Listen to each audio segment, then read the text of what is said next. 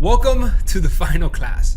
This is going to be the final class that you will need to watch in your whole entire trading career to understand how to trade. I'm talking about in this 10-hour video, I am literally going to teach you from 0 to 100%. From the point that you are literally going to be able to execute a trade with me inside of this video live. Whatever I do on my phone, you pause the video, you do it on your phone. Whatever I do on my chart, you pause the video, you do it on your chart. I'm going to take you through the most step-by-step process that I have personally ever created or ever even seen online on a complete tutorial on how to teach you trading from 0 to 100%. This is everything in one spot. I swear to God, I wish I had this video when I started my trading journey back in 2019, 2018, when I was learning how to trade online. Nobody created tutorials like this. There was a bunch of different videos throughout the whole entire internet, and I kind of had to piece them all together. And by the time that I pieced them all together, I simply had an information overload and I didn't know what I actually needed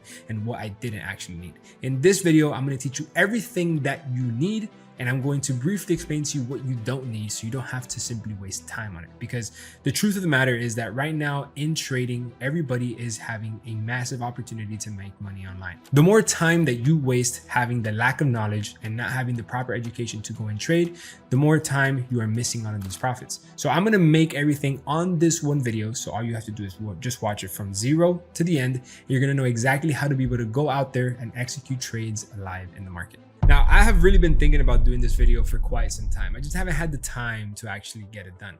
But when I actually now decided to get this video done, I wanted this be more than just an information overload video. Like, I wanted you to practice this in real time. You're actually able to go out there and execute live based off of this video. Something that you actually get value from and you're actually able to go out to the market and properly do it for yourself. Now, you're probably asking, who is this guy that's going to be talking to me for the next 10 hours? And is he even a reliable source? I've been trading the currency market for the last 7 years, and it took me about 3 years to become a profitable trader. I was 2.5 years trying to figure out how to make money online when it comes to trading. And after 2 years of watching endless amounts of videos and failing, I finally figured it out. But it really wasn't always about trading. I first wanted to make money online, but before making money online, I was working at Dunkin' Donuts. And before working at Dunkin' Donuts, I worked at Crocs, Aeropostale, Santa's Enchanted Forest, and I even tried to get a job at a valet parking, but I never got hired. I was just a regular high school student that got out of high school and did not want to go work the regular 9 to 5. I wanted to get out of high school and become a successful person. I wanted to become a millionaire. I remember as the semester was finishing, my professor came up to me and he woke me up from a nap and he was like, "Hey, just letting you know right now, you can not come back tomorrow or not even finish this semester. Even if you were to ace every single one of the next test, you're still going to fail the class." And I said, "You know what? Thanks, man. You just saved me the next 2 months of my life," because I was going to keep coming in here and falling asleep. Fast forward for the next 2 months, I kept going to campus because my parents were tracking my location and I had to go to school because they would, kick me out of the house, ground me if I wasn't going to school. And I was going to school to just figure out how to make money online. I was figuring out a way on how to do drop shipping, which I tried to buy multiple different products, but my credit card limit wasn't enough. So I couldn't have enough inventory. Tried that for a little bit, dabbled with it, never had success. And then I tried Airbnb arbitrage. So on my free time, as soon as I finished work and got out of the school, just sitting in the library, trying to figure out how to find the good properties for Airbnb arbitrage, I realized that when I did find a good property, I didn't have the proper credit. I didn't have the bank statements to sign a lease. So then I can sublease it, put it on Airbnb, so on and so forth. And I pretty much wasted about 6 months of my life trying to make money online when it came across, these different businesses. And then one day, one of my friends invites me to this event where they're teaching trading. And I'm like, "Oh, dude, I've heard of this stuff before. Supposedly it's a scam. It's not real." I said, "You know what? What's the worst that can happen? I lose $100. Really all I have at the time to risk on this."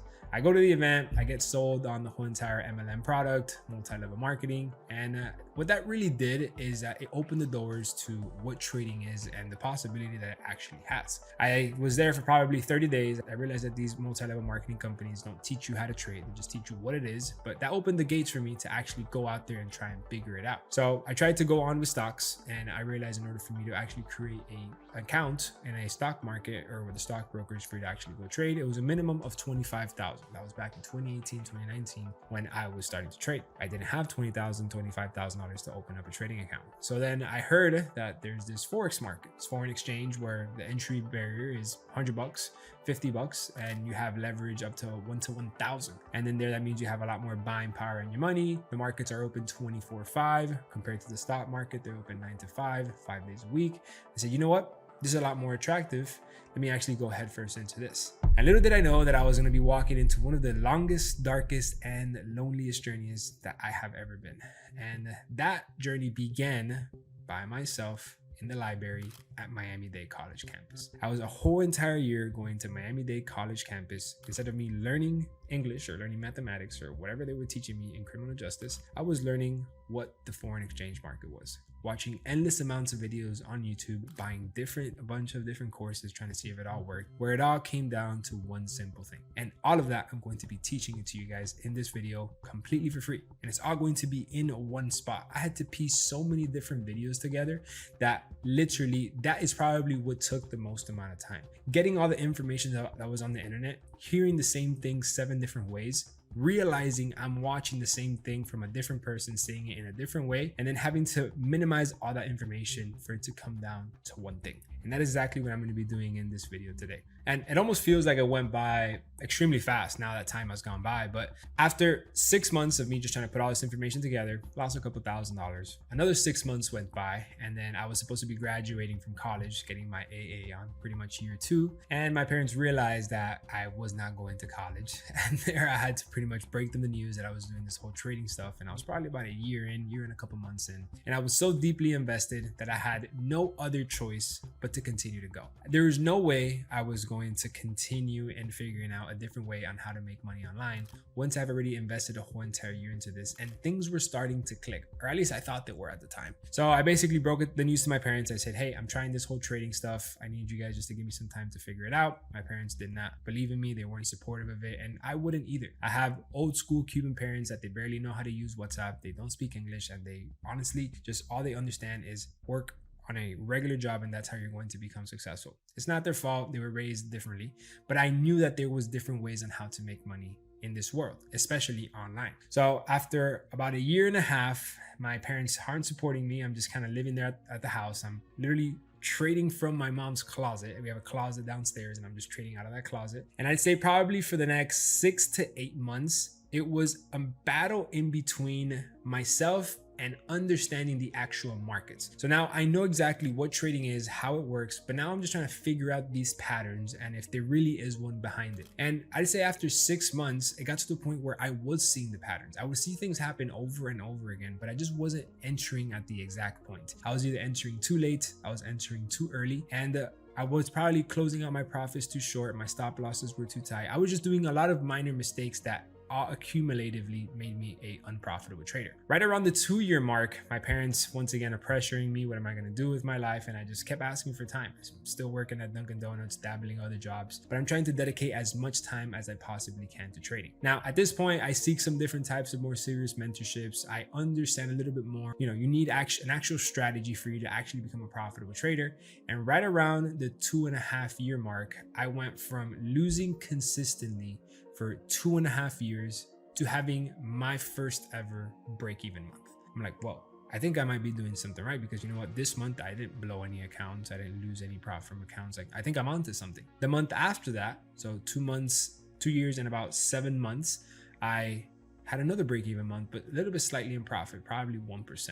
And then the month after that, I was in profit 10%. I went from being an extremely unprofitable trader to then a break-even trader to then having my first profitable month. All of that in the span of nearly 3 years. And in this video, I'm going to shorten what I learned in 3 years, all of the mistakes that I did, all the unnecessary information that I had in just a 1-class setting. This is going to save you guys so much time, so much headache that I wish I had this when I got started. After my first profitable month, everything literally just clicked. I started going from break-even months to profitable months to then just this becoming the new normal. All I had to realistically do was look back at my actual winning month and be like, what did I do right there? If that's what worked, let me just double down on it when I see it again, and then again and again and again. And then you fast forward for another year. So I'm about 3.5 years into my journey. I am now a full-time trader. I think on my 3rd year, 3 years and 1 month. I left Dunkin' Donuts, left my job, and I'm now just a full-time profitable trader. Told my parents that it's actually working. They're seeing the money, they're believing it. And then right around my 4th year, I decided to just start posting on social media because that was the only way to pretty much meet people as a trader. Because if you're a trader, you're kind of in an office like this, you're just home 24/7. You're never going to really engage with anybody because you don't need to go out to a social setting for anything. Everything you could just do it from home. And all of my friends that I had in my journey as I was learning trading, all of my high school friends, I pretty much separated myself from them because they didn't believe in my journey. They didn't understand what it was. And they were causing me so much stress trying to convince them of what it is and that it's actually possible, that it was distracting me from the journey. So at this point in my journey, I'm really by myself and I'm just trying to open up my doors to new people, just meet people, maybe meet some new girls, attract girls, because I'm realistically just making a decent amount of money by clicking a couple buttons, and I have so much free time throughout the day. And like a hurricane or like a snowstorm or whatever you want to call it, it just blew up. I started posting, I bought my first supercar, which is an Audi R8.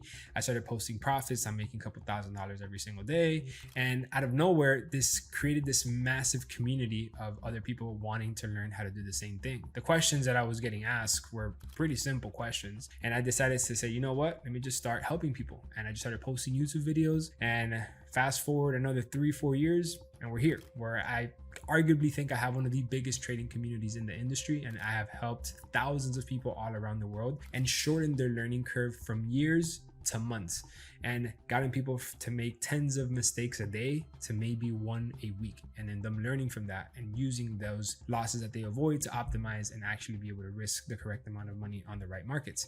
So it all went from being a unprofitable trader by himself to then developing a skill set without even knowing it, posting it accidentally on social media, it blowing up, now to the point where I just changed traders' lives all around the world. And now this video is for you.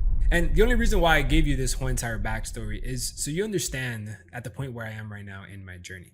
I have so much free time that all I genuinely have passion about right now is just helping other people. I am literally dedicating more than 10 hours to make this video for you, because this video is gonna probably be 10 hours when I'm done with it. But for me to record it, for it to all get shortened down to the point where I probably put 20-25 hours into this video.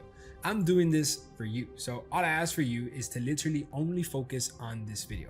And if by the end of this video, you did not learn anything, you have absolutely no value, hit the unsubscribe button, block me, never look at me ever again, don't believe me. But I am putting so much time and so much effort into this video because I personally really do wish I saw one of these videos when I got started in my journey. So if you have any question, if you have any concern, just go back, pause the video, write down notes. If I were to show you the amounts of notes that I took when I was learning in my journey, I think I wrote down the same thing 15 different times because I was watching 15 of the same videos just in different ways from different people. And that confused me so much because everybody would say it in a different way. And what I can guarantee you is, in order for you to become a profitable trader like me, there is no other video that you need to watch online, including my own, because this video is literally going to teach you every single topic, every single subject that you need to know to understand the markets exactly that I do. Once this video is finished, the only thing that separates you and I is going to be experience.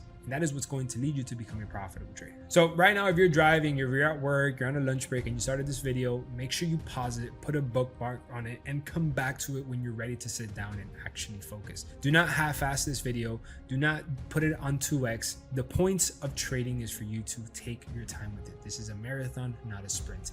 And you attempting to learn this information faster is actually going to slow you down, because you're trying to speed things up and get all this information as fast as you can. It actually slows you down because you're not going to process it and understand it, and you're gonna have to come back and watching it again.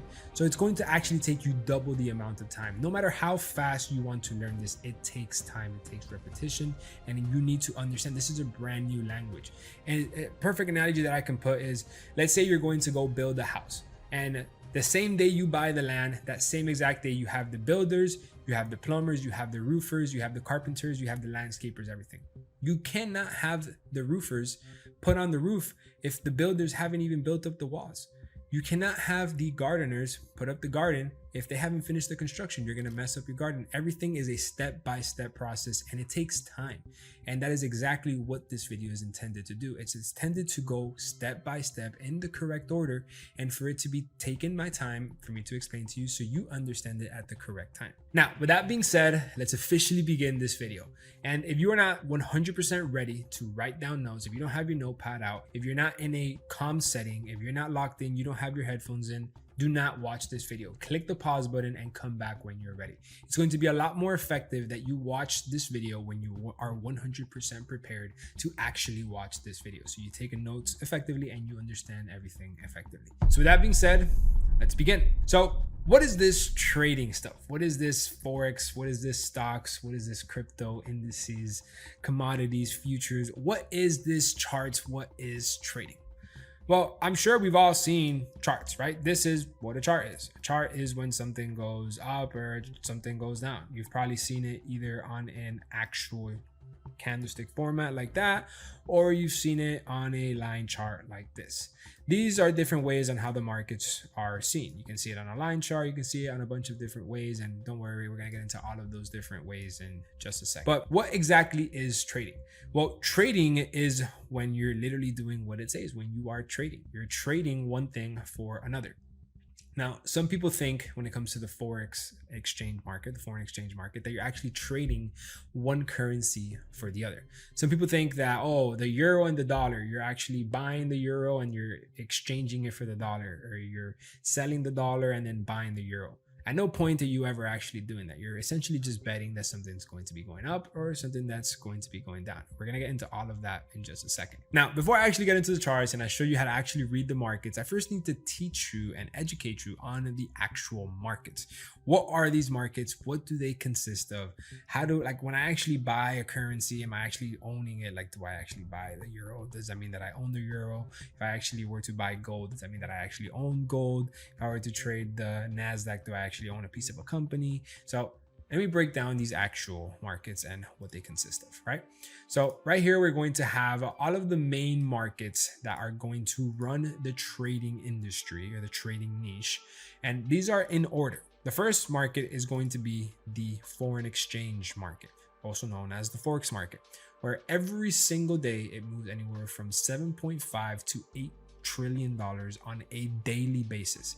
This is not only the largest market in the world, but it is actually decentralized and it is open 24/5. Now, when I started trading in 2018, 2019, I remember reading this exact same sentence right here, and it was anywhere from 5 to 6.5 trillion dollars. The fact that in just 5-6 years, this has nearly almost added $3 trillion into trading volume is absolutely absurd to me. This just shows the amount of opportunity that is inside of the foreign exchange market. So the beauty of this market is that it is available 24/5. You can pretty much trade it whenever you want throughout the week. And that is the beauty of the foreign exchange market. It is the most volatile market, has the most opportunity in it, and it is available the most out of any single market. Next is going to be the stock market, which you've all heard of, the New York Stock Exchange. That's where people would trade on the trading floor. And this is where the global stock market trade. And it's anywhere from 200 billion to 300 billion on a daily amount. So you can realize the magnitude and the size of the foreign exchange market. It is nearly 15 times bigger, 20 times bigger on a daily basis, because you're trading every single currency in the world. Right here in the global stock market, you're pretty much just trading around the US, mainly around the NASDAQ and all of these other different USA companies. Next, we have the commodity market, which is going to consist of futures, oil, gold, wheat, and the daily volume from this can vary in a couple of $1 billion, but it's around 100 billion on a daily basis. Now, when you go trade the commodities markets, when you go, let's say you're going to go buy gold, for example, doesn't mean you actually are going to own a piece of gold. You're just betting, you're basically betting with the markets that gold is going to go up in price. That's pretty much it. When you go buy oil or you go sell oil, at no point are you actually owning any oil. It's all digital currency. It's all money on the screen. They're basically making an educated bet if this market is going to go up or it's going to go down. At no point do you ever own anything when trading any of these markets, except the cryptocurrency markets. The The cryptocurrency market has an average volume of 100 to 200 billion in day trading volume, but it is extremely volatile and is mainly controlled by Bitcoin and Ethereum and a couple of other stable coins. Now, obviously, the problem with cryptocurrency is there's, no centralization around it. It's completely decentralized, very much how it is when it comes to the foreign exchange market. But these currencies are backed by countries. They've been backed by hundreds of years. The crypto market is still fairly new. It's been around for, let's call it 20 years at the max, 25 years. And it's something that is completely decentralized. And when you actually trade a cryptocurrency, let's say you're trading Bitcoin, you actually own it. If you trade Bitcoin and it goes up, you make money with it. If you trade Ethereum and it goes down, you lose money with it. Very similar how it works with the foreign exchange market. But when you're trading the foreign exchange market, at no given point do you actually own some of the actual currency. Like, let's say I'm trading Euro USD, at no point do I actually own Euro or do I own USD. So all of these, I'm going to go into great detail of how you can actually trade them, which ones you should be trading, which ones you shouldn't be trading, and how you can actually build a profitable strategy to actually trade on these markets. These are going to be the main markets that are going to be out in the markets and that you should have any interest in trading them. Any markets outside of these, they simply don't have enough trading volume. And if they don't have enough volume, which is big numbers like this, the odds of you becoming a profitable trader are much more difficult, because lack of volatility means lack of opportunity. You want to make sure that you are in a market that has a fair amount of volatility, not too much, because then you're prone to getting major losses, and all of that I'll explain later into the video as well. But you want to make sure that you have a decent amount of volatility so you can have good opportunity to actually make money when it comes to trading. But I personally have been trading the foreign exchange market for the last 7 years successfully, and lately I've been dabbling a little bit with commodities, and I just have been investing into crypto when it comes to long term. This is my form of an asset. I would much rather put multiple six figures into a digital currency where it can make me 20-30% annually, compared to putting it into real estate where, let's say, it can make me those same returns, but I have to deal with less headache. I've never personally traded the stock market, just because I am not interested in trading in a market that does not have anywhere near as much volume or availability as the foreign exchange market. I've traded the NASDAQ, I've traded the SPX 500 and all of these other stock markets, and you can also do that in the foreign exchange market. And all of that, we're going to be breaking that into this video, and we're going to be actually taking a trade together. You're going to be able to pause the video, look at the profits or losses on your actual end, and then you're going to be able to have a clear understanding of how to actually do this for yourself. And now, before we get right started into what is actually trading, I want to bust every single myth that is out there online. All of the myths that my parents thought that this was, that even including myself thought this was, or just the people that have an opinion on something that they're just simply not educated on. And there's nothing wrong with having an opinion, but it's always good to get educated on it. So I'm going to bust every single myth on what trading isn't. Trading isn't a Ponzi scheme. There is Ponzi schemes out there on people creating systems around trading. That is entirely true. But trading itself is not a Ponzi scheme. Like, people are just essentially betting that something is going to go up in value or that it's going to go down in value. If it goes up in value, people make money. If it goes down in value, people lose money. That is what trading is. So no, it's not a Ponzi scheme. Also, in order for you to actually become a trader, you don't need to be a mathematician. You don't need to go to college. You don't need to get a degree. You don't need to be a genius. To be fair, I graduated high school with nearly a 1.7 GPA, I think it was, or a 2.0 GPA. I can't even remember what it was. I barely passed high school. I failed at college. I was not the smartest kid in class. But what I did do was show up every single day to try and figure this out. I had a driving mindset that was going to lead me to success. But I did not know what was the root square of 75 when a car is driving at 50 miles an hour and x equals 5. I have no idea to this day what that is, and I don't need to, and I've had 2 Bugattis, so I think I've done very well. Trading is not something that you need to have habits for. You don't need to wake up every single day and meditate. You don't need to wake up and light up a candle, read a book, set a certain light. All of that Instagram, TikTok stuff, that is not real. You do not need any of these morning routines in order for you to become a successful trader and understand how to read the markets. I can be looking at the markets in front of my computer. I can be looking at it on my phone, about to board onto a flight. I can be looking at it while I'm driving, while I'm at the beach, while I'm doing anything. All I need is a screen and decent amounts of internet, and I'm able to go ahead and look at the markets. You don't need to set up a whole entire ambiance around you to actually read and understand the markets. If you know how to read it, you know how to read it. And trading is also something that a lot of people think like, oh, we're going to wait for price to come all the way to the bottom so we buy. We're going to sell all the way at the top. We do not try and predict tops or bottoms. Actually, on the complete contrary, I want the market to be moving up very aggressively, and I want to buy with that market. The trend is your friend. I've had that quote on my desk, I think, for 7 years. The trend is your friend. I am not here to create a trend. I'm not here to break a trend. I'm here to trade with the trend. What do you think is easier, to swim against the current or with it? And here in trading, you are here to swim with the current. At no point are we ever trying to predict something when it hits all the way at the bottom and then we buy, or something when it hits all the way at the top and then we sell. We trade with the trends. And another one of the biggest misconceptions that people have is that they think that they need to be in front of the markets all day in order for them to actually read the market and become a profitable trader. Do you need to be in front of the markets for a long period of time for you to actually understand how the markets move? Yes. But once you get it, you don't need to be in front of the markets every single day. Another one of the biggest misconceptions that traders have, or people in general when they get started into trading, is that you need to be in front of the markets all day, every single day in order for you to be a trader and a profitable trader. That cannot be further from the truth.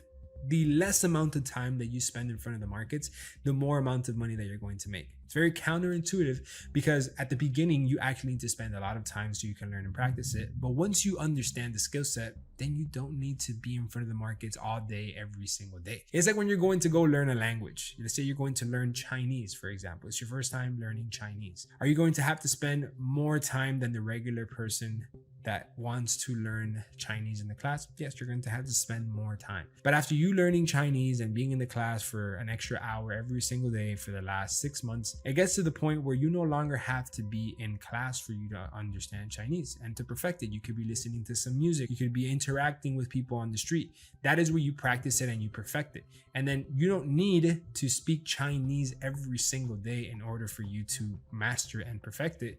You just need to make it part of your normal routine, and it just becomes second nature. Once you learn it, you're not going to unlearn it. It's the exact same thing with trading. Once you learn it, you don't need to be in front of the markets every single day to trade. You only trade when it's time to trade. And by far, probably the most important one, people think you need money to make money in trading. And I'm going to answer this. The answer is true. You do need money to make money, but you don't need a lot of money to get involved into trading and make a decent amount of money. You can get started with a couple $100, maybe a couple $1,000, and that is going to lead you to have returns equally to what you invest. It is all based off of risk to reward. If you risk $100, you're going to make a couple $100. If you risk a couple $1,000, you're going to make a couple $1,000. You're not going to turn a one single-handedly $100 bill or a couple $100 bills into a quintillion. That's not going to happen. Can you multiply it and scale it over time with proper risk management? Yes, but you don't need a large amount of money to get involved. And people have this conception as well as soon as they put the money into the market, it's automatically gone. No, that is the complete opposite. You actually predetermine how much you want to risk of the capital that you put into trading every single time. Let's say right now I go and deposit $100 into the broker that I'm going to be using. That doesn't mean that that $100 is invested right away. That just means that the money is inside of a platform that then I can go and execute one of these positions on. Now, before I execute that position, I'm going to pre-calculate my risk on my $100. I only feel comfortable risking $10 on this trade. That's all I'm going to lose. And I'm going to be teaching you guys on how to do that throughout this whole entire video. But I want to make it extremely clear what trading is not.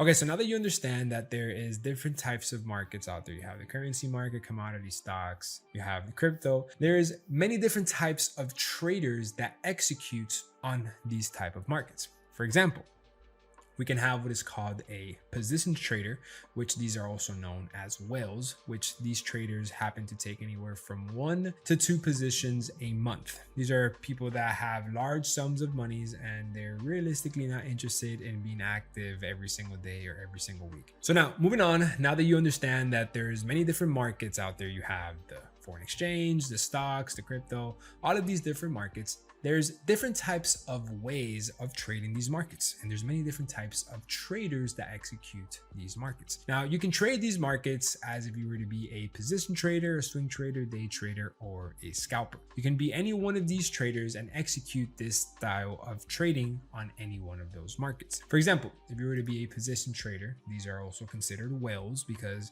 they are risking large sums of money either once or twice a month on certain positions that they take. They aim to have anywhere from 2 to 3 to 4% a month, realistically, with minimal effort, minimal activity, and just large sums of money.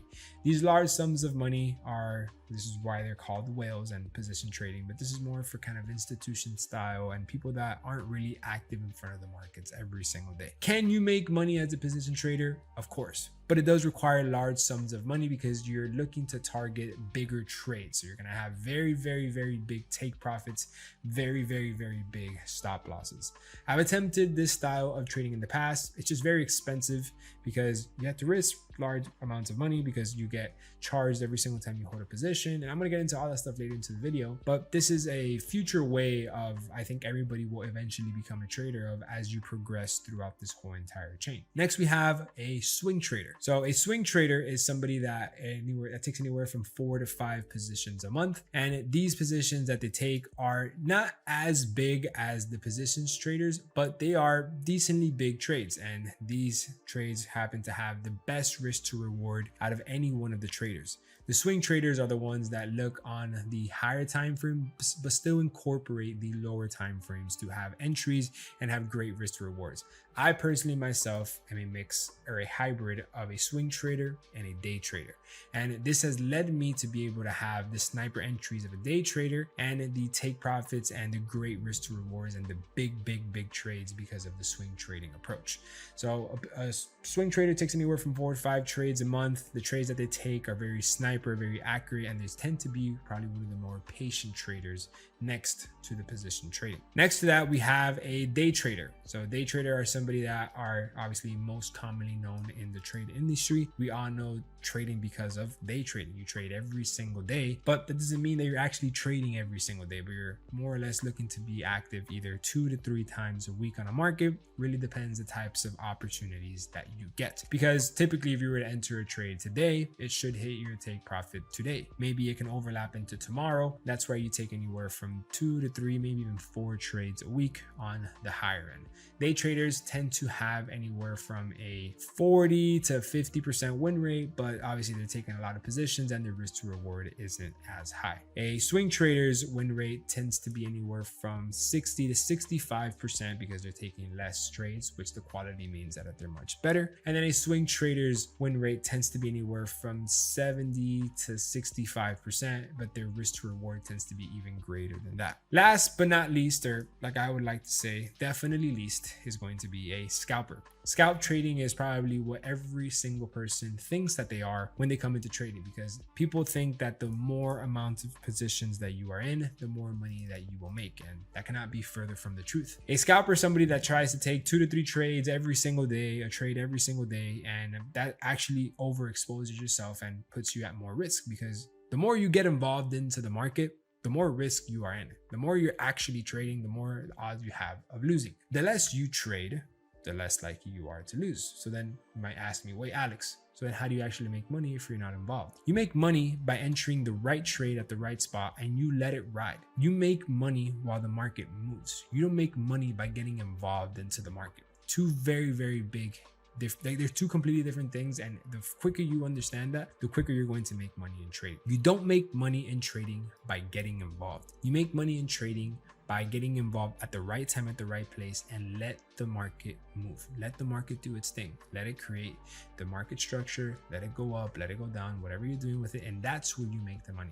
Every single time you enter a position, you're adding more risk to your account, which in turn can end up to you losing. Yes, it could also mean that you can make money, but nowhere near as if you were to enter one solid position and you let it run. If this doesn't make sense right now, don't worry, it's all going to click throughout this video. Right now, I just want you to have a deep understanding of the different types of traders that there is out there. My personal favorite is going to be a day trader or a swing trader. and then the happy medium right in the middle. Everybody starts off as a scalp trader because they want to enter a bunch of positions thinking they're going to make more money, but then they end up developing and growing as a person and become a day trader. So these are the main types of traders that go and execute on either the foreign exchange market, the stock market, or the crypto market. Okay, so now that you understand that what type of markets you're going to be trading, the type of trader that you can be on this market, let's actually start breaking down the exact markets that you are going to be trading. We'll figure out what type of trader you are later in this journey and see which one makes the most sense for you. But the most important thing that you understand is what type of markets you're going to be trading. So we're going to be breaking down the foreign exchange markets. This is the most volatile markets, the markets with the most amount of opportunity, and gives you the most possibility to make the most amount of money. So we're going to be breaking down a Forex pair, a currency pair,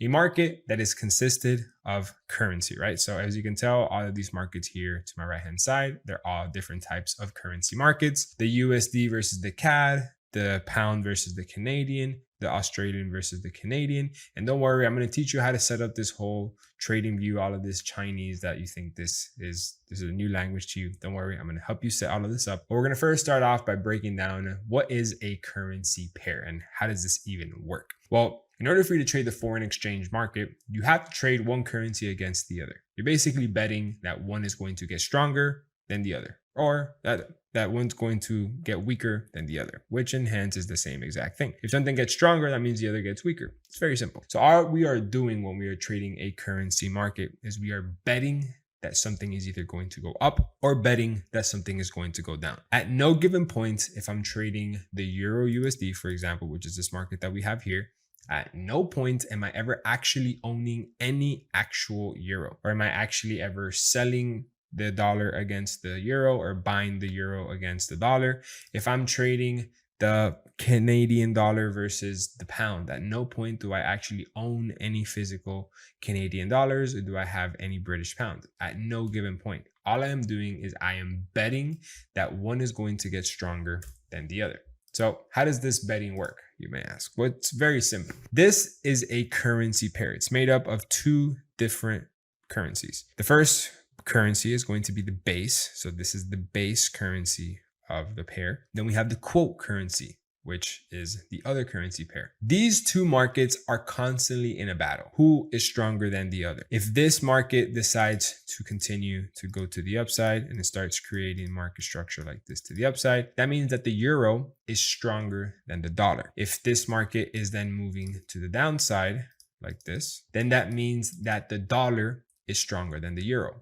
Now, how would I know that? How does that make sense? Well, it's very simple, because this base currency is what's going to drive the price up. If we are currently with a very strong euro market and the euro is very, very, very strong, that is going to mean that it's stronger than the dollar and it's going to push price to the upside. If the dollar is going to become strong, then that means that it's going to be stronger than the euro and it's going to push price to the downside. So this quote currency, the best way to understand it is if it's getting strong, you want the market to go down. If this base currency is getting strong, you want this market to then go up. Now, I wanted to be very clear. When you want this market to be strong, when you want the euro to go to the upside, you want to buy this market. You're going to buy Euro USD. Once again, you're not buying any euros. You're essentially just betting that the euro is going to get stronger than the dollar for a period of time, whether that be a couple of hours, a day, a week, a month, whatever the case is. But then if you want to sell Euro USD,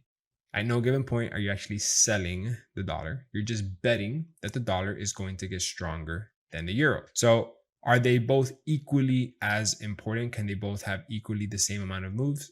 Absolutely. Just because a market is going up doesn't mean that that's going to be more probable or stronger than a market that is going down. Remember, this market going down doesn't mean that the dollar is getting weak. It actually means that it's going to be getting stronger against the euro. So whenever you are selling Euro USD or selling any market, you're basically betting that this market is indeed getting stronger than this one. It really comes down to the way it represents. In this battle, or in any battle, if somebody is winning, that means that they are standing up and fighting, and if somebody is losing, they fall down to the floor. Well, in this market, it's actually the complete opposite, because this fight never ends. This fight is a forever going market between the dollar and the euro. Markets going up, markets going down. And whenever the markets are going up, that means that the euro is winning the fight. Whenever the markets are going down, that means that the dollar is winning the fight. But at no point does a fight ever end. The fight is always going to go on as long as we have both of these currencies. So whenever the fight is going down, that means that the dollar is getting strong, the euro is getting weak. Whenever the fight decides to continue to go back up, that means that then the euro is going to be getting stronger against the euro. That's really what it comes down to. These are two fighters fighting up and down. And then whenever they're going in one direction, that means they're getting strong. Now, what are these numbers right here, right? What is this numbers that keep going up and down? Well, this is actually probably the most important thing that you need to understand what it is, but you're never going to actually use it because you don't really care what the actual exchange rate. So these numbers right here are the exchange rate of the actual currency pair. And as you can see it right here on the live market, that's why it's 1.17. So $1.17 is going to equal 1 euro. That is really all that this is right here. So this just lets you know where the market is in terms of price. And these numbers going up and down is what's going to lead you to determine whether, okay, I want to buy or I want to sell. But at no point are you ever actually going to be looking at these numbers. These numbers just reflect what the actual charts are going to be doing. When we go to the candlestick charts, these charts will just reflect on this price right here. This price is going to reflect on these charts. So this right here is what a currency pair is. It's a battle of both of these markets 24/5 for the rest of history. And whenever one is going up, that one's winning. And whenever this one's going down, this one is winning. There is endless amounts of currency pairs out there. I personally trade myself 15 to 20 different ones because there's just more opportunity on the more markets that you trade. And there is more volatile currency pairs, and then there is less volatile currency pairs. Obviously, currency pairs that are less commonly known, let's say like the noggin or the Mexican peso, that don't tend to have as much volume compared to the US dollar, to the euro, or to the British pound. They're going to be a lot less volatile. Can you still trade them? Can there still be loads of opportunities? Of course. But the odds of you making big moves on those markets are very unlikely. Can you still do it? Yes. And I'm going to be educating you how to properly do that as we continue to go on throughout this video. I just first want to teach you exactly what a currency pair is and how it works, because this right here is what you will be trading 24/5. And you need to understand exactly what you are doing whenever you are trading these type of markets. And these right here are going to be known as the major currency pairs. You're going to have your euro versus the dollar, the pound versus the dollar versus the Japanese yen, the dollar versus the Swiss franc, the dollar versus the Canadian dollar, the Australian versus the dollar, and the New Zealand versus the dollar. If you can see a pattern here, they're always going to have the dollar in it. The dollar is obviously the one that is the most respected, the most valued currency in the market. It is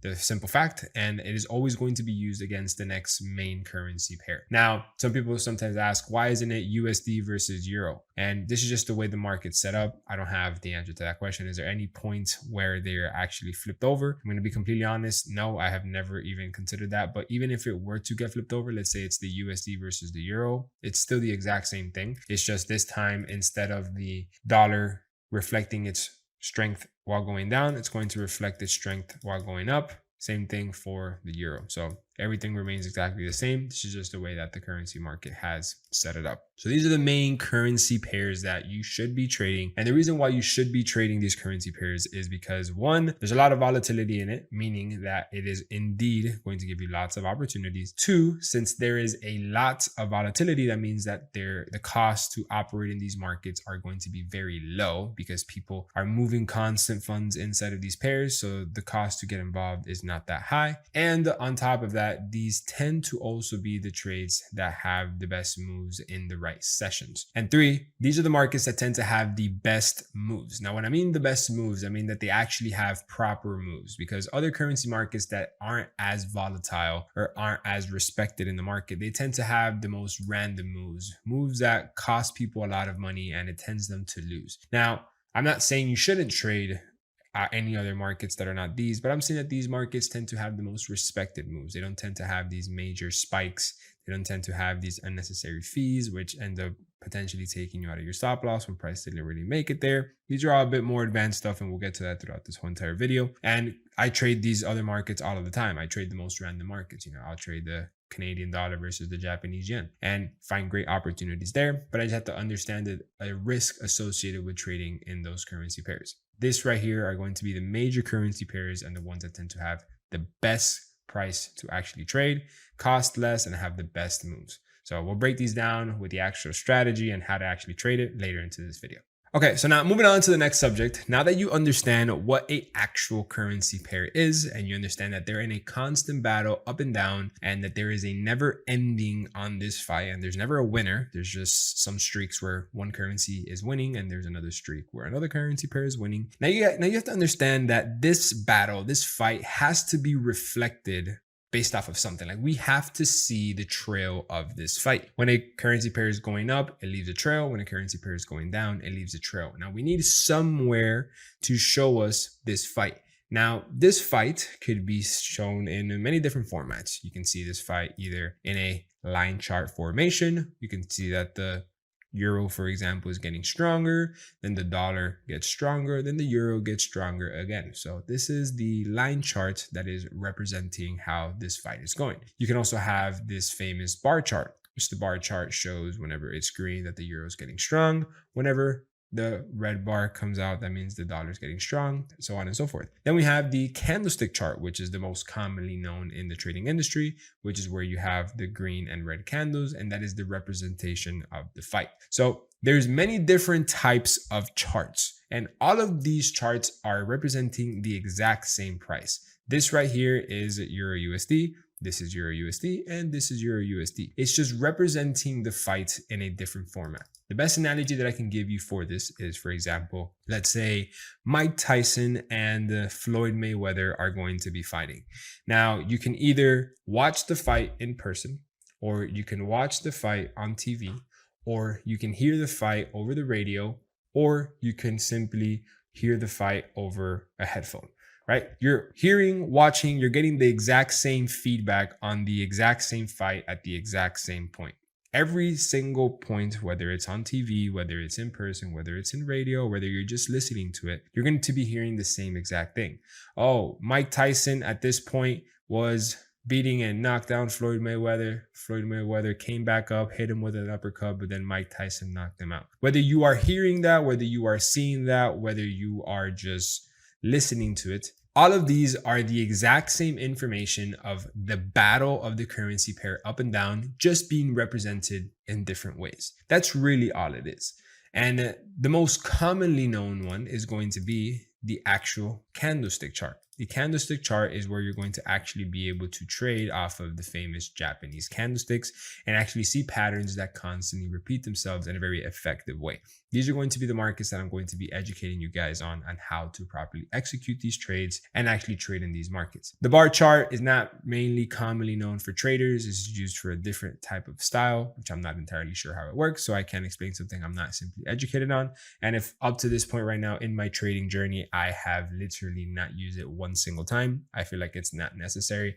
I saw maybe 15 videos of this when I got started in my trading journey. None of them ever made sense. And I just simply wasted time and clouded my mind with information that I was simply never going to use and was not going to be effective in my trading style at all. So then I wasted time and not giving focus onto what actually mattered, which was the candlestick chart. That's what I'm going to do for you guys in this video. Tell you guys a little bit of what everything is, literally only focus on what matters and can remove the noise of what doesn't matter. Next, we have the line chart, which is equally important because this is going to lead you to understand the proper market structure on the time frame or on the market that you're going to be interested in. Have an understanding that this right here is like watching the real fight in real time. These candlesticks, these wicks, these moves down, this is like you're watching the fight in person. You're getting the sweat that is falling on you. If you're sitting first row, you're hearing the roar of the audience. Like, you're getting everything as real, as raw as it gets. No commercials, everything is on the spot. Think of the line chart as if you were to be watching the fight on TV. And you might be asking, why? Well, it's because this only creates these structure points once the market has actually closed. Once a candlestick has closed, the next one has opened. Like, this doesn't really represent a move until it is completely done. I'm going to be breaking all that down in just a second, but think of this as the next step. So first you have the live, which is real raw fight. This is happening in real time. And then this, you get commercials. Maybe you have Maybe it might have a 15-20 second delay just because of the way it gets transmitted. But then after that, there is nothing else that is going to be important. We're not going to be using no bar charts, and we're not going to be using the scatter plot. Neither one of these are going to be useful. They're just a different way on how to represent the fight. I am not educated on it at all. I just wanted to show you different representations of how the candlestick chart looks compared to the line chart. So now that you understand that the only two types of charts that you're going to be focusing on is going to be the line chart and the candlestick chart, let me actually just show you guys how this looks like in real time, right? So let me just remove this right here. And let's actually go to the real markets. So right now, for example, let's say we go to Euro USD. So we're going to type Euro USD here on TradingView, and we're just going to go to a random Euro USD market. Now, don't worry if you don't know how to use TradingView just yet. I'm going to help you set all that up, but I first want to educate you on how the charts work. So if we were to click this section up here, you can tell that we have our bar charts, we have our candlestick line charts, we have our hollows. There's many different ways on how you can determine whether this market is going to get stronger or weaker with all of these different types of formations. So now that you understand that basically the difference between the line chart, the bar chart, and the candlestick chart is really just how the fight in between the currency pair is represented, let me show you this in a real time chart, right? So for now, we're just going to move this down and we're going to head over to the top section over here of TradingView, and I'm going to show you the multiple different ways on how you can actually look at this fight. Now, don't worry, later into the video, I'm going to show you how to set up TradingView, which one of these options should you actually be looking at, because I get it, this can almost seem like information overload, but I'd tell you that maybe 50% of the buttons on this website you're never going to use, and the other half of it are very simple to use, right? So let's start off with the bar chart. So right now we are looking at BTC, or we can be looking at Euro USD, or we can be looking at any single chart, right? So for us right now, since we're using Euro USD as the example, let's go to Euro USD. And as you can tell, there's many different Euro USDs. You have some on FXCM, on GBE, Oanda, Forex.com, Kraken. Probably wondering what's the difference between this Euro USD and this one. And the only difference in between this Euro USD and this one is that it's on a different server. So this is the FXCM server. So this is a broker, and this broker gets certain data feeds and it offers Euro USD at a different price. It's the exact same market. It's just offered maybe a couple of points higher, a couple of points lower. It's really the only difference. But for example's purposes, we're going to go to this one, right? It's all going to be the same thing. So right now, this is what Euro USD looks like on the actual bar chart. So if you notice, whether it's on a bar chart, whether it's on a line chart, whether it's on a candlestick chart, you're always going to have the price be at the exact same point, 1.17301. Now that is on the ICE server. If we were to go to a different server, which let me just type it in right here. So we have 1.1301. Let's say we go to capital.com. We have it at 1.1303. The exact same chart, it's just points are minorly up or down, and the chart might look slightly different, something that you probably like barely even notice. Just gonna have a little more structure points here, less structure points here. The one that I personally use is always going to be the Oanda server. So for me, the Oanda server is the most accurate. It's based off of one of the main US regulated brokers in the US, and it's the one that I personally use for simple, I guess you could almost call it like a superstition reason, but I've never really used any other one. I'm sure I can use any other one. They are all pretty much the same. The points are off, not much. So back to the line charts, back to how these different type of markets work. We'll get into all of this different broker stuff, different markets, liquidities, and how this stuff works once we get to that point. But right now, I just want to explain to you the basic points, charts, right? So this is a line chart. So this line chart right here is exactly what the fight looks like in between Euro and the US dollar on the line chart. This is what the fight looks like on the Euro versus the US dollar on the bar chart. This is what the fight looks like on the Euro versus the US dollar on the line chart with markers. If you were to look at the area, if you were to look at the columns, if you were to look at the high-low, you were to look at the volume footprint. I guess I don't have this option, but if you were to look at any other one, that is exactly how it looks. This right here is literally the exact same market movement. It's just the fight is being represented in different ways. The most accurate way and the cleanest way to look at the market and actually be able to develop a actual strategy and be able to predict patterns based off of how I've been doing it for the last 7 years, and I've been teaching people to do it, is based off of the candlestick. So we come over here to the trading view, and the candlestick is going to be the next one, the candlestick chart. Now I have a specific indicator, which is called a no gap candlesticks, which is very easy to apply. And I'll show you guys how to apply that right now, just so you can do it once we get to that point, but it'll be very easy. All you have to do is just go to indicators, type in no gap candlesticks. And I'm kind of getting a little bit ahead of myself here, but we'll just do it for now. You click on the no gap candlesticks, and then once you click on it, it basically pops up, and that's how you would implement the no gap candlesticks.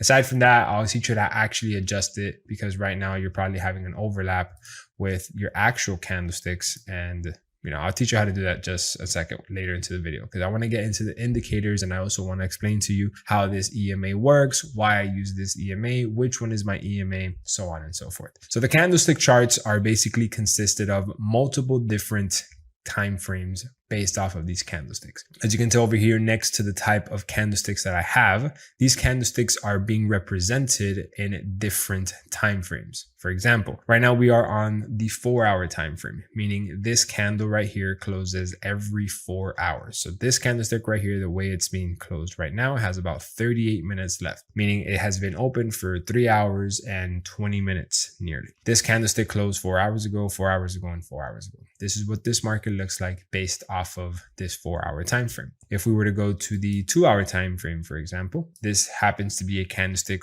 once again, that closes every 2 hours. So every single one of these candlesticks is 2 hours. This candlestick right here is the 1 hour, closes as well in 38 minutes, all because the market closes in the next 40 minutes. So a lot of these candlesticks are going to be closing at the same time.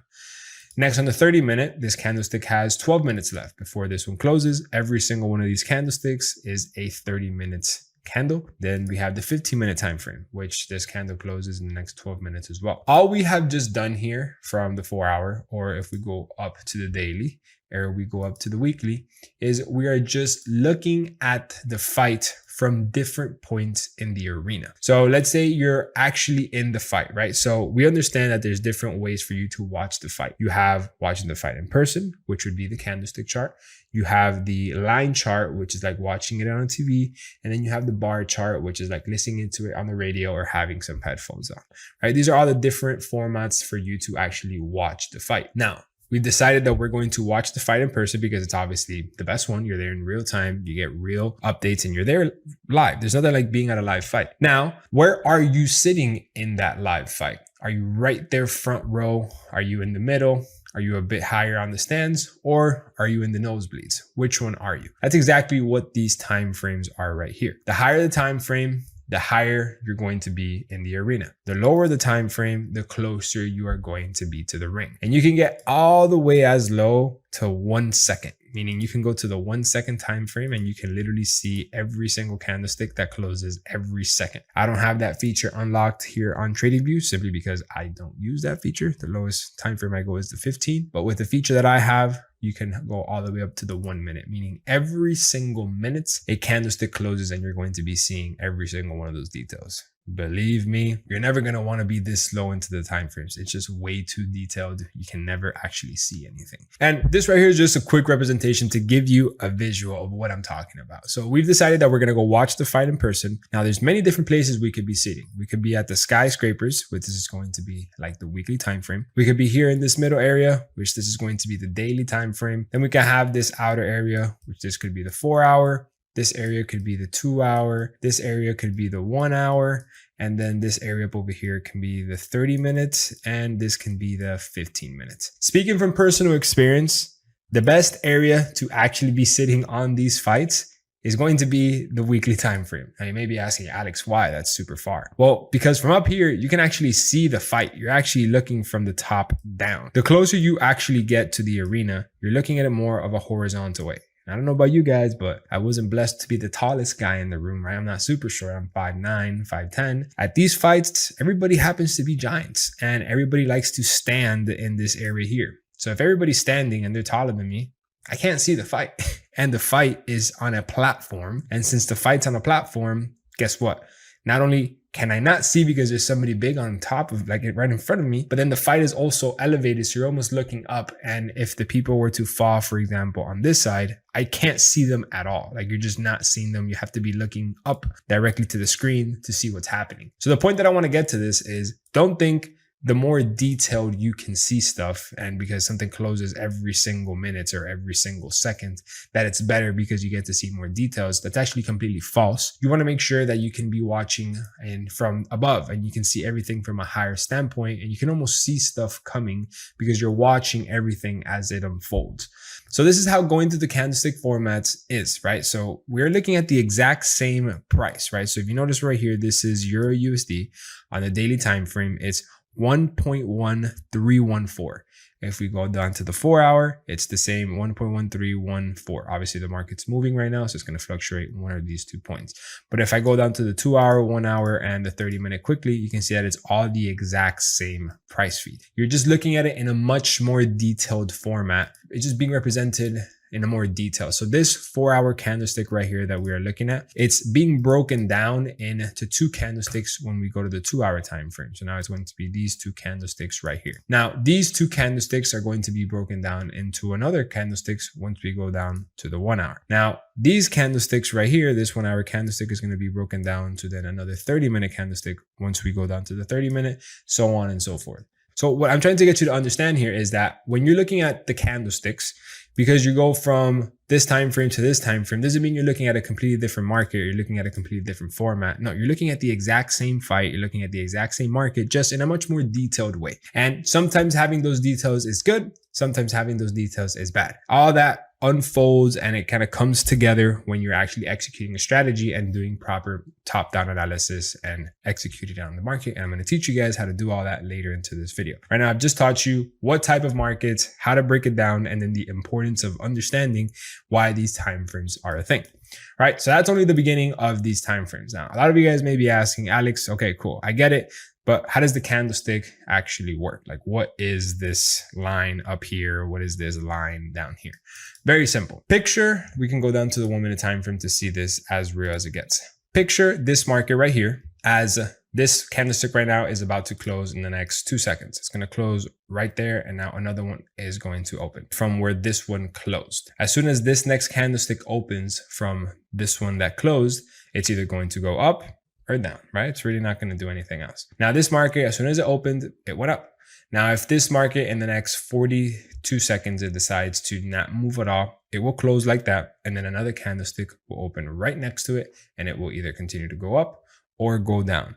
But let's say right now that this market decides to have a push to the downside. There's going to be what is called a wick, which is that exactly right there. Once it actually had a little bit of a retracement, which will look like this. It's going to be a wick. That wick is basically representing where price has been. So for example, right there, you can tell price has been to that high point. So if I were just to get a line right here, that is the highest point the body of that move has been. And if this market decides to now have a reversal down and close to the downside, it will close with that wick. So in the next 2 seconds, we're about to find out if it's going to close with that wick or not. And I believe it has closed with the wick. Right now, since we're headed towards the closure of market tends to move, pretty slow. There's just simply not a lot of volatility. But this next candlestick should be opening right now. And as soon as it opens, it's either going to continue going up or come down. And this candlestick will officially have been closed with that wick. And you can see that this next candlestick just opened super quick, had a push to the downside. And now at one point it was down here. I just literally didn't manage to grab it because I was going back and forth in the time frames, but came down here and it went back up. Now this next candlestick,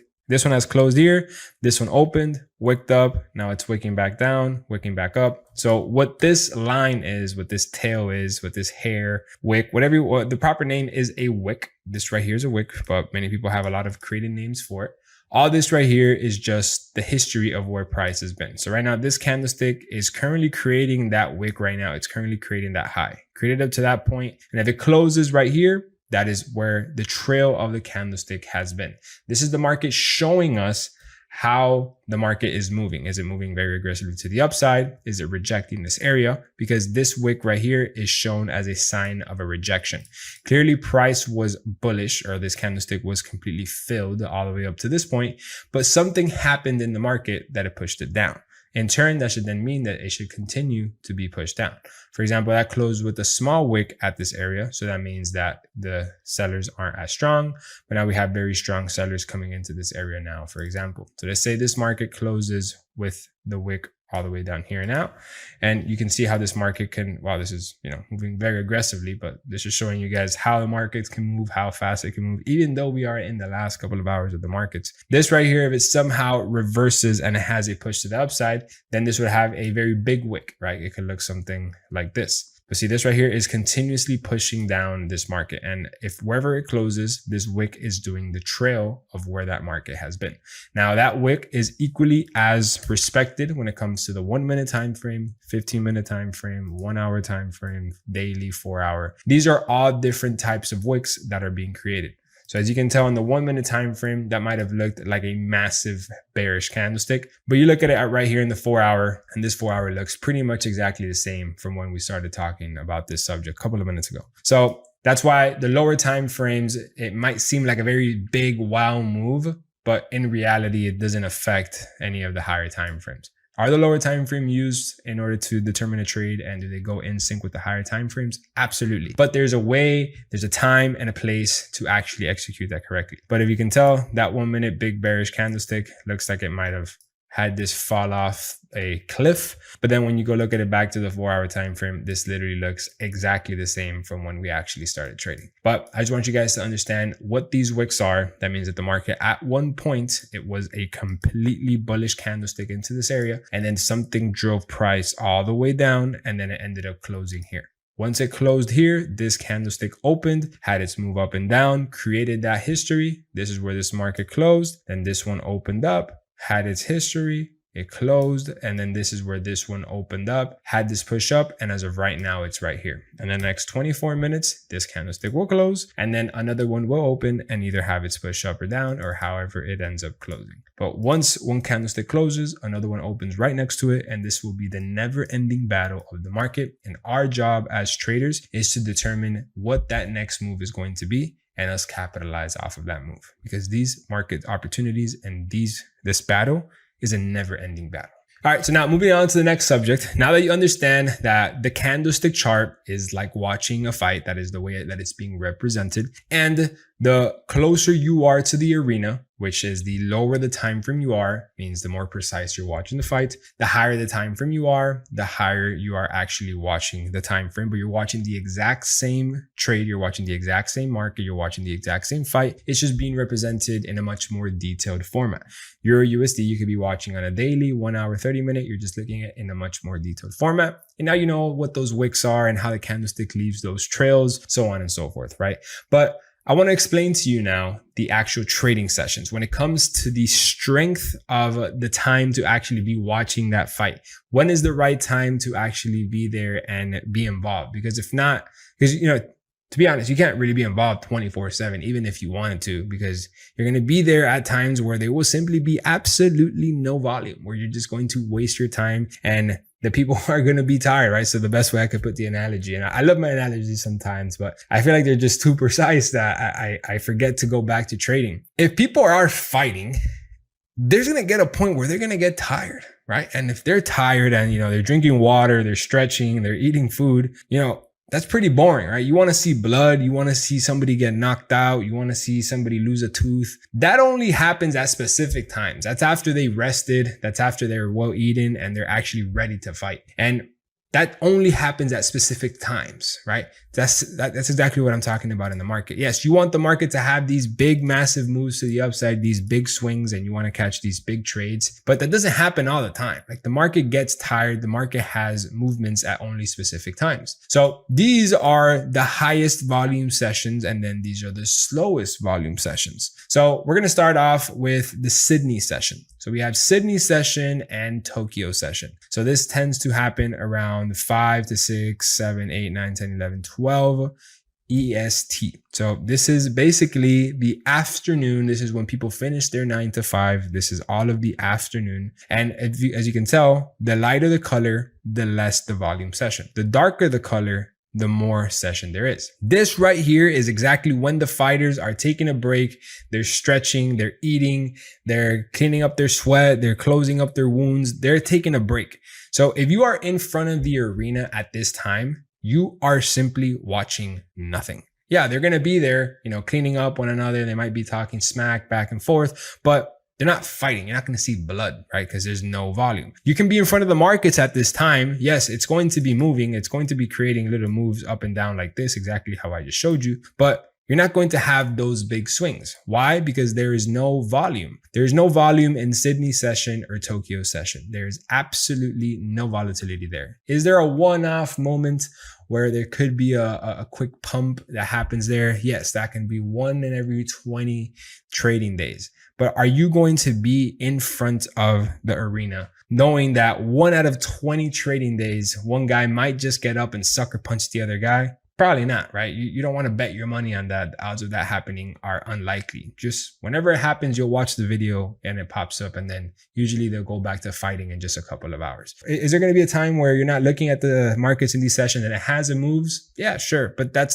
wasn't your time to be watching the market anyways. So Sydney and Tokyo session are going to be the sessions that you are not going to be trading. You're not going to be interested at executing any trades. I use these time frames right here to go do stuff with my life. I go and work out. I go and try and have a life that's not just staring at the charts. Beginning of pre-London session, and then we have all of London session. This is when the battle begins. This is where things start getting very, very, very, very rough. Now, I would argue that this chart is a bit inaccurate. I'd say this could be a little bit darker, maybe a little bit more this way. But this right here begins from 1 in the morning. So at 1 in the morning, I start doing my pre-London analysis session because London session opens right at 3 in the morning.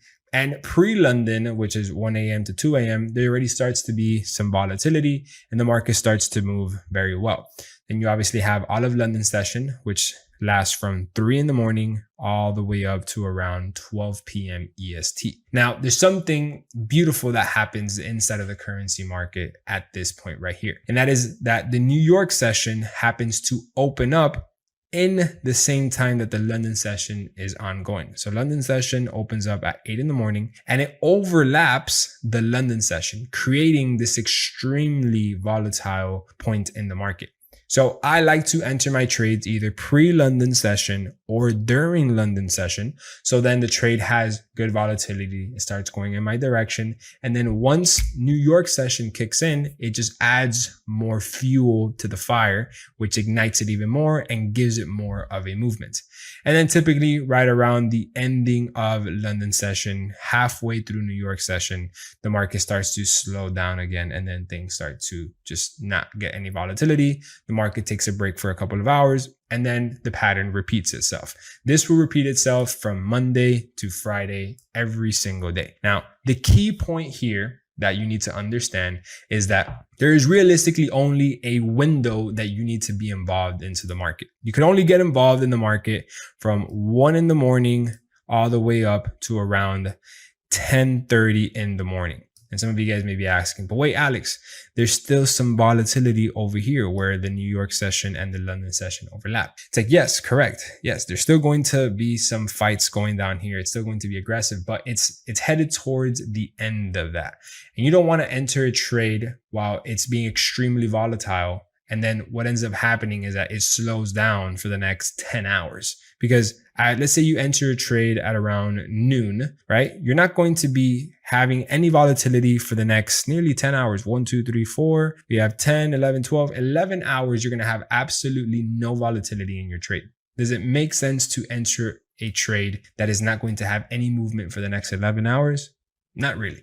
And you're going to pay an unnecessary fee once the market closes and then opens up again, because every single day at 5 p.m. EST, the market closes, it opens up literally for like 1 minute. And then what ends up happening is you have to pay a swap. You have to pay commission fees for holding trades overnight. And it just not only does it cost more money to do that, but then you just have trades that are going to be in the same point for the next 11 hours. And there's nothing more than I hate than looking at my money do nothing. Right? I either want my trade to hit my stop loss or hit my take profit right away. I don't want to be in the same exact point with the market just being stale for the next 11 hours. So you want to enter the trade either right before the session starts to kick in, either right in the middle of London session, right before the real batter starts to kick in, inside of that battle, or right before it starts to drop off. You can enter a trade anywhere 9, 10 in the morning, and then you can catch the ending of the overlap of London and New York session. Anything after 10 in the morning, I have not taken a trade after that time. I can't even remember. I think it's been 4 years since I have taken a trade past 10:30 in the morning. Now, once again, is there going to be an example? Is there going to be a 1 out of 20, 1 out of 30 probability that the trade that you would have taken at, let's say 12 o'clock, it actually ends up hitting your take profit by 8 p.m.? Sure, of course, there's always going to be these one-off opportunities, but that is not how you build a sustainable, profitable strategy that is a strategy that you follow time and time again. This is something that is a proven system that it simply just works. You get involved before the session kicks in, either right in the middle of it, in the middle of the peak over the overlap, or right before the ending session of that. This is what's led me to have my biggest trade. I think my biggest trade is like $500,000. This is what led me to be able to have that trade. This also led me to be able to avoid many losses, because if you are only focused in trading about, let's say 6 to 7 hours out of the whole entire trading day, you're really only focused on a very specific time right here. And I know this tends to be an issue because a lot of people tend to be at jobs anywhere from, or either at jobs or sleeping from 1 in the morning to about 10 in the morning. Like, this is a crucial time right here. But I will tell you this, the sacrifice is definitely worth it to be involved in between these time frames right here. From 1 in the morning to 10 in the morning, EST is the most accurate times for you to be trading. Anything outside of this time frames right here, I could guarantee you will not have anywhere near as much volatility. It just simply does not happen. The two big banks are going to be closed and you're just not going to have enough volume. And this goes especially to the markets that have the US in it. Any markets that have the dollar, for example, let's say you're trading Euro USD. If the dollar is asleep and the banks are closed, how do you expect for that to have any movement in this session over here? So this goes specifically to those markets like GBP USD, Euro USD, anything that involves the USD. If the USD market is asleep or it is not open, it's not going to have any volatility. Can you still trade USD markets in the London session? Because technically the London session hasn't opened. Yes, actually it's even better. Because let's say you trade Euro USD or GBP USD. You're trading the pound right when the market opens over there. And then when New York session opens, you get double the volatility with the same exact currency pair. That right there is the golden ticket to having the perfect moves. Now, you obviously need to align that up with a strategy. You need to know what you're looking at in the charts. Just because it's 1 in the morning, you can't just click buy or click sell and expect to make money. Can you get lucky? Sure, but that's not, once again, how you have a sustainable income while you're trading. So to sum things up, yes, the markets are open 24/5, and technically you could go and execute a trade at any one at those hours. You can literally go and hit the buy or sell button at any time you want. But there is going to be a high chance that if you are not in the correct session, that you, 1, are going to pay unnecessary fees, and 2, you're going to be stuck in a volume that is going to simply have no movement. I want to make sure that I can enter a trade when there's going to be a lot of movement, and the odds of my trade winning are going to be a lot higher. So this right here is the currency market trading session, and this works for every single currency per hour out there, whether it is AUD JPY, USD JPY, Euro AUD. Everything is always going to fall inside of this trading session right here. That is going to be the session that is going to create the best movements at any given point. And the key of it is so you know how to put that together with a profitable strategy. And I'm going to be teaching you that in the next couple of hours. All right, so now moving on to the next subject. Now that you understand that you actually need to be trading in a proper session and where you need to be in that fight, you got to make sure you're there at the right times. But now you're probably asking, all right, Alex, I get it, but what do I need in order for me to actually go and execute a trade in these markets? What do I have to actually do so I place a bet on the fight? I think I got the potential fighter that I think is going to win for the next couple of rounds. What is the actual platforms that I can go and execute that buy position or that sell position? Well, it's actually very simple. You realistically just need these 3 platforms right here. So the first platform that you're going to need is going to be TradingView. So TradingView is what we've been on pretty much this whole entire time. TradingView is where the actual charts are going to be represented. TradingView is where you're going to analyze the charts and determine if you want to either buy or sell the market. TradingView is where you're going to do your top-down analysis, where you're going to mark up your charts. This is where you see all these traders with these fancy lines, you see them with these boxes, you see them with these wins and all of these losses. This is where you're going to see traders with drawings and where they analyze their trades and have notes based off of what type of trade they're executing and where it meets their strategy. So once you've analyzed here on your actual charts that you want to determine that you want to buy or sell a market, you then need to go to a broker. So let's say right here, you've been watching the fight for the last 5 minutes, 10 minutes, and you're like, you know what? I see Mike Tyson that he's strong. I see Floyd Mayweather that he's weak, or vice versa. And for you to go ahead and place that bet, you have to literally get up from the fight and you have to go to the betting station at these fights. You go ahead and place your bet, and then you go back down and then you watch the fight.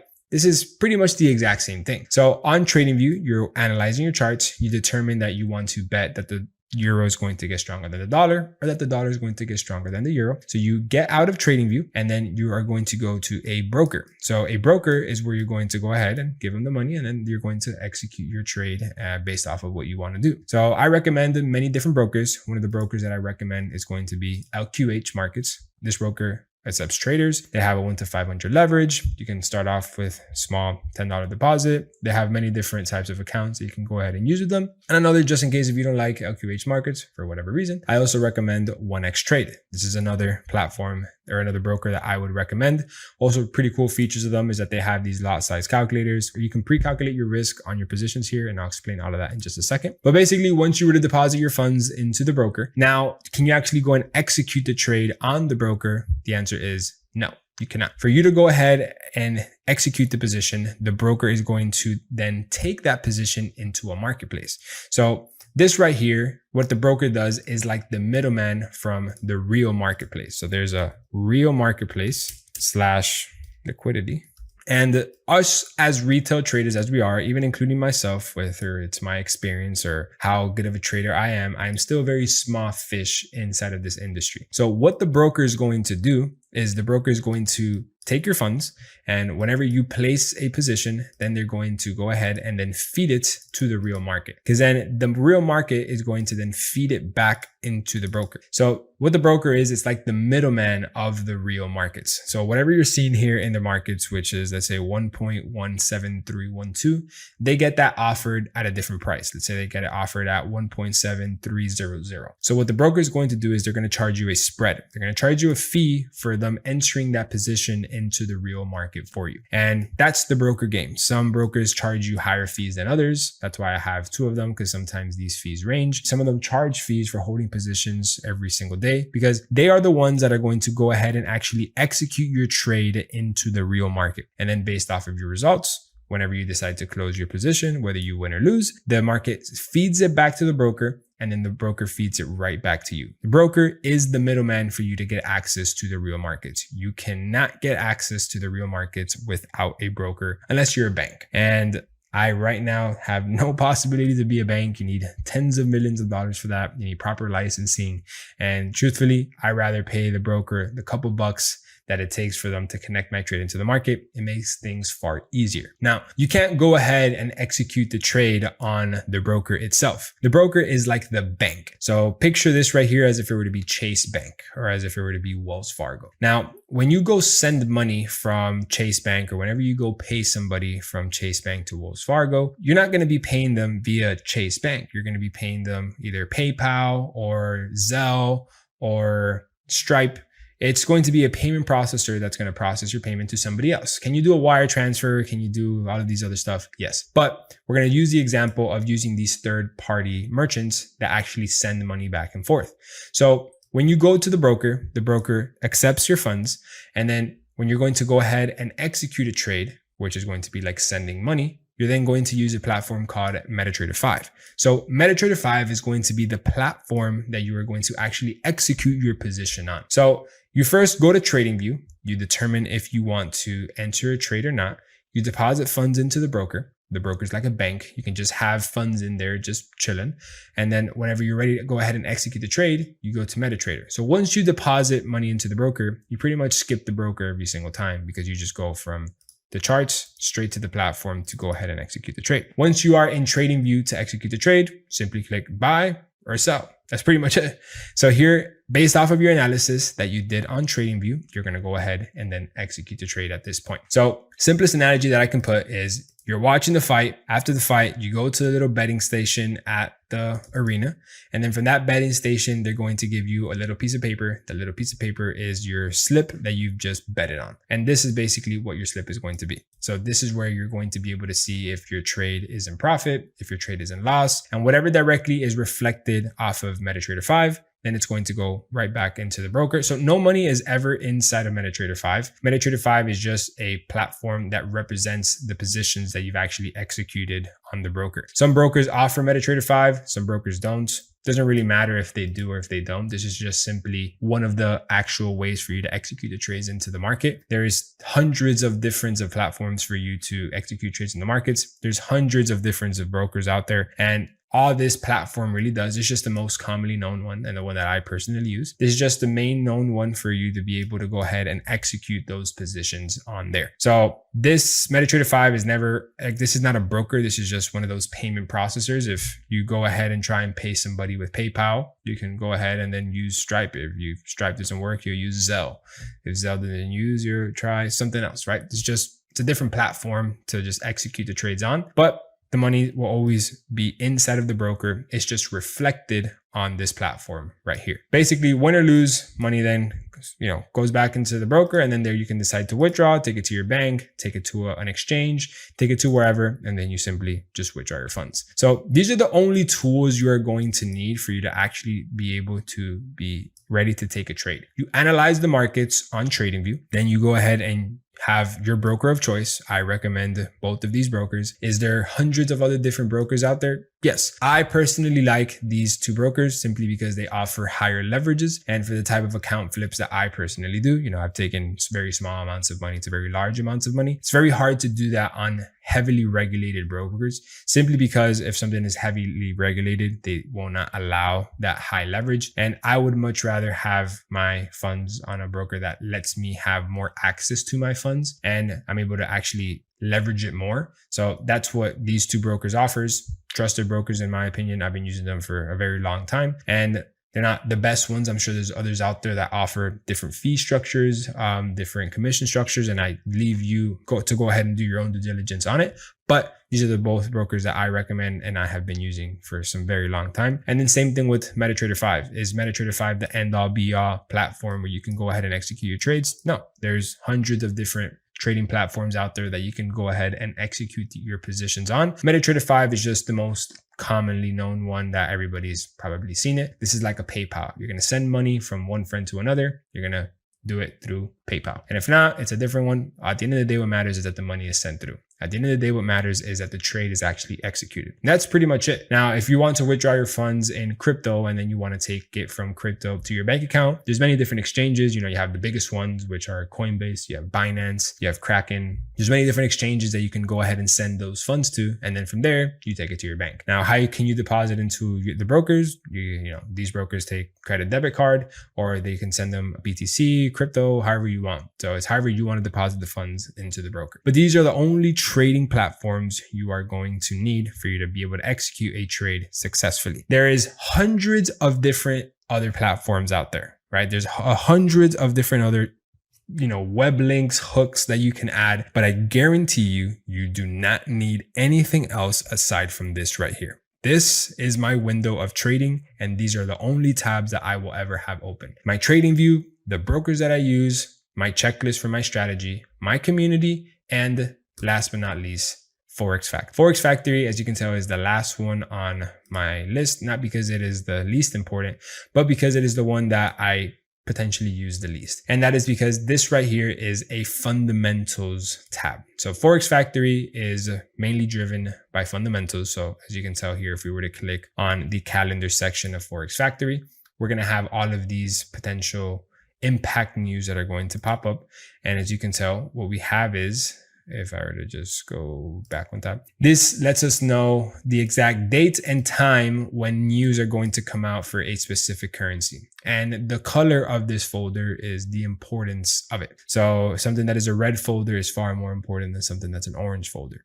And obviously we have yellow folders and then gray folders, but I simply just don't use them because they obviously are very slightly, like they don't impact the market at all. So I always like to focus on the red folders. But this is the only other platform if it causes any possible curiosity for you to understand the fundamentals. And I'm going to break down the difference between fundamental trading and actual technical trading later on into this video. But this is the only other platform that is going to be needed. Here you can literally see what the forecast of the fundamentals are going to be, what it was previously, and then what it actually was. And as you can tell, for the majority of the part, it really is never that much off, and these doesn't really create any big impacts into the market. These are all very minimal. Even the big red folders don't really have a big impact on the market. It happens occasionally, but it's not a way for you to actually create a profitable strategy. So these are the main trading tools, the main trading platforms that you're going to need. The last but not least will be forexfactory.com. That is just for you to understand the actual fundamentals of the trade. Aside from that, you do not need any other trading platforms. You do not need any other tools. You don't need anything else. All you need is just your trading view. You need your broker, and then you need the platform for you to actually execute the trade. And that is it. So now, taking this a step further, I'm going to actually show you guys how to create an account on a broker and how easy it is to deposit into it. So right now we're watching the fight.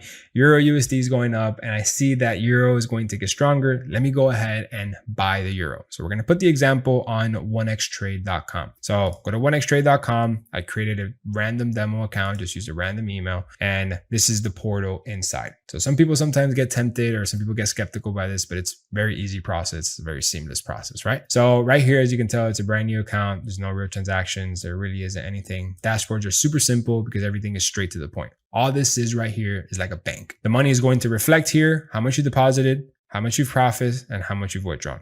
Very simple. And where you see the actual trades, where you see the actual P&L, all of that is going to reflect on MetaTrader. So we're going to go one step at a time. So right here we have 1xtrade.com. This is the dashboard. And let's say we want to go ahead and deposit some funds. For us to deposit some funds, we need to go ahead and create an account.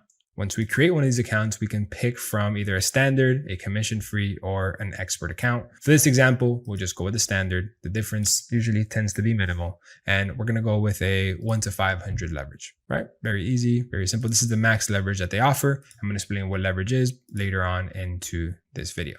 So I want to go one thing at a time. So right here, as you can tell, we have created a account. So now we have 1 to 500 leverage, we have $0 balance, and we have 0 equity into our account. So for us to go ahead and actually deposit it, we click quick deposit up at this top section over here. Now we have the option to deposit in crypto, or we can go ahead and deposit in credit card.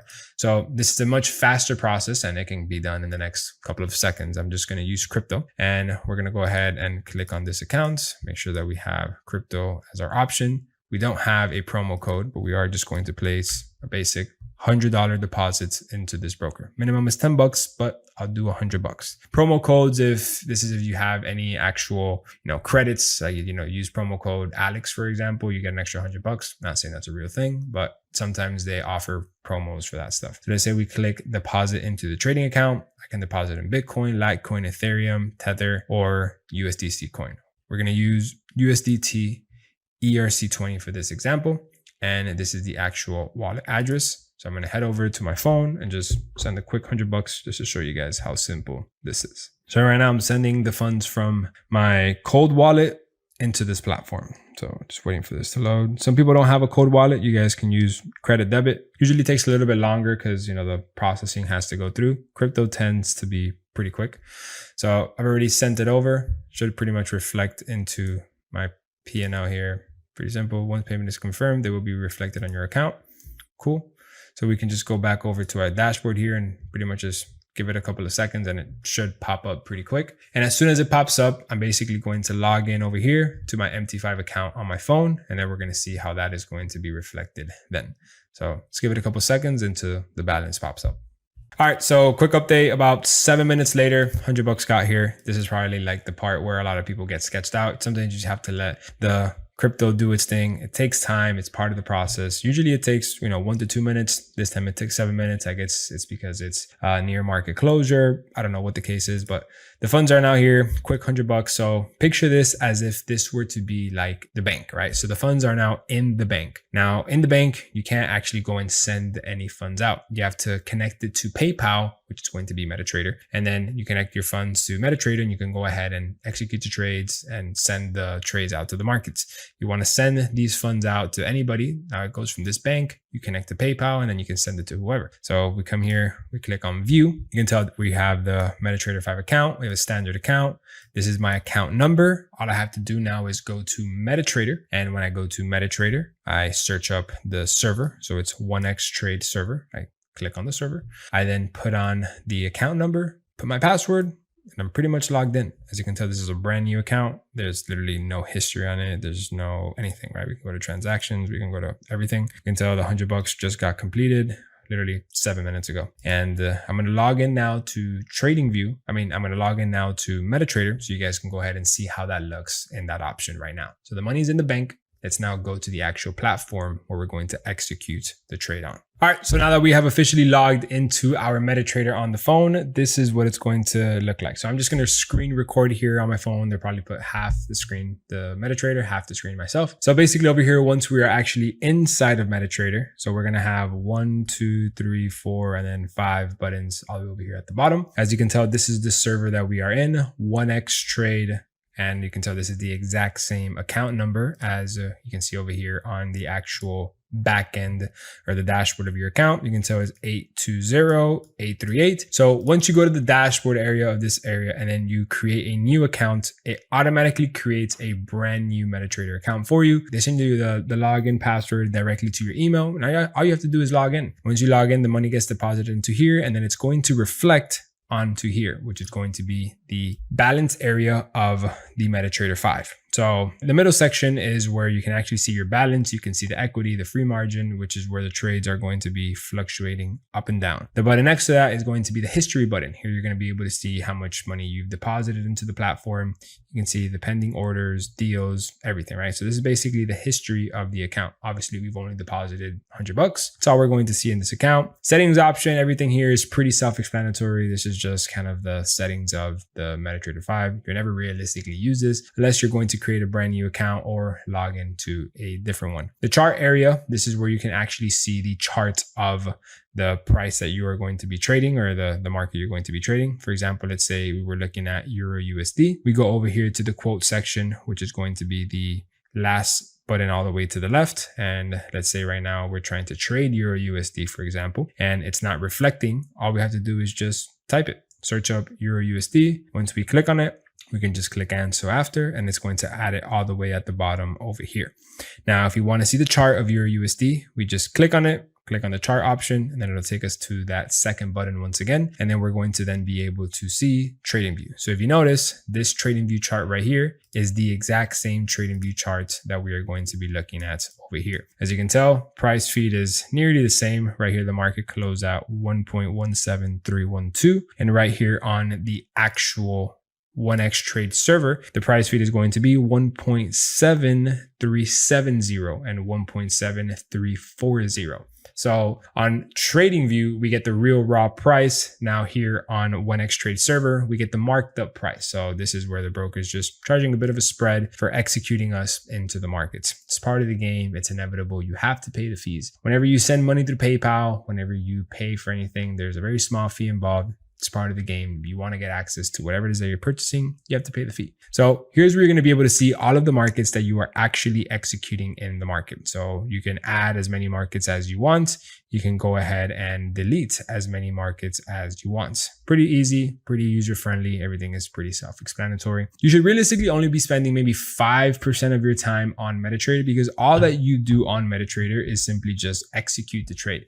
You're not ever actually analyzing the markets in this chart section as you would be doing on TradingView, for example. TradingView is where you actually break down the chart, make the trade make sense, and if you're interested in entering the trade. Now, on back to MetaTrader, this is where you actually go ahead and execute the trade. After you execute the trade, there is no reason why you should just be looking at the money going up and down. What you should be doing as a trader is looking at the charts, seeing if the trade makes sense, if the market is moving in your favor. And then obviously whatever the charts are doing is going to reflect on your profit and loss right here on MetaTrader. So over here, all the way at the far left section, once again, where we have the quote section, we have the option to go ahead and enter the trade, which would be the first option once you click on that market. You have the option to go look at the charts.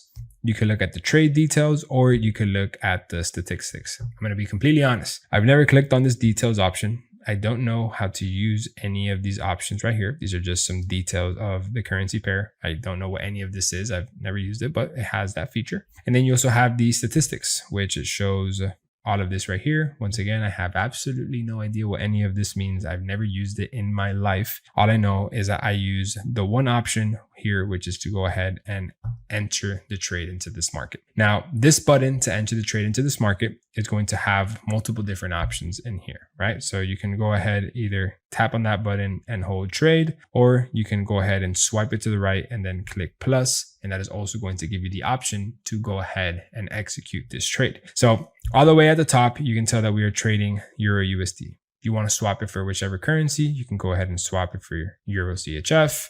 You can swap it for Euro CAD, but we're going to be using Euro USD. Back here at the Euro USD, the button under the market that we're going to be trading, you have the option to do either a buy limit, a sell limit, a buy stop, a sell stop, a buy stop limit, and a sell stop limit. All of these are different limit orders that you're going to place on the market. And I'm going to explain to you what those limit orders when we actually get into the charts. But I personally myself, I have never used neither one of these limits. I've never used a buy limit, a sell limit, a buy stop, a sell stop, a buy stop limit, or a sell stop limit. These are all just orders that you place in the market. So let's say, for example, I want to set a buy limit on the market. I want to buy this market once it gets to X price. I want my stop loss to be at X area, and I want my take profit to be at X area. That's basically what it is. It's like you're going to set a price into the market, and whenever the price gets there, it automatically enters that trade for you. That is a style of trading. I am not against it. I just personally don't believe in it, simply because you're entering a trade without confirmation. You need to enter a trade once you actually have a proper entry signal, once it meets your actual trading plan. And I'm going to teach you how to do that later, that into the video. But these are multiple different ways on how to actually execute this trade. Now, the simplest one is market execution, which is going to be the one that you're going to use 99.99% of the time, which is you just simply place your stop loss. You simply place your lot size. And on this lot size here, you can make it 1 lot, you can make it 2 lots. And a lot of people get confused on this whole lot size position calculating, and it's actually very easy. So this lot size here has to be directly predetermined before you enter the trade, so you know exactly how much you're risking. That goes based off of your stop loss and how much you're going to have on your stop loss. So let's say, for example, you're interested in entering this trade as a sell, right? Just for an example. Or you know what, we'll do a buy. It's a lot easier to understand a buy. So we have a buy example on this market. Our stop loss is going to be, let's say, 20 pips. I'll explain what pips are and how all this works in just a second. But let's just say it's 20 pips. And our goal right here is to figure out what our lot size is. Right? So we're going to, for us to determine our lot size, we need to first determine how big our stop loss is. So we're going to go to 1x Trade, LQH Markets, whichever one. They both have this lot size calculator. You're going to put the balance amount that you have on your account, and then how much you want to risk of your account. Let's say we want to risk 1%, right? And then our stop loss is, or let's say we want to risk 10% of our account, and our stop loss is 20 pips. And the currency pair that we're trading is Euro USD. All we have to do is just click calculate lot size. And this lets us know that we have to put a 0.05 lot, which is risking a total of 10 bucks. So we know that if we were to go back over here to the actual MetaTrader where we're going to execute the trade, we have to place a 0.05 lot size. And then our stop loss number needs to be exactly what it is right here on the chart. So our stop loss number would be 1.17096. So it'd be 1.17096. And then our take profit would be where we set our take profit up here. It's going to be 1.17, maybe 1.1715. So now at this point, we are pretty much ready to buy this market. We could go ahead and then click on that buy button. And we know if we are completely wrong on this market, so we know that this is our stop loss, 1.17096, and this is our take profit, 1.17715. If the market goes straight into our stop loss, we are not going to blow our account. We have a stop loss, which is going to minimize our loss, which is at our predetermined risk, what we have just calculated on this lot size calculator. So now at this point, the fear of people thinking that I'm going to lose all of my money when I put money into a broker or whenever I go trade is gone, because you're only risking $10 from your actual trading balance. So this can go to your stop loss right away. You've predetermined you're only okay with losing on this position, $10. So obviously if we would want to enter this trade, we would go ahead and then click buy. But obviously the market is closed. The market just closed nearly 30 minutes ago. But as soon as we would enter this trade, it would be reflected right here on this actual area. And right here, you're going to be able to see your trade fluctuate up and down. And then you can go over here to this area and you're going to be able to see your stop loss. You're going to be able to see your take profit. You're going to be able to see the trade be reflected in real time. And you're going to notice as soon as you enter the trade, you're going to be an immediate drawdown, right? So you're probably going to be in a loss, maybe a couple bucks, right? $5, $6. And that's because the broker, as soon as it enters you into the market, they don't care if you're going to be in a winning or losing position. They're going to charge their fee. They don't care if you're going to be on the right or wrong side. They have to get their profit first for them to go ahead and execute your trade into the market. So they get your trade, they're going to put it into the market, they're going to take a small fee from it, and then your trade happens, whatever happens with it. Win or lose, the broker's always going to make their money. That's just the name and the game of the business and how it works. So once again, you have your trading view account, which is where you're going to analyze a trade, determine if you're going to buy or sell a market. Once you're ready to enter this trade, you need to go ahead and deposit some funds into the broker. Once you have your funds inside of the broker, you need to then actually go to then MetaTrader, which is then going to be this right here. On MetaTrader, you're then going to go ahead and then place that buy or sell button. That's pretty much it. Now, whenever you win your trades, you come back over here to the dashboard area of 1xTrade, and then you're going to head and then quick withdraw your funds. Now you can withdraw your funds to whatever wallet or however format you choose to withdraw your funds. And the funds go back from the broker into your bank account. And that's it. Very simple, very seamless process. These are the 3 platforms that you're going to need to actually go ahead and be able to execute a trade into the market and be able to successfully have a profitable strategy. So now coming back to the charts, now that you understand exactly that you only need 3 platforms to actually trade into the market, you need the trading view, you need the broker, which is like the bank, and then MetaTrader is where you actually execute the trades. Let's take a step back to actual trading view, right? Trading view is going to be, once again, like where the fight, where everything goes down. So I'm going to explain to you how trading works, all of the different options within trading view. So right now we are on trading view. As you can tell, we are on tradingview.com. This is basically where you're going to analyze every single one of the markets that you are going to be interested in trading. This is the most common known website for you to analyze your markets. I've been using this only website, and I've never heard of any other trader really using another different website. But this is where you're going to be able to actually identify if you're interested in buying or selling a market, right? So for example, let's say we're going to go trade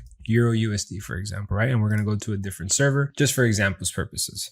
So for this different server, you can tell here that Euro USD, this is what it looks like, right? So this right here on the chart, as you can tell, is the candlestick option. So we're going to take it a step back. And I know I was going to tell you guys how to use the no gap candlesticks. So right now, if I were to hypothetically actually input my actual candlesticks, 1 second, it should pop up something like this.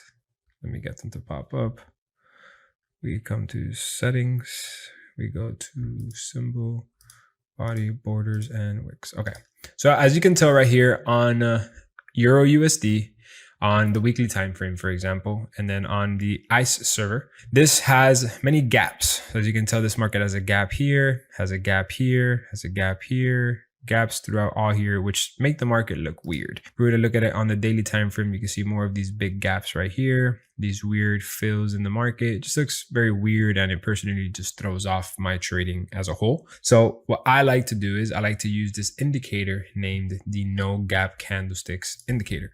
So all you have to do is go to this indicator section over here. So just pause the video right now, or open up your trading view real quick, log in, create an account. It's going to be very basic. Once you log in, create your account, you're going to get the candlesticks that are going to be popped up. And down over here, you're also going to get the volume section, which is going to be popped up Probably something like this should be somewhere over here. You're probably going to get some bars down over here, which are going to be like some big blue, no, some big green and red bars. And all you really have to do, they're going to be a bunch of bars like this. All you have to do is just click on those bars, right click on it or double click on it. And then just once you click on it, there's going to be a pop-up and then it's going to say volumes. Just unmark the volume. So you're going to double click on it. It's going to say volumes up over here. Just click on it and then it's going to remove this section down over here. All that does is really just clutter the chart, just creates extra noise. You're never going to use that option. It's very unnecessary, right? So once you have that, you're then going to have your candlesticks most likely with these gaps. So the easiest way to get these gaps removed, it's actually very easy.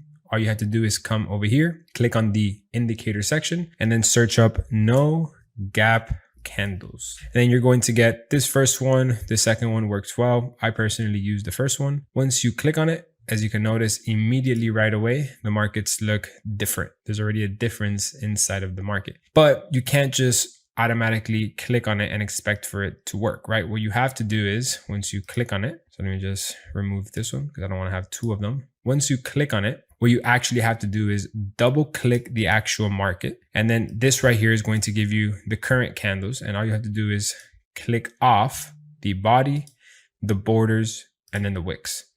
And if you notice there, you're going to be left with the actual no gap candles on the ICE server. So basically somebody created an indicator that fills in the gap for those candlesticks that have gaps, right? This is just a very simple indicator. And this is not really an indicator. This is more of just an actual tool that's going to help you have the markets be as clean as mine. So once again, if I were to take a couple steps back, this is without the no gap candlesticks indicator. As you can see, there's gaps right here. I then turn on the gap candlestick indicator and then it has a fill, but it still looks a little off. So all you have to do is just double click those candlesticks. Once you double click them, you uncheck the body. As you can tell, look at the difference it makes here in between that body and that wick. So you check off the body, check off the borders, and then you check off the wicks. And then you have a real market movement for how the market should look without the actual gaps. So this right here is a little bit of a hack. This I learned pretty late into my journey. And once I learned it, it did clear a lot of things up, right? I just wanted to get that to be the first thing that I teach you when it comes to TradingView, because I know it would probably cause a lot of curiosity. Right. We're going to get into the EMA, what setting my EMA is and how to use it in just a second. I just want to give you an overall training on how TradingView works. It can be very overwhelming at times, depends on how much you look at it. What should you look at? What should you not look at? So we're just going to break down the most important things and the things that matter and don't matter, right? So we're going to start off right over here at the top left, right? So over here at the top left, as you can tell, we have the market. So this is Euro USD. This is the market that we are currently looking at right now. If you want to change the market, all you have to do is click on that search bar right there, and then you can type in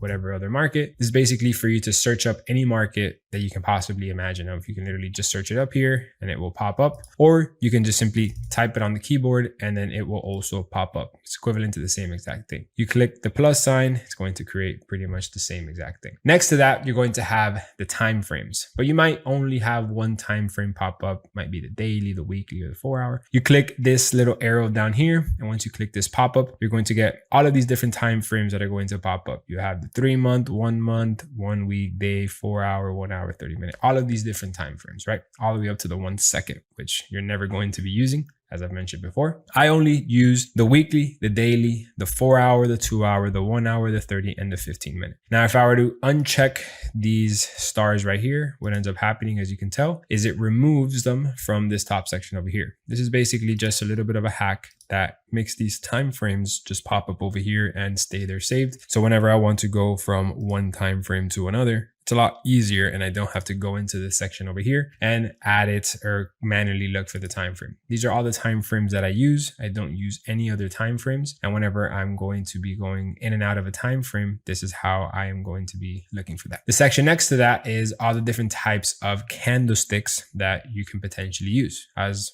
we've already broken down. All of these are just information overload. You don't need to know what any of these candlesticks are. The only ones you need to focus on is the line chart and the candlestick chart. Now, don't worry, in just a second, I'm going to be teaching you guys how to properly use the line chart, what it's used for, and all that stuff. Don't worry, one thing at a time. Once we get to there, I'm going to break it down and you're going to see how simple it will be. But this section here is just for you to identify the actual type of bars that you want to pick. This is the style. Indicators is pretty self-explanatory. You can pretty much search up any type of indicator that you can possibly imagine. Here, there's going to be endless indicators that TradingView offers you. And I think the only indicator I have ever searched up is the EMA. I've never really gone into this indicator section. I know this is a never-ending journey or world in here. Inside of the indicators, there's a bunch of different types of indicator traders, and I don't know anything about it. All I know is that inside of this indicator section is where I find my EMA and my no gap candlesticks. That's it. I've never used this area for anything else. This is for an indicator temple. Once again, this is another thing when it comes to the indicator. I have actually never even gone into here or saved anything. I'm not sure what it's used for, so I can't really educate you on something that I've never used and I've never found any use for it. Next to that, we have the alert section. So this is if I want to place an alarm on the markets. So right now we are on Euro USD, for example, and I want to be notified once price crosses through a certain point. So right now we are at 1.17331. Price right now is at 1.17331. So let's say we want to get notified once price goes to 1.7400, and it lets me know. I get a notification on my phone, I get a notification on my computer one time when it does that, or every single time it does that. So it can happen more than one time per minute, or it will only be letting me know one time and it won't be repeated. And I can put an expiration date and I can make this pretty much indefinitely, right? I can click create. As soon as you click create, you can tell how the alarm or the alert pops up right here on TradingView. So let's say for whatever reason, I want to enter this trade when the market gets here, but I have to run to the gym. I have some groceries to do. I have to step out of the house. I have to step out of the office. I don't have to be glued and stuck in front of the computer. This alarm here will let me know once and if price ever does that. If I want to move it up, all I have to really do is just drag it up and then the alarm gets dragged up. If I want to move it down, just grab it and drag it up and down. I can pretty much also squeeze price in here. And another way to how you can add an alarm is over here to the right-hand section. You can just click this plus sign and then you can click add alert. So that's when price gets to this area right here. If I were to click on this as well, I can add an alert when price gets to the EMA, for example. If I want to delete it, I just right click on the alarm. If I once again click this right here, I will be notified once it hits this area. It's pretty much never ending different types of ways on how you can set up the alert. The only way I ever use it is I click this button right here. I add the alert at that point, and once the market gets to the point that I need it to get to, I do whatever I've been interested in entering in the market. If I want to delete it, hover over it, click right here and click delete. It's very clean, very seamless, and very simple. I get very creative with my alarms. What I tend to do is I trap price. So I'll put an alarm up here. I'll put an alarm very tight into this area right here. And I'll know when price breaks below or breaks above. And sometimes I get even more creative and I right click on the alarm or double click on it and I'll place a message. Or I'll be like, your USD is crossing this area. Enter now, bro. Or you got stopped out. So whenever the alarm hits, all you really have to do is look at your phone and you're going to know what the alarm is going to be about, right? So this is a little bit of a message that you can leave yourself whenever you place the alarms at whatever the area is going to be. So that's pretty much all it comes when it comes to the alarm sections. These are all of the notifications and how you can set it up. You can get an email, web link, sound, just however you want to set up your alarms. This is the way I have it set up, and it's been working perfectly for me up to this point right now. We can get as creative as you want. This little arrow is basically the back. So let's say, for example, I had some drawings set up into the markets, and after these drawings, I ended up just accidentally deleting them. All I have to do is just click back and it comes right back. If I want to go to where I was, I just click forward. Pretty self-explanatory. This little bar right here, don't worry, we're going to get into that just a second. Just kind of going along the order of how everything is placed. This right here is basically the area that reflects the actual price of the market and where the market is. And these are the numbers that are reflecting it. You may see me sometimes grab this, and it basically all it does is that it moves price up, moves price down. All you have to do is just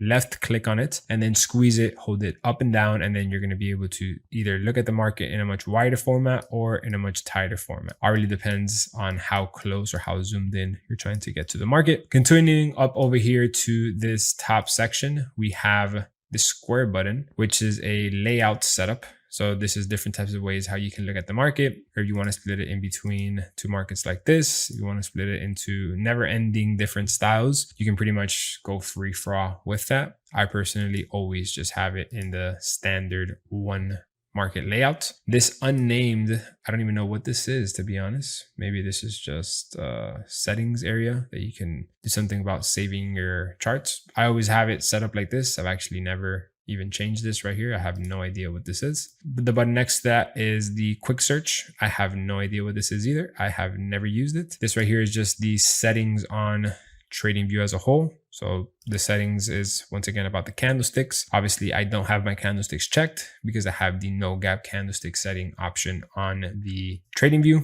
This is what I have for the status scales. Oh, this is the volume button right here. So as you can tell, okay, never mind. I thought that was going to pop up the volume down over here, but yeah, I guess that's not it. Is it somewhere here? It's not, but this is how I have my settings. I don't really mess with this right here. I've never really have. I don't really understand how to modify or do anything when it comes to any of this stuff. This is pretty much how I've had it for years. It pretty much stays the same every single time. And this is how I have everything set up. So I guess you can pause it, look at yours and make it look exactly like mine. This is what I do to set up my charts every single day, right? So moving along with that, we have this button right here. So this is basically to make the market pretty much full screen.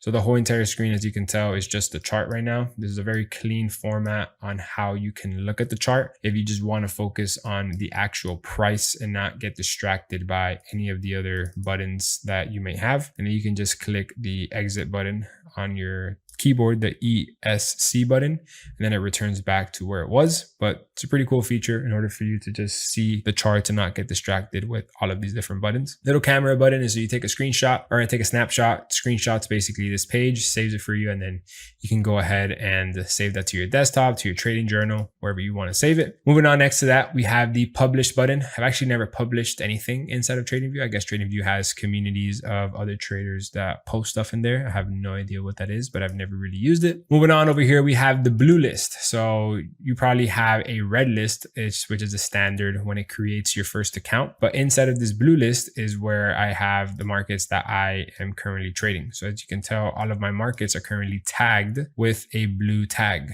because this is the markets that I trade. I pretty much picked this color blue when I started years ago, and I've just stayed with this blue list, and I've stayed very superstitious to this list. These are my profitable pairs. These are the pairs that I tend to find the best market opportunities in, and I don't plan to modify them for anything. Now, you guys probably can't see them because my face is in the way, but these are all of the markets that I personally trade, and I don't plan to change the color blue. I don't plan to change these markets or add any other markets. This is more than enough markets for me personally. I'm very superstitious with them, and I like them the way that they are. So I know here when it comes to the blue list, you can add stuff here. I've never even clicked on this option, so I don't even know what it is. I believe this plus sign is if I want to add a symbol. But another way that I can go about adding a symbol is by simply just searching it up. Let's say I want to add AUD NZD, for example. All I have to do is just click on this little flag button over here. And once I click on it, I can pick the color that I want to pick. And as you can tell, the default color is going to be blue. And then AUD NZD will pop up as the last option all the way down over here. Now, I actually don't like trading NZD USD. So for now, I'm just going to click on that flag and then it will automatically get removed. And then I no longer have AUD NZD there. This little pie area is advanced view. I'm actually going to be clicking this for the first time ever. Okay, well, I guess this is what it does. And I have no idea what that does. So I can't break something down that I have no idea. Here on the settings option, this pops up the volume, the change, and all these different stuff over here. Honestly, let me see. What is this? Okay, there you go. That takes away the price. This takes away the change. And then this takes away the change percentage. Honestly, I might just leave it like that. That looks a lot cleaner. And when I go like this, I guess, yeah, actually, I like that a lot better. I mean, honestly, it looks kind of cool when I had all of these, right? Because it looks like I'm onto something. But basically right there, that's just the options that this can pop up. I don't even know what this change percentage is. I don't know anything about this. All I know is that this is the price. So Bitcoin's at 115,000, XRP is at this, Ethereum is at this, and this is the price of these markets. That's pretty much it. That's all I really know when it comes to them. I don't really know anything else inside of here. This right here is going to be the watch list and the details. So if we were to click that and unclick that, it just hides them and removes them so we can have a little bit more of some space. Or you can just simply drag it left or drag it all the way to the right so you don't have to see them. I always like having it pretty much like this where I just see the first base currency. I don't really need to see the quote. I know the order of my pairs and I'm very well in connection with them. The button under that is going to be the alert. So this is every single time your alarm gets hit. This is pretty much like the history of all of the alarms that you can have. It tells you all the details about it. I mean, I've had, I don't know, I'm curious on how many alarms I've had, but I've had hundreds of different alarms that have been triggered. And yeah, this is like the history of all the alarms that I've used. Let me see when I placed my first alarm. It's pretty interesting. I placed my first alarm 2020. Is that what it is? December 20th? Is that the day? Yeah, December 4th. So I guess the first one is down here. Oh, you guys can't see it, but right here you can see December 13th, 2020. That's when I placed my first alarm. And right now it is September 13th, 2025. Dude, I've been doing this shit a long time. 5 years I've been just following these alarms. I didn't find out about these alarms until like a year and a half into my journey. I was just trying to predict this shit if it was going to go up or down, honestly. So as soon as I figured the alarms is when I realized I didn't have to be in front of the markets all day. This area over here is the object tree and data window. I have no idea what this is. I guess this says all the different objects I have inside of the actual chart, but I don't use this. And then this is more of like a community section. I have never engaged with anybody in that community and I do not plan to either. Down over here, I don't know what this is. I don't know what this is. I don't know what this is. I don't know what this is or this or this. Oh, you guys can't even see it. So it's even better. All the three options that are going to be at the bottom right corner. Actually, let me see if I can move myself. Oh, I hope I didn't mess this up. Yeah, let's just leave it like that. Okay, there you go. I hope you guys are seeing that right there. So these little icons over here, this one right here, this one right here, this one right here, this one, this one, this one. I don't know what any of these icons are used for, to be completely honest. I have never used them myself. Let me actually just move myself to the middle for now. But yeah, I don't use any of these options right here. I have never used them. All I use sometimes is this right here, just to block out some of the markets that I'm not going to be trading for the week. So let's say I break down my 10 different markets for the week and I am only interested in trading these, for example. I'll just use this right here as a form to just block out all the other markets just so I don't get distracted. But this tab here as well, I don't use any of the information in here at all. This is bullshit, letting you know that it's more of a buying market than a selling market. This seasonal is bullshit. This performance is bullshit. This is all just an information overload that you don't need to use it at all. The only thing that I personally recommend to be using here is this note section. So in here, you can actually write a note to yourself. So, hey, I'm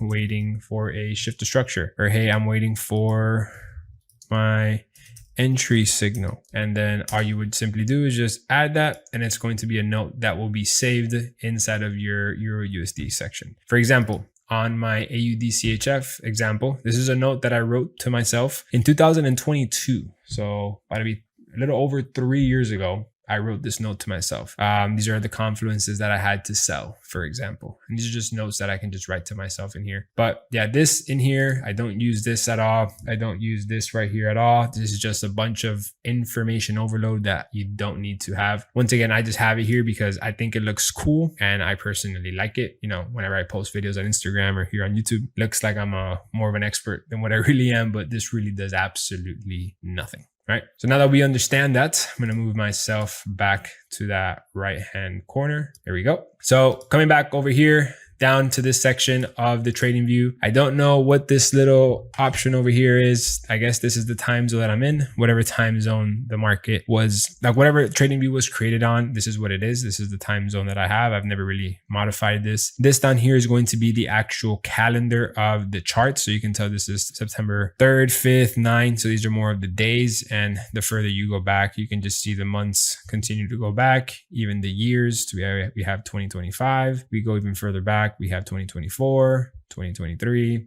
pretty much so on and so forth. So down here is the date of the markets. And once again, you've probably seen me grab this just to use the markets left and right, hold on to the screen and move it up or move it down. You can also move it to the left. You can also move it to the right. It's just a different way of you adjusting the charts. This area right here does pretty much the same thing. You right click on it, you move it to that area. You click this area, you move left. You click this right here, you move right, or you click on the reset the chart and it just resets it back to how it should originally have been. Moving on down here, you have this area over here, which is going to be the 1 day, 5 day, 1 month, 3 month, 6 month. I don't really know what this is. I'm sure if I click on it, it's probably going to take me to something like that. I don't know. I've never clicked on it. I've never clicked on this button either. I did do this one time by accident, and I brought this up. I'm like, whoa, what the hell is this? And I guess this is just a different way for you to pretty much just set up, I guess, your bar replay. And I just realized that I did skip a button, which is going to be the bar replay.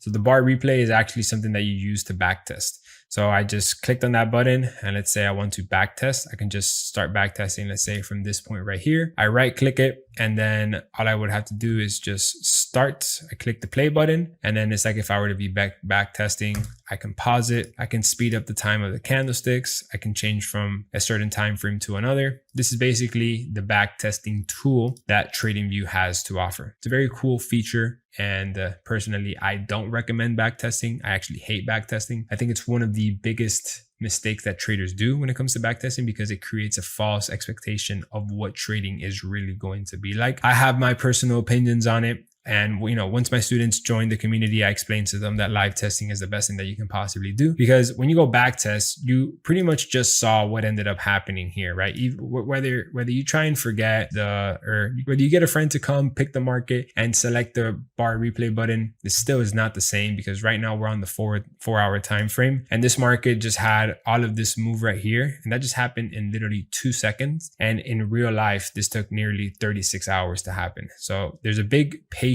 factor that backtesting does not take into account, and I feel like it gives a false perception of what trading really is like. That's why I'm personally very against backtesting, and I'll give you guys, you know, more details on my thoughts on that later as we go through the actual strategy part and how you should actually be trading and what you should be looking for and what you shouldn't be not. But yeah, I just realized that I overwent that bar replay button. But continuing down here, yeah, I've never really used this area down here. I think about a year ago, I accidentally moved this up, and then I realized something down here even existed. I don't know what this open panel or maximize panel even is. Moving down over here to the left-hand side, you're going to have this little star. So this little star is actually this toolkit right here. So this toolkit, if I were to click the star, it pops up. If I don't click it, it won't pop up. Once I have my toolkit pop up, these are all of the tools that I actually use to analyze the market, that I use to determine whether this is a good trade to buy or whether this is a good trade to sell. Now, these are all of the tools that I personally use. These are all of the tools that TradingView has to offer. If you were to right click on the trend line and tools, you're going to get many different formats of trend lines and many different ways that you can identify the market. You can get this type of tool. You can get this different type of trend line here, for example. You can get a trend diagonal. I have never used this in my life, and I have no idea what they are used for. I only use inside of this line section. I use the trend line, the horizontal line, and the horizontal ray. For you to get access to it, all you have to do is just put the star. Click the star, and you're going to notice that it's going to automatically pop up on your own custom toolkit bar. All of these other different types of trend lines, I don't know what this is. Like, the fuck is this? This is a pitchfork? Like, how? Like, it's literally named pitchfork. Then this is a shift pitchfork. Like, what the fuck is? I don't know. This, in my opinion, is just too much information. And believe me, when I was learning how to trade, I was here breaking my head, literally trying to figure out, first of all, what is a pitchfork? Like, what is an inside pitchfork? Like, what the fuck? Like, looking at this now after I've been trading for such a long time just makes me feel extremely happy that I actually was able to become a profitable trader with this amount of information overload that, you know, these different platforms have to offer. they don't do it in a malicious way. They just do it because, their business is to offer all of these different types of tools just so anybody and anybody can use it. But what nobody teaches you is that you don't need to know or learn every single thing inside of this platform for you to determine if a trade makes sense to buy or sell. You really don't. But all of these tools that I have here, the trend line, the horizontal ray, and the horizontal line, are the only lines that you're going to be needing inside of this section. Moving on to the section below, you have the Fibonacci. So once again, there is a quintillion different amounts of Fibonacci tools and different formats that you can use. I don't use any type of Fibonacci. I don't use any type of can or what. I don't even know. Like, I think this is the biggest. I don't even want to say anything, but I don't know. I'm telling you, I just looked back and I really tried to figure out how to make something work with this right here. And you guys don't understand how much time I wasted by doing this. This really messed me up, guys. I mean this in the most humbling way. Like, this really made me lose a lot of time. So you won't need to be learning any of the stuff here. They can pretty much nuke this whole entire tab right here of the Fibonacci, and that will change absolutely nothing in my trading. Next, we have the pattern section. In this pattern section, you have all of these different types of patterns. The only pattern, let me see what this one looks like. What is this? The cloud? Like, how does this even make, what does this do? I don't know. Oh my God. What is this? The S line. Yo, what is this, bro? This looks like a heartbeat. This is like, bro, this was my heartbeat trying to learn this whole trading shit, trying to figure out if I should be interested in buying or selling. Like, this right here is not a trending, I don't even know what this is. Oh my God. I'm so passionate about trading that sometimes this type of stuff drive me crazy because it can just completely mess up somebody's journey. The only pattern you're going to be needing, ladies and gentlemen, is going to be the head and shoulders. So just put a little star on the head and shoulders pattern, and then it should pop up right there into your toolbox. Below that, you're going to have the projection. You're going to put a star on the long position and the short position. These are very self-explanatory. Whenever you're going to buy a trade, this is the long position you're going to pop up. So whenever you buy a trade, you expect for you to pre-calculate your risk. So in here, let's say you're only willing on losing $100. And then if you were to then have a 1 to 2 risk to reward, for example, which is what this is set up right now. So your risk to reward ratio is a 1 to 2. So you're risking $100 here to then making $200 here. So this area is where then you're going to be making $200 in this area right here. So you're risking 100 right here. And if you win 200. If you notice, it is literally the exact double size, and that's what makes it a perfect 1 to 2 risk to reward. So you're risking 1 to gain 2, or you can risk 1 to gain 3. Just simply triple that, and then there you go. So you risked 1 to gain 3. You could do gain 4, 5, 6, 7.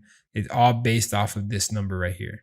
So this right here is a 1 to 5. So you're risking 1 to gain 5. Right here we have 4, and then we have 5, for example. So this risk to reward tool works for buys, and then it also works for sells. So here you're risking 1 to gain 2.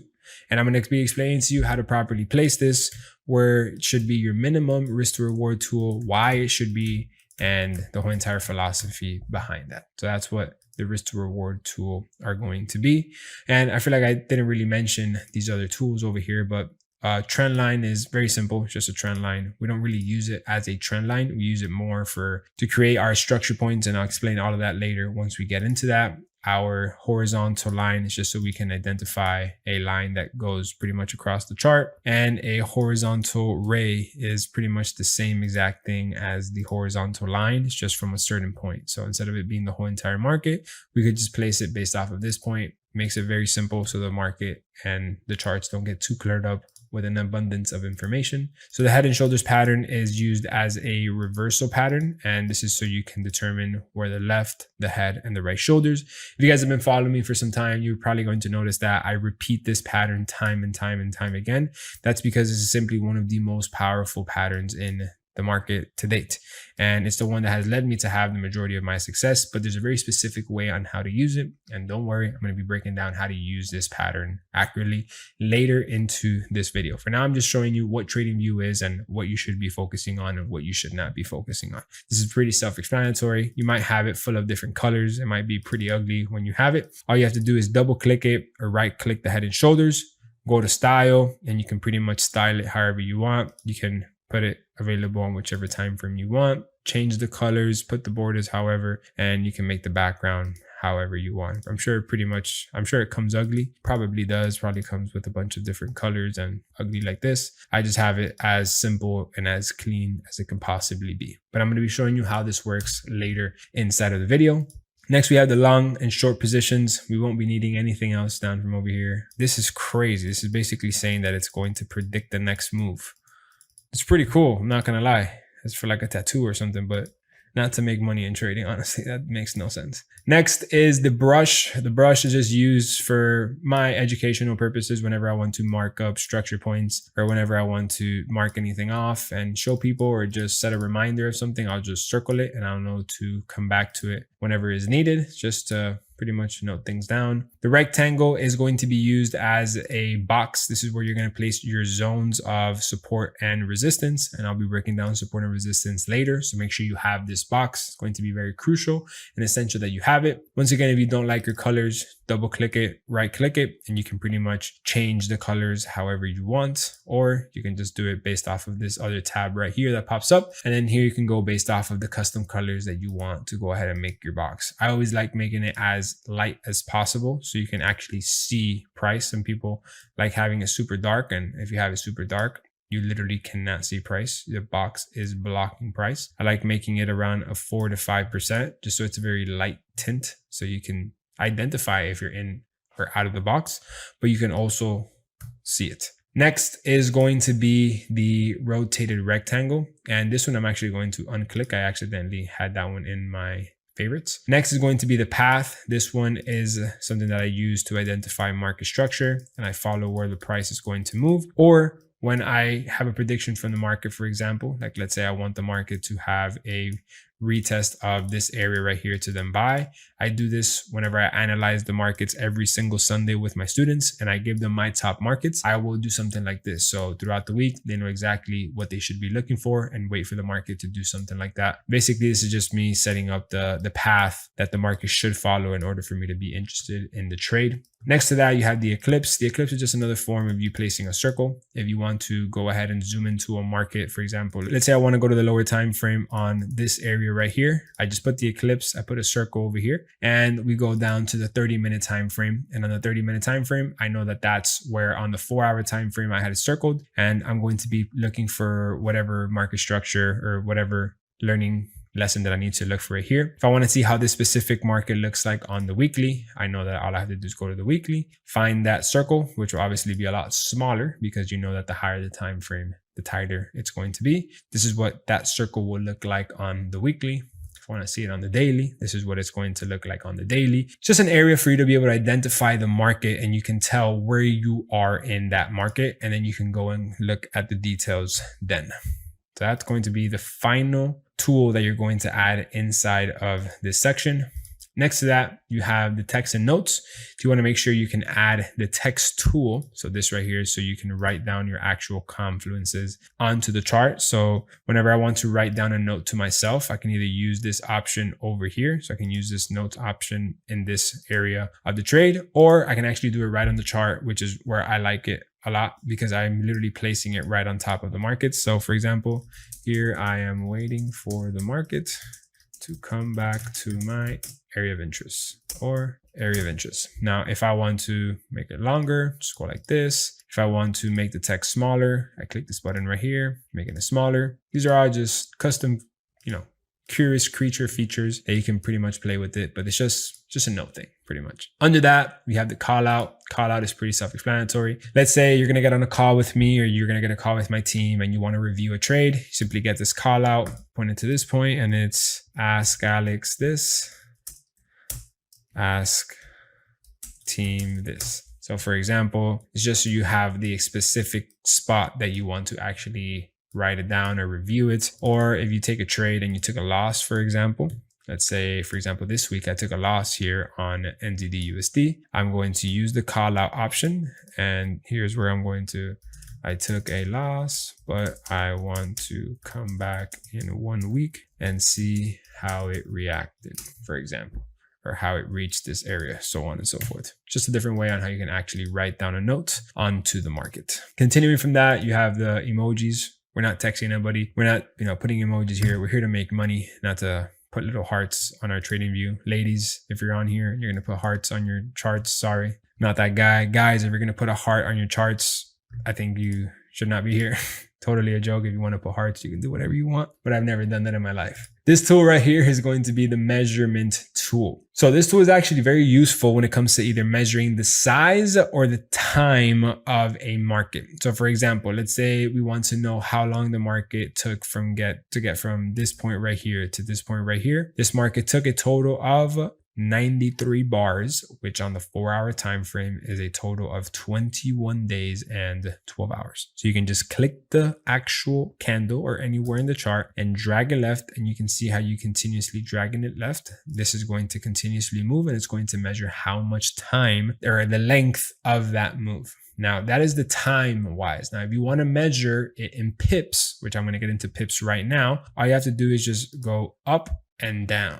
So let's say you want to see how big a zone is. For example, let's say you want to measure this zone. You go to the top of the zone and then you go to the bottom of the zone, and you can tell that this zone is a total of 20 pips, 20.3 pips. If you want to measure the size of this candlestick, you go from the top of the candlestick to the bottom of the candlestick, and you can tell it is a total of 52 pips. And now if you want to measure it to the upside from this zone to this zone, you can tell that that is a total of 40 pips. Now, what are these pips? What is a pip? Pip means point in percentage.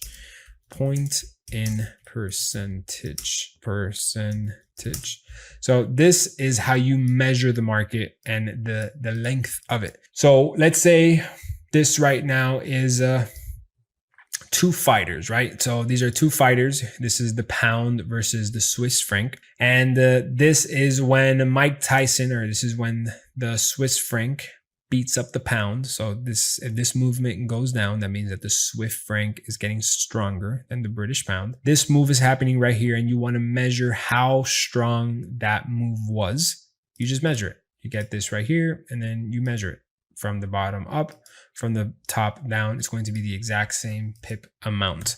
Pip is the point in percentage. So you measure that move in pips. In fighters, if they were to be fighting, oh, he knocked him down and he stayed down for example, if you were to measure this, he stayed down for 50 seconds. But in trading, this move went down 50 points. Now, this is not correlated with time, but this is just how you measure the length of the move. In fighting, you measure the length of the knockdown based off of how long he was down for example. And I'm sure there's many different analogies that I can put to it, but it's just the first one that comes to mind. Pip is the point in percentage. It is the measurement that the market has. So let's say a market goes, let's say you want to buy this market from this point right here to this point. You're aiming for 40 points. This 40 points is what the market is going to do. Now you risk you base your trade based off of these points. So let's say you want to risk $100. So if you risk $100 per point, you just do 100 times 40, and then you can go ahead and see how much profits you're going to be making. So for example, let's say we're going to have this buy position, right? So this buy position, and I know I can get this later into the actual technical parts when we get to the market, but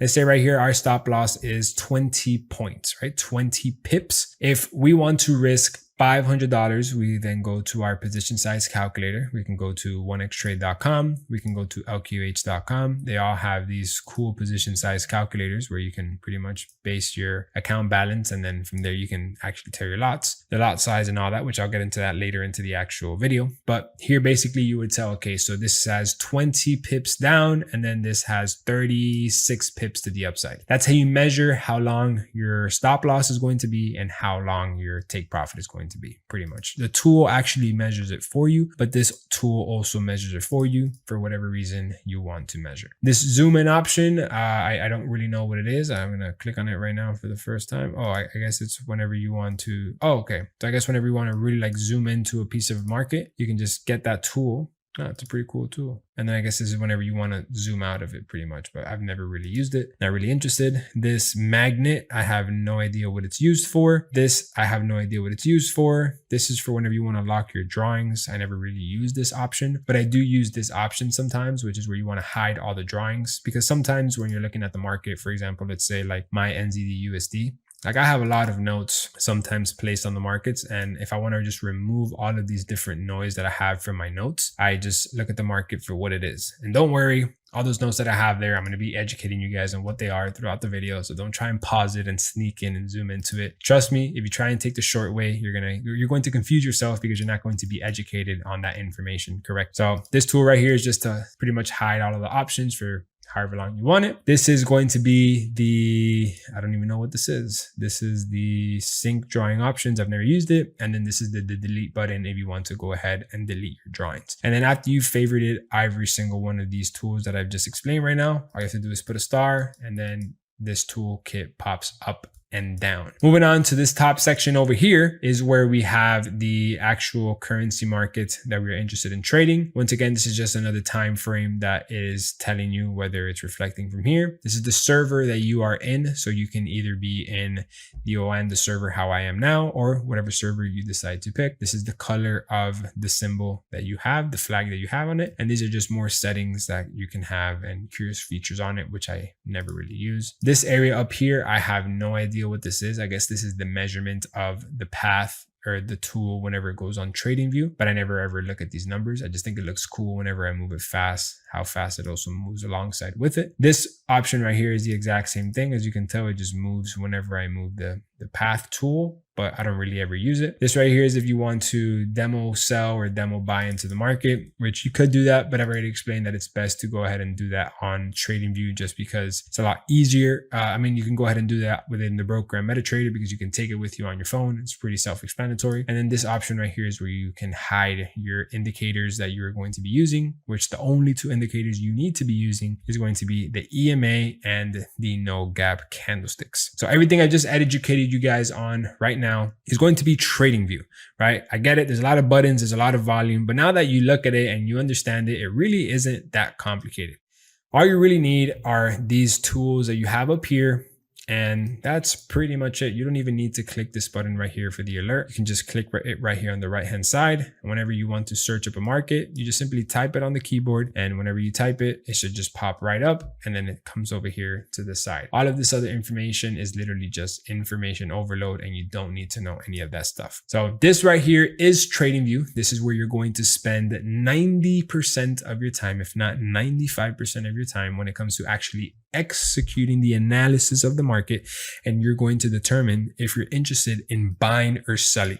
But at no point are you actually going to buy and sell off of this market. You're never going to deposit into this platform right here. This is just where you look at the market. Then you have the broker where you deposit the funds, and then the broker creates the MT5 account where you go and execute the trade. Everything right here are just simply the trading tools and platforms that you need to have when you are trading in the markets. Believe me, I wish I had these markets when I started trading, because personally, I had so much unnecessary information on my charts that just simply cluttered my time, and it wasted me from actually focusing on things that do matter, and that's practicing a strategy, not trying to figure out what every single feature inside of TradingView was, and if there was these different hidden secret websites that were going to lead me to understand if something was ready to buy or not. So on this little zap right here, this is basically the latest update of the market. Every single market will have that little lightning, just shows you where the market is at that very moment. Obviously, this is where these markets are, and it just gives you like the latest updates on it, but I never click on that either at all. These are just cool little features that TradingView has to offer. And if I didn't show it, this little lightning right here, it's just the latest updates of the market pretty much. So once again, all you need is TradingView to analyze the markets. You need a broker to deposit your funds. I recommend LQH Markets, or I recommend 1xtrade.com. And then the only other platform that you're going to need from that is maybe, and if anything, Forex Factory, for you to understand if there is fundamentals that are going to be happening. Now, later into this video, I'm going to explain what fundamentals are good for and how you can actually leverage that into a profitable strategy. So we'll break all that down into the future. All right. So now that you understand understand how TradingView works, we're going to go back to MetaTrader 5, but I'm going to show it to you here on the actual TradingView just because I can show you everything on one spot. So I know we're going back and forth, so bear with me, have some patience because I'm trying to explain to you every single feature of trading all inside of the same section so you guys can know exactly how to use it all. So this right here is probably when you were looking at MetaTrader 5 on your phone and you were probably a little bit confused whether you were ready to actually either place a market instant execution. You're probably curious on what's a buy limit, sell limit, buy stop, sell stop, and these other pending orders that are right here. So this is once you are ready to go ahead and execute the trade. So let's say you're looking at NZD JPY, for example, and you're ready to go ahead and execute that trade and you're ready to place either a buy or a sell. So if you want to place a buy or a sell based off of where the market is exactly right now, you would just go ahead, go to market execution, you would put your stop loss, and then you would put your take profit, and then you would immediately take the trade. So if you were to put your take profit, it would look something like this. And then if you would put your stop loss, it would look something like this. All you would have to do is come to the MetaTrader 4 or the MetaTrader 5 app. And then all you would have to do is just place the stop loss numbers and place the take profit numbers. So the stop loss number, for example, right here, it would be on this trade, for example. If we were to look at it on this section, you could look at it either on the right-hand section, or you could just double click on it. You go to inputs and your stop loss is 87.670. So you would go over here, you would bring up your MetaTrader 5, and then you would go ahead and implement right here in your stop loss, the numbers that you see right here. So your stop loss level is going to be 87.670, 87.670. And then you would go ahead and place your take profit. So your take profit is the green area. And then on this take profit area, you would go ahead and put 88.736. So take profit, you would put 88.736. So then this right here would be your take profit positions. Then after that, you have the deviation, which I have absolutely no idea what that is. I have never placed anything on that button right there. All I know is whenever I want to trade, whenever I want to take a trade live based off of where the market is, I go ahead, I place my stop loss, I place my take profit, and then I click buy. Now, before I click buy, I need to make sure that I can calculate my risk on the position. So if you notice here, this lot size is going to be 0.05. Now you're probably wondering, Alex, what does that mean? What is a lot size? How does that work? Well, it's actually very simple. Your lot size is what's going to determine the actual risk on the position that you're going to be taking. So if you want to risk $100 inside of this trade right here, right? So for example, let's say you have a $1,000 trading account, right? Your balance on the account is $1,000. You deposited $1,000 inside of 1x trade. So on your MetaTrader 5, it says $1,000. But out of those $1,000, you want to only risk 50 bucks, right? That is what you are okay with risking on this position right here.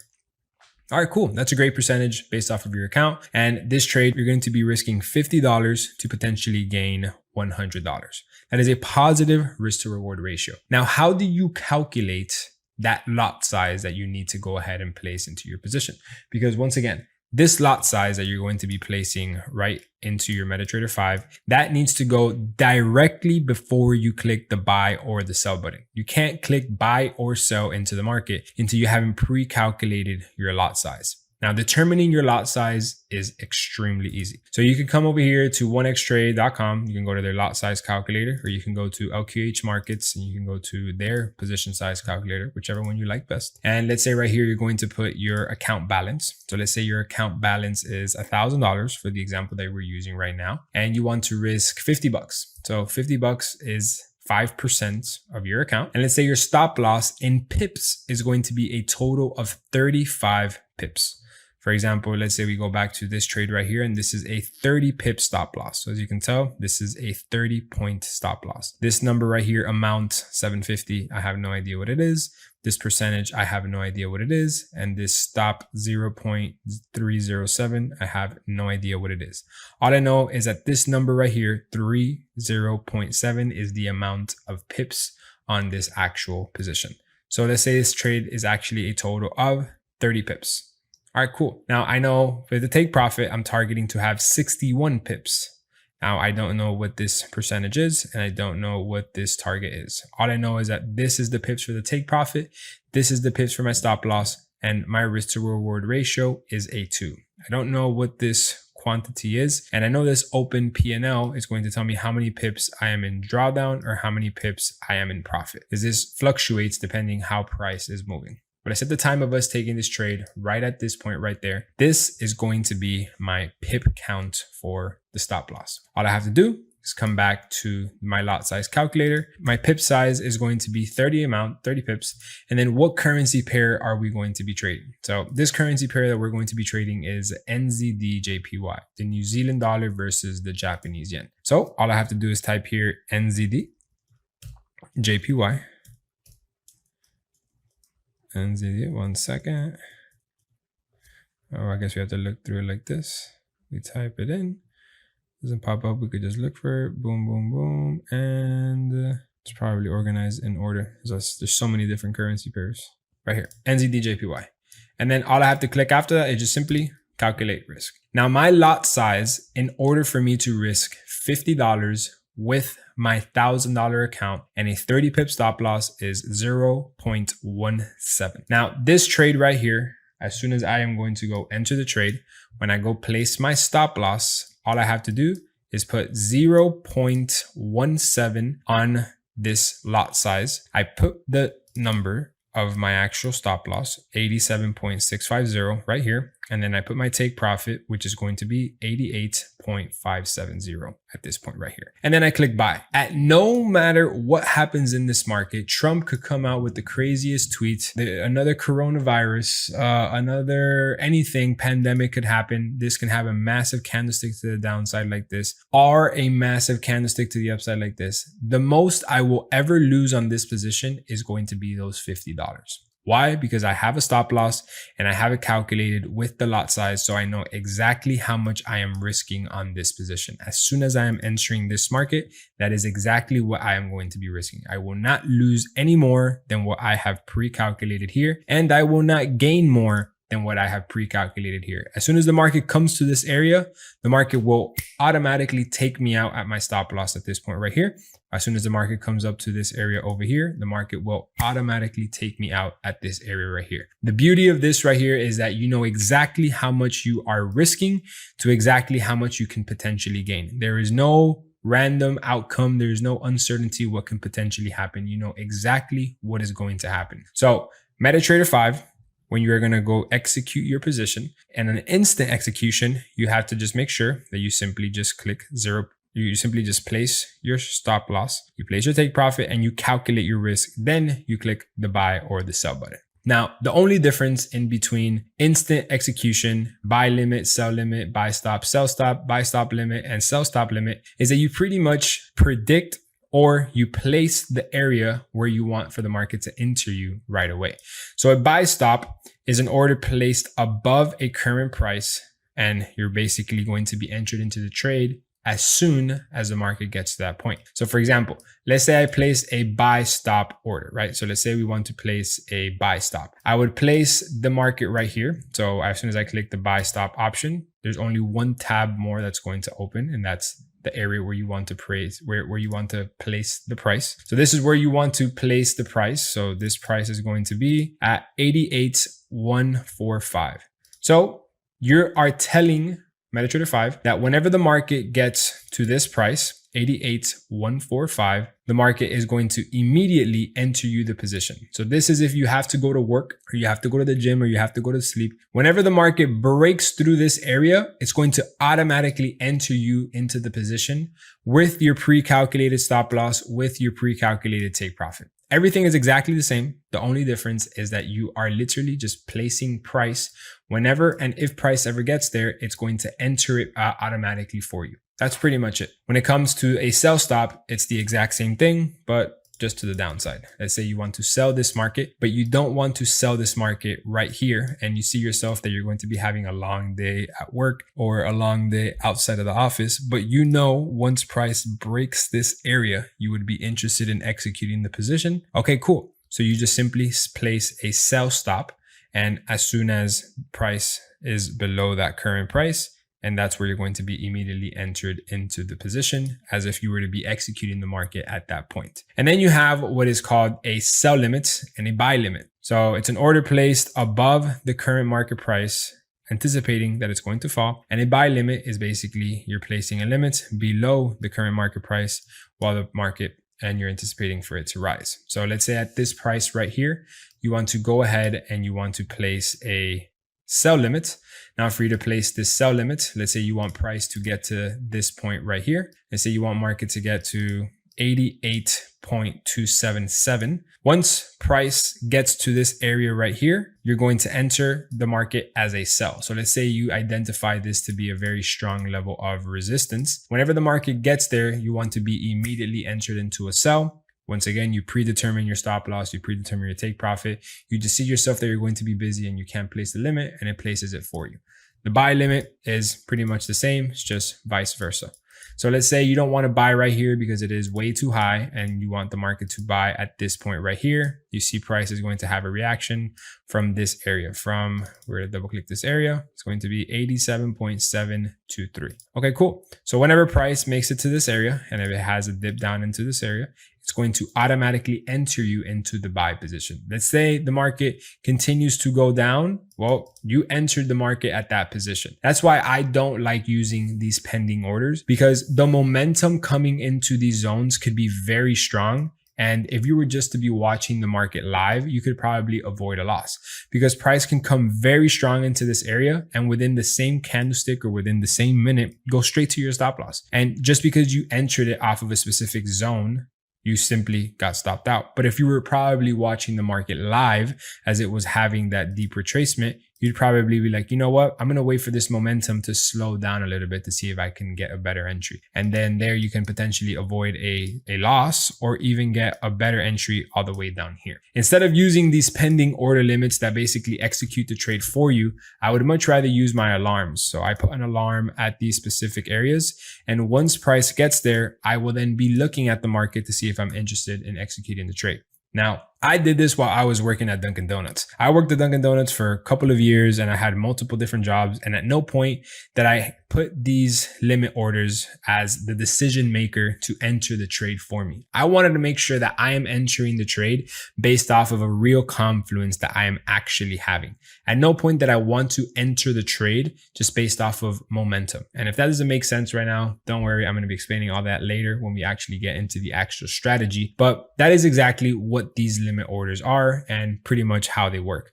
And then the only difference in between a buy stop limits and then a sell stop limit is that you can pretty much just place the limits at these types of orders. So you can either place a sell limit or a buy limit, or you can place a limit on these orders as well. Pretty much the same thing, you're just setting different limits. But I can guarantee you, if you want to use my profitable strategy and everything I'm going to be teaching you inside of this video and every other video that I've created, at no point do I ever use any of these right here. But I do have to educate you on it because sometimes temptation might be there, just in case if you are busy and you want to just place a limit in the event that you know you're not going to be in front of the markets. I think it's just a lot. Okay, so now that you guys understand exactly how a buy stop and a sell stop works, you guys understand a buy stop is when it breaks through, sell stop when it breaks through, and how these limit orders work. Let me actually just go ahead and show you over here back on MetaTrader 5 once again, right? So here we have our $100 that we just deposited. We're going to go back over to the currency market. So let's say, for example, we want to go ahead and trade Euro USD. Right? So we click on this trade button for us to actually execute the trade. Now, once again, just taking a quick step back on this Euro USD trade, if we click on chart, the chart will pop up. If on the Euro USD trade, we click details, details will pop up.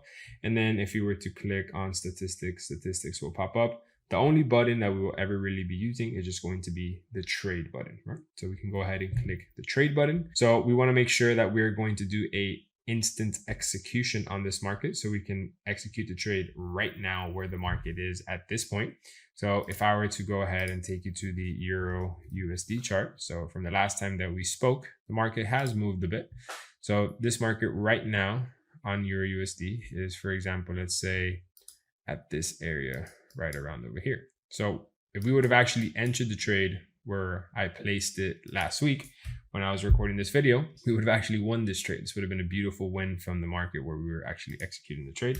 But we're up over here now, right? So this trade is having some pretty clean momentum. Let's say you want to buy this market. So we're going to go ahead and go to MetaTrader 5. We're just going to put a 0.01, which is the smallest lot size that you can possibly put. And we're just going to put market execution. Let's say we want to buy this trade at this point right here. Let's put our stop loss very tight at this point, and let's put our take profit very tight to this point right here. So our stop loss is 1.18001. But our stop loss 1.18001. And our take profit is going to be 1.18308. And we simply just click buy. And that's it. We're into the market. Now, as you can see, as soon as we entered the market, we are in some drawdown in this position. Now, this position is, once again, is in drawdown because we are obviously having a cost to enter this trade, which we are having some fee, some spread. And as you can tell, that fee and that spread, it pretty much was already gone because the trade is in momentum and we're going into profit. And once you start making profit, those fees are pretty much, you don't even see them anymore, right? So this trade right here, if you were to want to close it, you can just tap on it. And you can click close position, you can modify position, go to chart, or click on bulk operations. Right here, you can see your exact stop loss. Once again, to the bottom left corner of this pop-up tab, you can then see your take profit, the time, and the swap. The swap is the cost for you holding the position overnight or over the weekend, and the fee of that would just pop up there so you have an idea on how much actual profit you are in this position. So at this very moment, once you enter a trade, you pretty much just have to set and forget and let the trade do its thing.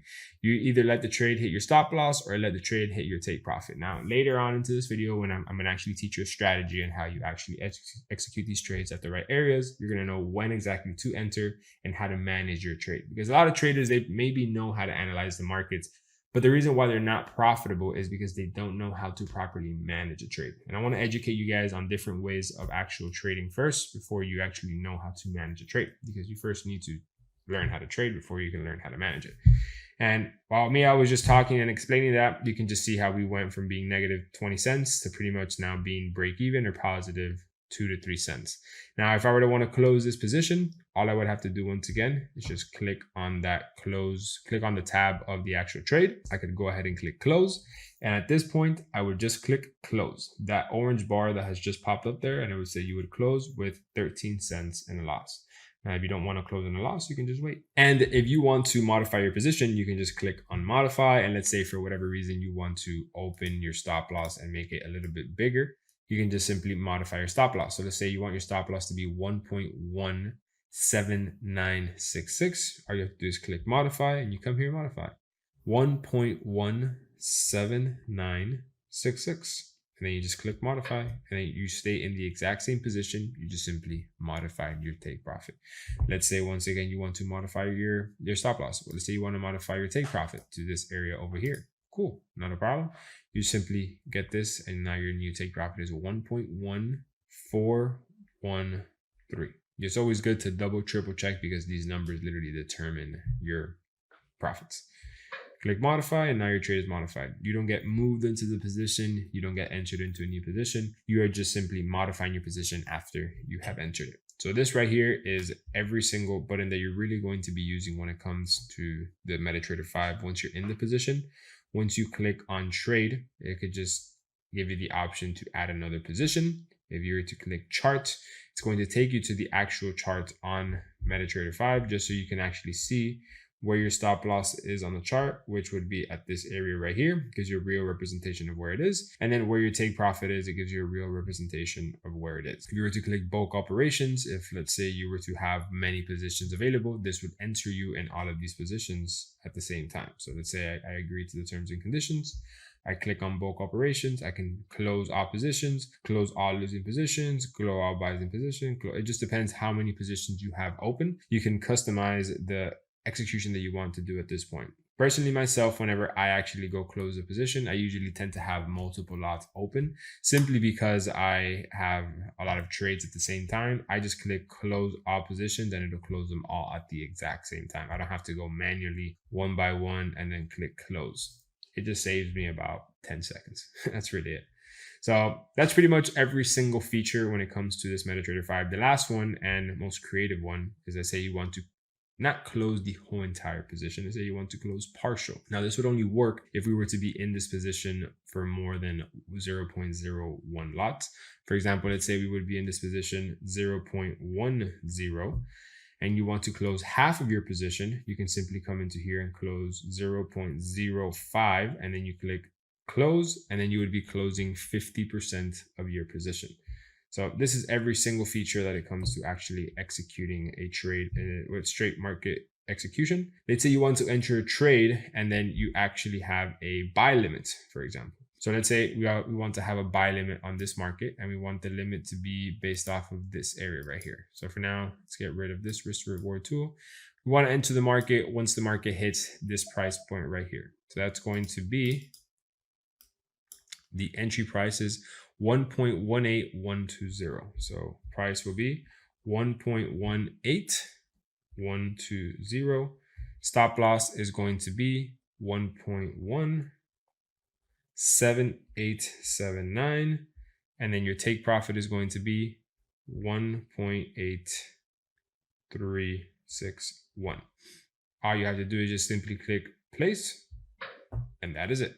So now, as you can tell, you're not in profit or in drawdown.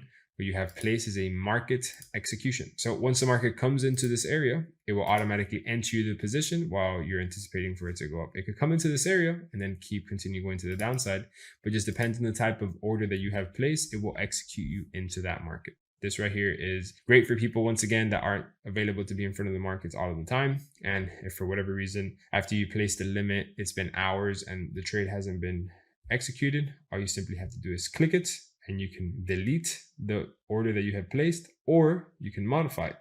You can either change your stop loss, you can change your entry price, change your take profit, or you can just delete it as a whole. So if you were to delete it, you just click on the delete button. It's going to give you the confirmation. And then you go to the history tab, and on the history tab, it should pop up like an order that you had in the past. Or no, since it was in a position, it won't pop up. When you actually close a position like this one, let's say we close it right now at 50 cents and a loss, we can see it over here, how this was a position that we entered and how it has actually closed.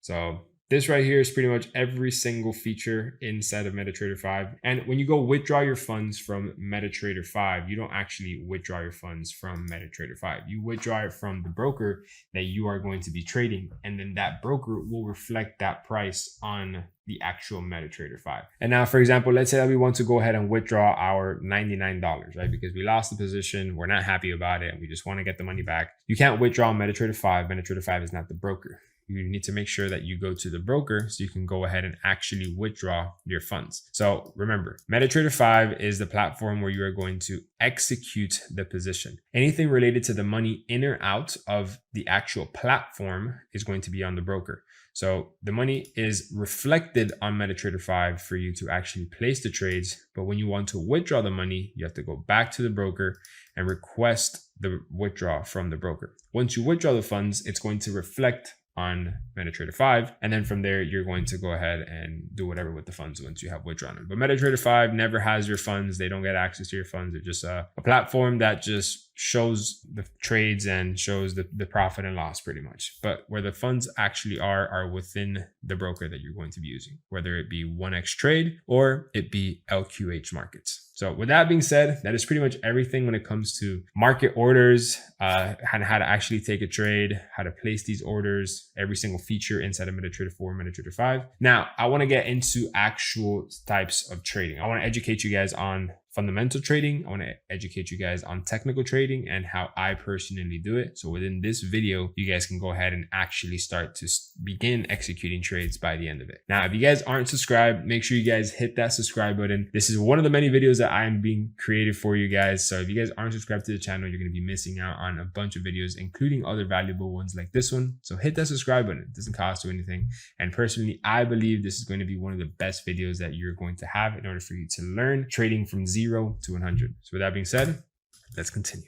So now that you understand all that, let's move on to our next subject, which is going to be fundamental analysis. Now, before I get into fundamental analysis, we already know what technical analysis is. This is when, for you to determine if you want to buy or sell the market, you're going to focus your analysis on the candlesticks, on price action, which you're going to be reading the candlesticks, where you're going to be reading the candlesticks going to the upside or to the downside. And that's where you're going to make a decision whether you want to buy or sell the market. It's all going to be based off of reading the charts, reading the candlesticks, reading technical analysis, price action. It's all the same thing. For you to determine if you want to buy or sell the market based off of technical analysis, price action, or candlesticks, this is what it's going to be. Now, let's say you want to base your trade if you want to buy or sell the market off of fundamental analysis. This is focused on when you read the underlying articles of either a company that can directly reflect the price of a currency, the underlying writing of a economy on a country, a news event, or just the economy as a whole of the country that directly reflects on the currency.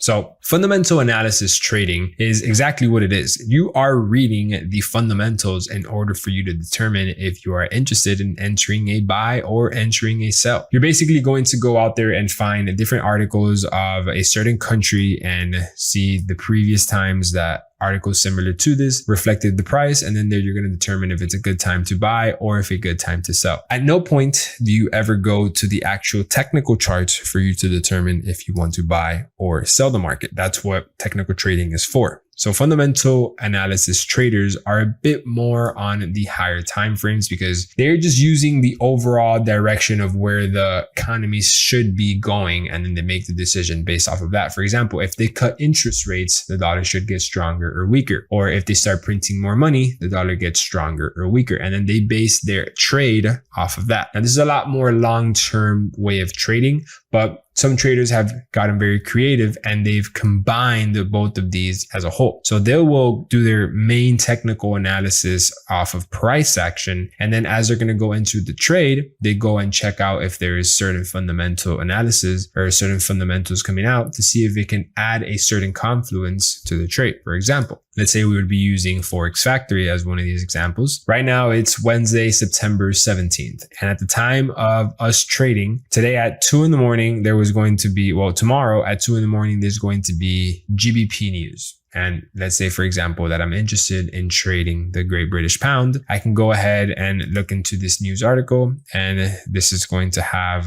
this is basically everything that the forecast is going to potentially be. These are the other dates that it's had a very similar news event to this day. This is what they forecasted. This is what it was previously, and this is what actually happened. If you notice, it was forecasted to be 1 point up. It was actually 2 points up from the previous one. I'm sure that had a very minimal impact in the market.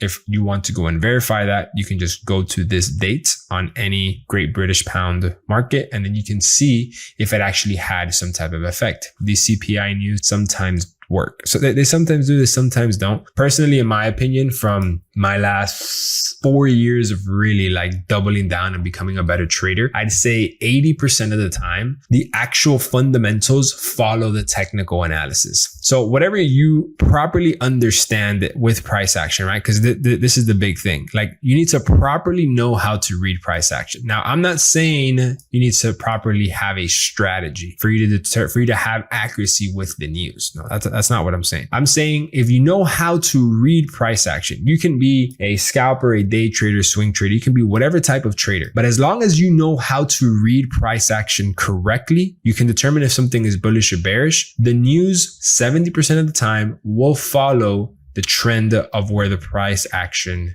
dictates. That is a simple fact, right? Now, I'm not saying if you have my strategy or if you trade with my strategy that the fundamentals will follow that strategy. No. I'm not saying that. I'm just saying that the fundamentals will follow the overall trend of price action. And some people wrongfully analyze the trend. So fundamentals are just simply news events that come out every single day on each currency. You have some news events like CPI. You have some news events like BOC rate, overnight rate, press conferences, FOMC, which tends to be one of the biggest ones. Then we also have unemployment. We have NFP, official bank rates. These are all different types of news events that affect the currency of that country. So, for example, let's say that I am interested in taking a trade on USD CHF, or let's say Euro USD, for example, on Wednesday. Like, okay, we do have minor news events at 3:30 in the morning on the Euro. Does it make sense to take the trade? Sure. Or you know what? I want to set on the side because I don't know what the president is going to say, and it might affect the currency very significantly. And let's say I'm interested in taking the trade at on, Euro USD and I don't find a trade in the morning, in the afternoon, I say, okay, you know what? I'm going to use these news events in my favor. I'm going to use it to actually get out of the trade. Personally, in my experience from trading, I tried so hard to figure this out and try to find a potential edge on reading the market. And the truth of the matter is that there is no real edge. The news are going to have their news event flashes no matter what. There's some events where they're going to have major moves to the upside, major moves to the downside. And some it's going to do what it's going to do. Whenever news events come out, the brokers mark up their spreads and their fees just because that's what goes on in those news events. A lot of money gets moved because the big banks and the big institutions, they get scared. They don't know if the federal fund rates are going to get cut in their favor or against them. And then based off of that, they're going to move the money around, which in turn affects the liquidity that the brokers get, which then they have to change and modify their spread. So then they aren't negative on the business. It's just the news events are a whole mess, right? And so many different things get moved around when these news events are happening. That is so much that is out of your control that, in my opinion, it just logically makes more sense to just focus on something that matters. So something that you can actually look at and you can see patterns in the past. And that's simply going to be the charts. If a news event comes out and it does this move, so be it. It's not going to be every single day or every single week that you're going to have a news event like this go in your favor or against your trade. There's going to be weeks where it's going to be like this, a pretty big wick, and then it's going to go in your favor or against your favor. It can happen once or two times a month. It is what it is. It's part of the process. There's no way that I am going to modify my trading approach simply because of a news event that actually has an impact one or two times a month. The best way that I can put the analogies based off of my experience and the way that I trade and how I'm going to teach you right now is almost like if a real estate investor were to be investing into real estate, but occasionally he cannot see certain pieces of real estate and it's just a big mystery box. Now, as a real estate investor, will you sometimes take the risk and buy this random mystery box? Sure. But sometimes these mystery boxes have good deals. Sometimes they have terrible deals. But you're not going to make your whole entire real estate investment based off of something that is blind, something that you can't see. You want to make sure that you can actually look at the patterns. You can see the same thing over and over again so you can actually make a strategy based off of your approach. Now, is there some times where what's inside of this mystery box could be a great thing? Yes, but I don't know about you, but if I were to be a real estate investor, I want to make sure that I can see my property before I buy it. I want to make sure that I can go walk inside of it and I can at least have an idea of what I'm putting my money into. Now, if I were to go ahead and actually buy this real estate property, but one of the rooms inside of them happens to be a mystery door, and I don't know what's inside of that door. It could either be really good or really bad for the property. At least I have some type of context that the overall property is good. I have an idea that 70%, 80% of the investment actually makes sense. And then the other percentage just simply is an add-on. If it's good, it's okay. And if it's not, it's still okay because I know that the actual core base of the foundation of the decision towards that investment was great. That's exactly what trading with fundamentals is. If you want to go ahead and take a decision just based off of the fundamentals, it's almost like a mystery box because you never really know how these news events are going. You never know what they're going to say, and then nonetheless how the market is going to react to it. I've had many, many times where I have had a lot of analysis on a fundamentals and I have read it, and I personally believe that the market was going to, I would have reacted a certain way to those fundamentals. But then the market reacted a completely different way. So one thing is what I personally would do with that information. Another thing is what the market would do. Or the other thing that you can do is potentially have your whole entire technical analysis, have your price action, and then just have a piece of it be a bit of a mystery. So let's say I enter the trade at 1 p.m, for example, and then the news events are going to come out at 2. Okay, that can add to my trade or it can potentially make it worse. But what I guarantee you is that if you're making a logical trade decision based off of price action and you're following the strategy and you're actually executing the trade with proper price action analysis, the fundamentals, the majority of the time, is going to go in your favor. And trading the fundamentals alone is simply going to be a never-ending journey of you attempting to predict what is going to happen next and how the market is going to react to very, very, very big variables that are completely out of your control and you cannot see any patterns. And truthfully, in my opinion, I just think it's a lot easier to actually have a very clear vision of the type of investment that you're making with whatever type of trade that you're going to be taking. So fundamental trading to me is just simply a mystery box. And if you make a logical trade analysis decision, this is just simply going to be an added confluence to it. But if you want to go ahead and dive into a rabbit hole when it comes to fundamentals, please go to forexfactory.com. They've been around for tens of years and they give you as accurate as it's going to get to the information. They give you what they potentially believe it's going to be, what it was previously, and then after the event actually happens, what it actually was. But after it happens, it's no good because the move has already happened in the market. You can't obviously go back into the past to enter your trade. Now, with that being said, you understand how the fundamentals work and that it's just really a mystery box. But you're probably asking me, okay, Alex, so how does price action work? How do I actually know if something is bullish or bearish? How can I actually read and understand the market? So I'm going to be teaching you guys right now how to read the candlesticks, how to read these patterns, how to identify if something is bullish or bearish, how to do a proper top-down analysis, what is market structure, just everything when it comes to this market that I'm going to be showing you guys right now.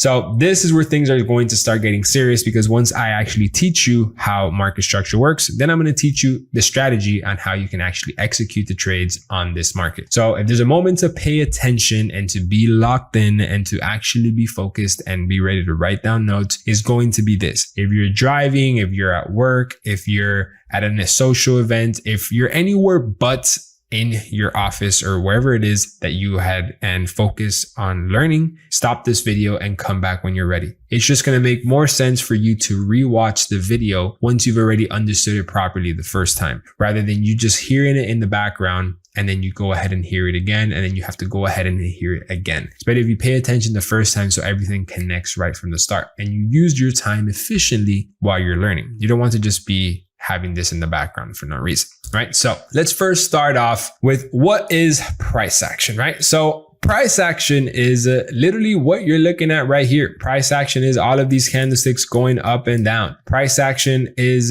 these points where the market hits, it bounces from, and it bounces up and down. All of this right here is price action. Price action is when the market goes up and down. Now, price action can be reflected either in these candlestick formats or in the line chart, as you guys already know. Now, price action is what's going to tell you if this market is bullish or bearish. So price action pretty much equals the chart, which equals the history, which equals almost the heartbeat or the fight. These are all the same exact thing. Price action is everything. Literally, the whole entire market is based off of price action. Price action is the candlesticks, it's price, it's the trail, it's the history. It's just like the market. It's almost like saying like the road. For you to get to one spot to the next area, like what gets you there is the road. What connects one place to another is the road, the pavement, the concrete, the signs, the highways. All of that is just, at the end of the day, the road. This is exactly what this is. This is the road to the market. This is the market leaving its trail. Price action is just literally everything. Now, price action can be seen in two different ways. One, the line chart, or two, the candlestick chart. Now, I know we already know that. We're going to be using both of these with one another. And I'm almost going to teach you something to then go ahead and unteach it to you. Right? So price action is needed to determine if the market is bullish or bearish. The only way for you to understand, and you guys can go ahead and write this down. There's a lot of things that I'm going to say that I might not type, but you guys should definitely be writing it down. Is the only way for you to determine if price action or the market or the chart or the trend or whatever is bullish or bearish is with the candlestick and the line chart, is with price action. The only way for you to determine if the market is either in a bearish market or in a bullish market is going to be with price action. There is no other way that you can tell if the market is bullish or bearish without price action. The fundamentals will never tell you if the market is bullish or bearish. The indicators will never tell you if the market is bullish or bearish. No crossover, no Bollinger Bands, all this stuff I'm going to teach you later into the future, but no indicator, no pattern, nothing will ever teach you if something is bullish or bearish like price action. Price action is going to be the end all be all area section where it's going to tell you if something is bullish or bearish. Everything that is out there in the market that is added on top of price action, it's exactly that. It's an add-on to price action. Indicators are an add-on to price action. Tools are an add-on to price action. Any possible EMA is an add-on to price action. Any reversal pattern is an add-on to price action. Price action is the core. And I'm repeating this because I need you guys to really understand and get this. Because once you get this, you get everything. As soon as you understand the proper market structure based off of price action, it is everything, right? So now that you understand that price action is everything and price action is needed to determine if the market is bullish or bearish, the market determines if it's bullish or bearish based off of market structure. So market structure is what's going to let you know if this market is actually indeed bullish or if it's going to be bearish. Market structure is everything. Market structure is every single elbow that you see in this market, every single triangle, every single reversal point, every single pointy section, every single point where the market had a move to the opposite direction. This is going to be considered market structure. So this is almost like the red lights. This is almost like the turns in the street lights. These are the curves. These are the entry and exit points of the highways. These are all of the stop signs. These are all of the turning lanes. This is all of the mergings. This is basically every single point that connects the road with one road to another, from one destination to another. The middle point is just the road. This is just the road to get you to this point right here. Once you are at this point right here, this is, let's call it First Street. Now, this First Street, it only has a turn to the left or to the right. And this turn to the right, this is just the full road to then Second Street and then back up and down. Now, this is the road. This road is just a straight road, a straight one shot to get to this street. Once you get to this stop, then you turn to the next stop. This is just a road to then the next stop. Once you get to the next stop, then it's just a road to the next stop. So every single one of these structure points, look at it almost like a stop sign. Look at it like a turning light. Look at it like an entry point to the next entry or getting off at the next exit. These are literally just points where the road needs to stop in order for you to then be able, like, let's say you want to get from this point over here to this point over here. You can't just cross over, because there's buildings in the way, there's a lake in the middle, there's a lot of stuff going on in the middle. In order for you to get to this destination, you first need to then hit First Street.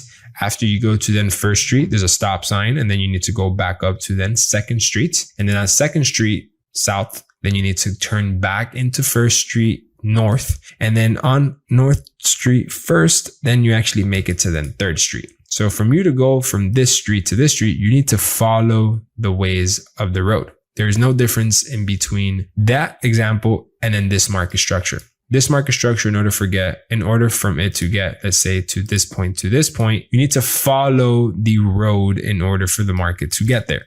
Now, this is going to be crucial for you to understand how the market actually works, how to determine if it's bullish or bearish. Now, I'm not saying, for example, right now that the live price needs to, in order for it to get to down here, that it needs to break this road and stuff like this. That's not what I'm saying. I'm just saying, in order for you to understand how the market got from this point to this point, just follow the road and follow the structure points. The structure points are going to tell you how it actually made it to that point. So the structure points are these points over here. Once again, are going to be these stop signs, these turning signals, these reversal areas. These are going to be market structure points. So market structure points, we're just going to write this down, right? One thing at a time.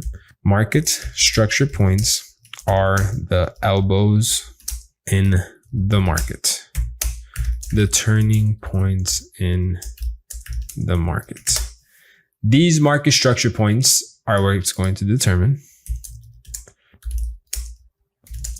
is bullish or bearish. So market structure points are the elbows in the market.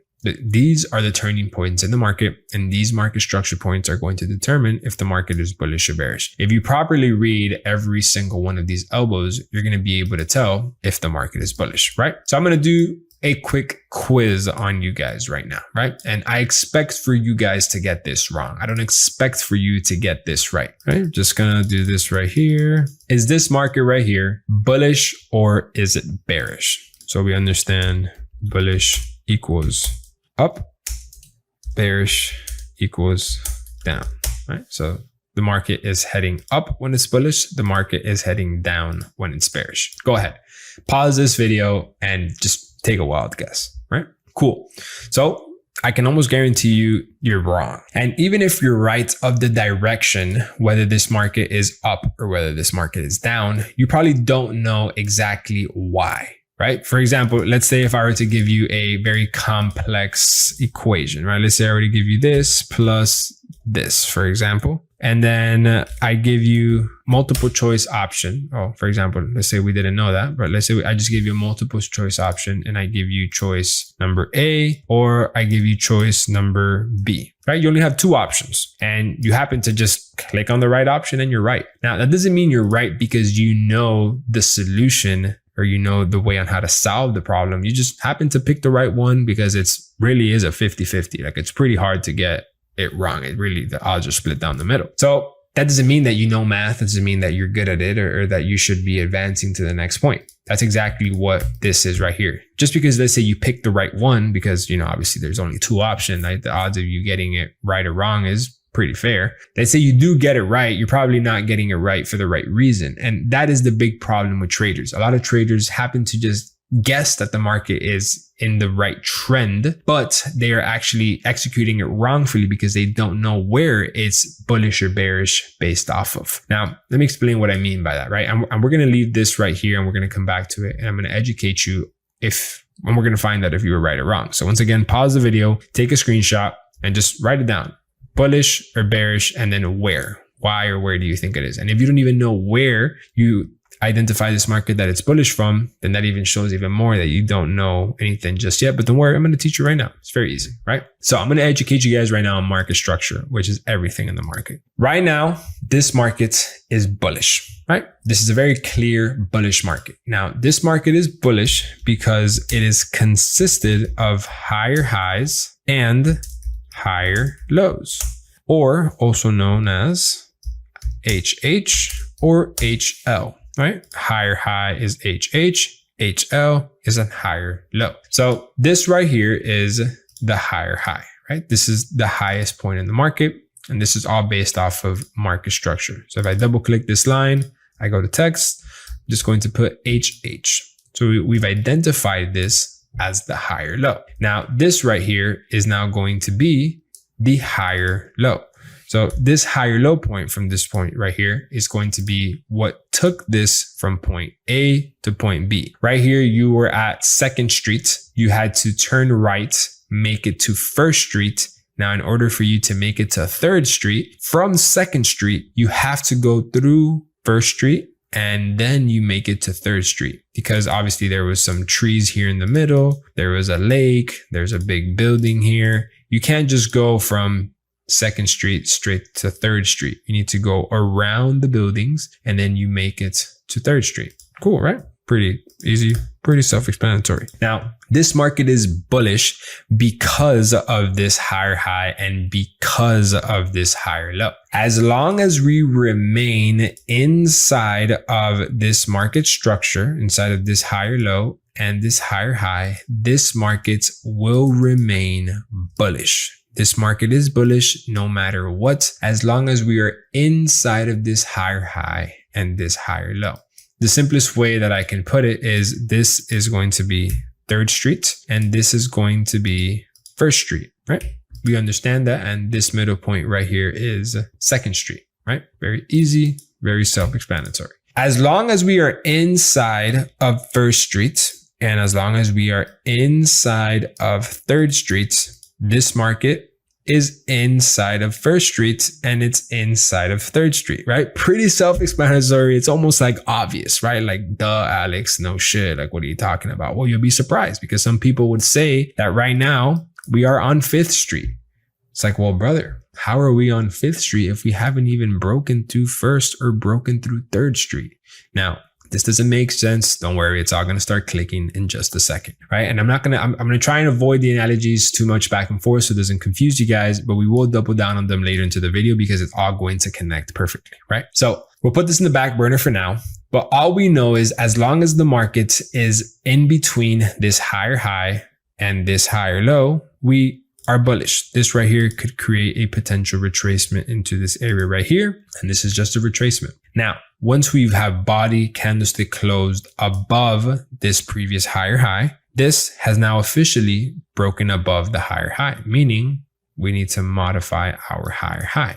So the rules are very simple. Once we body close above the higher high or the higher low, the market has shifted. So once, I mean, for the body, don't worry, for right now, we'll come back to that. But once we have closed above the higher high or the higher low, the market has shifted. And you need to modify the higher high and the higher low. So once the market has broken above this higher high, you have now shifted in the market and you need to modify this higher high and this higher low. Cool. So where does the new higher high go? Where the higher high goes to the highest high point, which is going to be right here. And where does the higher low go? Does the higher low change? Yes, the higher low changes every single time the higher low changes. So the higher low is going to go to this point right here. Now, this is another side note. If we have a new higher high, we will always have a new higher low. So if this market, once again, it creates this retracement right here and it creates this break above. If we have a new higher high, we will always have a new higher low. So if this market has created this new higher high, it's very obvious.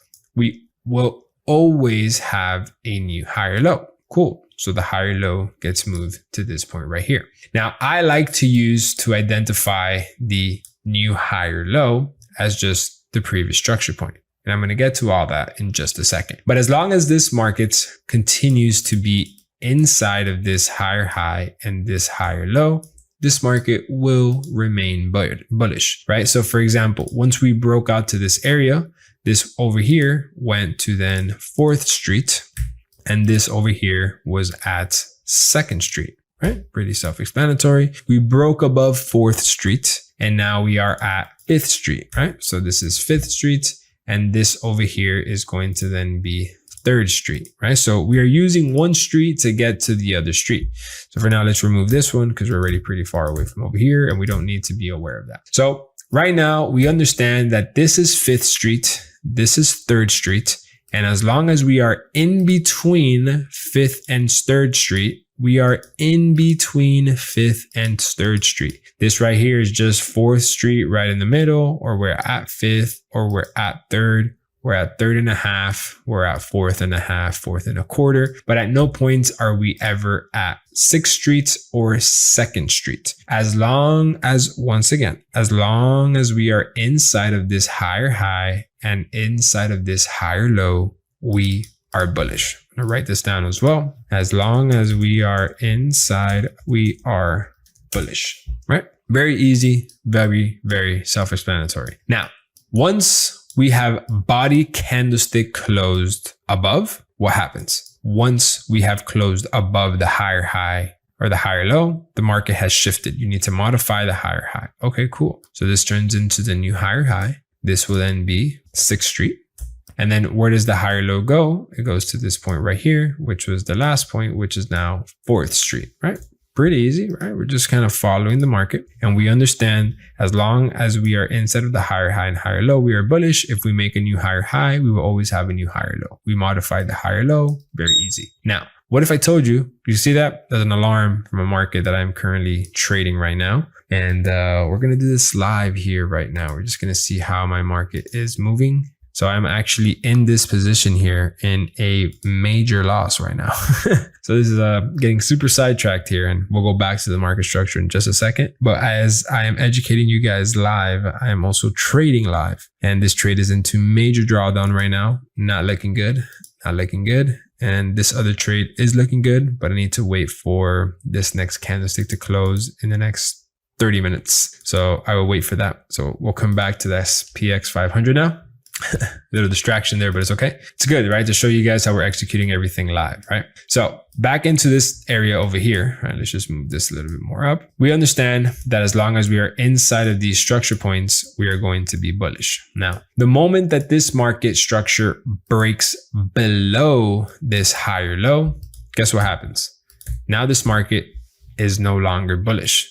This market is now going to be bearish. So we went from creating higher highs and higher lows to now lower highs and lower lows. So this market went from being bullish to now being bearish. So now that this market has broken below this higher low structure point, it means that this market is now bearish. So once we break below the higher low structure point, this market is now bearish. So this goes from actually being bullish. Once it closes below the higher low, we are now bearish. Now, bearish means we are selling, and a bearish market is equivalent to lower low and lower high, or also known as LL or LH. Now, they're both basically exactly the same. A higher high is the highest high, and a higher low is a low that is higher than the previous low. When a market goes bearish,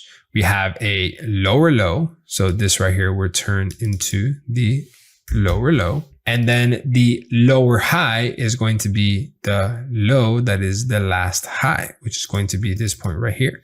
Now, don't worry, if this doesn't click right away, it's all going to click in just a second. Just give it some time for me to educate you guys into this. Believe me, what I am teaching you guys right now took me months to understand, and my goal is for you to understand in just one single video, and I'm going to do that to the best of my ability, how I have been doing this for the last 3 years on educating people. So now that we have a lower low and a lower high, this market is officially bearish. Now, the same exact principle applies right here. Once we have closed above the lower high or the lower low, the market has shifted, and you need to modify this into the lower low and the lower high. If we have a new lower low, we will always have a new lower high. As long as we are inside of the lower high, the lower low, and the lower high, we are bearish. Once we break below the lower high, the structure point is now bullish. Very easy. Everything is just changing the letters. So what does it mean? Once we have closed below, so this is going to be below instead of above. Once we have closed below the lower low, the market has shifted, and you need to modify the lower low and the lower high. If we have a new lower low, we will always have a new lower high. All right.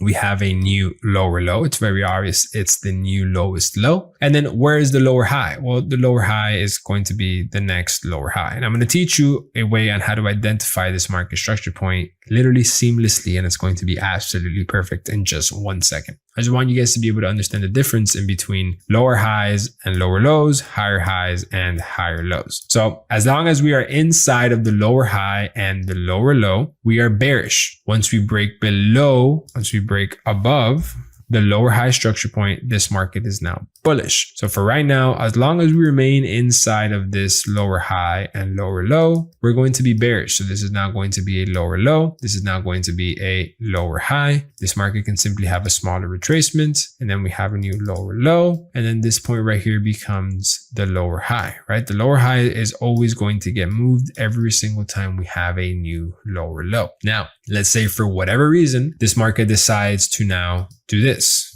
Well, once we break above the lower high structure point, this market is now bullish. So this market right here goes from being bearish to being bullish. So this market is now bullish. So this now gets shifted into a higher high. And then this structure point over here gets shifted into a higher low. And this market, once again, it can have its retracement into like point like this. And now we have a new higher high. If we have a new higher high, we have a new higher low. If we have a retracement, we have a new higher high, and then we have a new higher low, right? So this is how the market works. Same exact thing applies if we now do this. If we break this structure point, guess what? We now have a new lower low. So this market now goes from being bullish to being bearish. So this goes and turns into the lower high, and then this turns into the lower low. Right? As long as this market remains inside of this lower high and lower low, we are now bearish, right? We have a new lower low and we have a new lower high. Very easy, very self-explanatory. So this way you can see how the market goes from being bullish to then being bearish to being back to bullish to now being back to bearish. The market is shifting constantly from bullish to now bearish. But I want to teach you guys on a trick that I like to call the snake trick.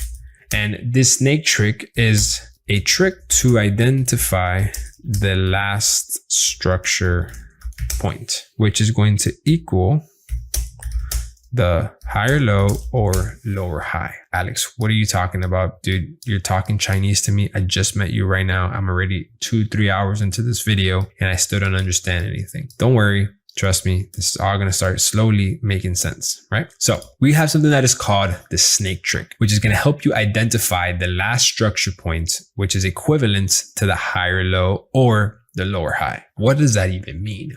Very easy. Let's say this market is bearish, right? And we have this retracement to this point, right? Is this right here considered a lower high? No, we can only have a lower high or a lower low once we have a new higher high or lower low. So at this point right here, this market, we have yet to create a new lower low. So we have not created a new lower low in this market. So we can only have a new lower high once we have created a new lower low. So this market right here, this is the lower high, this is the lower low. What is this point right here that is being created into the market? What is this elbow? What is this stop sign? What is this red light, this turning point? What is this right here? This is literally just curb in the road. This is literally just a market structure point. This is literally nothing. It's really it. This is just another point in the market, but it's not anything significant because it has not broken above the lower high or below the lower low. So we can only have a lower high or lower low once we have broken above the higher high and lower high or higher low once we have broken above the higher high or lower low. Don't worry, it's all going to start clicking right now. Let's say this market actually ends up indeed breaking below. All right, cool. If this market actually indeed breaks below, guess what? Now we have a new lower low. So once we break the new lower low, if we have a new lower low, we will always have a new lower high. So if this becomes the new lower low, we always have a new lower high. So how do you identify this lower high? Well, you identify this lower high with the snake trick. The snake trick is to be able to identify the last structure point, which is either the higher low if bullish or the lower high if bearish. So we're going to get the head of the snake right here. And once we get this head of the snake, we're going to start moving backwards. And this snake moving backwards is going to leave a trail, right? So we start catching the snake. I don't know if you guys know, but snakes pretty much just kind of move like this, right? Snakes don't really move like this if they're going to actually be moving somewhere. They actually just move straight. They try and move very seamless. And if they actually need to turn, then they will turn because there was something in their way or something was in the middle that they had to now go this way. So let's say a snake is trying to go from this point to this point over here. If there is a log in the middle or if there's an object in the middle, the snake will simply just go around it and then continue going. But this snake is leaving a trail that obviously he had to go around something in order to get to the destination where he was looking to go. The snake is leaving a trail of his footprint almost. It's like his trail of him leaving the leaves squashed down or whatever trails snakes leave. So a snake in this market structure right here, which is the snake trick, is you're following the trail of the market. And as soon as the snake has to turn, that is going to be the lower high. Wherever the snake or the body turns, that shows that there was something there was something in the way, and that the market had to go ahead and then turn. So the first turn of where the snake actually turns, that becomes the previous structure point. That becomes the lower high. So this is a trick for you to identify the previous structure point if you cannot properly understand how to place the lower high or the higher low. We're going to use something that is called the snake trick. So once again, right now we are bearish. This is the lower high. This is the lower low. Let's say that this market breaks above. Let's say this becomes now bullish, right? This is now broken above the lower high. Now that we've broken above the lower high, this becomes the new higher high. So this higher high, once you have a new higher high, you mandatory need to have a new higher low. So if we have a new higher high, we will always have a new higher low. You guys should have this written down somewhere. So if we have a new higher high, where is the higher low? Well, I get my trusty snake trick. And what I do is I create the head of the snake. And on the head of the snake, I just start following the market back. And as soon as the market then turns, that right there shows me that the snake turned. There was something in the way. Now this becomes the higher low. Very easy, very, very self-explanatory, right? So this now becomes the higher low. So we can only have a higher low once we have a new higher high. So let's say, for example, this market does this retracement right here, and then we have this push to the upside. If we have a new higher high, we will always have a new higher low. Cool. The higher high is always easy to put, but where is the higher low? Is it at this point or is it at this point? I don't know. Let's bring out our trusty snake trick. And our trusty snake trick, as soon as it first turns and it creates the first point, boom, that right there is going to be the perfect higher low. And it's the exact area where the market turned. So now this is going to be the higher low, right? Pretty easy, pretty self-explanatory. Now, let's say that this market does this right here. What is this right here in the market? This right here in the market is technically nothing. This is just simply a structure point. This has not broken above or below the higher low. So this is just structure. This is just market doing its thing. This is just a stop. This is just a little curb in the road. This is really nothing. Okay. What about this? That right there is nothing. The market has not body candlestick close, and I'll get into the candlesticks in just a second, but the bodies or the price has not closed below the higher low or above the higher high, meaning this market right now at this point is still nothing because we have not broken above this line right here or above this line right here. Cool. What about that right there? Nothing. We have not body candlestick below this line. We have not body candlestick closed above this line. What about now? Okay, we have now officially broken below the higher low. So if we break below the higher low, this market will then turn bearish. So price will go to the lowest low. Now, if we have a new lower low, we will always have a new lower high. We can only have a lower high if we have a new lower low. So how do we identify that lower high or lower low? Well, we're going to use our trusty snake trick to be able to identify our previous structure point. So if this right here is the new lower low, we're going to get the head of the snake, start working our way backwards. And as soon as the market has had a turning point, boom, this turns into the lower high. The lower high is the last structure point where the market had a turning point from. So this right here is going to turn to the lower high. Now, once again, as long as we are inside of this lower high and lower low, we're going to remain bearish. And I'm going to repeat myself a lot because what is required here for you to understand this market and for you to understand this new language is just repetition, repetition, and repetition. This is going to have a major move like this. Cool. We've broken below the lower low. So this is now the new lower low. Where is the lower high? I don't know, but I do have my trusty snake trick. So I'm going to get the head of the snake. We start working our way backwards, and turn. Now this right here becomes the lower high. Understanding that that is now the lower high, the market could remain inside of this lower high and this lower low, and we're going to remain bearish. This market can literally do all the structure point that it wants. As long as we are inside of this lower high and lower low, we are bearish, right? Pretty simple, Pretty self-explanatory. Now let's say this market does this. Oh shit, now what? No problem, no big deal. The market has now broken above the lower high. So guess what? We are now bullish. This becomes the higher high. And where is the higher low? Because if we have a new higher high, we will always have a new higher low. Okay, so if we have a new higher high, where is the higher low? I don't know. Let's bring out our trusty snake trick. It's the head of the snake. We start just working our way back, and turning point. This right here is the higher low. So our snake trick helps us identify where that higher low and where that lower high is going to be placed into the market. So we have a clear understanding of where the market is at this point right now. Now we use the line chart that we're using right now to be able to very clearly identify this structure point. So right here, we are using the line chart to tell if something is bullish or bearish. So we know that this is the higher low and that this is the higher high. As long as we remain inside of this right here, we are bullish. If we break above, once again, this becomes the higher high. This becomes the higher low.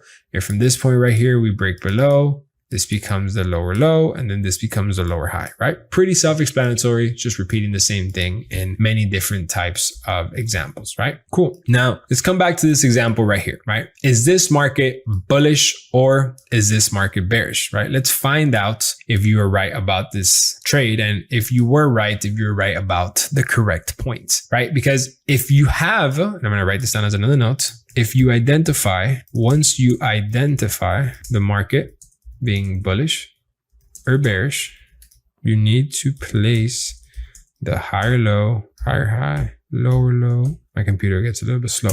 You need to place the higher high, higher low, lower low, and lower high.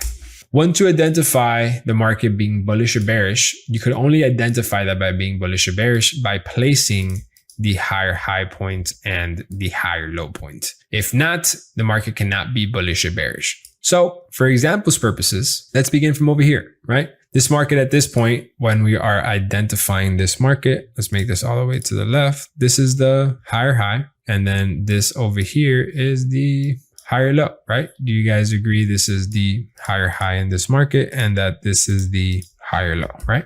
Very easy, very self-explanatory. As long as we are inside of this higher high and higher low, we are bullish, right? So we start moving a little bit more to the right and boom, we now body candlestick close below, or we just candlestick close below. This turns into the lower low. Now, if we have a new lower low, we must have a new lower high. So where's the lower high? I don't know. Let's bring out the trusty snake trick. This is the head of the snake. We start working our way backwards. Boom, we turn it. That right there is our lower high. Pretty easy, pretty self-explanatory.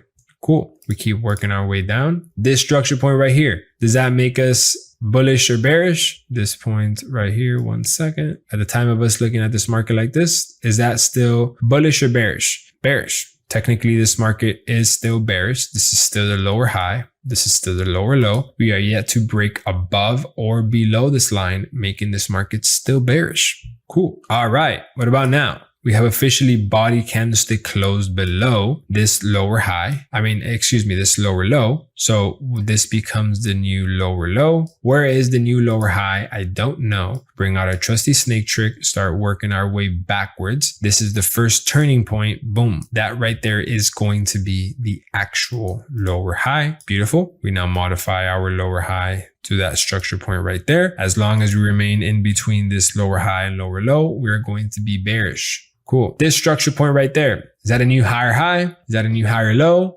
No, that is absolutely nothing. We have not, this is just another structure point. This is not broken above or below the lower high and lower low. It's nothing. What about this? Is this a new higher high? Is this a new higher low? No, we have not body candlestick closed above or below the lower high and lower low. This market is still bearish, right? So let's keep this going like this. What about that? We got very close. That means we have to be bullish, right? Like we have to be bullish because it got that close to the actual lower high. Like it's got to be bullish. No, if we have not body candlestick closed above, if we have not structure closed above or below, we are still bearish. What about now? That's like 3 touches. It has to be, it's almost there. Like, come on, like just count it. Fuck it. No, if we have not body closed above or below, we are not shifting structure. Very simple. What about here? Exact same thing. We have absolutely nothing. This market structure is currently still below this right here. So we are still bearish. We keep it going. And guess what? If you called this market bullish, you were wrong. And if you called this market bearish, you were probably also wrong because you did not know from where this market structure was bearish. And this is the problem with 99% of traders. They cannot identify if something is properly bullish or bearish depending on the market structure. They just simply don't know how to read market structure. That is a simple fact. They are uneducated or they just don't care to get educated and they don't know how to read market structure. It is very simple. You can see a market that is trending like this, right? For example, and then you would probably think that this market is bullish, right? Let's say right now, take a pause. Bullish or bearish? Go ahead. Okay, it's bullish. Where's the higher high and where's the higher low? A rookie trader or somebody that thinks that they know how to trade, like, yeah, that's the highest high. And then, yeah, this is the higher low over here. Buddy, you realize how many times this market has, like, do you see how many other structure points? It's like saying, it's like if you're calling this right here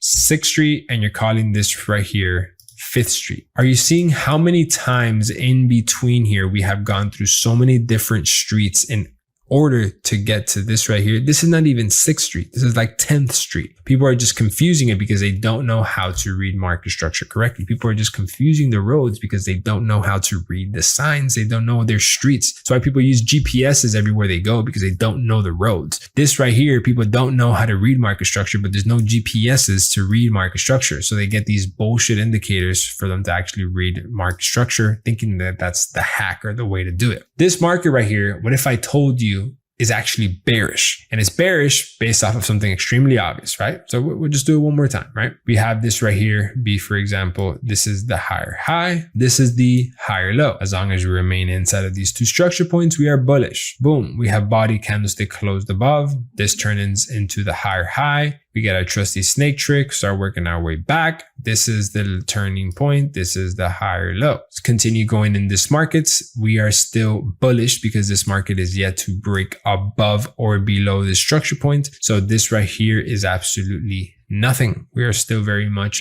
bullish. Okay, we continue to go. What about this point right here? Same exact thing. This is still between the higher high and between the higher low. So we are still bullish. What about now? Still bullish. This is still the higher high. This is still the higher low. We have not body candlestick closed above or below. What about now? We body candlestick closed above. Cool. That becomes now the higher high. Where is the higher low? I don't know. All I know is if I bring out my trusty snake trick, I start working my way backwards. The first turning point, that is now going to be the higher low. That right there is going to now be moved to my higher low. So this will be my higher low at this point right here. We keep moving to the right and then we have, boom, a little bit of a break above. This is officially broken above the higher high. That's the new higher high. Where's the higher low? I don't know.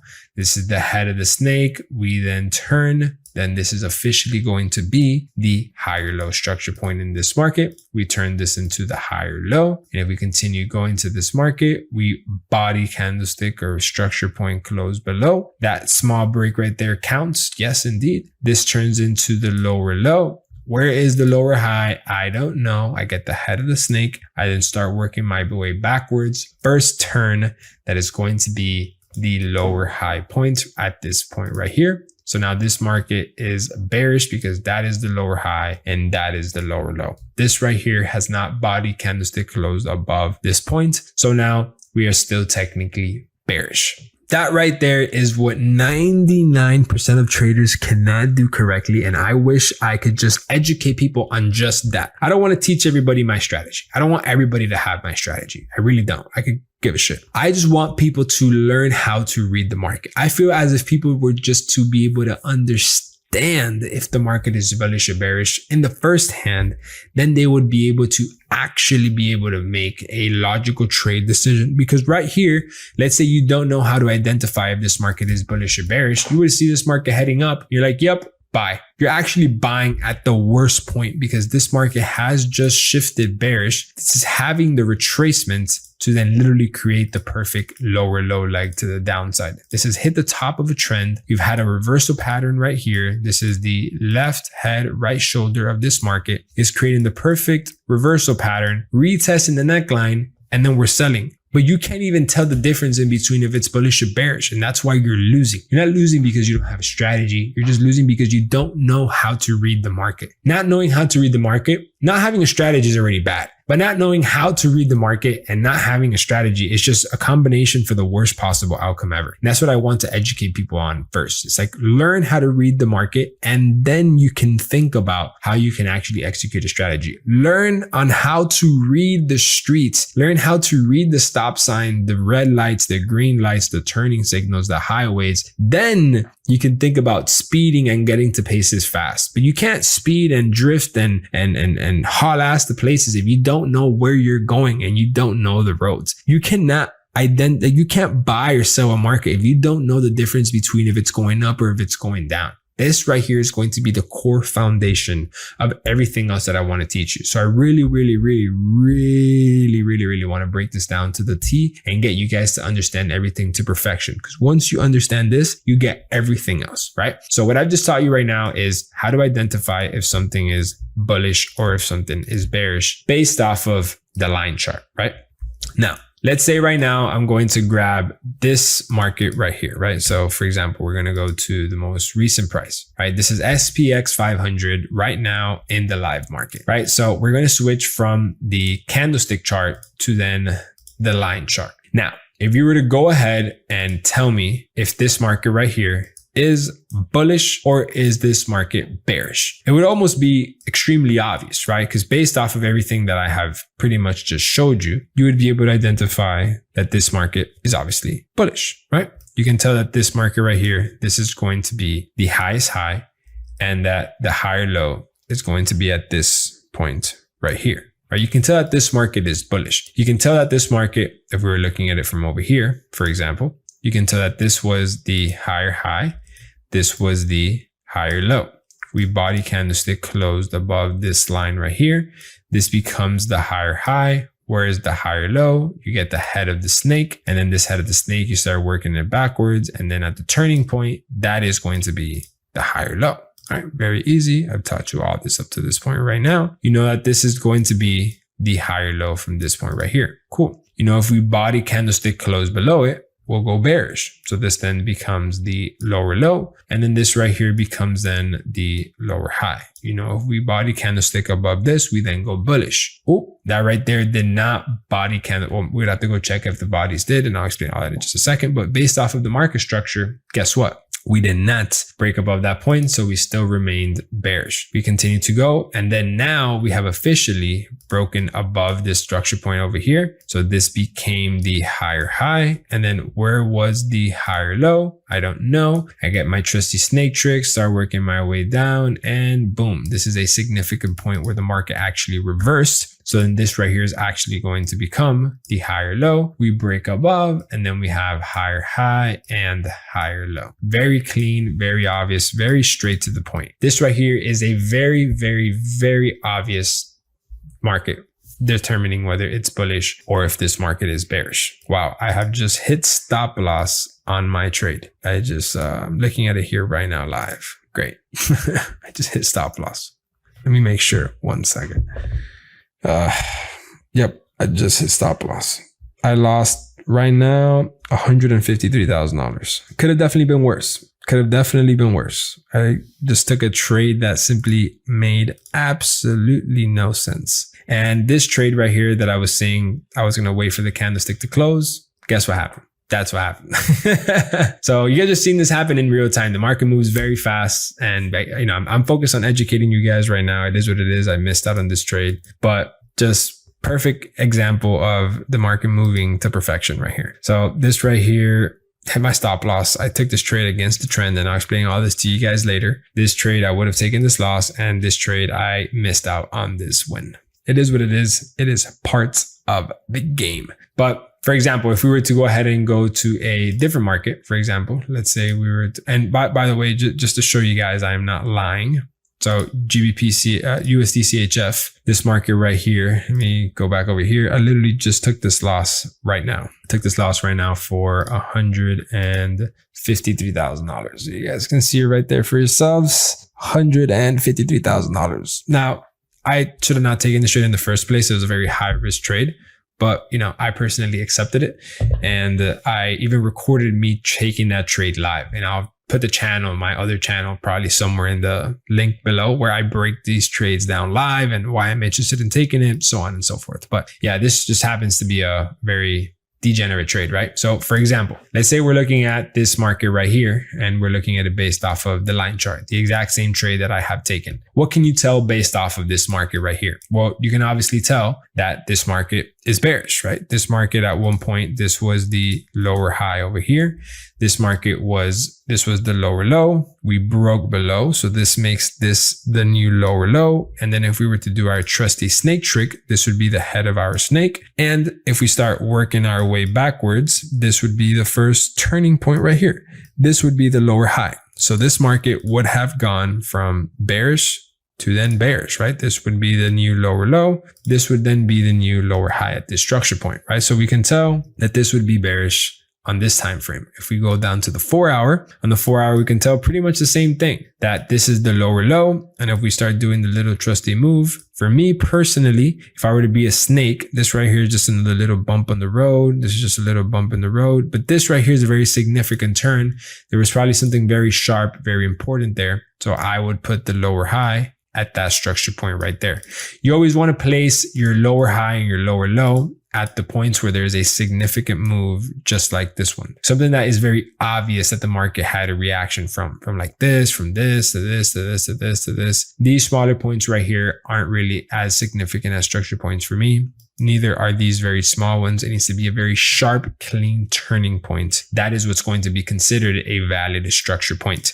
Now, for now, we're going to be using the line chart to identify these very sharp structure points, but we are going to be moving to the candlesticks soon. Now, moving on to the next subject, which is the actual candlestick trading. It is actually very easy, right? Because a lot of traders, sometimes they get confused, and what they end up doing is that they pretty much come here into the market and they'll be confused if this is a higher low, if this is a higher high, if this is a higher low, if this is a higher high. And what if I told you that it's just extremely easy for you to be able to identify if something is bullish or bearish? Just go to the line chart, back into exactly what I was just educating you guys on, and just do the exact same thing that I was showing you right now to this point. Let's say we start breaking it down from this point right here, for example, right? We're going to use the bar replay and we're going to go back. This market right here, why would you get lost in identifying if all this over here is bullish or bearish when you can really just work from this structure point right here? You can tell that this structure point right here is obviously the highest high in this market. So we're going to count this as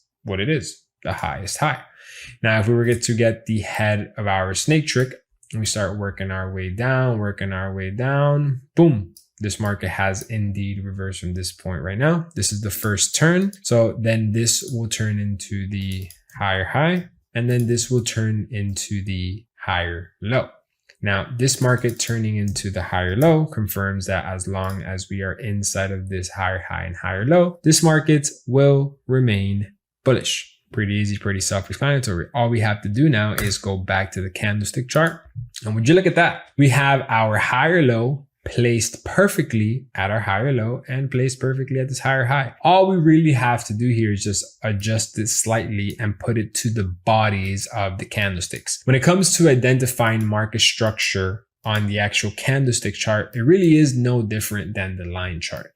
You just want to make sure that you are doing it based off of the bodies of the candlesticks. Do not take the wicks into account. Remember, the wicks are the trail of where the market has been, but it's not the actual structure of where the market has been. You want to make sure you are going based off of structure. So a little bit of a hack, if you would, in order for you to have a bit more clarity on this, if it's your first time identifying market structure, it's better if you do it with the actual candlesticks and not the wicks. So double click on the charts. And once you double click on the charts, go to style, make sure you have all of these unchecked, and then make sure you go to the no gap candlesticks, go to the settings of the no gap candlesticks, and then on the wicks, just put them to the color of your background, and my background is white. And if you notice, if I were to do that, I no longer have wicks. I'm only looking at the market structure for what it is, the market structure. I'm looking for it based off of every single elbow point. So if I'm basing the structure, it's very easy for me to place structure throughout all of here. It's very easy for me to identify this structure exactly how the line chart would do it. So I want to first practice on the line chart. So first I can identify all of these structure points here as clear as I can. And then after I identify all these structure points, I then want to be able to just go ahead and do it on the candlestick chart for my own without actually using the line chart. So here, for example, we have this as the higher high. We have this as the higher low. As long as we are in between, we are still bullish. Now, what has happened here? We have now body candlestick closed above.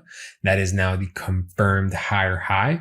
Where is the confirmed higher low? I don't know. We place the head of the snake. We start coming backwards and boom, we turn. That right there is indeed going to be the higher low. We just get the higher low, we move it up. And as of right now, that's the higher high. The higher high can obviously move. So this higher high, if it continued to move a little bit more up, then that's the higher high. What gives us the indication that that high push is done is once we actually start to have some type of retracement, a candlestick like this that starts to have a pullback. That pullback is what creates that elbow. It's what creates that structure point. It's what creates that stop sign, that turning point. This candlestick is what leads us to understand that this push has somewhat stopped. And now this can potentially start coming back into a pullback, whether it's going to continue going to the upside or go bearish. But this candlestick confirms that that body structure right there is indeed the higher high. And obviously a continuation push after that would just confirm that. So as of right now, we know that this is the higher low to this structure point, and we know that this is the higher high. This market is very much bullish. If we go back out to the line chart for just some verification, we can tell that this is the higher low and that's the higher high. Very clean, very obvious. There's no ifs, ands, or buts, right? As long as we are above this higher low, we are bullish. Now, let's say something like that would happen. Something like that is now confirming that we have body candlestick closed below the higher low, and now we are bearish. So as soon as this singular candlestick right here, body candlestick closed below this structure point, we are bearish. So I know I kind of sneaked it in there and I said it a lot throughout the whole entire parts of us speaking about market structure, but this market could have been creating a wick. This market could have wicked into this side. And let's say, for example, right now we are on the 4-hour time frame, right? It's the 4-hour time frame. There's still 2 hours left in this candlestick, and this candlestick is below this higher low, right? It hasn't closed below. It is below this higher low. And there's still 2 hours left for this candlestick to close. Is that a bearish confirmation? No, because that candlestick has not closed. In those 2 hours, for all we know, this candlestick can come back up and then close above this higher low, and it was just creating a wick, and then this can continues to have the push to the upside. You only take the trade, you only confirm that this market is bearish once we have body candlestick closed below. After, let's say we are here for 2 hours left to the candlestick, and then the remaining 2 hours, it just consolidates here and it closes below. Now we have a confirmed shift of structure. This market is no longer bullish. It is only confirmed shifting structure once this candlestick has closed below. So then this would turn into the lower low. And then let's go backwards. Let's pretend we don't know where the lower high is. This is the head of the snake. Start working our way backwards. This is the turn. Boom. That right there is the lower high. So we know that this is the lower high, and we know that that down there is the lower low. Now this lower low can continue go down into who knows when. We don't know until that lower low is going to stop. But we know that lower low will stop once we start to have a retracement. When we start to have some type of a pullback, that is our first indication that now we are stopping, right? So this move has stopped, and now we can potentially create a new lower high to then create a new lower low. But as of right now, this is not the confirmed lower low. This is just the current lower low. Like this is the lowest point in this move. We only get a confirmation, and you guys should be writing all of this down, and you guys can go back if needed, but you only get a confirmation once the candlestick has actually closed. And as of right now, this candlestick has closed, but it hasn't stopped. So you only get the confirmation once this candlestick has stopped.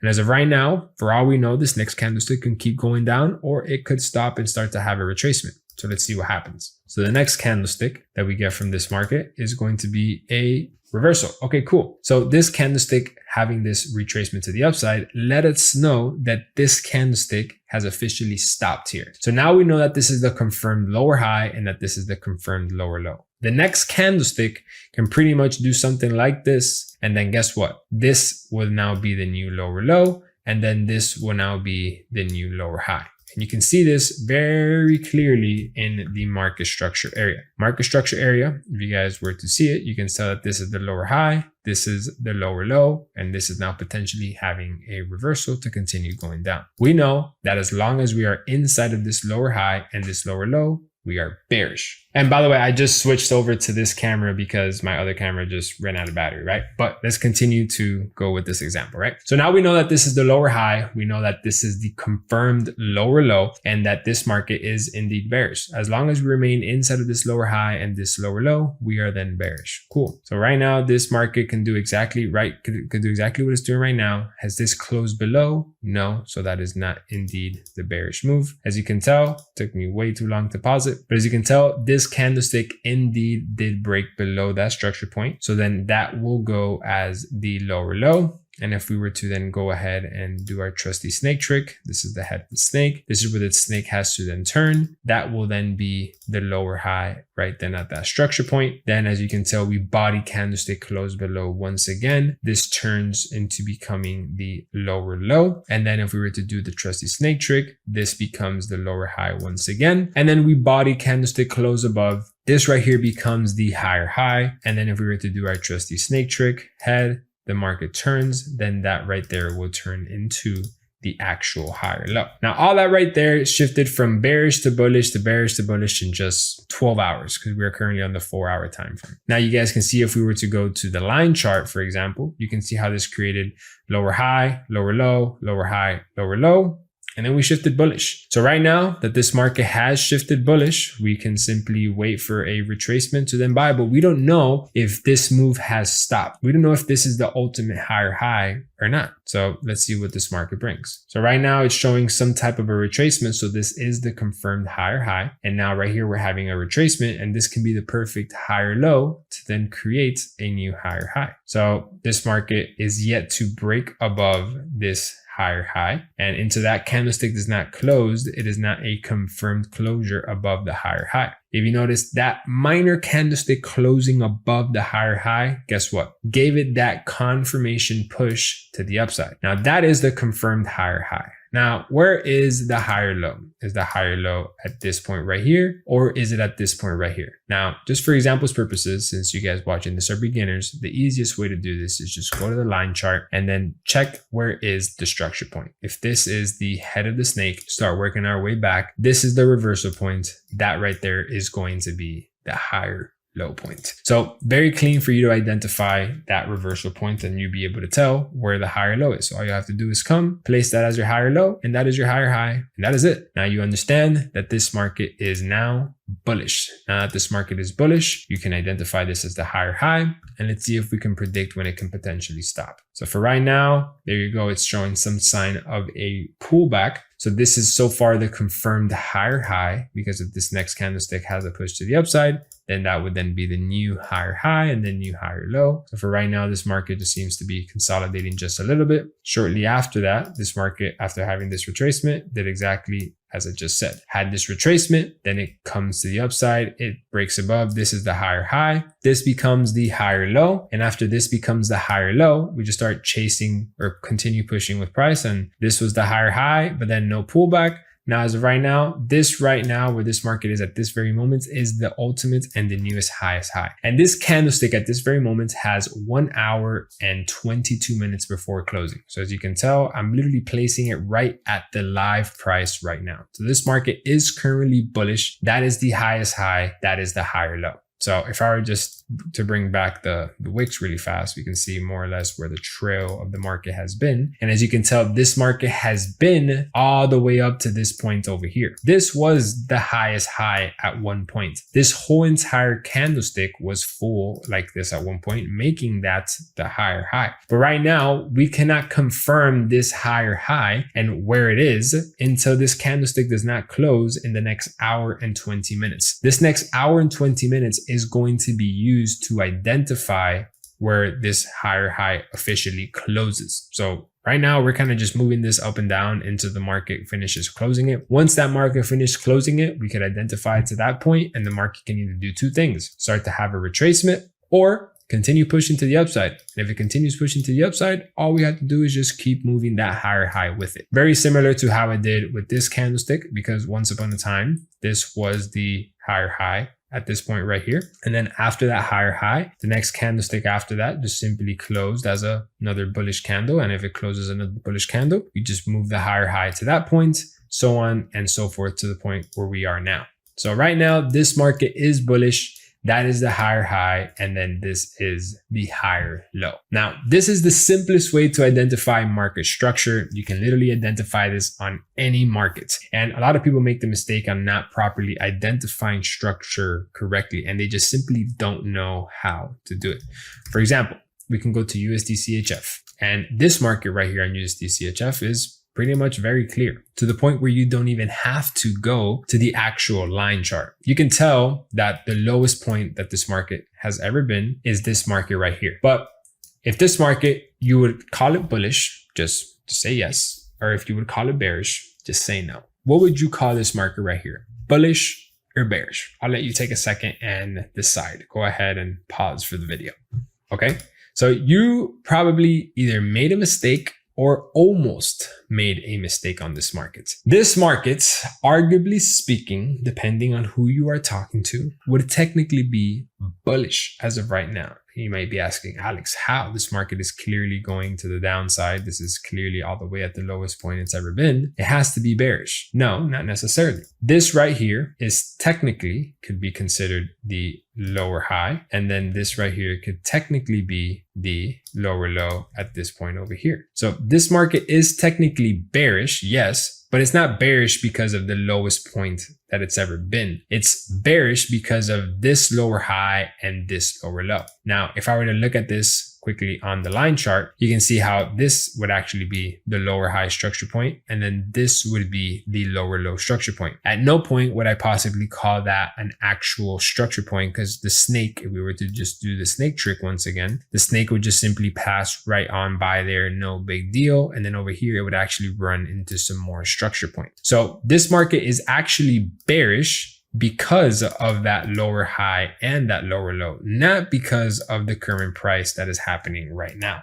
Now, if this market indeed does close where it is now in the next 5 hours and 17 minutes, then yes, then this would become the new lower low. And then we just simply go back to the line chart, and then we would be able to identify that the lower high would then be at this structure point right here. Very clean, very easy, very straight. But a lot of traders make the mistake that they overlook a lot of market structure and they only focus on one thing. And they're just looking at this right here, right? Some traders, they get way too zoomed into the market, and when they go analyze or do a full top-down analysis, they're just looking at the market like this. They're looking at the market for this move right here, and they're looking at the market for just this move right here. So guys, you got to understand, you need to take a step back. You need to look at the market for what's going on. Now, some other traders make some very big mistakes also, and they do this when they go analyze the market. They're like, yep, this market is bearish. Yep, you see how it's been going down for like the last 5 years. It's like, yeah, but you need to understand like where the market is right now. The market is all the way down here. Like, why are you looking at price all the way up here when it was here in 2022? It's like That's 3 years ago. Like, we are very far away from that. We want to trade the market today. So we want to make sure we can zoom in at a healthy amount to where we are right now, to where we can actually center the charts right in the middle. I don't know why, but I've seen whenever I get on calls with my students and I review the trades, like I literally see that they're analyzing the markets like this and they're like far away from the screen. I'm like, dude, are you scared of the market? Like, what's going on? Or they look at the market like this, or they look at it like this, just like barely looking at it. It's like, bro, you need to get the market, you need to control it and put it in the middle. You need to focus on what's going on right in front of you. Because if you can't see what you're trading, how are you actually going to trade? Like, you literally need to be looking at it. And if you're having the market like this, too skinny or way too flat, how are you going to be able to identify if you're ready to buy or sell? You need to be able to actually look at the market for what's going on and centering it right in front of you. And that also goes hand in hand when placing these structure points correctly. A lot of people will just overlook these things and they won't realize that this market is actually bearish. And I cannot count how many times I have seen a market like this one where 5 hours will still be in this candlestick closure. And in those 5 hours, this market will then do this and close as a bullish candle. And then everybody counted it bearish wrongfully. Yes, you are right that it's bearish, but you're wrong from where it is bearish. And then from wherever you're wrong from it's bearish, that's going to determine where you're going to be interested in selling or buying. And that is crucial to actually having the perfect entry for your trade, which we're going to be getting to all of that later into this video. I just want you guys to have a very clear understanding that there is so many different potential examples and scenarios that could be happening on these markets, right? For example, let's say we go to GBP CHF, right? GBP CHF, for example, if we were to be looking at it on this time frame, because again, remember, every single time frame, the market structure is going to be different. The market structure on the 4 hour will not be same as the daily, and the daily will not be same as the weekly. Every single market structure is going to be different. Would you call this market right here bullish or bearish? Go ahead, take a second, pause the video, test yourself. Okay. Perfect. This market structure, very, very easily, we go and hop over to the line chart. And the line chart, you're going to be able to identify that this market structure point right over here is the lower high, and that this market structure point over here is the lower low. Lower high, lower low. As you can tell, this market is yet to break above or below that lower high or lower low, even at to this point right here. And this, keep in mind, we are on the weekly time frame, meaning every single one of these candlesticks is a whole entire week. We have literally, like, for us to make one of these candlesticks, it takes 5 trading days, which is a very long time. So the weekly time frame, for example, is bearish. So this would be the weekly lower high, and this would be the weekly lower low. Pretty easy, pretty self-explanatory. Let's go look at the daily, for example. The daily time frame, we take a step back as well, and we can see everything that's going on. We can see our weekly lower high and lower low. But on the daily time frame, if we were to identify this for the daily structure, you can see how the daily actually goes lower low, lower high, lower low, and then we end up shifting bullish. So we know that we can look for more recent price action to determine if something is bullish or bearish. We don't really have to look at the weekly structure point, because we know that the weekly structure point is the weekly structure point. And within that weekly structure point, the daily time frame went bearish and had an additional structure point, and then we went bullish. So for the daily, I would zoom into pretty much a price action like this. And then within this price action, I can very clearly identify that this market was at one point creating very clean lower high, lower low. We pretty much broke through all this over here. Then at this point down over here, we created a lower low. And then this was the lower high, right? So I'm talking about this example right here, this lower high, this lower low.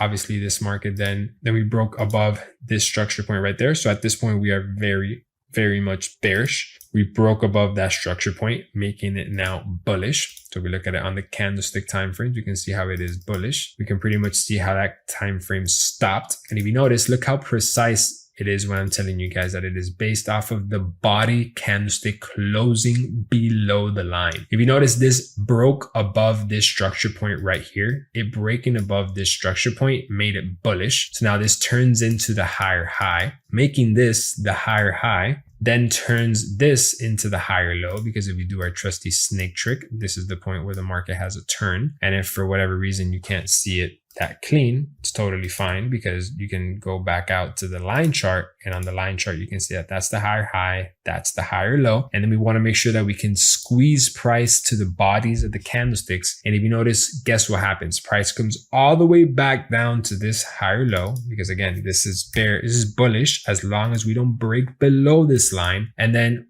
price never body candlestick closes below that higher low. And then guess what happens? We then have a massive push to the upside. Look how precise placing these higher highs and higher lows is, and the importance of it. You want to make sure that you can place this at an area that it is very clear and very obvious. Once again, you could go back out to the line chart and you can verify higher low, higher high. We have now body candlestick obviously above this area. So we can go out to the daily time frame and place it on the body. This right here is a very clean higher high. Now, I would argue that I would not count this as a higher low. This right here is something that I can see the head of the snake just simply kind of just going right past by. I see this as a much more significant turning point than that one. And the best way for me to confirm it is if I go out to the actual candlestick chart, which is what we're going to be trading, and I don't see any possible candlesticks creating an elbow. It's not something clean. Like it's not something, for example, like this, that it actually creates a structure point. Here it creates a structure point. Like there's something here. It just looks like it's one whole move to the upside. So not only does the actual line chart structure not look clear, but when I go out to the candlestick chart, I also confirm that it's not clear. So for me, I would then make the higher low this structure point right here, making this the higher high and making this the higher low. Now, keep in mind, this is not the confirmed higher high from this market, because this market could simply continue going to the upside. We don't know. But as of right now, that is the higher high and this is the higher low. So let's see what happens next. My point exactly. So now this is the new higher high. And if you notice, there's no difference in the higher low structure point on this time frame. There's just still a whole entire move to the upside. The move just keeps going up. And now looks like we are stopping. So this looks like we are at the confirmed higher high. Now, having this confirmed higher high is so important because you're going to be able to actually be ready to either enter a trade or set up the perfect trade to enter. I'm telling you, as soon as you understand this market structure, you understand everything. I'm going to be able to teach you how to actually use the inverted head and shoulders, the head and shoulders, entry time frame confirmation, shift of structure. I'm just going to teach you how to do everything once you understand this. This is like me teaching you the ABCs to a language. As soon as you get the ABCs, you can basically put it all together and then you're going to actually be able to go ahead and speak on it. But first you need to learn the alphabet. So this right here, as you can tell, the market has actually shown a sign of stopping, and this market looks like it's ready to start having some type of retracement before continue going to the upside. So that's what I thought. But then guess what? The market just simply created another higher low and kept going to the upside. It doesn't look clean on the actual candlestick chart. You can just use the line chart to be able to identify. We have body candlestick closed above. Let's make sure of that first before anything. And yes, we did body candlestick close above this higher high. So now this is the new higher high. I go back out to the line chart, and on the line chart, this now turns into the higher low, meaning we are still very much bullish on the daily time frame. Now the daily time frame, guess what ends up happening? We end up actually having a break below that higher low. Okay, what happens once we break that higher low? First of all, let's just go out to the line chart just to confirm. So now on the line chart, we're going to make this the new lower low. And then we're going to make this the lower high, right? Very clean, very simple. Now the daily time frame is bearish, quote unquote. And if we were to just continue following price action, this right now, as of right now, is the confirmed lower low, but it is not fully confirmed yet because we don't know if this has stopped, right? We need to make sure and figure out where it's going to stop. So if we keep it going, perfect. Price has very much stopped there. So that is the confirmed lower low. We can look at it also on the line chart. As you can tell, lower high, lower low. Once again, I would not count that as the structure point. I feel like the snake would pass right by there, exactly how it did here. And if we were to look at it on the candlestick chart, I don't see any elbows being created. So right now we have lower high, we have lower low, and this trade as of right now has not body candlestick closed below no body candlestick closure, no confirmation. And now that we have a body candlestick closure below, we can then confirm that this is actually indeed a proper lower low structure point. So I would go ahead and then count this as the lower low. You don't know where to place the lower high, go to the line chart and find the cleanest structure point. So if I were to make this the head of the snake, start working my way back, I would not count that one as the cleanest structure point. I would count this one as the cleanest structure point, and that cleanest structure point is what's going to lead me to then make the lower high right at this area right here. Now, these potential examples are literally never ending. These things are just, the market creates so many different unique types of structure points that it's a never ending different scenario. There's never always a perfect exact black or white structure point. And I want you guys to understand that, because that is so important to having that mindset when it comes to trading the market. I wish I would have known that when I came into the market. I always tried to perfect and get the precise exact structure point every single time. And the truth of the matter is that the market doesn't move perfect. It's going to move however it wants. And sometimes it moving however it wants, it doesn't make things extremely clear for you to actually be able to identify it as a lower high or lower low, or higher high and higher low. You have to make it make sense. And if it makes sense, it makes sense. If it doesn't, it doesn't. But there's never going to be like a proper black or white textbook that's going to tell you, yep, that's exactly how it is. Exactly what I'm teaching you right now is as close as it's going to get. Everything is just based off of where it's the cleanest and where it makes the most sense, because every single move is so different.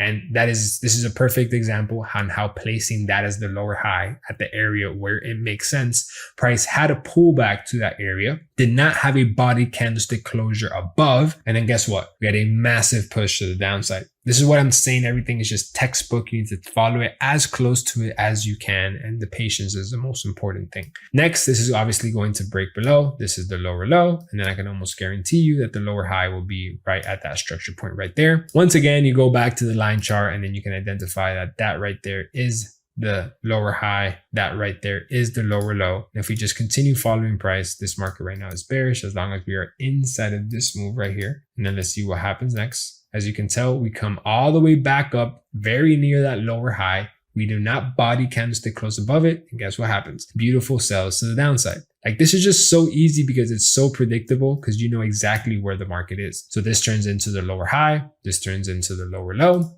If we go ahead and look back into the line chart, it's very obvious where it's at. For right now, this is not the confirmed lower low because we don't know if that's where it stopped. And then that is exactly where it stopped. Right now, we're having a retracement. As long as we remain inside of the lower high and lower low, we are bearish. And then would you look at that? This market as of right now did not break above the lower high and lower low, and you could have caught a beautiful sell inside of this bearish move right here. I'm just showing you guys how easy it is to identify if something is bullish or if something is bearish. And this right here, it is very obvious that that is the lower high and that this is the lower low based off of this structure point and how I am teaching you guys right now. So you use the line chart to determine if something is bullish or bearish. And then when you come to the candlestick charts, all you simply do is just adjust it and make it to the bodies so you have a clear understanding of where it is. This right here is how you identify if something is bullish or bearish and how market structure works. I cannot stress on how much I wished I knew how this is how things work, because this would have made my life so much easier and I would have saved so much time on trying to figure out different ways on how to identify if something is properly bullish or if something is properly bearish. But right now, you can just tell that the weekly time frame is bearish. So this is the weekly lower high,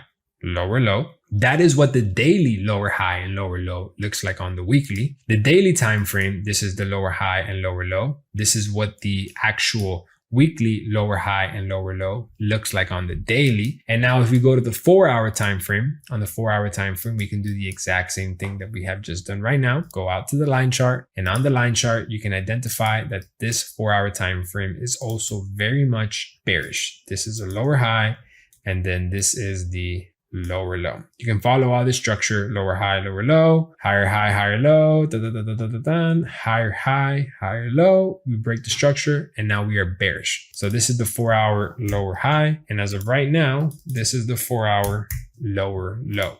So if you ask me a question and you have the weekly time frame bearish, the daily time frame bearish, and then the 4-hour time frame bearish, doesn't it make sense to sell? Of course. And that's how you can kind of just start building a picture, and then everything else just starts coming into play. So Without you even realizing, we have just done a top-down analysis. We've gone from the top down. We've gone from the weekly time frame down, and that's how simple it is. But for right now, I just want to educate you guys exactly on how market structure works. We're going to be using the line charts to understand if market structure is bullish or bearish. And then after, we go to the candlestick chart, and on the candlestick chart, we just place it to the bodies. And the most important rule is that you make sure that you place these lower highs and lower low lines, or if you're going to be using a bullish market, that you are actually placing these higher highs and higher low points. You want to make sure that you actually place these lines so you know exactly where your higher lows and higher highs are, so you aren't mistaken from where the market is bullish or bearish from.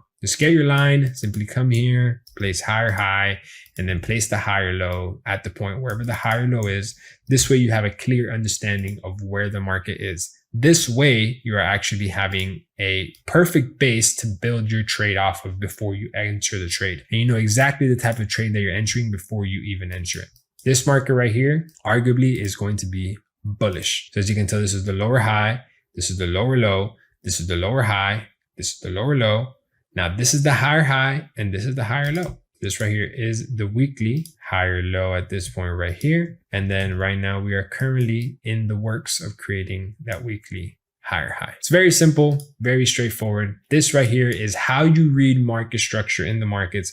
Everything is based off of the elbows. Everything is to this market structure. You do it on the line chart, it reflects on the candlesticks. And the only difference in between one or the other is that the other one is just straight lines and this one is straight candlesticks. We want to make sure that we can focus on the bodies of the candlesticks and not the wicks. The wicks are just a trail. We use that for the entries. That is not any use literally all the way into the end. The wicks are pretty much the last thing that we use. But right now, you want to make sure that you could just read the market structure and be able to identify if something is bullish or bearish based off of that structure. That being said, that is the candlestick charts and the line charts. All right, so at this point into the video, we are obviously very deep into what trading is, how trading works, and truthfully, the very, very simple concepts on how to read market analysis. Right now, you just understand to determine if something is properly bullish or if something is properly bearish. Now, we're going to get into top-down analysis. We're going to get into area of interest, support and resistance, entry signal, double top, double bottoms, break and retest, indicators, trading plan, strategy, everything inside of this video.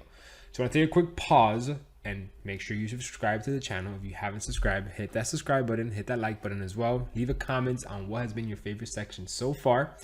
And to do a quick recap.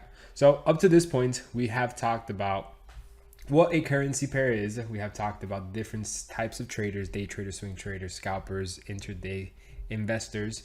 We have also talked about the types of technical trading. You have the line chart, the candlestick chart, multiple different forms of bar charts. You guys now understand what platforms you need to actually execute a trade and which ones you should focus on. That's only going to be TradingView, a broker of your choice, and then MetaTrader 5 to actually execute the trade, and then maybe Forex Factory if you want to use the fundamentals. Now you guys understand the actual trading sessions to be involved into the market, because yes, the market is there to be available 24/5 to actually go ahead and execute a trade. But that doesn't mean that you should actually execute a trade at whatever time you want, whenever it's at the best of your convenience. You need to make sure that you're trading within that proper window of you actually executing a trade. So now you guys understand the different types of orders in the market. You guys understand what's a market instant execution, what's a buy stop, sell stop, market order limit, and how you can actually place that on MetaTrader 5. You guys are educated exactly on how to identify the market structure. Now, if you need more practice or you need to see it all over again, just simply go back before you continue watching this video forward, because there is no other market structure education that is to be done to determine if something is bullish or if something is bearish. All I can just really do is have a never-ending amount of examples, and then I would actually never get to the point when it comes to the strategy. Inside of my channel, I have many other videos like this one where I actually educate you on market structure alone, and it's a full class on just that. But what I've just taught you previously should be more than enough for you to be able to go ahead and go to any chart and determine if it's bullish or bearish. Now that after that you've learned and you've been able to identify that something is bullish or bearish, well, what's next? Well, that's exactly what we're going to be getting into right now. So I want to do a quick pause, quiz recap, because That's a lot of information, and that information has taken me a very long time to even remotely get near understanding it. And now the fact that I've just put it all to you in one single video is pretty crazy, and I just wanted to make sure that you realize that before we continue going forward. And if you think that you need to just watch the market structure section a bit more before moving on, because now things are going to get a little bit more advanced and I'm going to start going a bit faster paced, just literally take a quick pause at this section, go back, watch the last 30 minutes to 45 minutes, even the last hour, and just watch that section over again. Go look over throughout your notes, and all I'm going to be doing now is teaching you now the advanced way on how to do it, how to actually do a proper top-down analysis, and how to place your areas of interest. So with that being said, let's get started. Okay, so let's see if you've been doing your homework and you've actually been paying attention, right? So what I'm about to show you guys is going to be top-down analysis. Top-down analysis. This right here is what's going to lead you to determine if it's a good time to buy or a good time to sell. Now, you might be asking yourself, why is top-down analysis so important? And that is because top-down analysis is directly connected to the actual trend of the trade. And you should only be executing a trade if you are trading with the trend. The trend is your friend. I cannot stress this enough. And you want to make sure that you can be trading with the most amount of trends in your favor. So the trend is your friend. If you were to get something to write that on a piece of paper, this would probably be on the top of that forefront. Now at the point when it comes to actually entering a trade. Everything when it comes to educating you on the market, there's a bunch of other valuable notes, but when it comes to actually entering a trade, this is going to be probably one of the top things that you need in your favor for you to actually determine if the trade is good to buy or if the trade is good to sell. So for us to do a top-down analysis, it's very simple, right? You have a weekly move that's going to be like this. So this box over here that we're going to be having at our left section, this is going to be the weekly. Then inside of this box, we're going to have the daily. And then on this box, we're going to have the 4 hour. And in just a second, I'm going to be breaking down what every single time frame is used for and how you're going to use it, right? You just learned to determine if something is bullish or bearish. Right now, you can very clearly tell that this weekly time frame is bullish. That's the higher high and that's the higher low, right? If we were to do the snake trick, once again, this is the head of the snake, the first turn. That is going to be the actual turn of the snake, and that's going to be the higher low. So this is what the market looks like on the weekly. Now, if we were to look at this same exact market on the daily, for example, this is exactly how this market would look like. So I'm literally just copying this exact same structure move, but I'm just basically zooming into this price. So this is what the weekly higher high would look like on the weekly. This is what the weekly higher low would look like on the weekly. If I were to copy this weekly higher low and place it over here on the daily, this is what it would look like, or even lower. We're just going to place it literally at the exact same price where it is over here. And this is what the weekly higher high would look like if I were to place the weekly higher high at this daily time frame. Now, this is the weekly higher high. This is the weekly higher low on the daily time frame. But the daily time frame, this is the daily higher high as well. So we were just to put here daily higher high. And then where is the daily higher low? Well, let's say you don't know because you've just started to learn how to trade, but you do know how to use the snake trick. And this crazy guy in the internet keeps saying that the snake trick is based off of the first turn, and that's where the higher low is. So if this is the head of the snake and we start going backwards, that is the first turn. That indeed right there is going to now be the higher low of this market. All right, this crazy guy in the internet is somehow making sense. So that right there is going to be the higher low. Now, this is what that daily higher low looks like on the weekly. And this is what the daily higher high looks like on the weekly. So as you can tell, we have the same higher high and then we have a different higher low because there's different structure, right? Pretty easy, pretty self-explanatory. Everything so far should be making sense because we are not breaking down anything new. This is just what it looks like on the weekly, and this is what it looks like on the daily. Now, if I were to do the exact same structure move on the 4 hour, obviously the 4 hour time frame is going to have a lot more structure, a lot more detail that is going to define the weekly and the daily time frame, right? Because keep in mind, every single candle of this is just 1 week, but 2 of these candles is going to be 10 of the candles on the daily. And then on the weekly, it'll be north of 26 candles. So the lower the time frame we go, the more detailed you're going to see everything. It's just going to be broken down into many more candlesticks and many more structure points.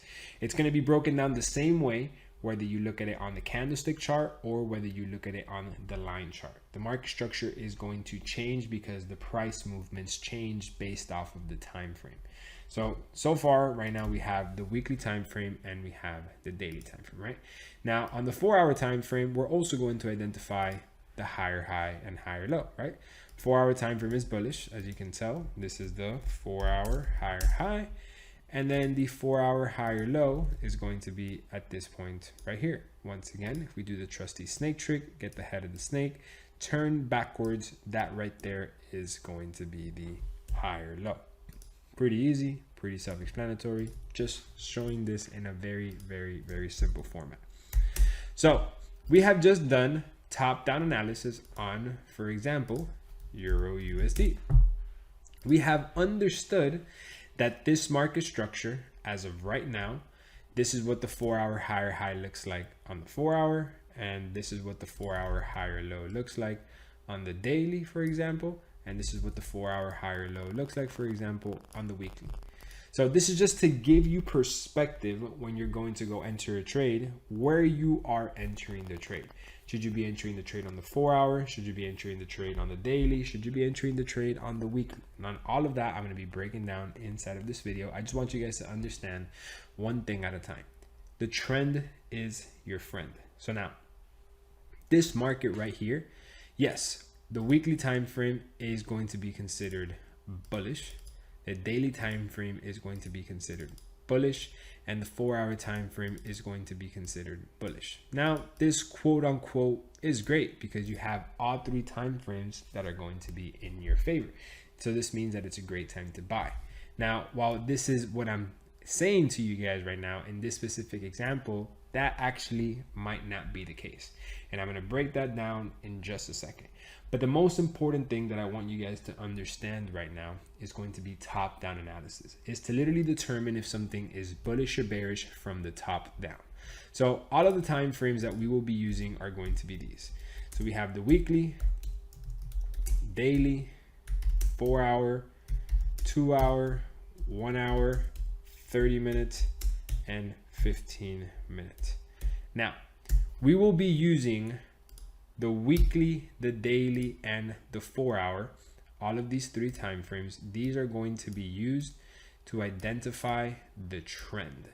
So these are used to identify trend and area of interest / support or resistance. And we'll get into that in just a second. Don't worry, one thing at a time. But we will be using these higher time frames to identify where is the overall direction of the market going, because we want to be trading with that direction. If the majority of the higher time frames are going up, best believe we're just going to keep going up.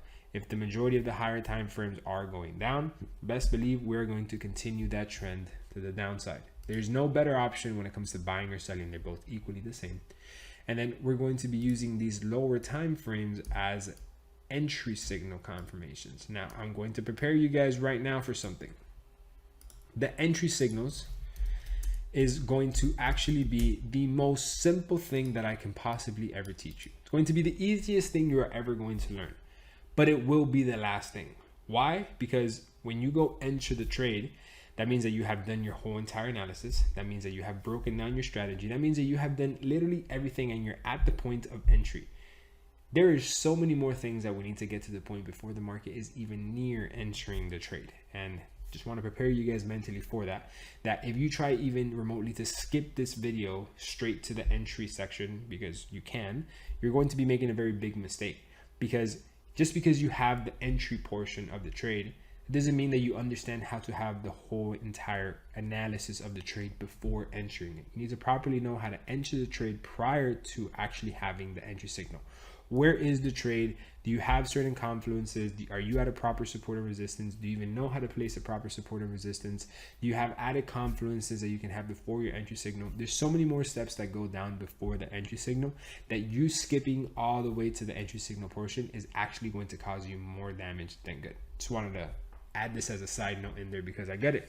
Might be a lot of time for you to sit down and watch this video, but I will tell you this, it's going to cost you a lot more time you trying to figure this out and cheat your way through it and try to just skip it, when the best way to do it is just learn properly and take your time, right? So with that being said, entry signal time frames are going to be this, and then the trending time frames for top-down analysis are going to be this. So when we do our top-down analysis, we are only going to be using the weekly, the daily, and the 4-hour. We don't involve the 2-hour, the 1 hour, the 30, or the 15 minutes until we are not ready to enter the trade. So these time frames right here are completely avoided until we are ready to enter the trade. And we're not ready to enter the trade into quite some time.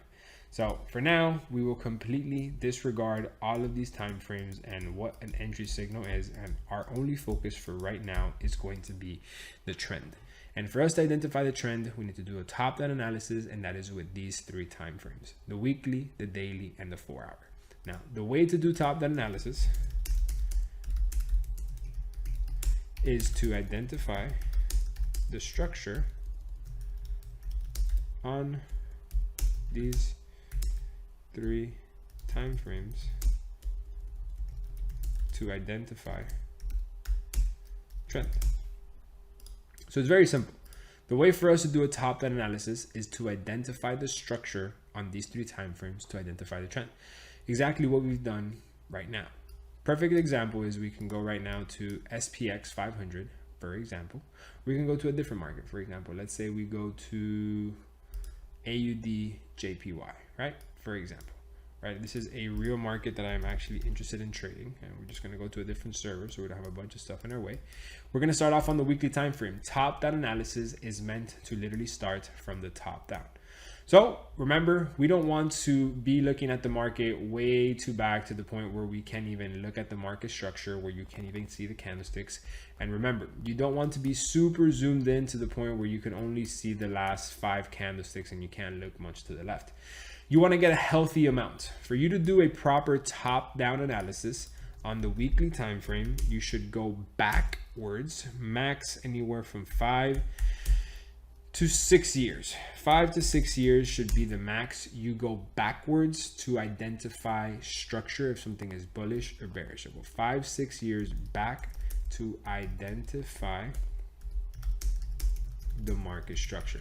Now, I know this might seem like a lot. You're like, Alex, that's a long time. That's a lot of market structure. But you really only need to do this one time. And you only need to do this one time because once you understand where the market is and where it's bullish or bearish from, you really don't ever have to go back. So like, let's say right now we go back 5-6 years, and that's the max, right? Because we don't really have to go all the way to this point right here, because we can very clearly tell this has shifted to the upside and then we've gone bullish or bearish. But let's say if we were to go through all of this market structure right now, it would probably take us 10 minutes, 15 minutes. And then we end off with this market being bullish or bearish to wherever, right? Just for a random example, let's just call this the higher high, and let's just call this the higher low, whatever. Once this market breaks this structure point, we don't have to go back 5 years again to determine if this market is indeed bullish or bearish. No, we just know if it breaks this structure point, this market will then be bullish. That will be the higher high, and then the higher low will be somewhere here. And then we don't ever have to go back and do it again. And that's why I trade, or quote unquote trade. I analyze all of these different markets simply because I just know where they are every single time, because I already did the work. I already analyzed the markets and I already know where they are. Like, I already did all that work, and all that work is really not a lot of work. It's kind of preparing for you guys for that. And then on the 4 hour, the max we could go back is going to be anywhere from 6 to 12 months back to identify the market structure. So make sure you guys write this down. You guys don't need to go further than this to determine if something is bullish or if something is bearish. So if we can just go over to the line chart for us to have a very clear indication to determine if this is bullish or bearish, all we can see here is that this market at one point started from this high point. This was the higher low. Now we can just start off from this point. It'll be very easy for us to determine this. So if you are confused and you are a beginner and you can't do it off of the candlesticks just yet, don't worry. You can just go ahead and use your trusty line chart, and that'll be your cheat sheet. That'll be your hack. But if I were to be using the candlesticks, I can tell that this is the higher high off of that body right there. And then I can tell that this is the higher low based off of that body right there. We switch over back to the line chart and look at that perfect accuracy right to the structure point. So we know that this is the higher high, this is the higher low on the weekly. And then we understand that this is the daily higher high. Cool.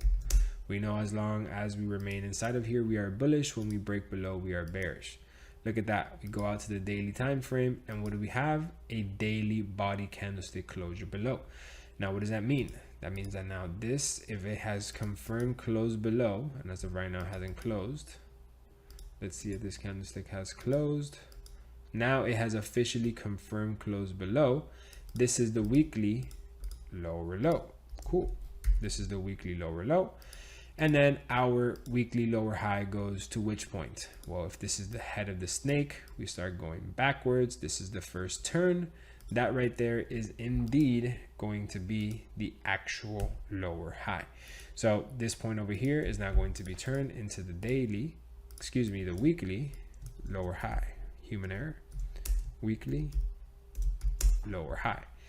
Cool. We know as long as we are inside of the structure, this is still the continuation sells. The candlestick hasn't closed. Would you look at that? Still pushing down. We do the snake trick once again. There's still no stopping point, so this move hasn't stopped just yet. Cool. Looks like it's going to be stopping somewhere around here, and that looks like exactly where it's going to stop. Let me confirm based off of the line chart. Beautiful. It stopped at that point right there. Beautiful perfection execution. We continue following this market structure. As long as we are in between this lower high and lower low, we are still bearish. Would you look at that? We body candlestick closed below.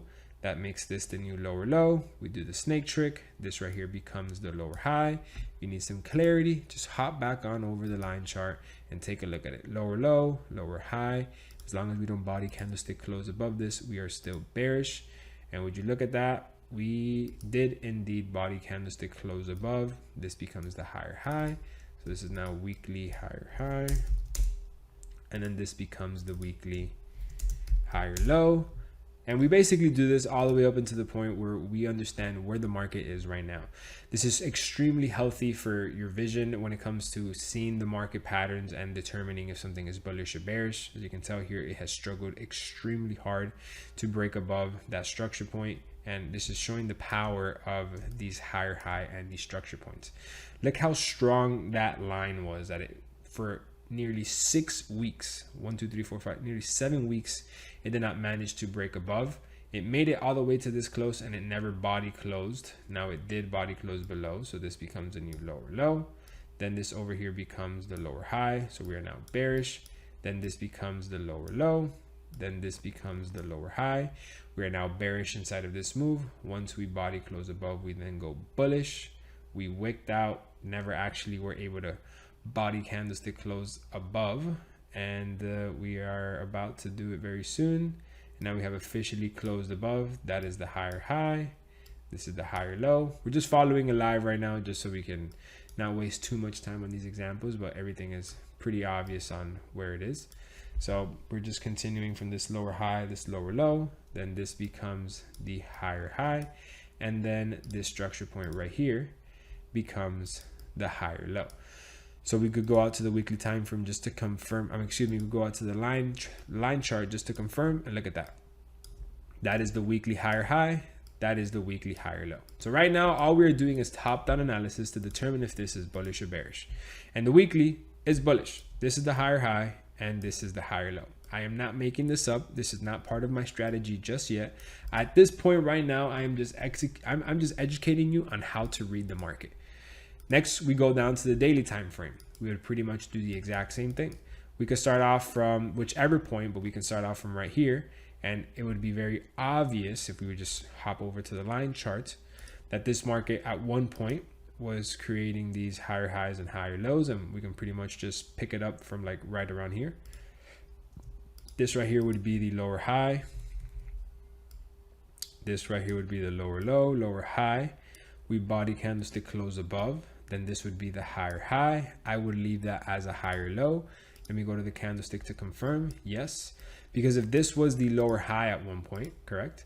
This was the lower high. This was the lower low. I wouldn't really count that as a structure point simply because it's not as strong or as significant. Once this move has actually closed above and we created this new higher high prior to this candle, if I'm looking down, I don't see any clean elbows. I don't see any clean structure points. It just looks like one clean continuation up. The head of the snake can very clearly just move on right through there. It's not like a move like this. If this were to be the head of the snake, it would actually have to like go and make that turn. I don't see any significant turns at that point right there, meaning that then I would include for this to be the higher low. Obviously, this candlestick now closes above.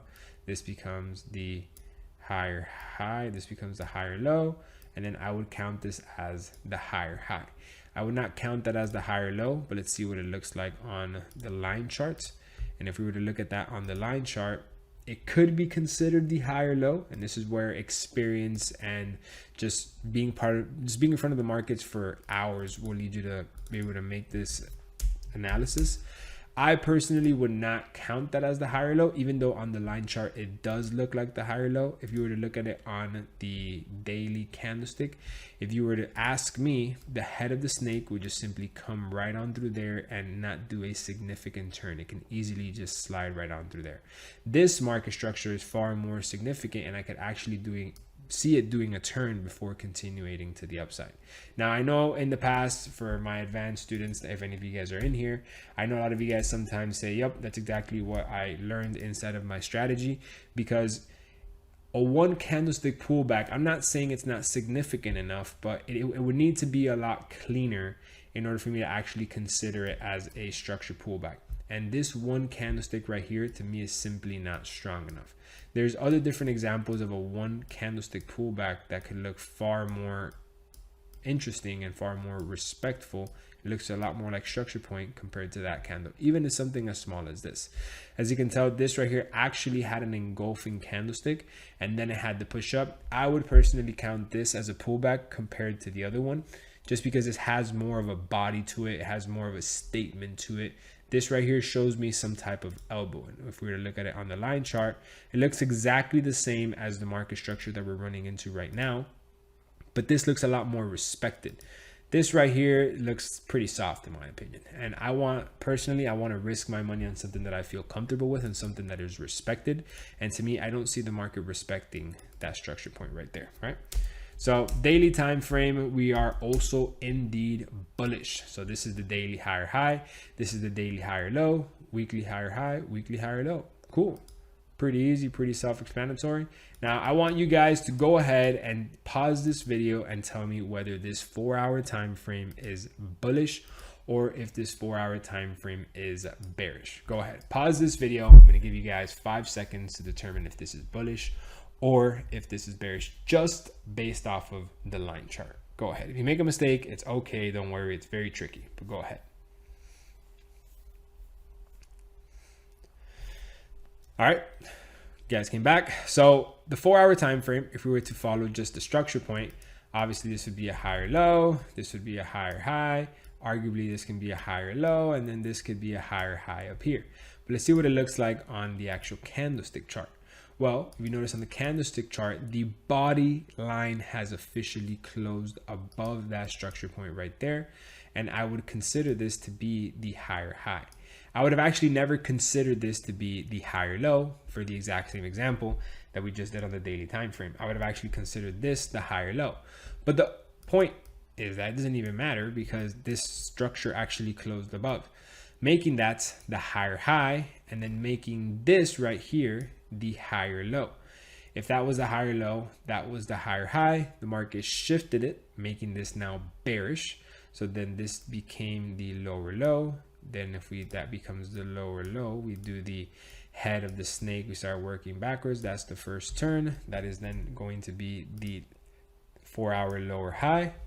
And then if this is the 4-hour lower low, we just erase this right here. If this then becomes a 4-hour lower low, we then do the head of the snake. This is then going to be the lower high. That right there is why this 4-hour time frame is indeed bearish. So this time frame is actually bearish. Let me just put that right back up there. There should be a right there. So this is the 4-hour lower low, and then this is the 4-hour lower high. 4-hour lower high, 4-hour lower low. So if you said that this was bearish, I want to make sure that you understand why this is bearish. If you were saying that it's bullish, I want you to understand why you weren't correct that it was bullish. You should have obviously very easily seen that this broke above this structure point, and that was the higher high. And if that's the higher high, that's very clearly the higher low. We broke below, lower low, lower high, lower low. So the 4-hour time frame is indeed bearish. Now, at this point of us analyzing this market, this is pretty much what it looks like. This is our top-down analysis at this point right now. So if we were to look at everything on the daily time frame, which is probably my best, I'd say it's my favorite time frame, just because you can kind of see everything without it being either too far or too close in. You can very clearly see here where the weekly higher low and weekly higher high is. You can see where the daily higher high and the daily higher low is, and then you can see where the 4-hour lower high and the 4-hour lower low is. Now, this top-down analysis looks pretty empty in my opinion, right? You might be looking at all these lines and you might be like, okay, Alex, cool. I understand that the daily is bullish because of this, and I understand that the weekly is bullish because of this. Now, what do I do with that information? Well, that information is actually extremely powerful, because you understanding that you have two time frames in sync is the most powerful thing that you can possibly do. Now, you might be saying, wait, what did Alex say? 2 time frames in sync? Yes. You need 2 consecutive time frames in sync in order to be interested in a trade. Now, these 2 time frames could pretty much consist of 2 different formats. You either have the weekly and the daily, or you have the daily and the 4-hour. You either have both of these that are bullish, or you have both of these that are bullish, or both of these that are bearish, or both of these that are bearish. If you were to have, let's say, for example, the weekly time frame that is going to be, let's say, bullish, and then you have the daily time frame that is going to be bearish, and then you have the 4-hour time frame that is going to be bullish, that is not 2 consecutive time frames in sync. You need to at least a minimum have 2 time frames in sync, weekly and then daily, or 4-hour and then daily.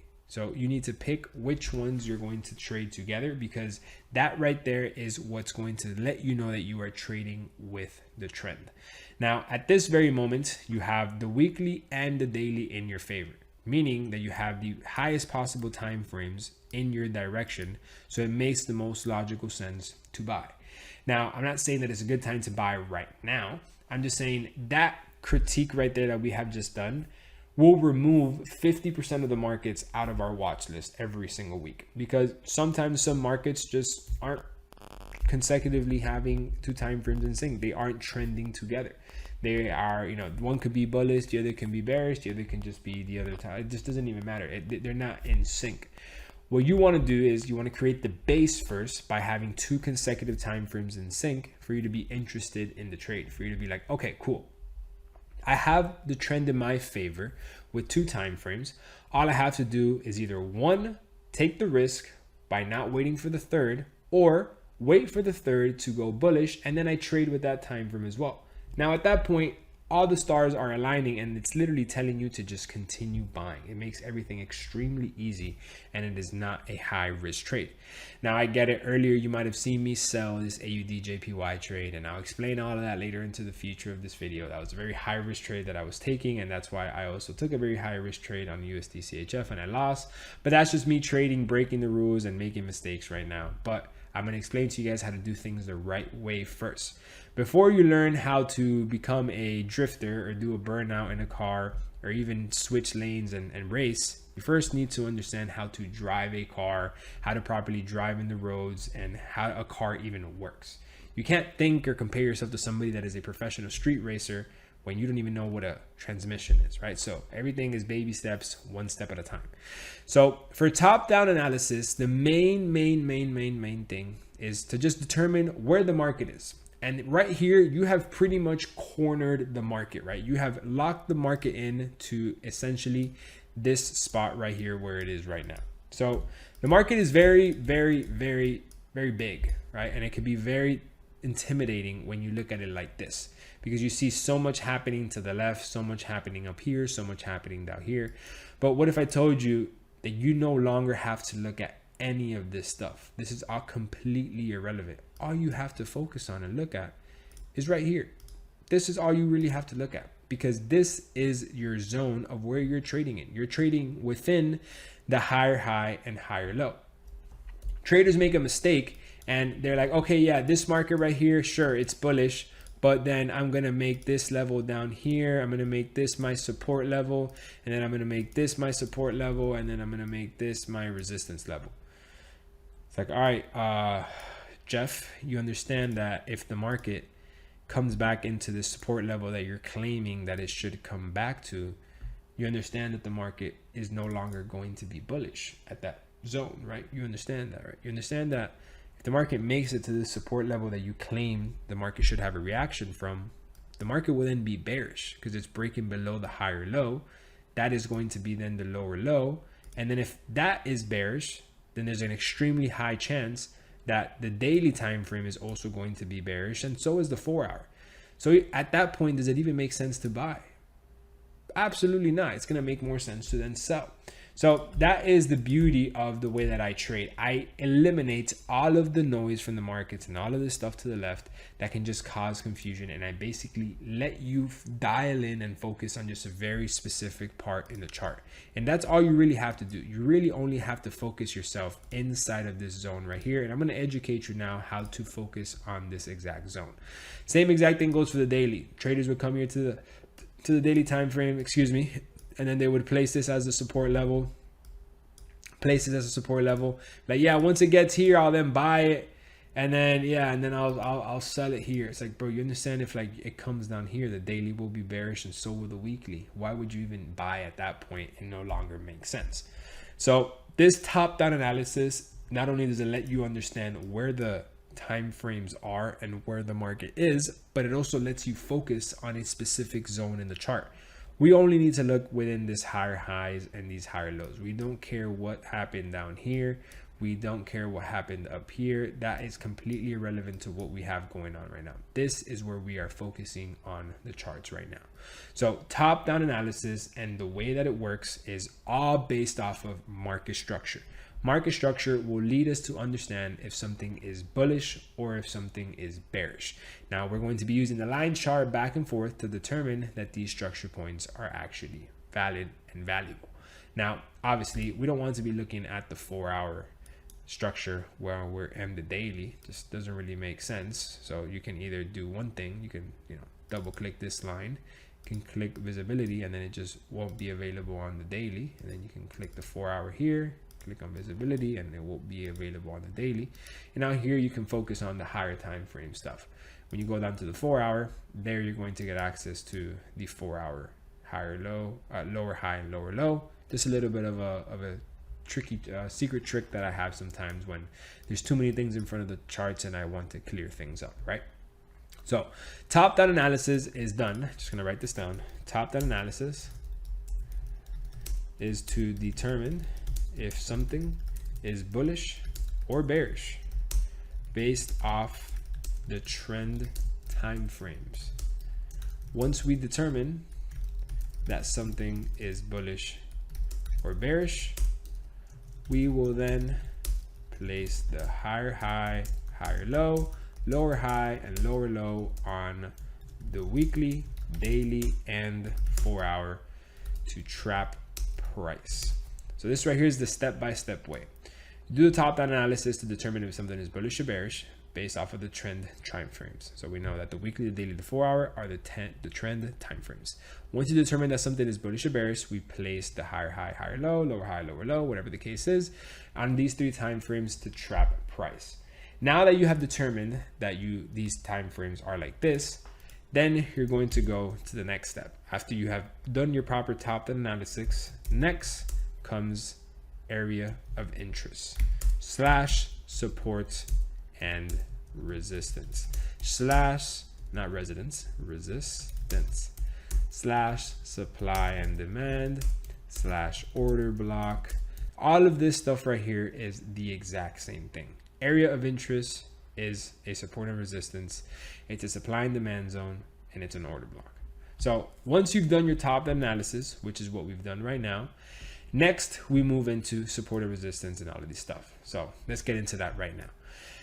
Now, before I show you how to do this on the chart, I first need to tell you what this is right here. What is support and resistance? What is supply and demand zone? What is an order block? What is all of this, right? Very simple. Now, the market, as we have already said in the past, it moves based off of trend and structure points. Now, all of these structure points right here leave a history or leave a trail in the market. And this trail in the market tends to get respected time and time and time again when we cross through these areas. So a level of support or a level of supply and demand is just simply an area that the market has not only reacted to it once, but it could potentially react to it again.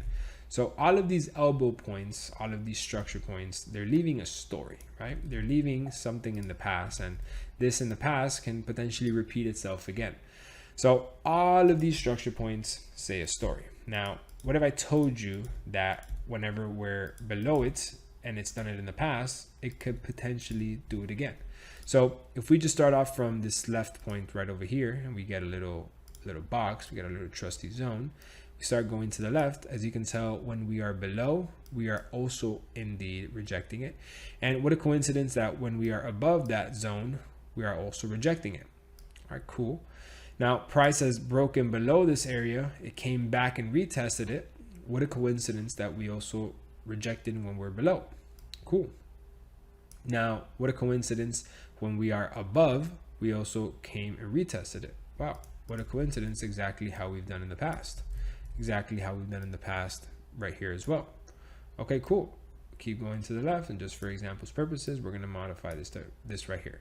Wow, what a coincidence. Whenever we are below, we are also rejecting it. So this right here where you are seeing this blue box, this right here is a supply and demand zone. This right here is a support, and this right here is a resistance. This right here is an order block. This right here is an area of interest. It is all the same shit.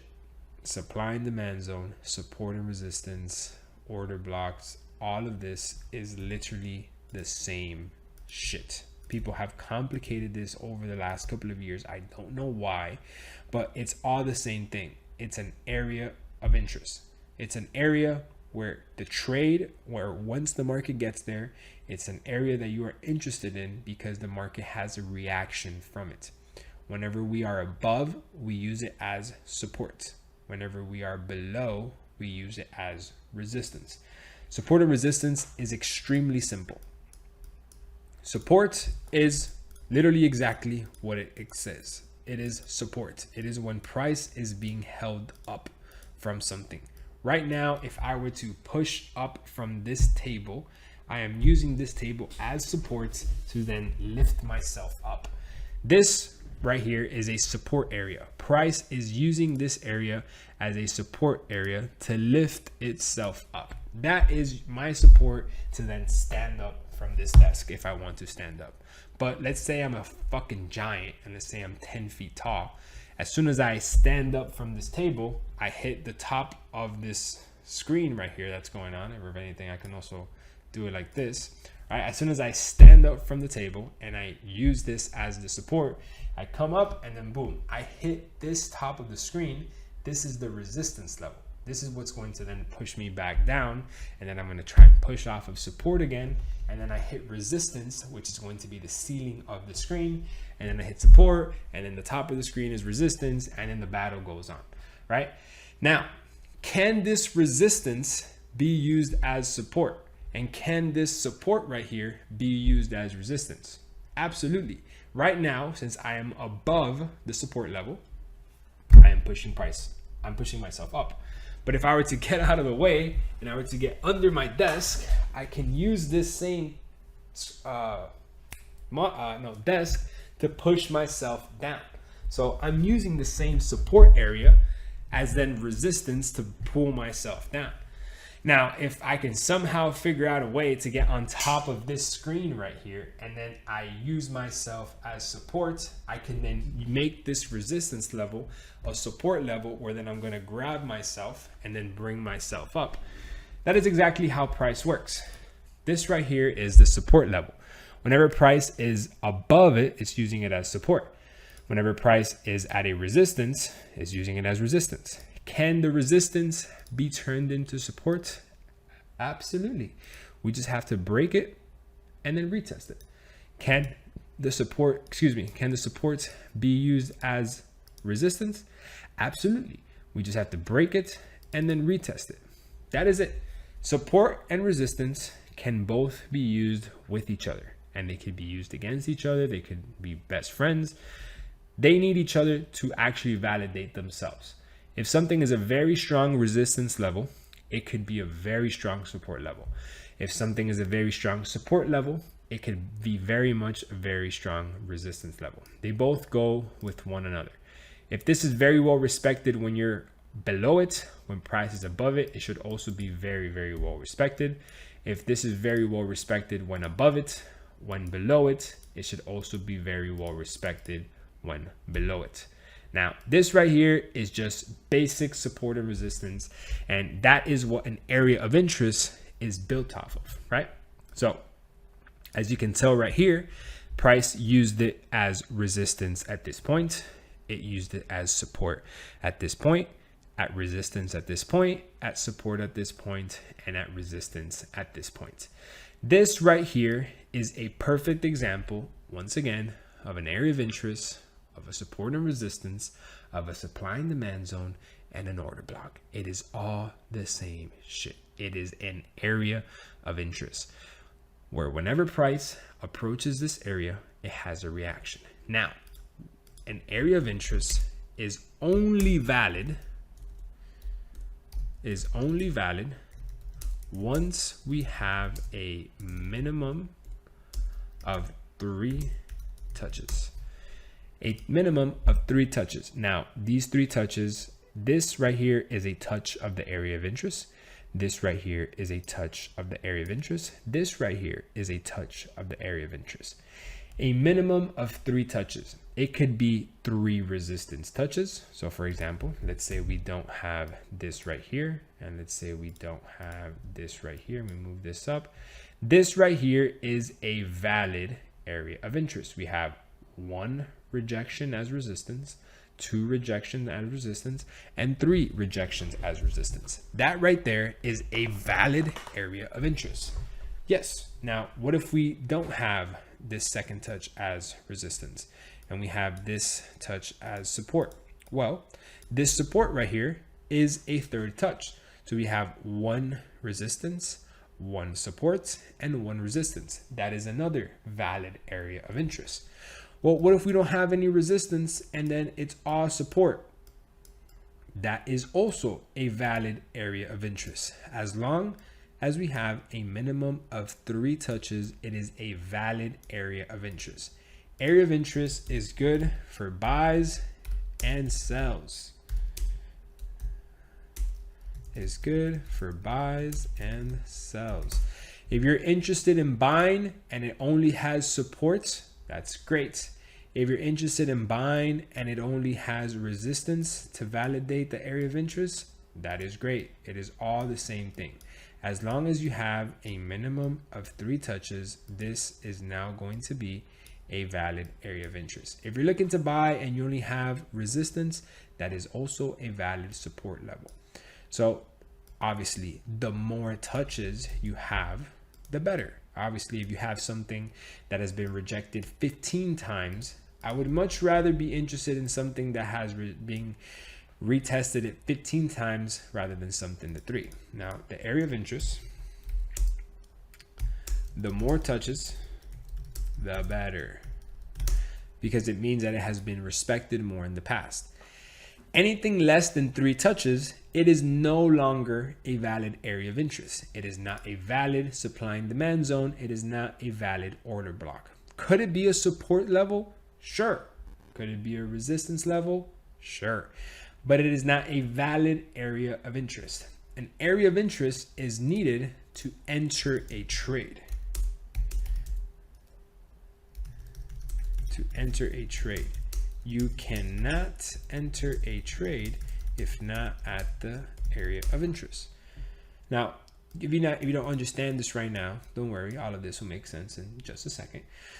Now, I don't expect you to get this right off the bat. Like I've just taught you what different trading concepts are. On top of that, I just showed you everything when it comes to the candlestick charts, and now I'm showing you area of interest. Like this to me, this to me is crazy. Like this took me so long to understand. Like this was literally some shit where it took me forever just to get this right here. It's just crazy. So area of interest is needed in order for you to actually enter the trade. You cannot enter a trade if you're not at an area of interest. So this right here is a valid area of interest. Let me ask you a question. Is this right here a valid area of interest? Yes or no? No. This right here simply only has 1 touch. So this right here is not a valid area of interest, making this not a valid area of interest. Cool, we move on. What about this right here? Is this, we'll just do this for example's purposes. Is this a valid area of interest? Yes or no? Well, we have 1, we have 2, and then we have 3. Yes, this is a valid area of interest. All right, cool. Let's keep going. All right, we're just finding something that has 3 touches and we're going to count it as our area of interest, but this is not how we find our area of interest. Is this right here a valid area of interest? We have 1 and none. Nothing to the left, so no, not a valid area of interest. We keep coming down, boom, we run into this zone. What do we have here? We have 1, we have 2, and then we have 3 and 4. Is this a valid area of interest? Fuck yeah. It is very clean and obvious that it has respected this area. Now, once again, what am I showing you based this area of interest off of? I'm showing you this off of structure. These are the elbows. The elbows are based off of the bodies of the candlesticks. At no point are we including wicks here. Like if I were to be doing this on the actual line chart, for example, if we were just to go here to the line chart, I'm doing this area of interest to the elbows. If you notice this right here, we have 1, 2, 3, 4, 5. I'm taking these elbows into consideration. At no point am I doing this area of interest to the wicks, or am I making the box big enough to include the wicks? No, I'm doing this to the structure points, to the elbows. Now, how big should the box be? How do you do all that? Don't worry, I'm going to get into all that in just a second. I just wanted to really explain that and make that very clear. We're obviously doing it to the structure points, so you continue to do it on the structure points. All right, let's just continue going down. Let's find something that has a minimum of 3 touches. Boom. We run into this price right here. What do we have? Can we arguably have 3 points here? Sure. Just for argument's sake, we'll lower this one a little bit. 1, 2, and 3. That is also an area of interest. Oh, that is also an area of interest. So this right here is also an area of interest. 1 second. This right here is also an area of interest, and so is this right here an area of interest. All right, let's just keep going down. Let's find another example, and keep working our way down, and boom, we also have right here 1, 2, and then 3. 1, 2, and then 3, and then we keep going, and boom, 3, and then we keep moving this to the downside. this right here, boom, let's just call this 1, 2, and then 3, right? So we'll call this one right here as well, 1, 2, and 3, and 4, right? Boom. So right now at this point, you're probably looking at this market and you're like, yo, what the fuck? It was right in front of me the whole time, but also this is like so much shit going on. Well, what if I told you that technically in this market right here, all of these are valid areas of interest? Yes, because they have a minimum of 3 touches, right? That is the core foundation to have a valid area of interest. Now, what if I told you that there's only one of these areas of interest that are actually applicable, my fucking accent, that are actually editor, leave this in there. I have a major accent, guys. So if sometimes my grammar or my accent isn't the best, I did not know English until like the other day, right? I'm kidding. I learned it in school, but Spanish is my first language, right? So there's only one area of interest inside of this chart that is actually applicable, applicable, whatever, that is actually applicable to this market. Only one area of interest is applicable to this market. Now, which one do you think it is? Do you think that it's going to be the first one? Do you think that it's going to be the second one? Do you think that it's going to be the third one, the fourth, the fifth, or the sixth? I'm going to go ahead and give you guys a minute to just think about it and determine which one of these areas of interest is actually applicable to this chart. One of these areas of interest stays. Every other area of interest is completely invalid. So go ahead, pause this video, and I'll give you guys a second to do it. Well, actually, let me see how I explain this. Let's do this. How about now? Yes. So I kind of cheated there a little bit. I'm not going to lie, because I read the market structure incorrectly. But at this point right now, there's technically only, let's do it like this. If we're to do this market structure like this, just for this example's purposes, right? So let's just get rid of this first one. Just for this example's purposes, there is only one area of interest that is applicable to this market right here. And that is going to be area of interest number 2. Now you might be wondering why. Well, I mixed it up a little bit, and for some reason my return tool isn't working, but I'm literally trying to click that shit, but it's not working. It's because I read the market structure wrong, but technically this market was bearish. So technically this was the lower high and this was the lower low.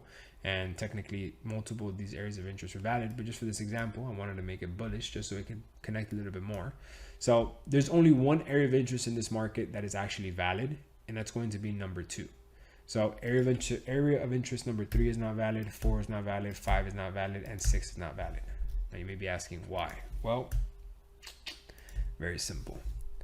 This right here is the higher high. This right here is the higher low. If this is the higher high and this is the higher low, you can only have an area of interest within the higher high and the higher low. Having an area of interest below the higher low completely defeats the purpose of having identified if it's bullish or bearish. Because if the market makes it to this area of interest, we're then bearish, and we're no longer looking for buys. If this market is bearish, we're going to be looking for sells. Could it be an area of interest for us to sell? Of course, for sure. But we're not there. We're very far from that. We're way up here. And if we have all the indications telling us to buy, why would we place an area of interest to sell? We don't. So we get rid of the areas of interest that are not valid and have absolutely no use to our trade. This area of interest, once again, below the higher low, it's not valid, and not valid. So now we've taken all of this noise, all of this area of interest, all of these structure points, and we have completely removed them all and just focused on one part of the chart, on one area of interest, on one zone where the market has a very high probability of having a reaction from this area of interest. So I basically just answered a question, which I'm sure I would get, and that is, where do I place the area of interest and how do I know it's a valid one? Well, simply because you could only place an area of interest within the higher low and within the higher high. So if you guys were paying attention to what I said earlier, you guys would have known that I said we only look within this zone to actually trade. So we're only going to place an area of interest within this zone. So our area of interest will only be inside of here. How many areas of interest can we get? Could be an infinite. You can get 1,000, 500, a quintillion.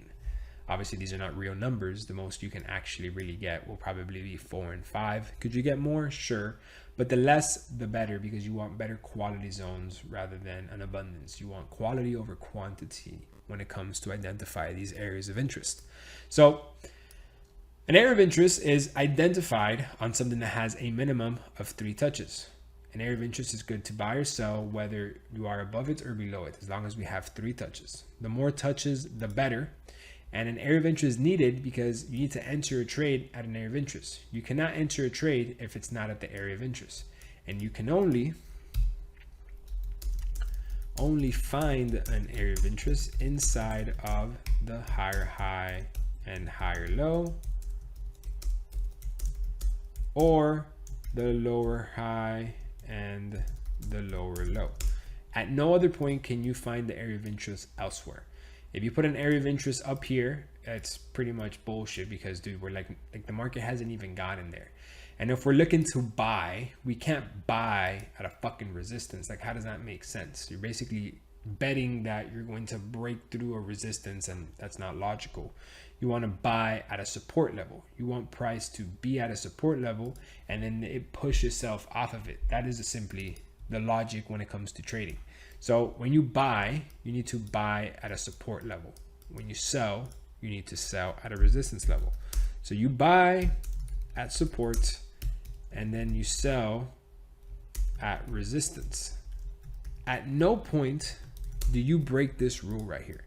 This is probably the simplest thing that I can write in this whole entire class, and it will probably be the most valuable. I cannot stress to you guys how many of you guys are buying at resistance or selling at support. Like, how does that make sense? If the market is going down, right? And the market is going down, and you are literally at a support level right now where the market has reacted to it 3 times from this level. Why are you selling into this level where literally historically what it does from here is have a reaction? Why are you buying from this level? Some people just don't have, they don't know what to say. Some people just don't have an answer. They're like, oh, I don't know. Well, no shit, you didn't know, because you wouldn't be doing that. This is like jumping into a 2-foot pool. Why the fuck would you do that? Like, you're gonna literally smash your face. Is there a 1 in 1,000 possibility that, you know, you happen to break through the pool and break the concrete and then go through the foundation? Yeah, if you're Superman or some shit.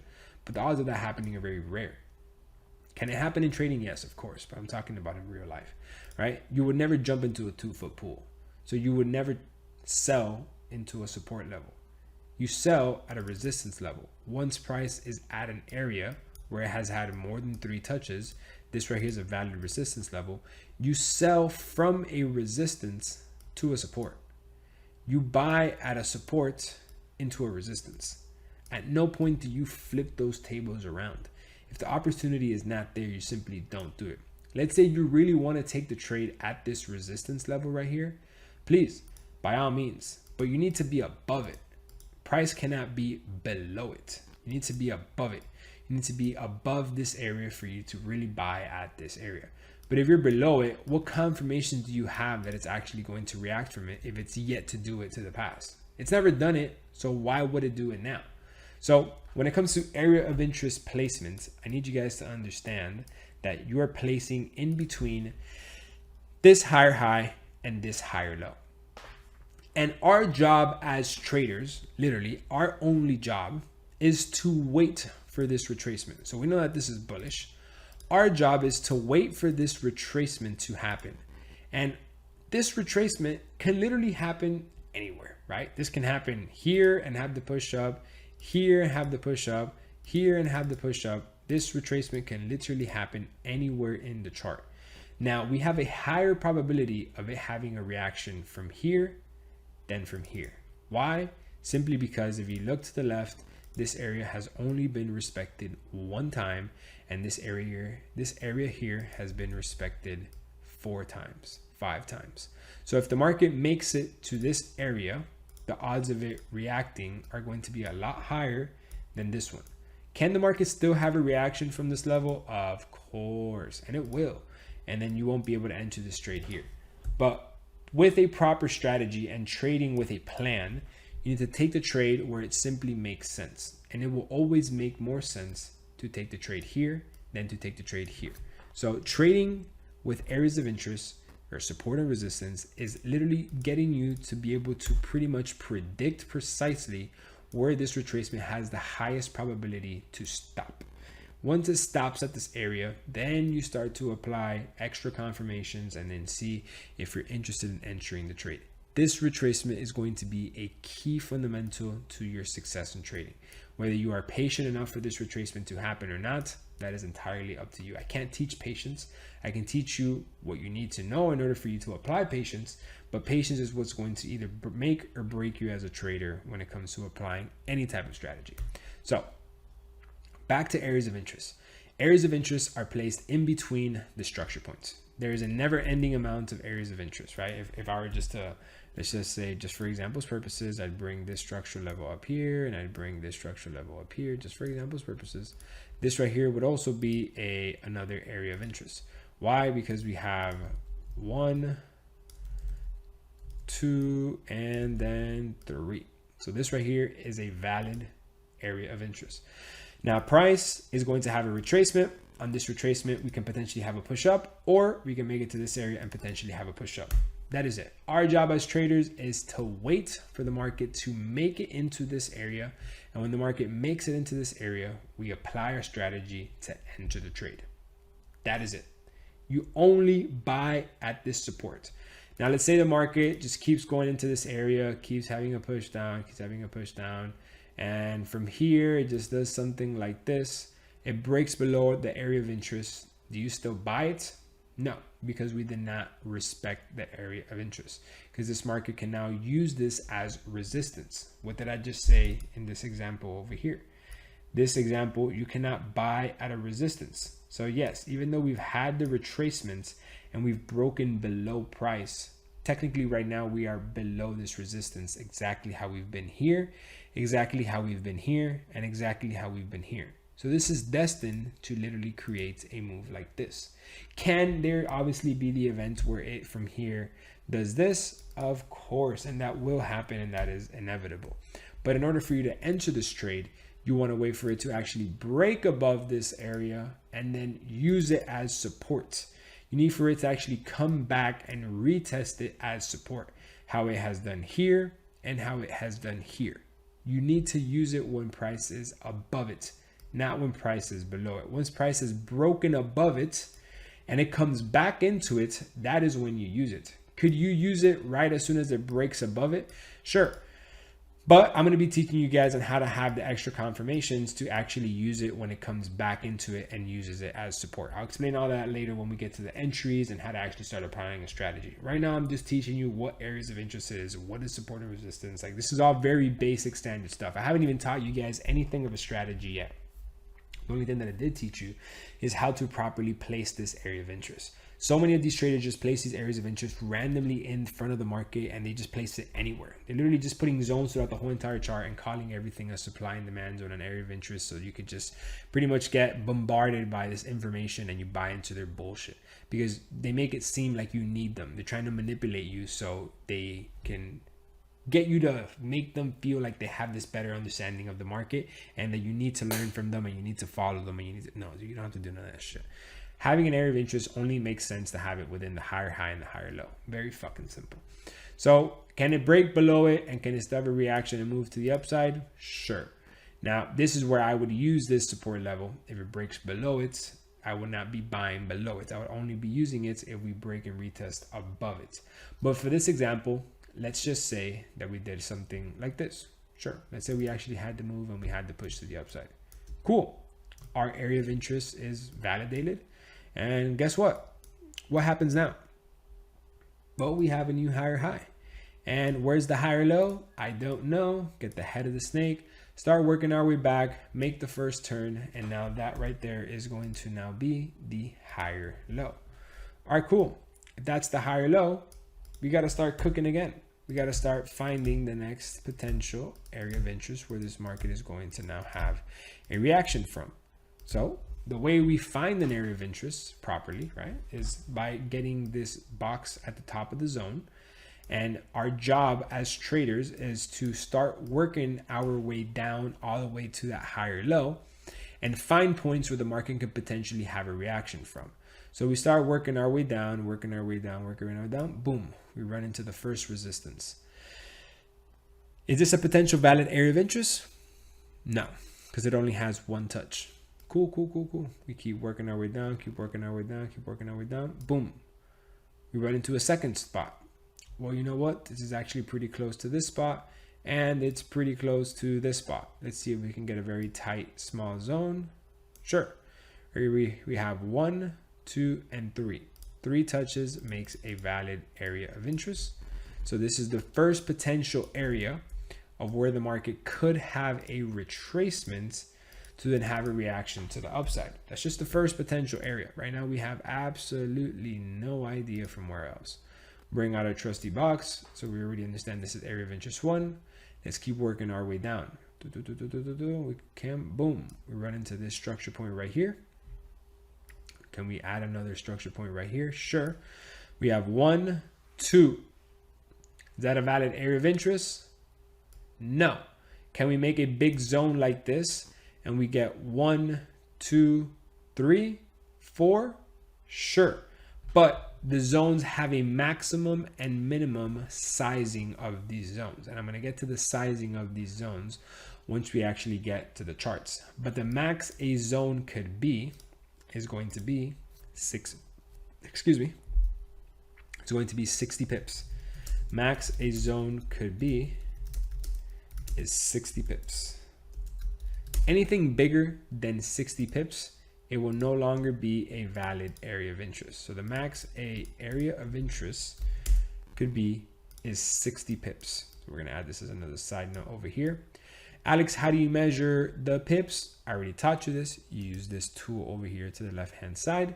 Start from the bottom, work your way up to the top. And what do you have here? This zone is now going to be 70 pips, making this too big of a zone. The biggest an area of interest could be is a total of 60 pips. This zone right here is 70 pips, making it no longer valid.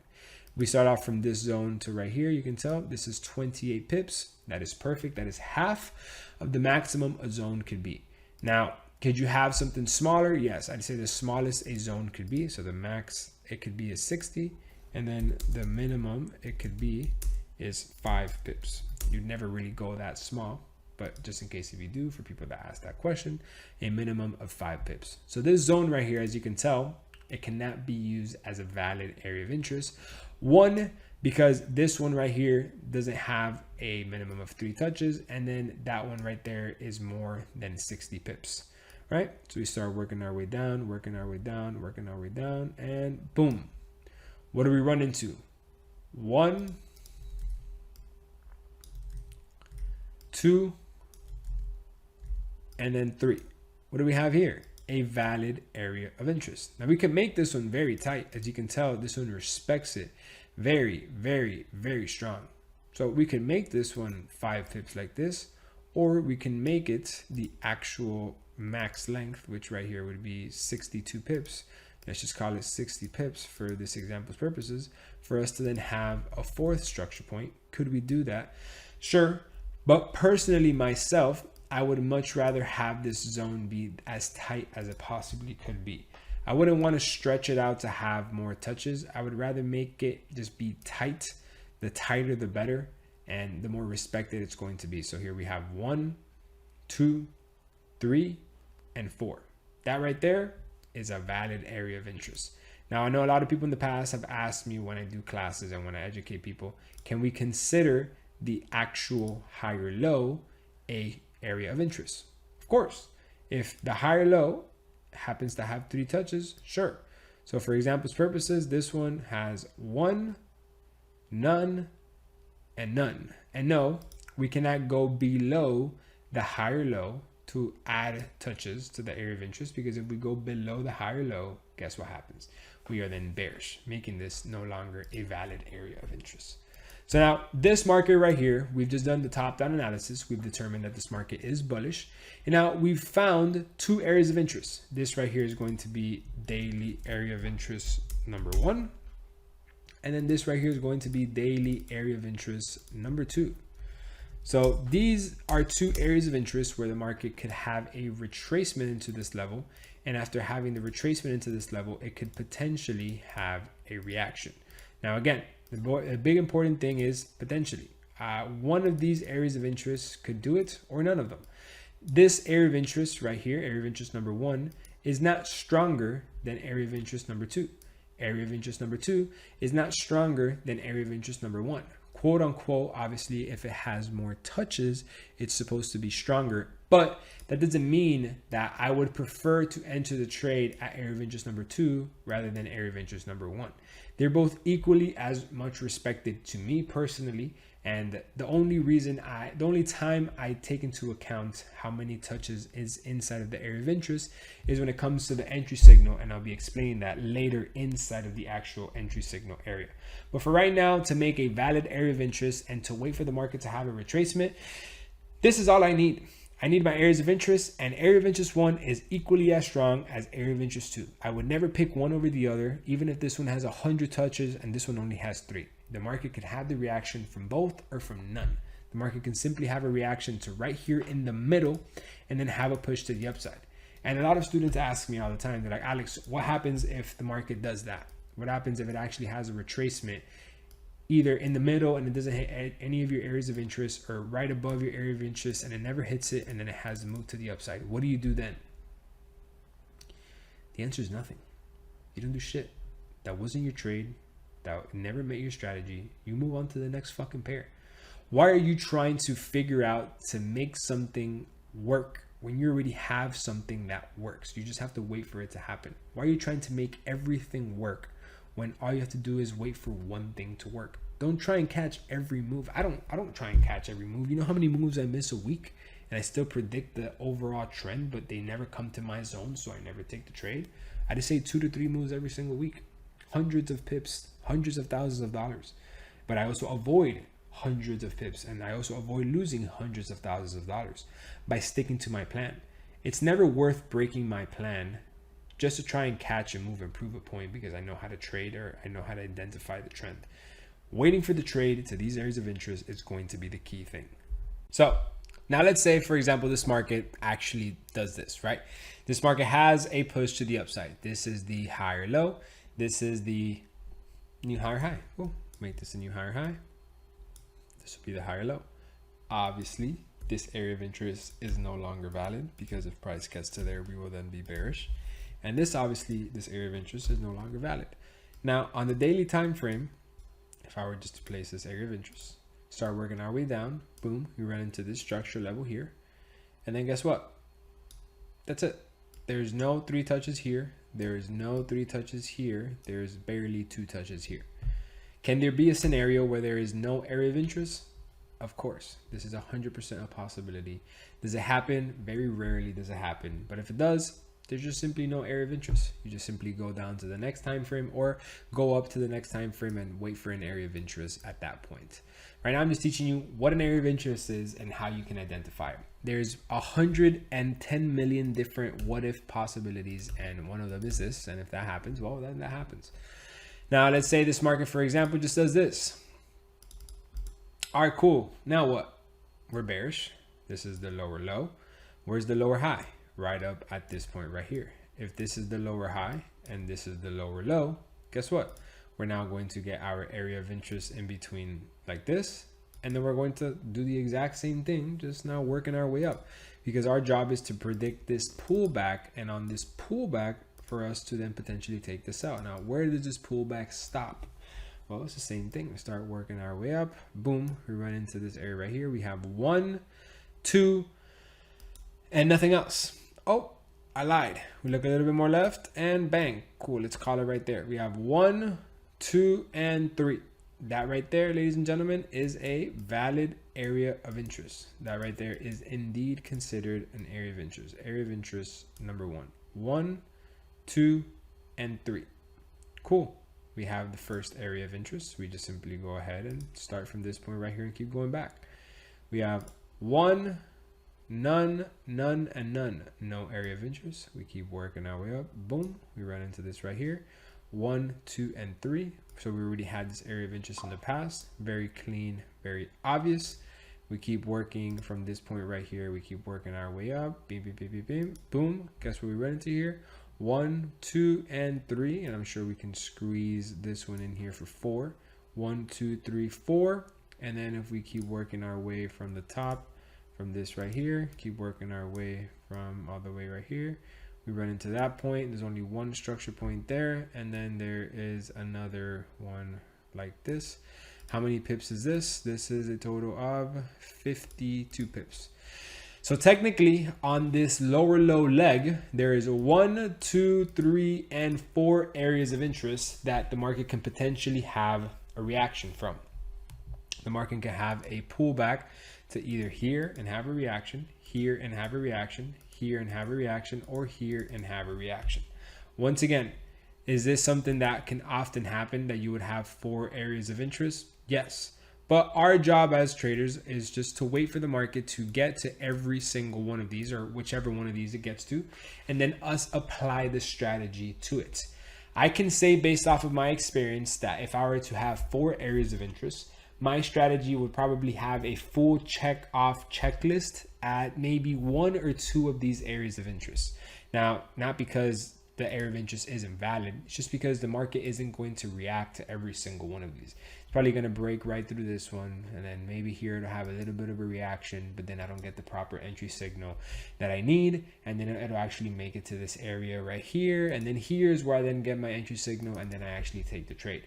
If I miss this trade at this area, can then I enter the trade if it breaks below this area of interest to then sell? Sure, yes, you could do this. These are all different possible potential scenarios and hypotheticals of things that can happen. But our job is to wait for this retracement. So once we get this, we can then sell. So this is just a very simple example of a sell market. Same exact thing. This is now the new lower low, for example. This is now the new lower high.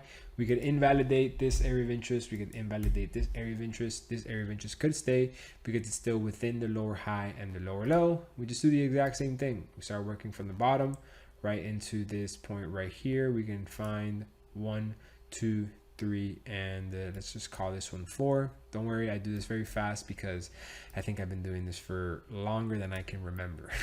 But here we have 1, 2, 3 with this point right here, 4, 5, and 6. So let's just say we have 2 areas of interest in this market. Same exact thing. We're waiting for a pullback into here to then sell, or a pullback here into then sell.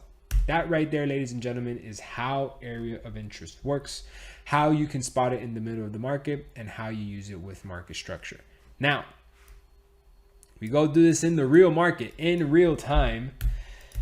It is no different, ladies and gentlemen. If we come here to the weekly time frame, we can only place a weekly area of interest within this higher high and within this higher low. Now, same exact principle applies as to the trend. For you to identify the area of interest is going to be the exact same thing. So here we're going to do weekly and area of interest, daily and area of interest, 4 hour, there's going to be no area of interest. So we only look for an area of interest on the weekly and on the daily, but we use these 3 time frames to identify the trend, but we only find an area of interest on the weekly and the daily. Now, some of you guys may be asking, why are we going to only find an area of interest on the weekly and the daily? Well, the truth is that the market is going to be respected so much more from the higher time frames compared to the lower time frames. In the 4 hour time frame, I have found that I can have 10 areas of interest. And I don't want 10 areas of interest. I want maybe 1, maybe 2, max 3. I don't want more than 3 areas where the market could potentially have a reaction from. And I always want to trade with the higher time frames. Not because I'm a swing trader. I don't want you guys to get that confused. It's because I like to trade with the higher time frames backing my trade. I want the weekly and the daily trend to be in my favor so it can push my trade in that direction. I want to buy or sell the market at a daily or weekly area of interest so that support level is being pushed by the higher time frame. I want to buy at a daily support because that's what's going to give me that daily push to the upside. I don't want to do it off of a 4-hour. A 4-hour area of interest could break and retest it 10 times within the same day. On the daily, it'll take much longer just simply because the candlesticks take much more to move, so they get respected a lot more. So in order for me to find an area of interest on the weekly, I have to go back max 5 to 6 years, the exact same time it takes me to identify the trend. And I only have an area of interest in between the weekly and the daily. No area of interest on the 4-hour. So if I were to get this area of interest and I were just to drag it left, I don't really have to go further back than, let's say, 2 years. But for example, right now in the weekly time frame, we understand that that is the weekly higher high, that is the weekly higher low, and what we could start doing is working our way down. If we start working our way down, what do we run into? If we don't have a clear vision, we can go to the market structure, and on the market structure, what do we have? For example, right here, we have 1, 2, and 3. Can that be a valid area of interest? Sure. Can we make this a very tight area of interest like this? We have 1. We have to include this one right here for it to be a valid one. 1, 2, and 3. Technically 4 if we include this as well. So we can probably move it up just a little bit. And nothing else to the right. Now let's see how that looks like on the daily with the candlesticks. Very clean on the daily. Very clean elbow here. Very clean elbow here. And very clean elbow here. This one is not so clean on the candlestick chart, but we still indeed have 3 very valid elbows, including the candlesticks. So maybe on the line chart, you can have 10 structure points, but when you go verify this on the actual candlestick chart, you maybe only have 5. So you always want to use the line chart to make it an obvious area of interest. After you make it an obvious area of interest, right? So we would also have counted this right here. So that's an obvious elbow rejection from this area of interest.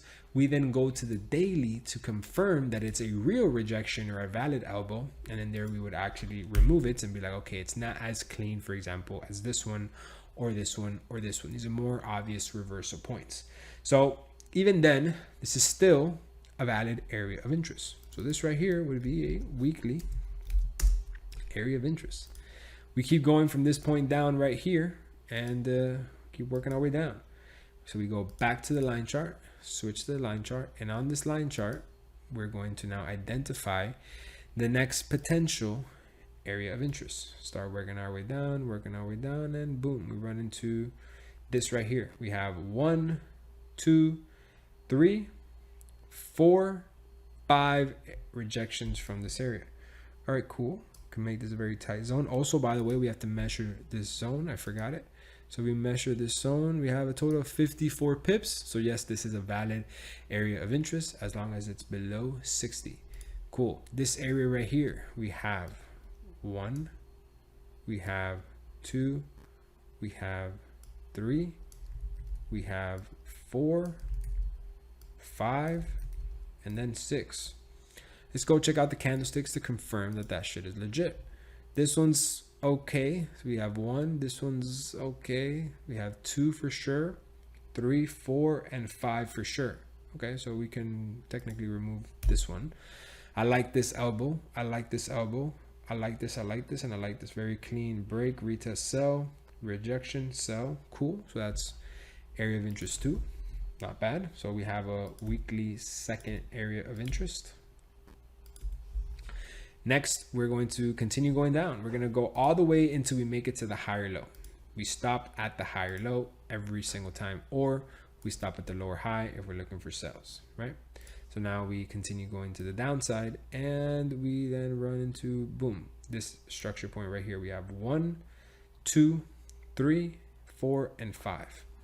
All right, cool. Right here, we also have 1, 2, 3, 4, and 5. So if we were to once again get our trusty circle and do this right here, And I've never seen anybody do this how I'm walking it with it like you guys right now. Everybody tries just to speed through this stuff. Like I really want to genuinely take my time so you guys can learn from this, because I'm telling you, I searched the internet for fucking months to understand this. Like you guys have no idea. We go back to the candlestick chart. This is a clear rejection. This is a clear rejection. Very clear, very clear. And not so clear. I would not count that as a structure point. I would count this one. I would count this one. Yes and yes. Even then, that is more than 3. That makes that a valid area of interest. Now this right here technically are the 3 weekly areas of interest. This is weekly area of interest number 1, weekly area of interest number 2, and weekly area of interest number 3.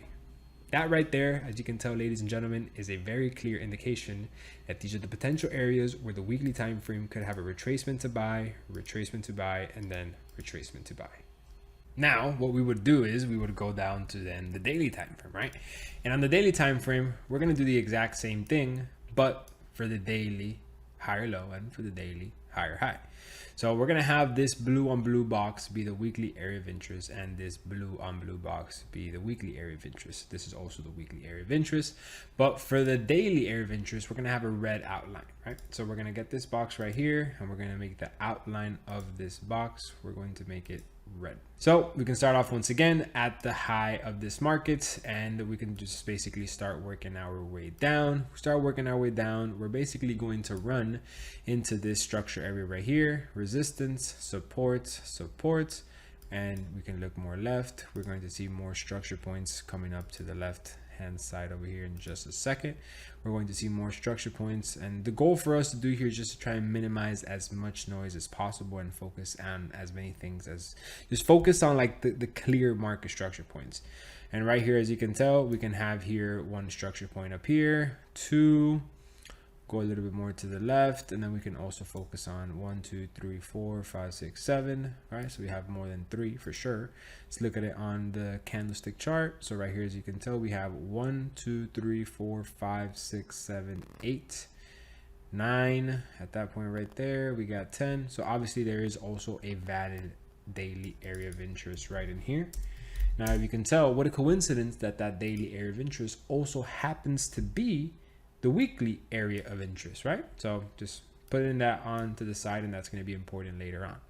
All right, but for now, let's keep going, right? Let's focus on from this high point up here, working our way down from this point right here, and then boom, we run into this next structure points that we have right here. Obviously, for just the simplicity of the video, I've skipped this structure point and I've gone to the more obvious one.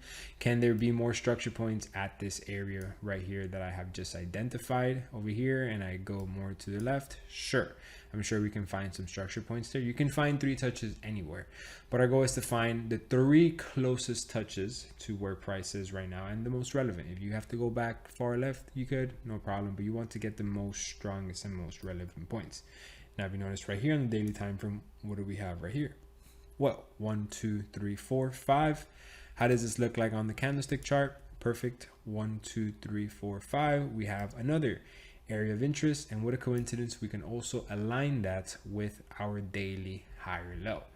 Well, would you look at that? We have weekly area of interest number 2 happens to also line up with our daily area of interest number 2. So now this right here is pretty much a perfect coincidence, right? I wish I would have known this before I even started this analysis. It would have been easier if it wasn't, but it would have been easier because I could have separated the areas of interest and stuff like that. But this right here shows you how areas of interest from the weekly and the daily happen to align for this example right here. We're going to go through all those examples where they don't. So for now, we're just going to remove this weekly area of interest, the third one, because there's so much that price has to come back through and actually be able to break before getting there. So now we go back to the weekly time frame. This is what it looks like. This weekly area of interest happens to also be a daily area of interest. This weekly area of interest happens to also be this daily area of interest. So what do I like to do in a scenario like this when we have 2 overlapping areas of interest? What I like to do is to combine them as much as I can. I like to find the happy medium. I try and see if I can make this area of interest right here on the daily somewhat fit in the middle of this weekly area of interest. And if it could still have more than 3 touches to fit inside of this area of interest, then I would just minimize throughout the top. So as you can tell here, I moved it down a little bit and I have more taps here, more taps here, more taps here, more taps here. And what I try and do is just make this as tight as possible. So 60 pips is the biggest, but the sweet spot is around 20 to 35 pips. Now this daily area of interest is right at that 25 pip mark. And I'm sure that I can squeeze this weekly area of interest to this structure point and then squeeze it right into that daily structure point as well. So if we go out to the weekly, let's see if we have a minimum of 3 touches with that right there. As you can tell, indeed, we somewhat still do. I would have to move the weekly a little bit higher for us to actually get that right there, for us to get that right there, and then in order for us to also count that structure point right there. So right there, we are counting that structure point and that structure point. What I could do here as well is move the daily time frame up along with that weekly, and then boom, right there we have a perfect daily area of interest that aligns with a weekly area of interest. This is a beautiful sweet spot. This right here lets me know that if price retraces to this area, which is where we are right now, not only are we at a daily and weekly area of interest, but they're both overlapping. And if it just doesn't get respected here, then it has a higher probability of coming to this area and then basically respecting and having a reaction from that point right there. This right here is beautiful. I love to see this. I love having both of these confirmations because this just lets me know that these time frames are actually in sync. The weekly and daily are in sync, areas of interest in sync. All overall, it makes sense to actually enter this trade as a buy rather than a sell, because at the end of the day, that's all we're trying to do. We're trying to make this trade make more sense, that it's going to go to the upside and to the downside. So right now, this is very, very, very simple over the top down analysis. Now, again, if this looks a little bit confusing, you don't have to leave these lines up here. You can move them if you want. I like leaving them sometimes because it just gives me an overall idea of where the market is, and it lets me know that I should only be focusing inside of this zone right here. And it lets me know that all I have to do as a trader right now is wait for price to actually have a retracement into this zone for the market to have a reaction from there, or let the price come into this zone and then let the market have a reaction from there. This right here is what 99% of traders cannot do right. Traders cannot identify trend. Traders cannot identify market structure. They can't even tell where to properly put an area of interest or where even the market is. Now, we can very clearly tell if we were just going to look at this market based off of market structure. So if I were just to look at this for the structure of the market, which is what we should always look at it, but on the candlestick chart rather than the line chart. But if we were to look at it just on the candlestick chart, just so you guys get a visual, if you look at this without any of the drawings, what does this look like? If I were just to focus on this move right here, this looks like a perfect break, then a retest to this structure point, and then a push to the upside. What a coincidence that that structure point happens to be the weekly area of interest and also the daily area of interest, and also at that daily higher low. If I were to pick an area of interest, if I were to pick one over the other, I would for sure pick this one, just because it's more of a textbook trade. When you see a textbook move, you see something like this, comes back to this structure point, and then it just continues to go up. If you ask me, that is exactly what this is right here. That is the previous structure point. That is the break. And now we are on the way to retest that to potentially have this move to the upside. So that right there is just basic market structure. I have taught you guys what is top-down analysis, how to use these time frames in sync to determine if something is bullish or bearish, and how to place a proper area of interest. All of this is quote unquote still very beginner stuff, but also getting into a bit intermediate, just simply because all you need now is just practice. Go out there and go practice this, because that is going to be the crucial part of you to actually perfect it and see it as effectively and as quick as I do. But to this right here, what I'm showing you guys, this took me a year to understand, a year to really get it and put it into practice. This took me such a long time and so many wasted hours of just placing market structure incorrectly, putting areas of interest in areas where it didn't even make sense. Just so much wasted time, which obviously led to waste of money that you guys can't even fathom. I'm making all of this in one video, but I also don't want to overload you on information that it's just me repeating myself, and I want to make sure that you get the point perfect, and then you can go on and go practice it, right? So right now, that is top-down analysis. That is how it is worked. We do a top-down analysis from the weekly to the daily to the 4-hour to determine if something is bullish or if something is bearish. Once we determine that we have 2 consecutive time frames in sync, how we have here for the weekly time frame, where this would be the higher high and this would be the higher low, we then go ahead to the daily time frame. We identify the higher high and then we identify the higher low. We then just do it on the 4 hour just to see if we have that added time frame. Then we place our areas of interest within these higher highs and higher lows. And then we can tell that we're only looking at this right here in the market, and we're waiting for the market to come back, retest this zone, apply the strategy here. If we don't get it, then we wait for the strategy to get applied here. Now, once again, if the market for some reason somehow breaks below this area of interest, could we then have a reaction from the middle of this area? Do we buy in the middle? No. Do we buy at the bottom? No. You have to wait for the break of it, come back, retest it, and then you have the trade to the upside. This right here would be the perfect trade setup. As long as we are above the support level, we either take the trade fully at this area of interest, or above this area of interest, or above this area of interest. There's no ifs, ands, or buts about that. You need to buy at a support and you need to sell at a resistance. Now for a sell, pretty much just the complete opposite. You can literally just flip the chart, you right click this section in trading view, and then you click invert scale, and then it's pretty much the same exact thing. You have the bearish move, you have to wait for it to come back to retest this structure point to then sell, or you would have to wait for price to then come back and then retest this structure point over here to then sell.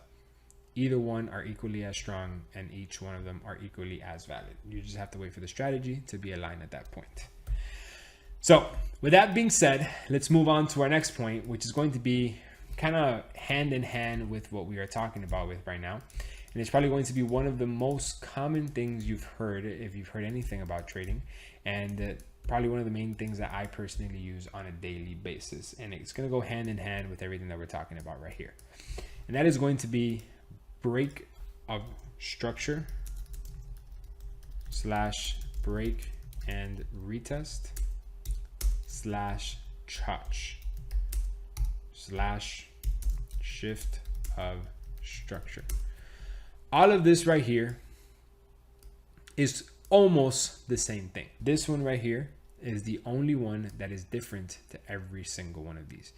Break of structure, chotch, and shift of structure are all the same shit. So let's start off with break of structure, right? This market right here is clearly bullish, right? We know that already. We know that this is the higher high, and we know that this is the higher low. Cool. What happens if this does this? Well, shit. Fuck. We just broke the structure. We broke the higher low.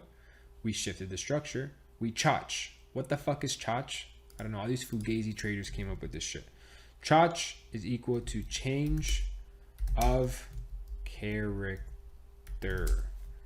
This is what chotch means. Change of character. Change of character. They were identifying this, that the character, or what it identifies as, was bullish. Now it has changed that identity to now bearish. Same fucking shit as shift of structure. Same fucking shit as break of structure. That shit pisses me off how they put all these different names to all these same exact shit. They just fucking complicate everything. Change of character is when the market shifts, when it changes from bullish to bearish. Simple. Break of structure is when this is the previous structure and we break it. Shift of structure is when this structure shifts from bullish to bearish. Easy. Change of character is when you change identity from being bullish to then being bearish. Simple. Now, what is break and you guys already know this. I have pretty much been doing this for the last 2 hours, right? Doing shift of structure, doing breaks of structure. Now, what is a break and retest? Now, this one is probably the easiest one to explain. So let's say price is currently being held up at a resistance level, how we were previously, right? Or how we were doing for these examples, right? So this right here is a valid level of resistance. So the resistance is clearly trapped within this spot right here. And we know we cannot actually enter the trade at this resistance.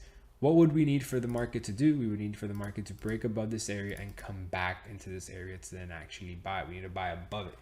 Well, this right here is called break and retest. And break and retest is exactly what it says, like the name of it. It's a fucking break and retest. It is extremely easy. It is extremely self-explanatory. All you do is wait for the break and the retest for you to take the trade to the upside. That is it. It is really that simple. Break and retest are very crucial for you to take whether it be on an area of interest, whether it be at a resistance used as support, at a support used as resistance. You can only take the trade once you've had the break and then the retest. I get thousands of messages throughout the weeks of asking, hey Alex, can I enter the trade at the break, at the high? Yes, you could. You could enter the trade at the break. Just understand you cannot add that as a break and retest confluence. We're going to get into confluences later into this video. But you understand that it's just a break. It's not a retest. A retest is when something comes back, it retests it, it uses it as support, and then you can be interested in buying the trade to the upside, because that's where you anticipate for this trade to actually have the move to the upside. Could you count something as a breakout and add it as a confluence as a breakout? Sure. But it's always a 50-50 chance if it's going to come back and retest this point. Now, if it comes back and retests this point, it is once again another 50-50 chance that it's going to actually have the reaction from it, because it could have just done this right here, and this is a fake out. This is a liquidity grab, and then guess what? It continued back into this area, and then price stays ranging in the zone or just rejecting this resistance. Personally, myself, I rarely, I'd say 30% of the time, I get a breakout. I enter at the breakout. Now, the breakout, as you can tell, I'm doing everything based off of market structure. The breakout is based off of the candlestick of the market. It's not based off of the wick. It's not based off of the tail, the dough. It's all based off of the actual body candlestick closing above this zone. So this zone is at these structure points. It's at these bodies. And right now we have a body that has actually closed above this area. That right there is a confirmed break. Now, I sometimes enter on that break, just depends on the momentum, where I am in the week as a trader as a whole, where's my mindset, how much I'm risking, how many confluences I have. But the correct thing to do is to wait for the retest. Now, in the retest, you want to wait for the body to retest this area, and then you get some wick rejections. And those wick rejections is one of your entry confirmations to enter the trade. So can you enter the trade on the body closure above this area? Sure, but you can only enter properly on the retest, and then you need proper body rejections on that retest. Perfect example could literally be this right here. As you can tell, this is a very valid level of resistance. As you can tell here, this is resistance, resistance, resistance, very valid resistance and area of interest. As you can tell, this right here, these are all wicks. This is not market structure. This is all that price once upon a time at one point was a full blue candle, full green candle, full strong candle up here. But guess what? It was never strong enough, and it always closed below. So that right there makes that a non-confirmation of a break above that area. If we go look at this on the actual market structure, which is based off of the line chart, as you can tell, market structure never broke above that. But the one time that it did break above that, guess what happened? Price came back, and then we retested it. We body candlestick closed above with this very, very strong candle. Then we got a retest, and then we bought. Could you have entered at the breakout? Yes. Would you have much been better off entering at the retest? Yes. But these break and retest examples are literally everywhere in the market. I can just simply go to the left, and I can almost guarantee you I can find another one of these in just a simple, like in any possible scenario, in any possible time frame, you can find these examples right here. Perfect example could be this. This right here is technically a resistance level. Resistance level has 3 touches. If we look at this on the actual market structure time frame, you can see how this market structure has more than 1, 2, and then 3. We confirm it with the actual body candlesticks, and yes, we notice here this never body candlestick closed above, never body candlestick closed above, never body candlestick closed above, and guess what? Body candlestick closed above. Let's say in this scenario we were waiting for the retest. Guess what happened? We never retested it. We missed the trade. It is what it is. It happens. Sometimes I enter the trade at the breakout. Sometimes I enter the trade on the retest. Perfect example could be this right here. We have resistance, resistance, right? I could just move this resistance a bit more up. And on this resistance right here, you can tell we have resistance, resistance, resistance, resistance, body candlestick close above, retest it right there with that wick on the daily time frame. I know if we go to the 4-hour time frame, it's a much cleaner retest. Beautiful push to the upside. This happens in cells equally as the amount of times. Many times as well, it also has fake outs and fake trades that actually never actually end up having the move. But there's other times where it also gets very much respected. But this right here of a break and retest is the most textbook example that I can possibly give right here. This is a resistance level, and it's just one structure point, not as strong as if we were to have three. But as you can tell right here, we have broken this area, we retested this area, then we head to the upside. Very, very simple. A break and retest is just whenever we break an area and then we retest it and then we head to the downside. Examples like these I can show you literally never ending. Perfect example is right here. This is a very strong resistance level. We broke this area and then we came back and then we retested, we sold off. Another example that we could have is, for example, right here. This is an area where I actually took this loss on this trade right here. This area right here, we actually had this support. We got this break, and then I waited for the retest, and I just jumped off on the retest, and guess what? I took the loss. It is what it is. It's okay. It happens. It's part of the process. As you can tell right here, this is a very strong level of resistance, and this right here was the resistance structure.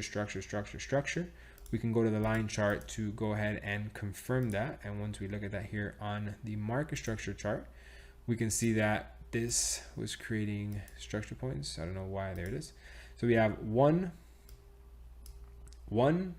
2, 3, 4, and 5.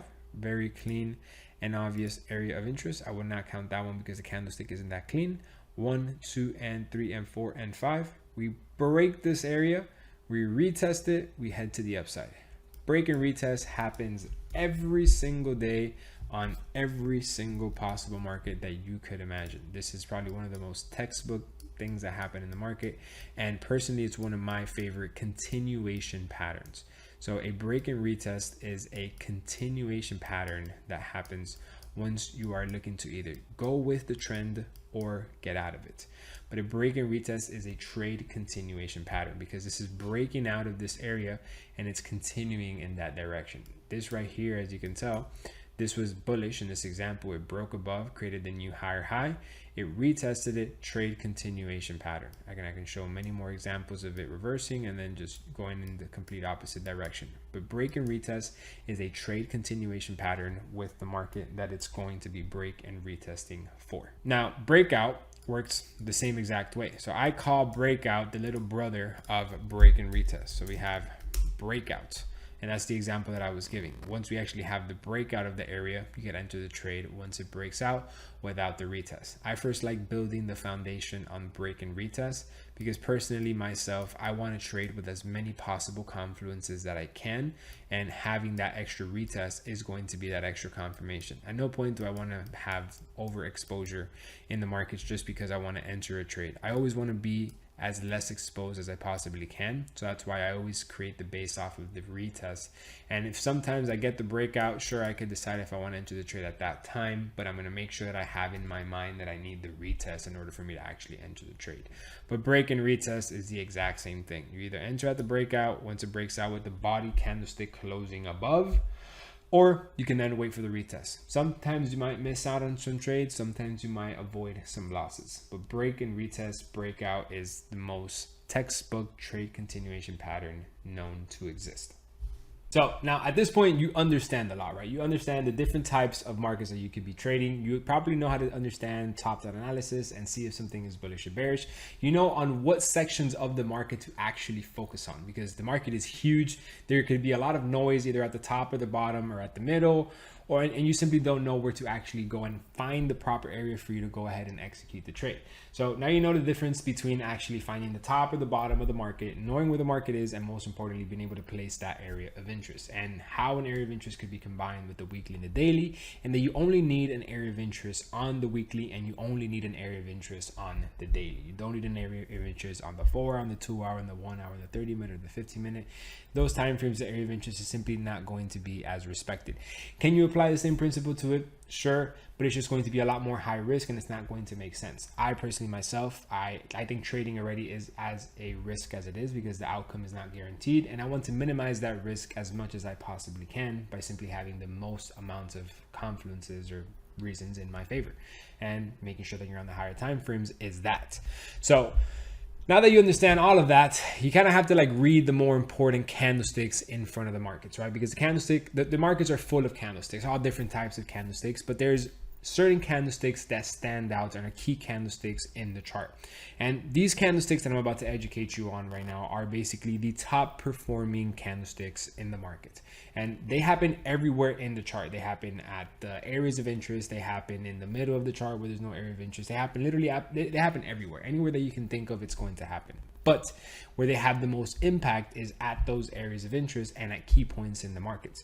Now, I'm going to teach you these patterns right now just so you can have them in the back of your mind, and then you can go look for them when you actually see the market. You're going to see them randomly throughout the market, and I'd say they have a 70% of the time where they are actually respected. But once they're at a key point in the middle of the chart where there's no area of interest, where there's no respected point, they're not supposed to be rejected because there's just simply no reason for them to actually respect that. So you got to make sure that you read these candlesticks for what they are and where they're supposed to be. Because yes, you're going to get them in the middle of the chart, but doesn't mean that you just trade them because they happen in the middle of the chart. Once again, they need to happen at a key area of interest. So let's break down these points. Right now, I'm going to be sharing with you these candlesticks, that these are the only candlesticks that you need to prioritize when it comes to analyzing the market. Is there other formations? Yes. I don't know any other formation that works anywhere near remotely as much as these. And I'm actually going to be eliminating some of these just because they're a bit complex and they're not as strong. It's only one of them, and I'll be explaining why in just a second, right? So I'm going to be showing you bullish candlestick patterns, which are going to be these patterns right here, and then I'm going to be showing you bearish candlestick patterns. Whatever I show you on one side, it's pretty much the same thing, but just opposite on the other side, right? So I want you guys to have a clear understanding of exactly how it works once again. So you have the open of the candlestick. So let's say this is a bullish candle. So this is a bullish candlestick, how it opened, and then this is how it closed. This is the highest points in the candlestick, which is where the wick is, and then this is the lowest point where the candlestick was, which is where the bottom of the wick is. Same exact thing right here. You have the open of the markets, and the market closed down here. But once upon a time, it was a green candle creating a wick up here. And once upon a time, it was a very strong red candle all the way down here. But the market has closed at this point. So this right here is how the wicks get formed. And I just want to give you guys a very detailed breakdown explanation. I know we've talked about it already and I've shown it to you, but I think a visual image like this is going to help. One of the main reversal candlestick patterns is going to be a doji and a spinning top. So a doji is very obvious that there's a lot of indecision in the market. Both of these right here are indecision in the markets, but a full doji is a much more clear indecision in the market. A doji is when the market basically closes as a cross or closes as a plus sign, however you want to see it. But what matters is that there is no body in this candlestick. So as you can tell in this example right here, there's a green body and then there's a red body, which leads you to understand that it closed a little bit more in one direction versus the other. Even if it's something as small as that, there's a little bit more red, there's a bit more strong sellers, or they closed green, there's a bit more green, there's a bit more buyers. If it closes as a complete doji like this, it's that the market is completely standstill, right? The buyers and the sellers cannot make up who's stronger or who is weaker. And then it stayed with the body like this. This is a great point as an indecision, right? This is good for you to anticipate a continuation move in your direction, or this is just so you have an idea how the market is moving. If I personally see the daily time frame that is having an indecision like this, after it comes back to a strong area of interest, logically in my mind, I'm going to determine that as a slowdown in price. If I see a doji, like this example right here, after I see a market that I've had a very strong push up, and then on this push up, we are retesting this area of interest. Price is back at this area of interest. This is a very well respected weekly and daily area of interest, for example, that they both overlap. And then at this area of interest, I then get a doji candlestick. That is leading me to understand that this pullback is potentially stopping. And now the buyers that are at this support level are going to hold price to the upside. That right there to me is a great indication that this market is now slowing down and that the next candlestick could potentially be an engulfing, rejecting this area. Now, if I were to pick in between both of these, if I were to pick in between a doji or a spinning top, I would obviously much rather have a bullish spinning top, because then that just means that the buyers are a bit stronger than the sellers. But having a doji isn't a red flag either. It is equally as strong, but just understanding that this just means indecision in the market. And this means that there's a bit more on either side depending on which one the body closes in. Nonetheless, this could be used as a perfect reversal and showing you that the market is ready to move in the other direction. That means that the market has been battling to go to either side and it couldn't make up its mind and it closed like this. Now remember, keynote for this, the higher the time frame, the stronger the formation. If you go down to the 1 minute time frame, you're going to get these formations that form every single minute. If you're going to go to the 30-minute time frame, these formations happen every 30 minutes. Why? Because it moves a lot more. It's a lot more volatile. The probability of it happening is a lot easier. I like using these candlesticks to have my entry or to determine if I'm going to enter a trade based off of, like, yes, the 30-minute, the 1 hour, the 2 hour. But where I like to use these indecision candles, and I'm going to teach you how to use them later on, is on the higher time frame. Seeing a daily doji like this at an area of interest, having a full 24-hour candlestick battle up and down and close at an indecision candlestick like this, that is amazing. Seeing a 4-hour candlestick like this, it's also good because it's 4 hours. But then seeing a 1 hour candlestick, it's okay. And then a 30-minute just loses less value. The longer it takes for this to be created, the more respect I'm going to give to it. But this as a whole could be used as a reversal and showing slowdown in the direction that I am interested in taking the trade. This is just a very educational candlestick, and it's something that I use on every single time frame. Just on the higher time frame, obviously, the more respected it's going to be. Moving after that, we then have the hammer and the inverted hammer. So this is basically very similar to the spinning top, but this is something that would happen once we have reached this support level, and then we basically close with little to no wick on the upside. So this means that the momentum is extremely strong and the market opened up. Sellers brought this price all the way down, but buyers were so strong that it brought it all the way up and actually had it close to the upside with that momentum. So this was going to be a doji, where it was going to be a full cross, but then the buyers were so strong that it actually made it end up closing to the upside. This right here is an additional very strong and very powerful reversal pattern. I like to have this one as well, as once you have approached a support level, because then this is showing that we are obviously rejecting it and then we have taken out the lows. Next, we have the inverted hammer. So the inverted hammer is actually what I like to call a wick fill. So that wick right there, because it's happening in the favor of the direction that we're going in, is where the next candlestick could anticipate to then fill that. And we notice this next candlestick has filled that perfectly. So if the wick is to the downside, it's a rejection. If the wick is to the upside, it's a fill. Only if we're at an area of interest. Now this could, again, work on the 1 hour, the 4 hour, the daily. The higher the time frame, the better. So if this right here, you get it, that's great. That's a rejection. Could the next candlestick from that be a bullish engulfing? Yes. If this is a wick like this, could the next candlestick be a bullish engulfing? Yes. They're both equally as strong. I just personally like the wick fill a bit more. Just really depends on the trade. But don't get me wrong, a strong wick or a strong hammer is a very strong rejection. Next is a doji, is a dragonfly doji. So this is the bullshit that I'm talking about. This is pretty much the same shit as this. They just decided to make the body a little bit smaller, and at the end of the day, I'm going to call it a hammer or a doji no matter what. You might see me call it doji more than dragonfly or a hammer. But this is the exact same thing. I don't want to waste your time or get you distracted on having to remember the dragonfly doji when it's pretty much the same shit as the hammer. It just has a smaller body, but it means the exact same thing. One is not stronger than the other.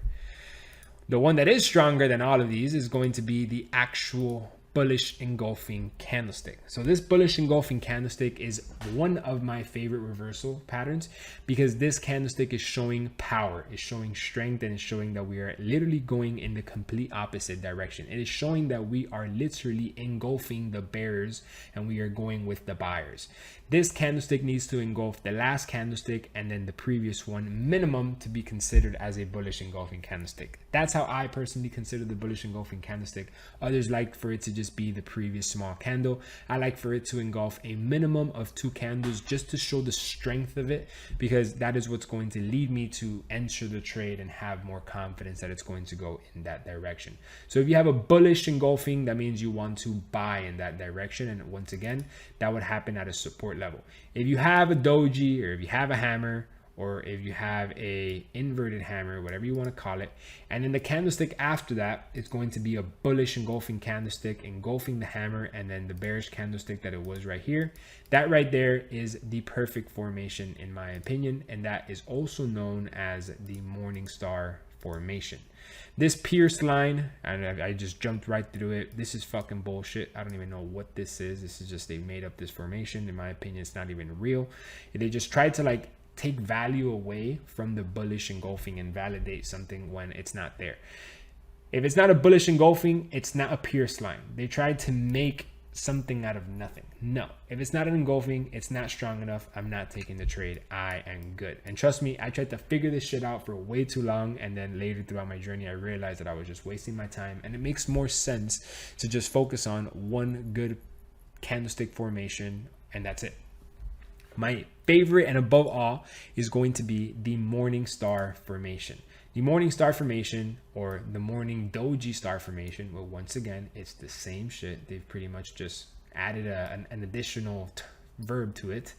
Is going to be that this candlestick has engulfed both of these candlesticks, and it has that doji that I was just explaining. Either you have this bearish candlestick right here and this one engulfs, or if you have the shooting star to the downside, you have a bullish engulfing candlestick with the doji. That right there is a morning star formation. This is my favorite end all be all candlestick formation, because what it essentially does is it combines the bullish engulfing and it adds it in with the inverted hammer or the doji. And you're putting the engulfing and the doji together. Now, obviously, if this example right here were to have a wick like that, even better. But if it doesn't, it's fine. All that matters is that this candlestick has engulfed the last 2 candles, and that is what makes it a morning star formation. Last and definitely least is going to be this right here. The 3 white soldiers and then the 3 black crows. I don't know how it goes from white soldiers to then black crows. I don't even know how this makes any sense. This candlestick formation is not even a real thing. If you ask me, it looks exactly the same as the 3 cloud clover. This 3 cloud clover looks exactly the same as the 3 black crows. 3 red candlesticks, 3 red candlesticks, looks exactly the same to me. These formations are total bullshit, and they're simply a waste of time, and there's no need to even focus on them. It makes more sense to just focus on a formation that actually makes sense, like the morning star formation, the bullish engulfing, and then the hammer. That is all you need when it comes to these candlesticks. Now, for the bearish examples, it's pretty much the exact same thing, just the complete opposite. The shooting star is going to be happening at a rejection, as going to be happening at a resistance. So if I just delete all this right here real quick, the shooting star, you want it to be at a resistance. So let's say this market is trending to the downside, and now we are retesting this resistance level right here. This resistance, you're at this resistance level, and then once again, the camera battery has died. I guess I've been doing this for a while now. I don't even know how much time I'm into this video, but I will tell you this. I'm loving it. I am very committed to continue doing this right now. 1 second. And we're back over here now with the other camera angle. So over here on this bearish example, we have this market being a bearish trending market, and we are at this resistance level where we're going to potentially be using it as resistance. Now, these market indications, these market patterns are going to actually give us the indication that we're actually rejecting it. So once again, price could come into this resistance level and then give us a shooting star, whether it be with a very small body, whether it have a small body so it looks like a doji, so it looks like a hanging man or a shooting star. As long as we have some type of rejection at this area of interest, it is considered, in my opinion, a doji. So This gravestone doji, this formation right here is the exact same thing as the hanging man and the shooting star, in my opinion. Now, if you combine that with the bearish engulfing candlestick, that is where you have the beautiful formation, whether it's a doji or a shooting star or a hammer, however you want to call it. I just call them dojis, honestly. It's just so much fucking easier. So then this bearish engulfing candlestick is what's going to give you that beautiful end all be all evening star formation. This is the most beautiful formation. Morning star and then evening star formation. And once again, this right here, they just figured out a way to remix it and add the actual doji into it, but it's all the exact same thing. As long as the candlestick engulfs the last two, you have a beautiful formation where you have a combination of a shooting star and an engulfing candlestick, which makes the morning and evening star formation. Now, these candlesticks, you're literally going to see them everywhere, right? We can come here into the chart and then look at this, for example, right here. This right here is a bullish engulfing candlestick. This candlestick has engulfed this candlestick. Guess what happened after? Continuation push. Here we have a pullback to this retracement, break and retest. What do we have here? A beautiful hammer, shooting star, doji, whatever the actual name was. It's that type of candlestick. What's the candlestick you get after? A beautiful bullish engulfing candlestick that eats the last two candlesticks. This right here is my formation of a perfect morning star formation. This right here is a beautiful formation. Continuing to this area over here. Bullish pin bar rejection, beautiful continuation push to the upside. What do we have here? A beautiful morning star formation with these very, very long doji wicks, showing this indication that we are indeed rejection, meaning once upon a time we're fully red, we rejected. We were fully red, we rejected, and we closed bullish. Obviously, look what happened after. So as you can tell, things are never going to come out exactly textbook how they are here in the picture, right? I wish, but I'm not here to sell you a fantasy. I'm not here to sell you a dream. I'm here to tell you shit straight up how it is. It's never going to be perfect, picture perfect, exactly like this. It's going to have the formation, and then it's going to be a little bit ugly. Kind of like when you go on a date with a girl you meet on Tinder. Like on the pictures, they all look great, but when you meet them in person, it's all like, whatever, I'll do it. Fuck it, I'm already here. Kind of vibe, right? And it ends up being a great time. It's the exact same thing. This, for example, right here is a perfect doji, bullish engulfing candlestick, break and retest of this area of interest, you buy. You see how now we're combining all of these things at the exact same time. We have this very strong trend, right? This is obviously being a bullish market. We have a break of this strong resistance. We have a retest. We have a morning star formation with a doji. That right there, just right off the top of the bat, I just gave you 5 confluences on why you should take this trade. You have 2 time frames in sync. You have area of interest. You have break and retest. And then you have a morning star formation. 5 confluences in 30 seconds on everything that I have just taught you in this video could have easily gotten you to enter this trade at this retest, have a very simple stop loss, and with a 1 to 2 risk to reward, you could have made 118 pips. You multiply whatever you were going to risk times 118. This is easily a $5,000 to $10,000 trade. Just showing you guys how simple it is, and I'm just educating you guys on things that you are already seeing and I have been showing you, but you just didn't even know that they were there. It's almost like playing Where's Waldo, right? When you play Where's Waldo, which is this game right here, you pretty much don't know where he is. But as soon as I'm able to point out Where's Waldo, you're almost going to be like, wow, was he really there the whole entire time? Like, I already found him. So for example, let's say I spotted Waldo right here, for example. And then once you spot him, I'm totally kidding, I did not spot him. But if you do spot him right off the bat, once you see him, you can't unsee it. It's the exact same thing when it comes to this trading view and this examples right here. Once you see these examples, you can't unsee it. Perfect example of a morning star formation being at an area that is not valid and it not working, obviously. If you notice right here, this is a beautiful doji, shooting star, whatever. And then we have a beautiful morning star formation. It's not an engulfing because it didn't engulf this last candlestick right here. But where is this formation happening into?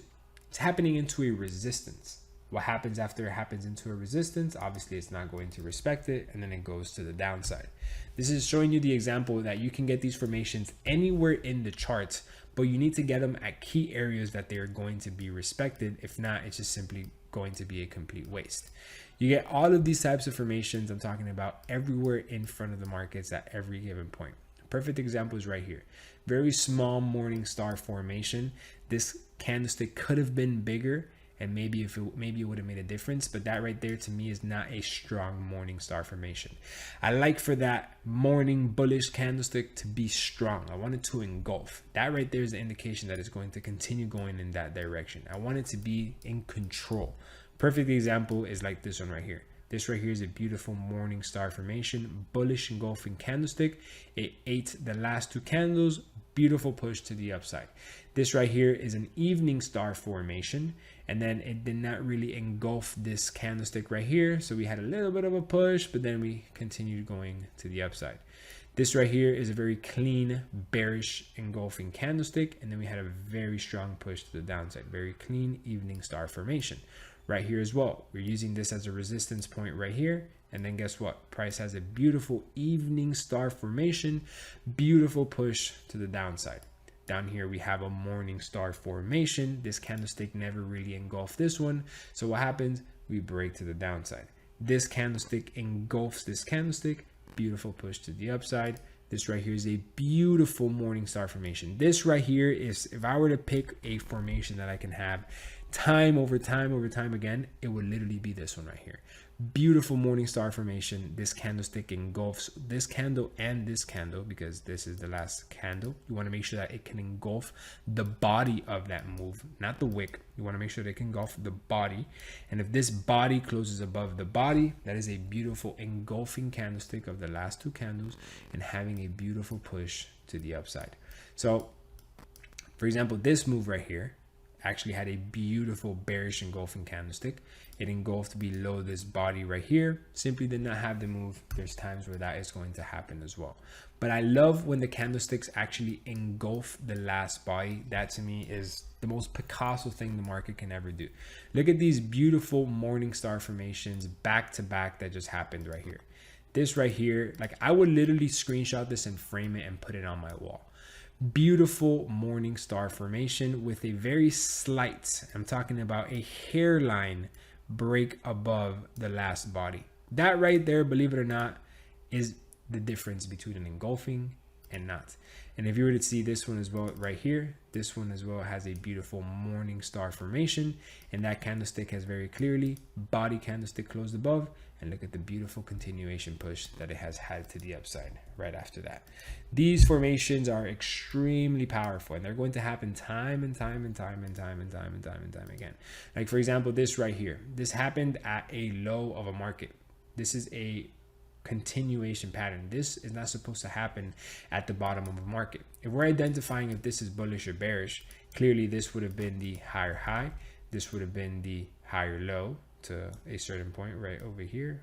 My trading view sometimes glitches. So this would be the higher low. If we were to look at this based off of the market structure, this market indeed would be bearish, right? So this would be the lower low, and then this would be the lower high. Let's see how clean that looks on the candlestick chart. Arguably that can't be the lower high, so then let's say that would be the lower high. It's not a one candlestick pullback. So this is a bearish market. I don't expect for a morning star formation to have a reaction on a bearish market. This formation is supposed to happen on a continuation. This is a continuation. If this was bullish, this was at a support level, I would expect for this beautiful pattern to actually have a push. But obviously, since it's happening in a bearish market, it simply has no use compared how it would if it were to be in a bullish market. So that is the importance of learning how to use these formations at the right times, because they're going to happen at all places in the markets. They're going to happen while the markets are going up, or the markets are going down, or the markets are going anywhere. But you need to make sure that you're actually applying it in the proper timing of the market. You need to apply the morning star when you're buying. You need to buy the evening star when you're selling. It's very clean. Morning star when buying, evening star when selling. Very simple, very self-explanatory, everything straight to the point. So there's hundreds of other formations, right? There's other different types of candlestick conformations. There's other different types of confluences for you to actually use in your favor. But the most powerful ones are simply going to be the shooting stars and then the engulfing candlesticks. You use that in combination with a strong support level or a strong resistance, and you already have a recipe to have more than a 50 to 55% odds in your favor of a trade going in a certain direction compared to the other. All right, ladies and gentlemen, now we're going to move on to the next subjects, right? So up to this point, we've talked about a lot. Now, if at any point, from this point going on forward, you don't understand something, you don't have clear the market structure, you don't have clear certain candlesticks, you don't have clear when it comes to the break and retest, to the line charts, to the support and resistance, areas of interest. If any of that stuff is not clear, take a pause at this moment. You are pretty deep into the video as it is already, and we have talked about a lot of things that have taken me a very, very, very long time to actually understand and perfect. Now, I don't expect for you to perfect it right now. That will pretty much be impossible, because the only thing that's going to perfect it is repetition and time. Looking at it in the markets for yourself, setting up certain examples, and just going over it over and over and over and again. I didn't perfect this until about 4.5 years in my journey, simply because I wasted 2 years on just having a bunch of misinformation, and then it took me about a year to actually really learn it and perfect it, simply because I was by myself. Obviously, if I was with a mentor, I was with somebody that would teach me live every single day, kind of how I do every single day with my students, that would have actually escalated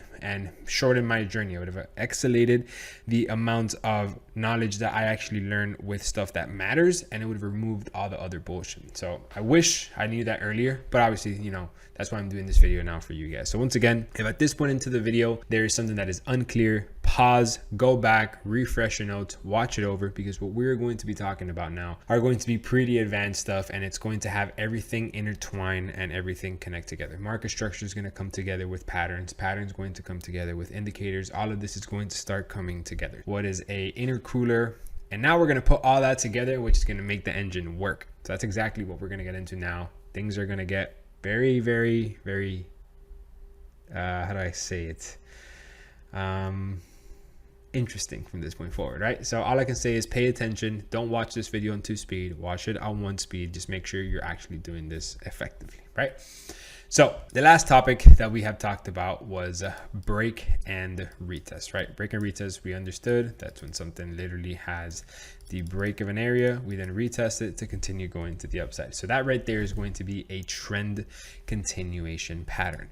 That is my favorite trend continuation pattern when it comes to the break and breakout retest. Breakout, break, and retest are trend continuation patterns. Now, there is reversal patterns. So these patterns also let you know that the market is going to go in the opposite direction. So a reversal means that something is going to go the other way. What is a pattern? A pattern is something that has happened in the past. So a reversal pattern is a pattern that's going to tell you the market is going to shift. So the main, and once again, there's hundreds of reversal patterns out there, right? So I can go here into this pattern section, and you know, you're going to get the X, A, B, C, D, Y pattern. I don't even know how to place this shit, but yes, there you can get any endless amount of examples. You can get whatever this is right here, and I will never know how to teach you this because I've never used it. I can only teach you the one and only pattern you are going to need, and that is going to be the head and shoulders pattern. Now, once again, if you have seen me anytime in the past trade, if you have seen any of my clips, if you have seen me anywhere on social media, you would know that I have made so much money off of this pattern right here. This is my go-to pattern. Like, this is my shit right here. I use this every single day in the market. I wait for this pattern to create, and it's not so much about the actual pattern, it's what this pattern actually means and how it does it. And I'm going to make it make sense in just a second, right? So my favorites and the only reversal pattern that you're going to need is going to be this head and shoulders pattern. This is where you have a left, this is where you have a head, and then this is where you have a right shoulder.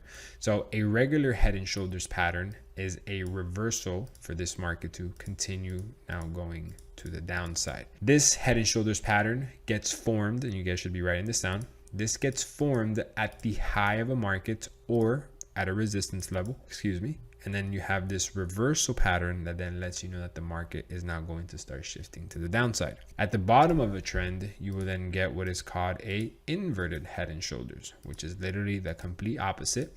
But this is now a reversal pattern to let you know that this market is now going to go to the upside. So there's a big difference in between a reversal pattern and a trend continuation pattern. Reversal patterns literally mean the market is going to shift the other way. Trade continuation patterns, like the break and retest, are when market is continuously going in that direction. These right here are constant break and retest to the upside. These right here are constant break and retest to the downside.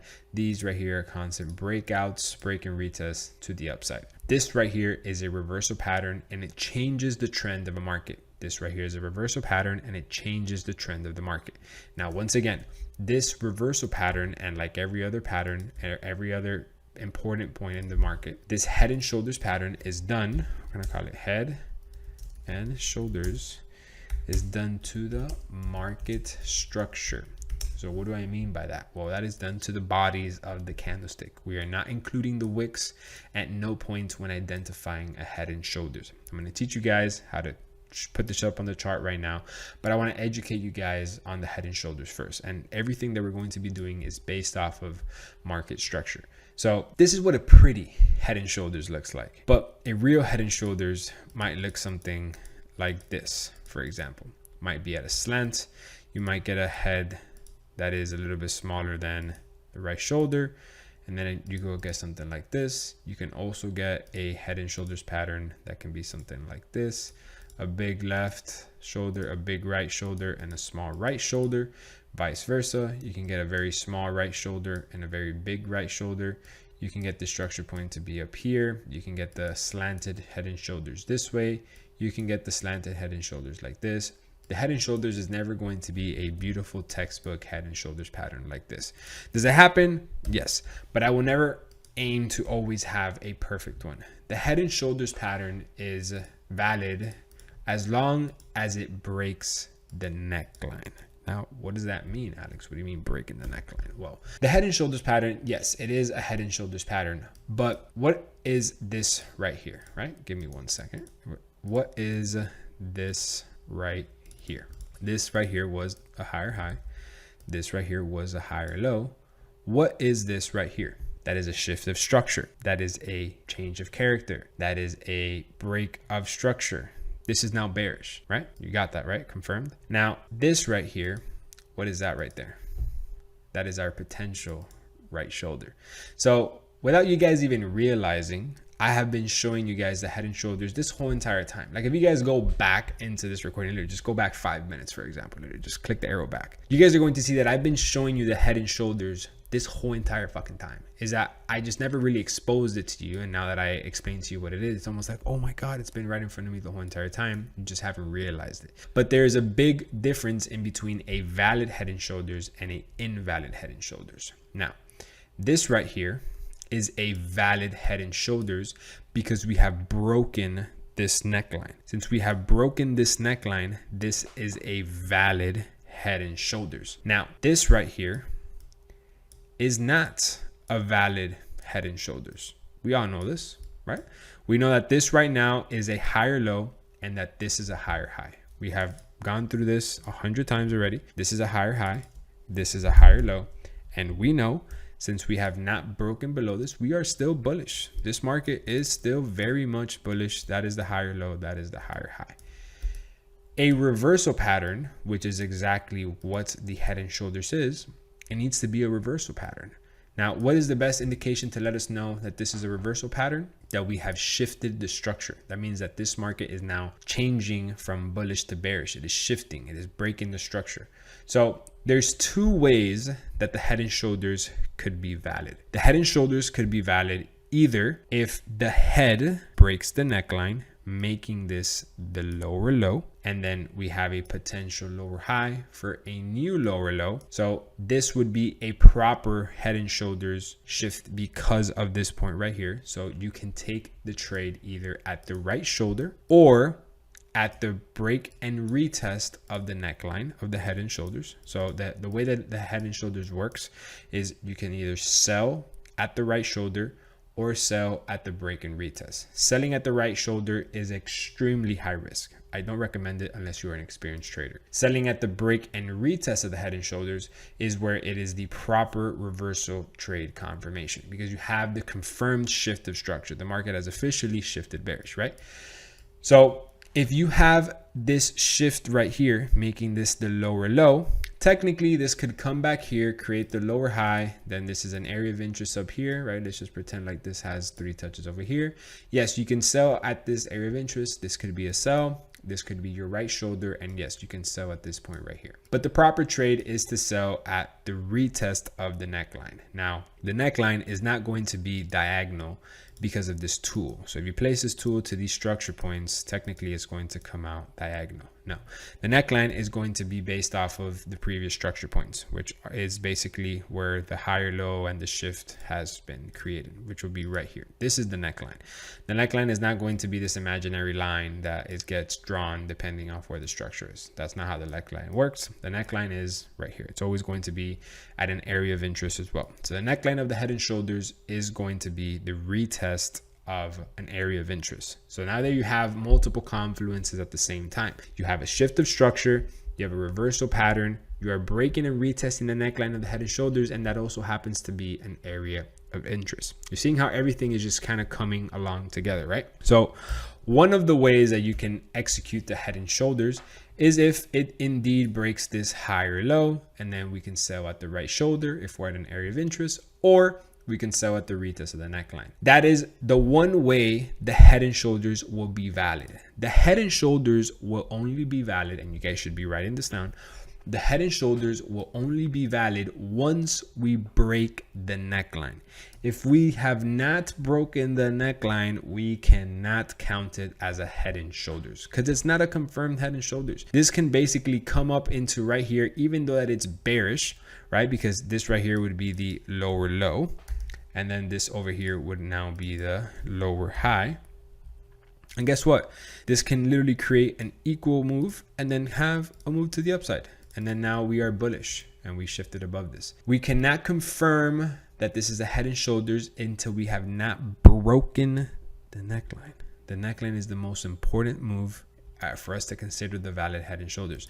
Can you take it at the right shoulder? Yes, it's an extremely high risk, and that is to you depending on what you want to do, but the proper trade is at the break of the neckline, right? So this is the first example, and this would make this head and shoulders very strong because it shifted structure once, and then it's going to shift the structure pretty much for a second time over here, because then this will turn into the lower low, and then this will turn into the lower high, right? Or that's scenario one, meaning that the head breaks this higher low, so it sets up the perfect right shoulder. Or the second way that you could do it is if the market is like this, we are still very much bullish. This is the left, this is the head. This right now, instead of it, because if you were to look at this market like this, at no point in your life are you going to be like, yeah, that's going to be a right shoulder. No, you anticipate for this to have a move like this. This market structure is bullish. You don't expect for this to do this. This is bullish. You expect for this to continue going to the upside. But for this example, let's say it's doing something like this. Now you can look at this market and be like, damn, that is setting up a perfect head and shoulders. Let me take the trade now. Well, you taking the trade now, one, you're not selling at an area of interest. Two, you're selling on a bullish market because this is the higher high and then this would be the higher low. So you're already doing two things that simply just don't make any sense. Go find me enough reasons for you to sell this trade. None. You're trading against the trend. You're already making a mistake. People try and jump the gun and trade based off of a potential head and shoulders. That's not a confirmation. A confirmation is when it actually has the break. So this right here would just be the potential right shoulder, and this would be a confirmed head and shoulders once again once we have broken the higher low. Now once we have broken the higher low, all we simply have to do is let price come back into this area, retest this neckline, and then we will sell. So if this has broken this area, guess what? That means that this is now the lower low and this over here is the lower high. If this is the lower high and this is the lower low, what did I just teach you guys? I taught you guys that you're going to find an area of interest in between this lower high and lower low. Start working your way up and boom. What do you happen to find right here? This right here is an area of interest with 3 touches. And what a coincidence. It is also the neckline of the left, the head, and the right shoulder. That right there is how you're piecing together market structure, how you're piecing together area of interest, how you're piecing together trend and a reversal pattern. Everything is just coming together, right? And this is just one of the things that I'm going to be teaching you right now. So once again, if there's something that you don't have clear, just take a pause, go back, double check it, and then come back to this point right here. And if you're not subscribed, hit the fucking subscribe button, right? So let's continue to go on with the head and shoulders pattern, right? Now, for a bearish example, it's basically the exact same thing. This market right here was creating this lower low, and then this over here was creating this lower high, right? This market structure, let's just pretend like this market is like this. This right here is the lower high. This right here on this lower high and this lower low, what do we expect to happen here? We expect from this move right here to continue to go to the downside. At no point do we expect for this to come over here and then retest this and then actually have a reversal to the upside. This right here, if you would see this, you would still very much count it bearish. Now, some people are better buyers than sellers. Some people are better sellers than buyers. It's entirely up to you. Once again, if you don't have a clear indication on how to do that, you can just flip the chart. But the principle applies exactly the same. Nothing will change if it's bullish or if it's bearish. It's literally the exact same thing, right? So this right here, we understand that this market is indeed bearish. Lower high, lower low. We haven't broken above. Nothing changes. Now, if this does this, now guess what?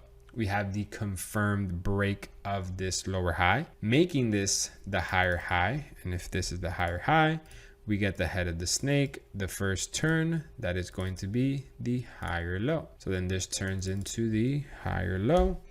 That turns into the higher low. We could only find an area of interest inside of this higher high and higher low.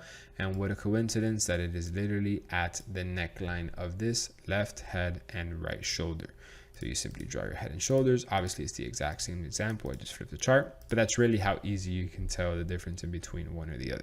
So in the chart, it's going to be exactly the same, exactly just like this, right? So this right here is the lower low, and then this over here is going to be the lower high. So us as traders, we do not enter the trade on the breakout of the neckline. We have to wait for price to come back into this area and then retest. And then once it retests, then you look for those candlestick formations. Here, since you're looking to sell, you look for a bearish shooting star and then a bearish engulfing candlestick to then continue pushing this trade to the downside. That's pretty much it. That is exactly how the head and shoulders works. I can literally show you, bro, I'm talking about like hundreds of these examples every single day. I'm gonna show you with a real life example right here. So this right here is a ugly head and shoulders pattern. So as you can see it right here, this right here will be a left head and then a big right shoulder. Guess what? We came back over here. We broke above the right shoulder.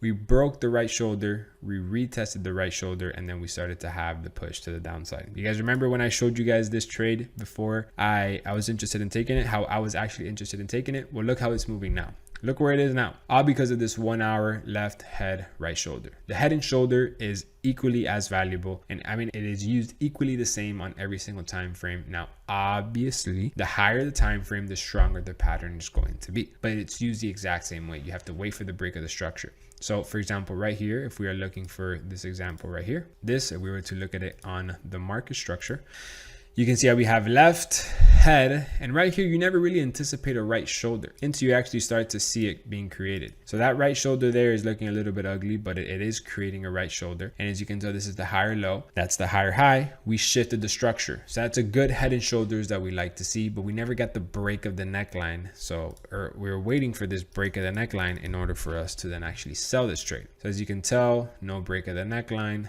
There, we almost broke the neckline. We did nothing, went up to the upside. And then over here, we actually broke the neckline, came back and retested it. And then we had a beautiful sell to the downside. This is just based off of pure market structure. You can see here how this was a head and shoulders, that it never broke the neckline. Left, head, and then guess what? This right shoulder, this was the higher high. And then this was the higher low. The market never broke this higher low and never completed this right shoulder. It never created a proper reversal pattern. Now, don't get me wrong, you're going to get these head and shoulders literally everywhere in the market. I'm talking about in the middle of the chart, at the top, at the bottom. You want to make sure that you can get this reversal pattern on areas that it actually will have a significant impact. You want to make sure that you're getting this head and shoulders pattern at a resistance if you're looking to sell. You want to make sure you can have it at a support if you're looking to buy. Perfect example of a beautiful head and shoulders could be this example right here. Left head, right shoulder. Doesn't look clean on the candlestick chart. Don't worry. go to the line chart. Beautiful. I'm talking about beautiful.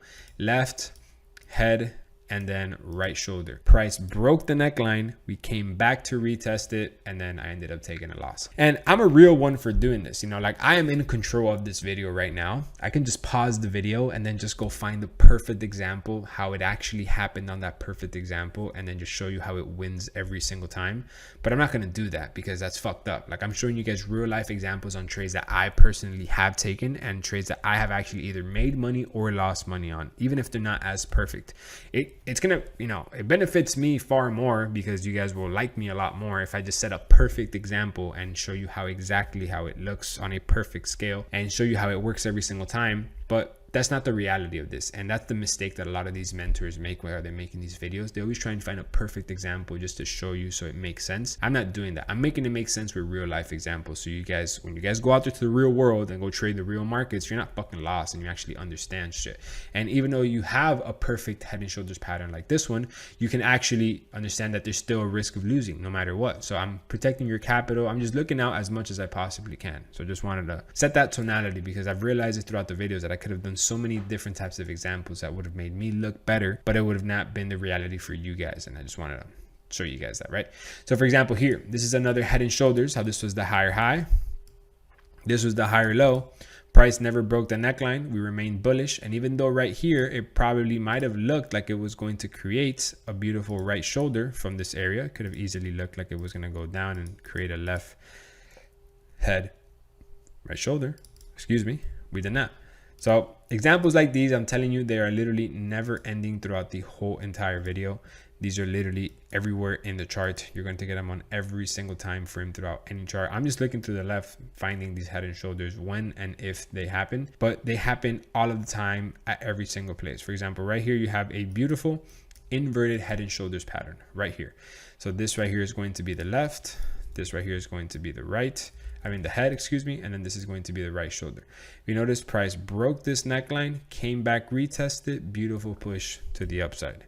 Once again, if it doesn't look super clean, you can go out to the line chart, and then on the line chart, you can see it. Left head, broke the lower high structure point, came back to create the right shoulder, break retest, and then it went to the upside. Examples like these, and I want to find I remember that I caught one the other day. I wonder where it is. And, you know, they come very big. They could also come very small. So, for example, you can see this right here as like one ginormous head and shoulders, for example. Like right here, you have a ginormous left head and then a ginormous right shoulder. Or you can see a smaller head and shoulders right here. Left head and then right shoulder, for example. I'm telling you, these are it's literally my favorite reversal pattern. If I go down to the 15-minute time frame, you're going to see it more than ever. I think it was NZD CAD. Was it NZD CAD? NZD CAD? No, I think it was it was NZD USD. Like this right here is a beautiful trade setup that I had. I'm talking about phenomenal. Look at this right here, right? So this right here has a beautiful left head. And then this broke the structure and created this beautiful right shoulder for me, right? It's a very big head and shoulders. Now on this retest of this neckline, I go down to the 4 hour. And when I go down to this 4 hour, I can see right here, what do I see? I see a beautiful left head and then right shoulder, retesting the bigger neckline of the head and shoulders. So this is the big head and shoulders over here. And now this is retesting the neckline, beautiful head and shoulders at the retest of it. Here's another beautiful example of a beautiful head, left, head, and then right shoulder. We broke, retested the neckline, and then we sold. Right here, we have an inverted head and shoulders. Right here, we have a left head, and then the right shoulder. Trade continued to go to the upside. Up here, we have another head and shoulders. We have left, head, and then right shoulder. Broke, retested, and then went to the downside. Right here, we have another left. These things are just never ending. Head, right shoulder. This right here is clearly an area of interest. So if this was, you can just look at it. You could just look at this example like this, right? So let's say this is the higher, or let's not say this right here is the higher high, right? For example, this right here is the higher high of this market. This right here is the higher low of this market. We know that this is bullish.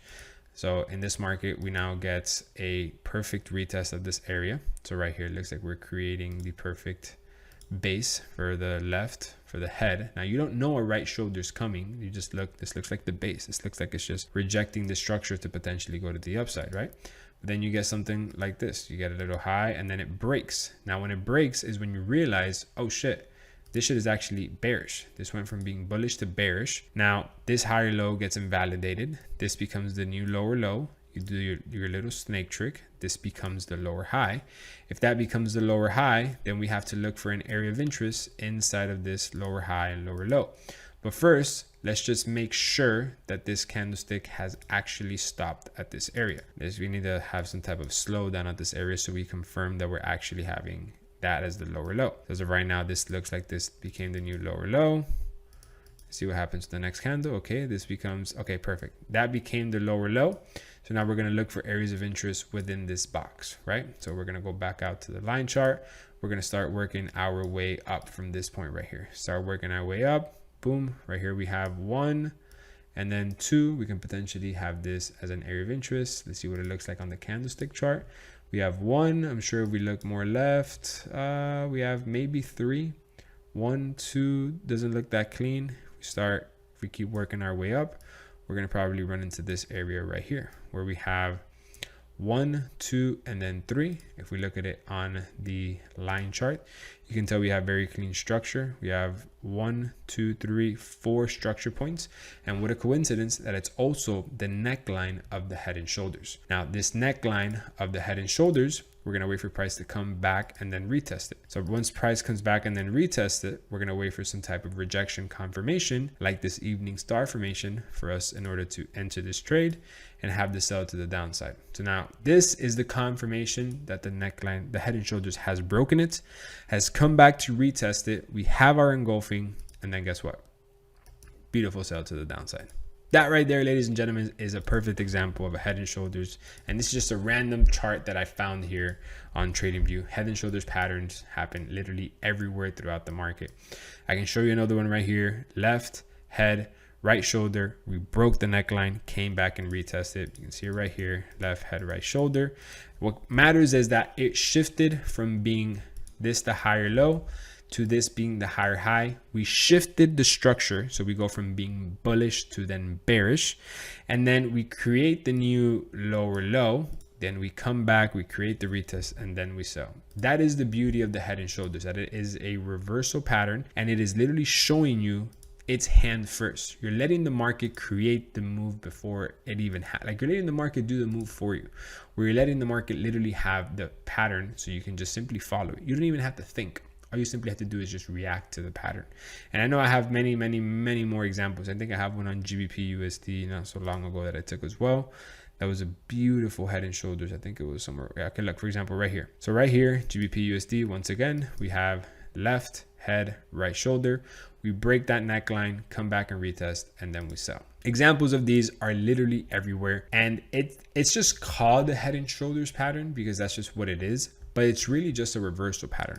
For example, right here, you have this market that is bullish. This market right here is bullish, right? This market was creating higher highs, higher lows, higher highs, and then guess what?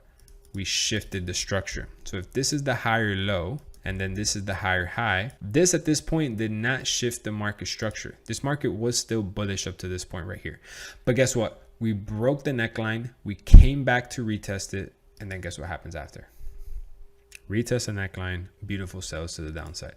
This right here is the beauty of the reversal pattern. Now, it's not that I'm looking for specifically a head and shoulders pattern. No, what I'm looking for is for this right here, is that shift of structure. The market going from bullish to bearish. That is the reversal pattern. That is the indication that I'm looking for in order for me to be interested in this trade. It's the shift of the structure, whether it happens from the push from the head or whether it happens from the break of the neckline of the actual head and shoulders. And like, I'm just so passionate about these head and shoulders that I can literally be on here for hours, just showing you examples of head and shoulders alone, just literally head and shoulders everywhere. Like there's another one right here. I'm trying to find like an ugly one because sometimes there is some ugly ones. I mean, this is kind of like an ugly one in a way, in my opinion, because this one's like not super clean. Left, head, and then right shoulder. All that matters is that we broke the structure, retested the neckline. We then had a push to the upside. I see these patterns happen every single day, everywhere in the market, either at tops or bottoms. And for me, it's my personal favorite reversal pattern, and it lets me know that the market is indeed respecting the structure. Perfect example could also be this right here, this inverted head and shoulders. Right here, we have this left, this head, and then this right shoulder. We break the neckline. So as you can tell, this right here is going to be the lower high of this market. If this is the lower high of this market, and then this is going to be the lower low, that lower high and lower low, guess what happens? We break that neckline, we break that lower high, we break the lower low, we then break above it, come back, retest it, have the bullish engulfing candlestick, and look at this beautiful push to the upside. Like, it just, I just can't get over it. You know, I just can't get over how many times this pattern happens all of the time. Perfect example is right here on a head and shoulders that it did not respect it. So technically, you know, you can call this the left, the head, and then the right shoulder. And if you were to call this right here the higher low, technically it did break that neckline. So if you were to call this the higher low and this the higher high, for example's purposes, this right here, technically it did break that structure, and we did come back and then retest it, and it could have sold off.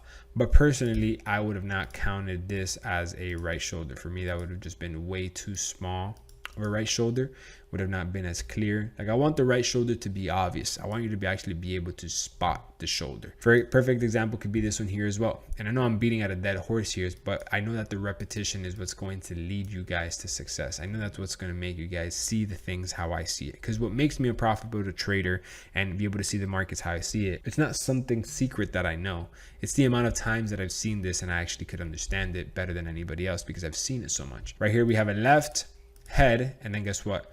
We never broke that higher low, so then this never created the right shoulder. If we look at this on the neckline, I mean on the line chart, this is technically going to be the higher high right here. This is technically going to be the higher low right here. So as you can tell, price never broke below that higher low. So while this was creating that potential right shoulder for us to then sell, because right there, that looks like it can create the perfect right shoulder, we never broke below the higher low. We continue having this push to the upside. So ladies and gentlemen, head and shoulders pattern is my favorite reversal pattern, but not because of the actual pattern itself. It's because of how it is done. And that is with the shift of structure from the higher low to the higher high, or once we actually break the neckline, we come back and we retest it, and then we sell. Head and shoulders is my favorite and most effective reversal pattern. Now, to this, we're going to add what is also called as a indicator, right? So an indicator is obviously exactly what it's named, an indicator, right? It's going to indicate to you that the market is either going to do one thing or do another, right? So there's many different types of indicators. Like, you know, we can go here into the indicator section of TradingView, and this area alone, you can pretty much click every single one of these and you're going to have a billion different types of indicators. They all supposedly know what's going to happen next. There is always a new indicator. They're always doing updated indicators. There's always going to be different types of indicators that the market is going to offer. Now, the only indicator that I personally use is the EMA, exponential moving average. Now I use this, or you guys can see it over here, EMA. So the moving average exponential. I don't know why it says EMA and then the wording of it is completely different, but it is the exponential moving average, or the moving average exponential. Potato, potato, the same thing, you guys understand. I only use an indicator by accident. I was never planning to use an indicator. For me, the indicators, I tried to have many different types of indicators. I tried to do the indicator crossover. So it's where you have like 5 of them. And then whenever all of these different types of indicators, whenever they all cross over, that's when you would sell below it. Or whenever the price would cross above all of them, that's when you would buy with it. It's all fucking bullshit at the end of the day. Indicator is a delayed line on the chart based off of price. It's never going to predict the future because it needs the current price to be able to like create the indicator, and it can never create future price because it doesn't have the future price. It's just an added confluence, right? So whenever you see price, you're going to see this little blue line that pretty much just follows it everywhere it goes. Now this blue line is literally exactly what it seems to be. It's like a dynamic support and resistance level that follows price. Whenever you're above the indicator, it is used as support. Whenever you're below the indicator, it is used as resistance. Now, this indicator, like I just mentioned, I came across it by accident. I was just pretty much searching the internet for all different types of profitable indicators, and there's just really one that stuck out, and that is the exponential moving average. For you to get access to this exponential moving average, just type EMA, and then it's going to pop up as the 20, the 50, the 100, and the 200. So I want you guys to go ahead and click on that. And once you guys click on it, you guys are going to see how you're going to get all these different types of indicators that pop up on your chart. You have here the 20. The 20 is always going to be closest to the price because it just moves as close as it can to the price. Then you're going to have the 50, which is the one that I use, and it's this other blue one right here. Then you're going to have the 100, which is a bit further, and then you're going to have the 200, which is even further. All of these are fucking bullshit pretty much, but there's only one that sticks, and that's the 50 EMA. So for you to get access to the 50 EMA, how I do, just go ahead once again, click EMA, and then you can just click on this section right here. And then once you click on this section, then you want to make sure you can go to the settings icon over here. And then on the settings icon, you're going to go to, or how is it? You double click this right here, visibility, like this. So what you're going to make sure is that you can go ahead, unclick the red one, unclick the dark blue one, unclick the light blue one, and then you're going to be left with the 50 EMA. The 50 EMA is going to be that orange one. It's already a preset. You notice if I unclick it, it's literally right on top of my blue one that I have. I guess I just have an old indicator that I haven't updated, and I don't care to update it. It's just there, or I can just change it to this one.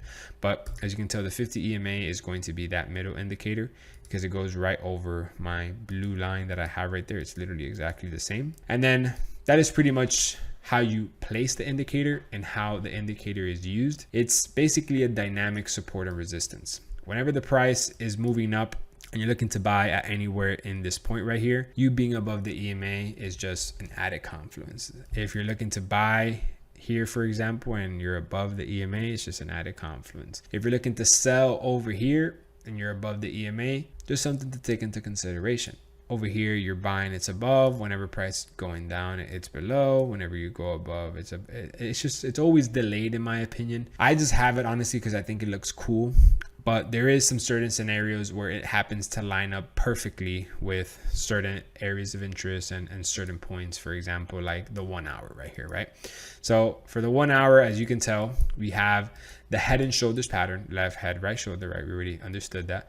We have the neckline of the head and shoulders, and then guess what? Price broke this area, came back to retest the area of interest, retest the EMA. It retest the area of interest, the neckline of the head and shoulders, and it also happens to have the EMA at that area. It's all a piecing of puzzle all together. If I were to compare this to something of an engine of a vehicle, it's almost like having the hood of the car. Do you need the hood of the car to drive the car? No, at all. But it completes the car. Right? Can you remove the hood and still drive 24 hours without the car turning off? Yes. Can the hood be off, it rain, and the engine still be fine? Yes, of course. The hood does nothing other than just give the car an aesthetic look, and it just completes the vehicle. And it also protects your engine parts, so I don't know, somebody doesn't steal something from it. But you can drive the car without the hood. So the EMA is like the hood. It's just like the cherry on top. It completes the trade for whenever it is needed and you want to add it as a confluence. For example, on the 1 hour time frame, this EMA is used as a resistance to then sell. But if we were to go out to then the 4 hour, on the 4 hour, you can tell that we are above the EMA, and now it's going to potentially reject it to then head to the upside, potentially. On the daily time frame, we're extremely far from the EMA, for example, and on the weekly time frame, we are even further away from that EMA. So the EMA, it is not used just based off of entry time frames, right? I don't use it just on the lower time frames. For this example, it just happened to line up. I can find a different example of a trade that I took. For example, let's just say this one right here. The 1 hour time frame, when I was interested in taking this trade, I happened to be a little bit below the EMA. Cool, that was an added confluence. On the 4 hour time frame, when I went to go take the trade, I was a little bit above it. On the daily time frame, when I went to go take the trade, I was very above it. So the EMA is really not used at all. I just want to educate you on what it is, so you don't go out there like a maniac trying to figure out the secret formula behind it, because the truth of the matter is that there is none. There is no secret formula to the EMA. Sometimes it's good to be above it. Sometimes it doesn't even matter. I personally, when I go grade my trade, the EMA is literally at the bottom of the list. Like after I do all of my analysis and I do all of my checklists and I do everything, I'm like, oh, where's the EMA? Is it there or not? Oh, it is? Okay, cool. It's not? Okay, cool. It doesn't matter. It does not complete my trade. It does not take away from my trade, and it doesn't do anything for my trade. The only, again, for example, here I'm selling it. We're below on the 4 hour. Cool. Let's see on the 1 hour time frame. What are we doing over here? Trying to make it back over to price. On the 1 hour time frame, perfect. As soon as I sold, I happened to be below it as well. What a coincidence. For this example over here, when I happened to buy, I was below it. So technically I was breaking the rule. The EMA is nothing but a delayed support and resistance. You placing a area of interest like this, how I have placed it right here, is far more accurate than the EMA, because the area of interest is going to be valid for the real market structure and for the weekly, for the daily, for the 4 hour, for the 1 hour. It's all going to be the same thing. Not like the EMA, how it is subjective and it moves based off of the time frame. Depending on the time frame that you are, it is going to be a bit closer, a bit further. It's going to be added. It's not going to be added. Now, once again, there is hundreds of different EMAs. The EMA is simply just a dynamic support and resistance that holds price up, supposedly, whenever you're above it, and whenever you're below it, it pushes price down. It is a delayed indicator and it has zero importance when it comes to trading. You're not going to build a whole entire trading strategy just based off of EMA. This will be a cherry on top on your trade when you go enter it. If you have it, you have it. If you don't, you don't. So I'm just going to remove this here so I just don't have that extra indicator for no reason. But the EMA is pretty much just a extra tool to call it. Now, you understanding head and shoulders, you understanding EMA, you understanding market structure, top-down analysis, areas of interest, blah, blah, blah. These are all different ways on how to read the market. Now, what if I told you that everything that I have just taught you sets up the perfect trade based off confluences?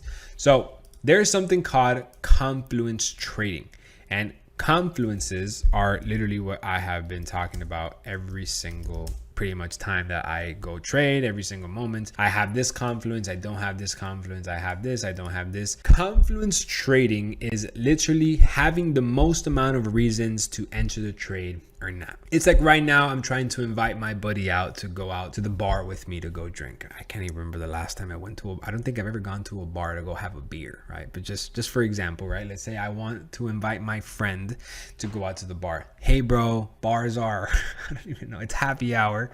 There's going to be a lot of college girls there, and I don't even know what people do at bars, but right, I'm just trying to give him as many possible reasons to convince my friend to come to the bar, right, and go have a drink with me. Bro, beers are half off. There's going to be a lot of pretty women, free nachos, and on top of that, they're playing a football game. You say all that to your friend, and he's like, man, you know what? Makes more sense to be at the bar than to be at home doing nothing. So you basically made it make sense for your friend to be at the bar with you rather than be home. Confluence trading is really no different than that, but it's just, it's just revolved around money, and you can actually do something with your life, right? You can actually capitalize off of it aside from just wasting your time at a bar drinking beer.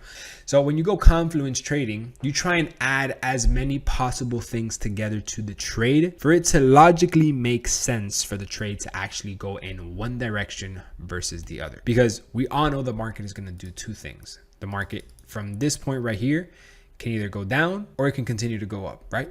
If you at any point in your life, you figure out if the market does either one of those two things, you fucking call me, right? Because you're onto something special, or there's something wrong with the market. But in my humble 7 years of trading in these markets, I have never seen the market do anything other than from this point right here, go up or go down.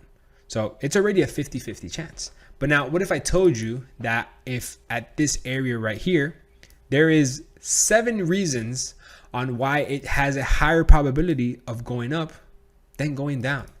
Well, it just simply makes more sense to buy it than to sell it. That's really it. At no point in my trading, am I 100% confident that this trade is going to go in one direction or the other? I just simply have so many reasons for it to go in that direction versus the other that I go ahead and risk money behind it. But I don't have inside information. I don't predict the future. I don't have a crystal ball. I am not an alien, right? I just have a logical amount of reasons on why it's going to go up rather than down.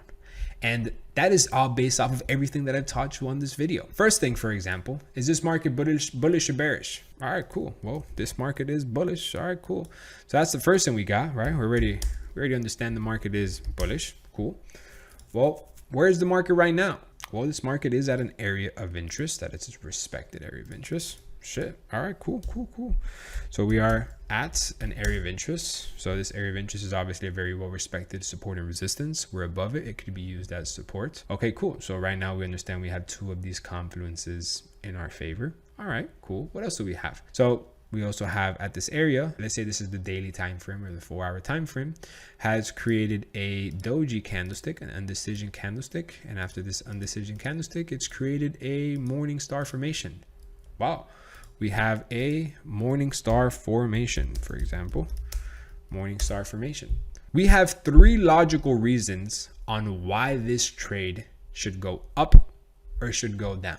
Now, this is a simple, very simple Confluence Trading checklist that I just built off of 5 seconds. We understand that we are having very clear indications that this should continue to go to the upside rather than the downside. We're at a support level, we're trading with the trend, and then we have our entry signal. Go ahead, we enter our trade, and after we enter our trade, guess what? The trade does what it does. Continue trading with the trend, has a reaction from a support level, and it has the momentum based off of the entry signal confirmation. That right there is literally Confluence Trading. Now, that's me not even including if we have the EMA, me not including if maybe on the 4-hour time frame there's an inverted head and shoulders over here. That's me not including so many other little extra things that can be added to this for it to make more sense, right? This is just me going off of 3 basic core foundations: trend, area of interest, and entry signal. It simply makes more logical sense to enter this trade on a buy rather than a sell. And the best way that I can present this Confluence Trading is if you literally go up to your parents, your siblings, your cousins, your friends, somebody that doesn't believe in your trading journey or somebody that doesn't even understand your trading journey, and you literally tell them, all right, you show them this chart, for example, right? So let's say, for example, I'm going to show you, let's say, for example, this market right here, right? For example, let's say this market right here. And you go ahead and tell them, all right, what do you think this market is going to do?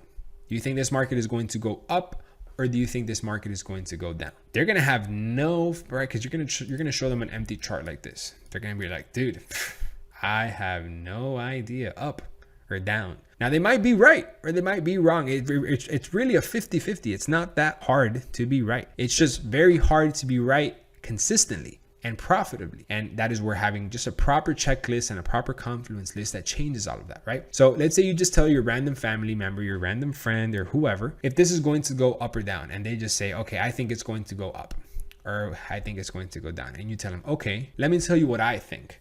And then you start explaining to them, all right, well, this market structure is currently bearish. So this is the lower high.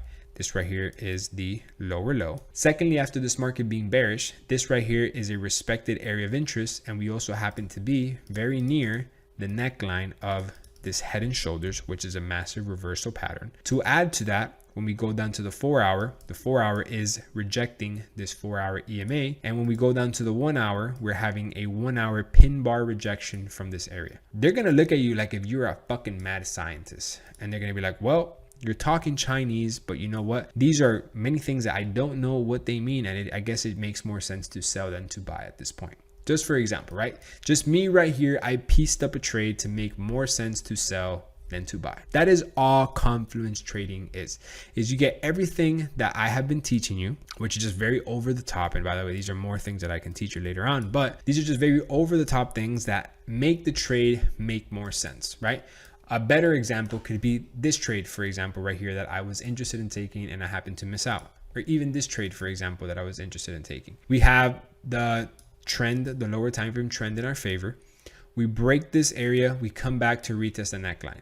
We are retesting the neckline of the area of interest. We have had a shift of structure. We are rejecting the area of interest. We are rejecting the EMA, and then we have a massive bearish engulfing candlestick. It just makes more sense to sell than to buy. Confluence trading is literally building the perfect trade setup for you to have the most amount of confluences in one direction or the other. Now, I get this asked all the time. Is there a minimum amount of confluences that I would have in order to take a trade? And the answer is no. Why would I want to have a minimum amount of confluences? Like, that just makes no sense to me. If I want to risk my money, where my money is going to be the safest, I don't know why traders have this perception of high risk, high reward, right? Or people that just get involved in trading, they think, oh, whatever's high risk is high reward. Guys, we are not in the casino. We are not in the, what's that thing, that the Powerball. We're not in the Powerball. We're not in the lotto. We don't want high risk. High risk actually means low reward. A trade that has zero confluences is high risk. And if it has high risk and no confluences, the odds of you winning that are very low, right? So you're not going to have a very high return on that.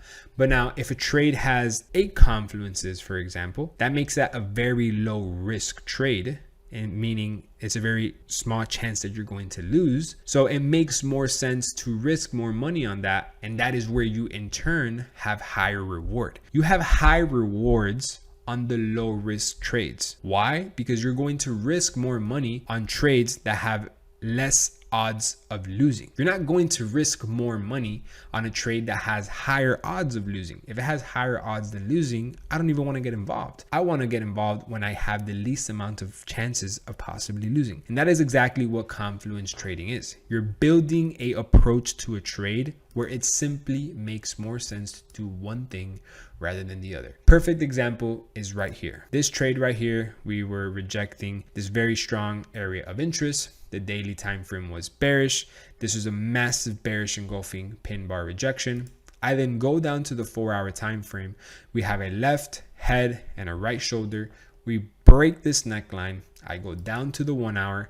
On the 1 hour, we then have another left head, right shoulder. On the right shoulder of the head and shoulders on the 4 hour, we break this neckline. We come back, we retest, we reject the EMA, and a massive 1 hour bearish engulfing candlestick. I have just told you 7 different confluences in 5 seconds off of everything that I've just simply told you. Daily rejecting area of interest, daily bearish engulfing candlestick, 4 hour head and shoulders candlesticks. Then you also have a break and retest of that head and shoulders neckline. That's another confluence. And then on top of that, you have a head and shoulders on the 1 hour time frame, break and retesting that neckline, rejecting the EMA, and then your entry signal, which is the bearish engulfing candlestick on the 1 hour. What else do you need for it to make more sense to buy? Now, don't get me wrong. There's going to be times where you're going to have 10 confluences make sense on your trade. And then guess what's going to happen?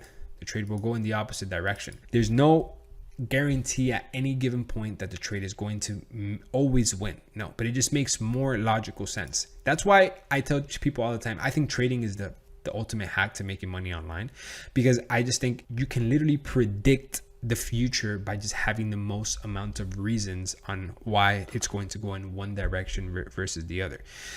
The best analogy that I can put with that, it's almost like if you're going to go out there and go fishing, right? And let's say you're going to go out there and go fishing, and you know, historically, when the waters are calm, when there is a very bright sunny day, no clouds, and you're the only person out there fishing, and the tide is low, for example, I'm not a fisherman, right? I'm just making stuff up right now.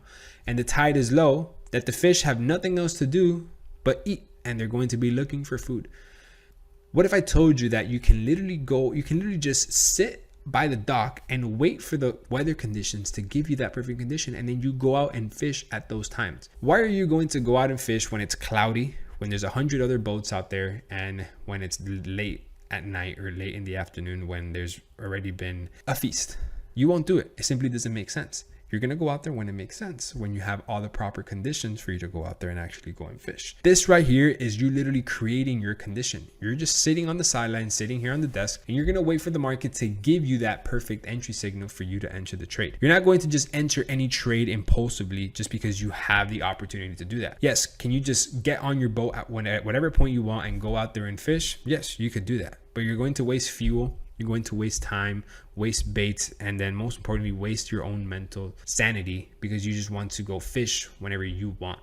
And can you get lucky and catch 1 or 2 fish? Sure. But that's not how you're going to sustainably catch a shit ton of fish and make your family happy and bring food to the house. You're going to do that when you go do it at the effective times where you're going to be able to optimize and grow the most and be able to actually do it the most. And that's exactly what Confluence Trading is. You're building the most amount of reasons on why the trade should go in one direction versus the other. And it's all a checklist, right? So for example, you can build your own custom checklist. You can build a checklist, for example, just off of the confluences that I have told you. The first one could be trend. The second one could be area of interest. The third one could be entry. And then lastly, you can have patterns, right? So when you go analyze a trade, you say, okay, we have the weekly and then the daily in our favor. All right, cool. That right there, we have a double check. We have 2 trends in our favor, right? So we have the weekly and the daily in our favor. Are we at a weekly or at a daily area of interest? Well, right now we're in neither. Okay, so you don't take a trade if you're not at the area of interest. You simply wait. Okay, cool. Now we're at the area of interest. Bet. We check that off the list. Now that we're at the area of interest, do we just jump right into the trade? No. You need your entry signal, or you could jump into the trade right if you want to. But the beauty of the entry checklist and the trading plan is that you know exactly the type of trade that you are taking. You're aware of the decisions that you're making. You're not blind to it anymore. You know that you need these 4 confirmations for you to take the trade. Now, I have my own custom plan and I teach this to my students literally every single week live, and I mentor them and I review the trades and stuff. But it's a very in-depth checklist that I have, and I would literally lose you guys at this point right now if I were to show it to you guys. I could literally have it right here. It's like my perfect checklist. If I were to show you guys that right now, you're going to be like, what the fuck? Because if you guys are like already wow about certain stuff, I don't even think you guys are ready for this checklist. But it is consistent of this core base right here. If a market is at a trend and you actually have trending markets, that's already a plus. If you have a solid area of interest and you're at an area of interest, that's already a plus. Now you need lastly your entry confirmation. Your entry confirmation can be on the lower time frames or the higher time frames, depending on the type of trade that you want to take. And then on top of that, you have either a very clean resistance area with a very clean area of interest as a resistance. We have broken out of this area. Now we're retesting it. Now you have a trend continuation pattern. Cool, you have a break and retest. Or let's say that you are having this retest of this neckline and you're selling at this area of interest. That area of interest also happens to be the area of interest of the neckline of the head and shoulders. Boom, you have another confluence. This is all about building the perfect trade. These are the checklists that you need to go through in order for you to build that perfect trade. Does every single trade need to have every single one of these checked off for it to be the lowest risk possible trade? Yes. Does every single trade that you take need to have every single one of these checked off for you to take the trade? No. And that right there, ladies and gentlemen, is the problem with traders nowadays.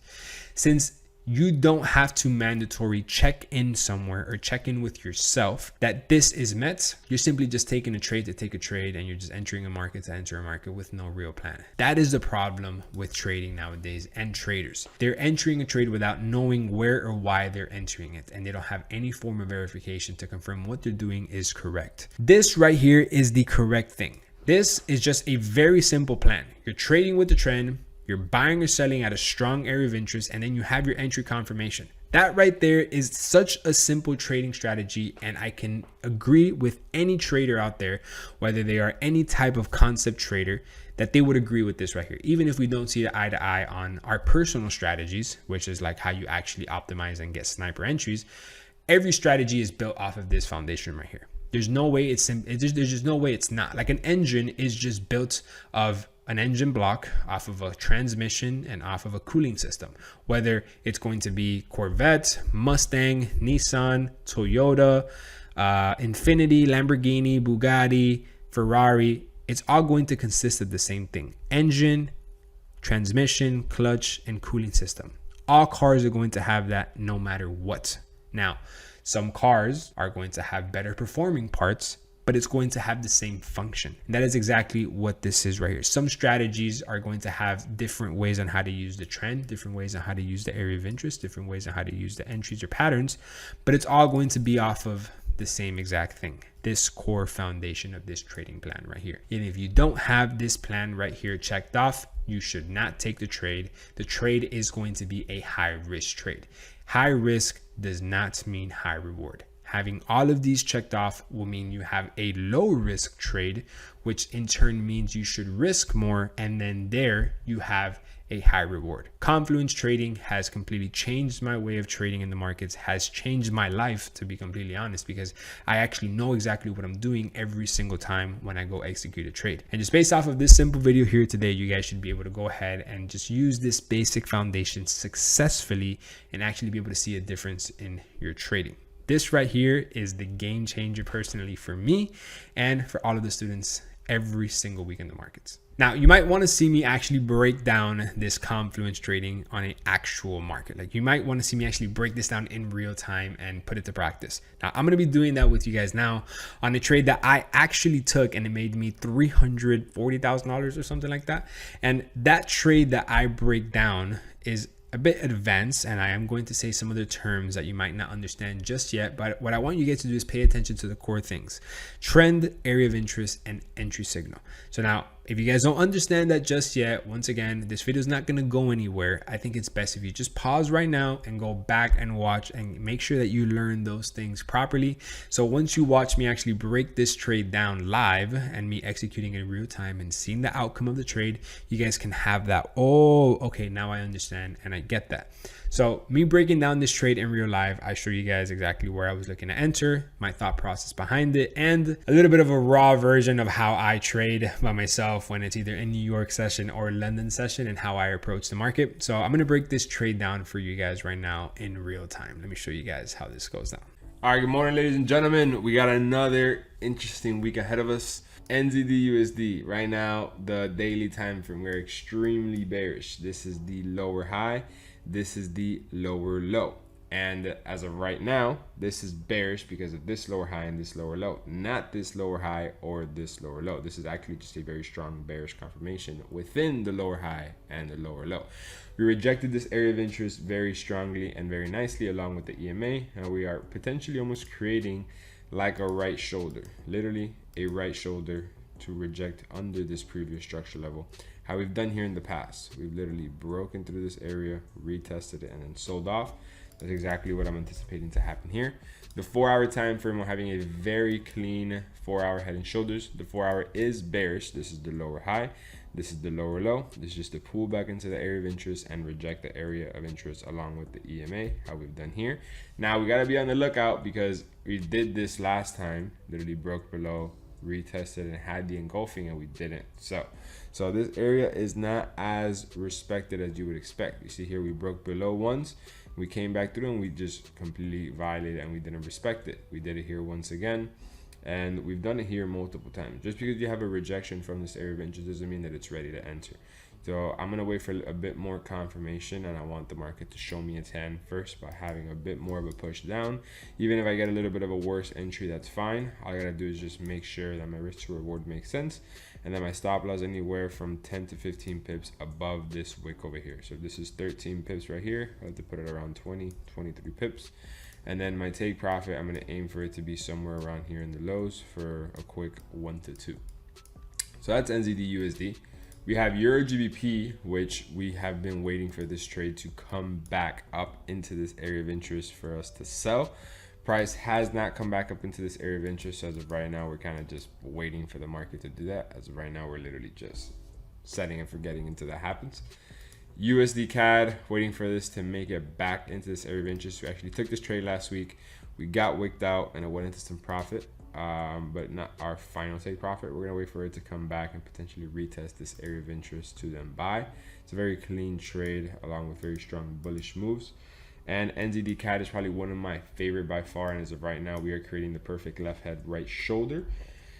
And I'm seeing that this is the potential perfect area for it to have the break of the neckline of the head and shoulders to then have the retest and sell. So I'm not going to do anything until we don't have that break and retest confirmation in order for us to sell of this neckline of the head and shoulders. And you're a JPY, not that interested right now. So keep you guys updated, and we'll come back in a couple of hours. All right, boys, market update. So this is how we're looking on NZD USD. Beautiful push confirmation from the area, exactly how we explained it. Sucks a little bit because I got a worse entry than I wanted to. I knew I should have waited for this quick pullback. So I told you guys as soon as we had this 4-hour bearish candlestick engulfing evening star formation rejection from the EMA and this area of interest, that I want to wait for the market to show me its hand first. And that's what it did. So we had the continuation push. So then here when I entered on off of this, I probably have worse entries because of like spread, but I always like to base it off of trading view. So I was gonna wait for this wick retracement, but I didn't. So I just entered off of this confirmation here, and I mean, it is what it is, right? Not the best entry that I wanted to have, but all I really care about is overall direction. If this 4-hour candlestick closes below the structure point, I then anticipate for it to have a small retracement and then continue pushing to the downside. But it is a very, very clean trade as of right now. The daily closes like this, we have very strong push to the downside as well. 4-hour time frame, just very solid. Everything just looks very clean. So moving very nicely. Euro GBP, we're on our way to the area of interest. USD CAD had a reaction from this area. They don't really care about this one. NZD CAD still waiting for the break and retest below. And Euro JPY, nothing. So NZD USD for now, we're gonna set and forget. So put a little marker just so we know exactly where we last did our previous update. So check back in a couple hours. By the way, that was only like an hour ago. Well, this is why you have to fucking set and fucking forget. The last time we did an update, it was here. Having the retracement seems to be on the 30-minute time frame.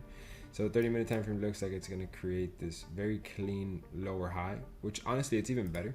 I would much rather for this to close with a strong doji like this. And people will be like, wait, why? Doesn't that mean that it's rejecting it? Not necessarily. It means that the lower time frames are creating that structured pullback, and then the next candlestick on the higher time frame will fill. So it's going to be more of an aggressive push in that direction.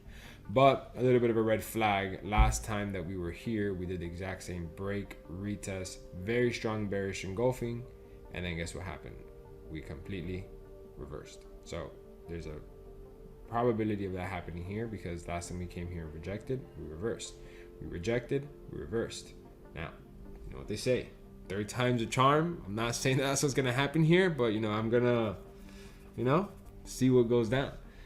All we gotta do is just set and forget. Whenever I enter a trade, I commit to the trade. I don't ever enter a trade and then get out of it before it either hitting my stop loss or my take profit. Very rarely. There's obviously a 2-3% chance, maybe 1 out of every 20 trades that I do that, but it's not what I like to do. Whenever I enter a trade, I made a decision that my mind is 100% convinced that this trade is going to go in one direction versus the other. I've done all of the proper top-down analysis.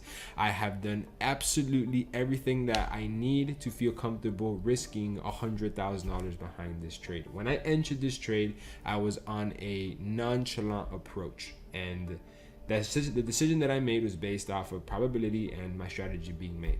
Now, as soon as you click that buy and sell button, you start thinking different, because now you're like, now it's real. Now the money could actually get lost. You saw some profits, now you saw some red, and then your mind starts to change. And I don't let that affect my decision at the point when I took the trade, because I trust myself. I know when I take the trade, I know what state of mind I was in to take it. I know that I did the proper analysis to go ahead and execute that trade to the best of my ability. So there is no reason why I should fuck with the trade if it doesn't hit my stop loss or it doesn't hit my take profit. If you do, then you simply weren't ready to go ahead and execute that trade when you did. So for me, we're just gonna keep setting and forgetting. So we'll update you guys in a little bit. All right, good morning, ladies and gentlemen. Market update. Right now we are a little bit in profit in our NZD USD trade. So we literally had the exact retracement, exactly how I anticipated. We rejected from this high, creating that right shoulder exactly how I anticipated. Beautiful daily bearish push to the downside. It's like a left head right shoulder, and then there's a left head right shoulder within the right shoulder. I love that. So far it's moving pretty decent. I would love it if this daily time frame can close with a very strong bearish candlestick. We have about 6 hours left in this candlestick, so let's see how that does. The 4-hour time frame is still needing to break below this structure point to give us that confirmation that we're going to have the push to the downside. So I'm going to put my alarm down here to let me know once and if we actually decide to do that. And on the 1 hour is looking pretty decent because this is the 1 hour lower high over here. This is the 1 hour lower low. And same exact thing. If the 4 hour body closes below this, we create a new 1 hour lower low. And it's just going to be all bearish to the downside from this point. It pretty much should just be a free run to take profit zone. I wish I would have had a higher TP with a better risk to reward, because I could see it reacting above this area and not making it all the way to my take profit. But let's see how that goes. Euro GBP just made it to the area of interest. We just got the alarm. So I'm going to be waiting for some entry signals to enter around this area. Some decent, like bearish engulfing candlesticks like this. I'm going to be interested in selling here. USD CAD. Wow. Yeah, we got fucking diddied over here, dude. Look at this bullshit. Literally wicked this out by 3 pips and now fly started to take profit for a 1 to 4. You can't make this shit up, bro. It is what it is. NZD CAD right now is perfectly cooking up the perfect left head right shoulder, having that bearish engulfing candlestick right now from this area, and now it's just having a reaction above this area of interest. Ever since the market's traded from Biden to Trump, what I've realized is that the markets are just not respecting the head and shoulders at the right shoulder as it should. Before, as soon as you get that right shoulder to form, I would sell off of that right shoulder and anticipate the break of the neckline. Now, I can't do that. I gotta wait for the break and retest because it just doesn't respect it the same as before. So I'm waiting for that extra confirmation. It's what you should do actually, but before I was just more of a degen trader and I would just take it right at that right shoulder. And if I would have taken it here, I would be in some drawdown. But the right thing to do is at the break of that neckline. So let's wait for that to cook up.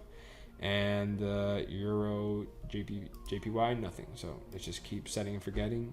NZD, USD. We'll check back in a couple hours. All right. A little update. Oh, no. Tell me, I hope I'm fucking up. All right, so market update. We are up around $88,000 right now. So this is our trade right here. You can see we're up 88 grand. It's funny because my screen is still broken and I'm up 100 grand on this one trade right here. So definitely broke below the structure point right here. We're moving very nicely, having a very clean push to the downside. And yeah, set and fucking forget. That's pretty much it. This market hasn't rejected as much as I want to. This is just absolutely ridiculous. And NZD USD is having a break and retest. So we're going to wait for that. So for now, let's see how the daily closes and we'll come back. We'll update you guys. It's a very strong movement. So let's wait. All right, boys, a little bit of a market update. So I spent pretty much all day just in meetings, worked out a little bit.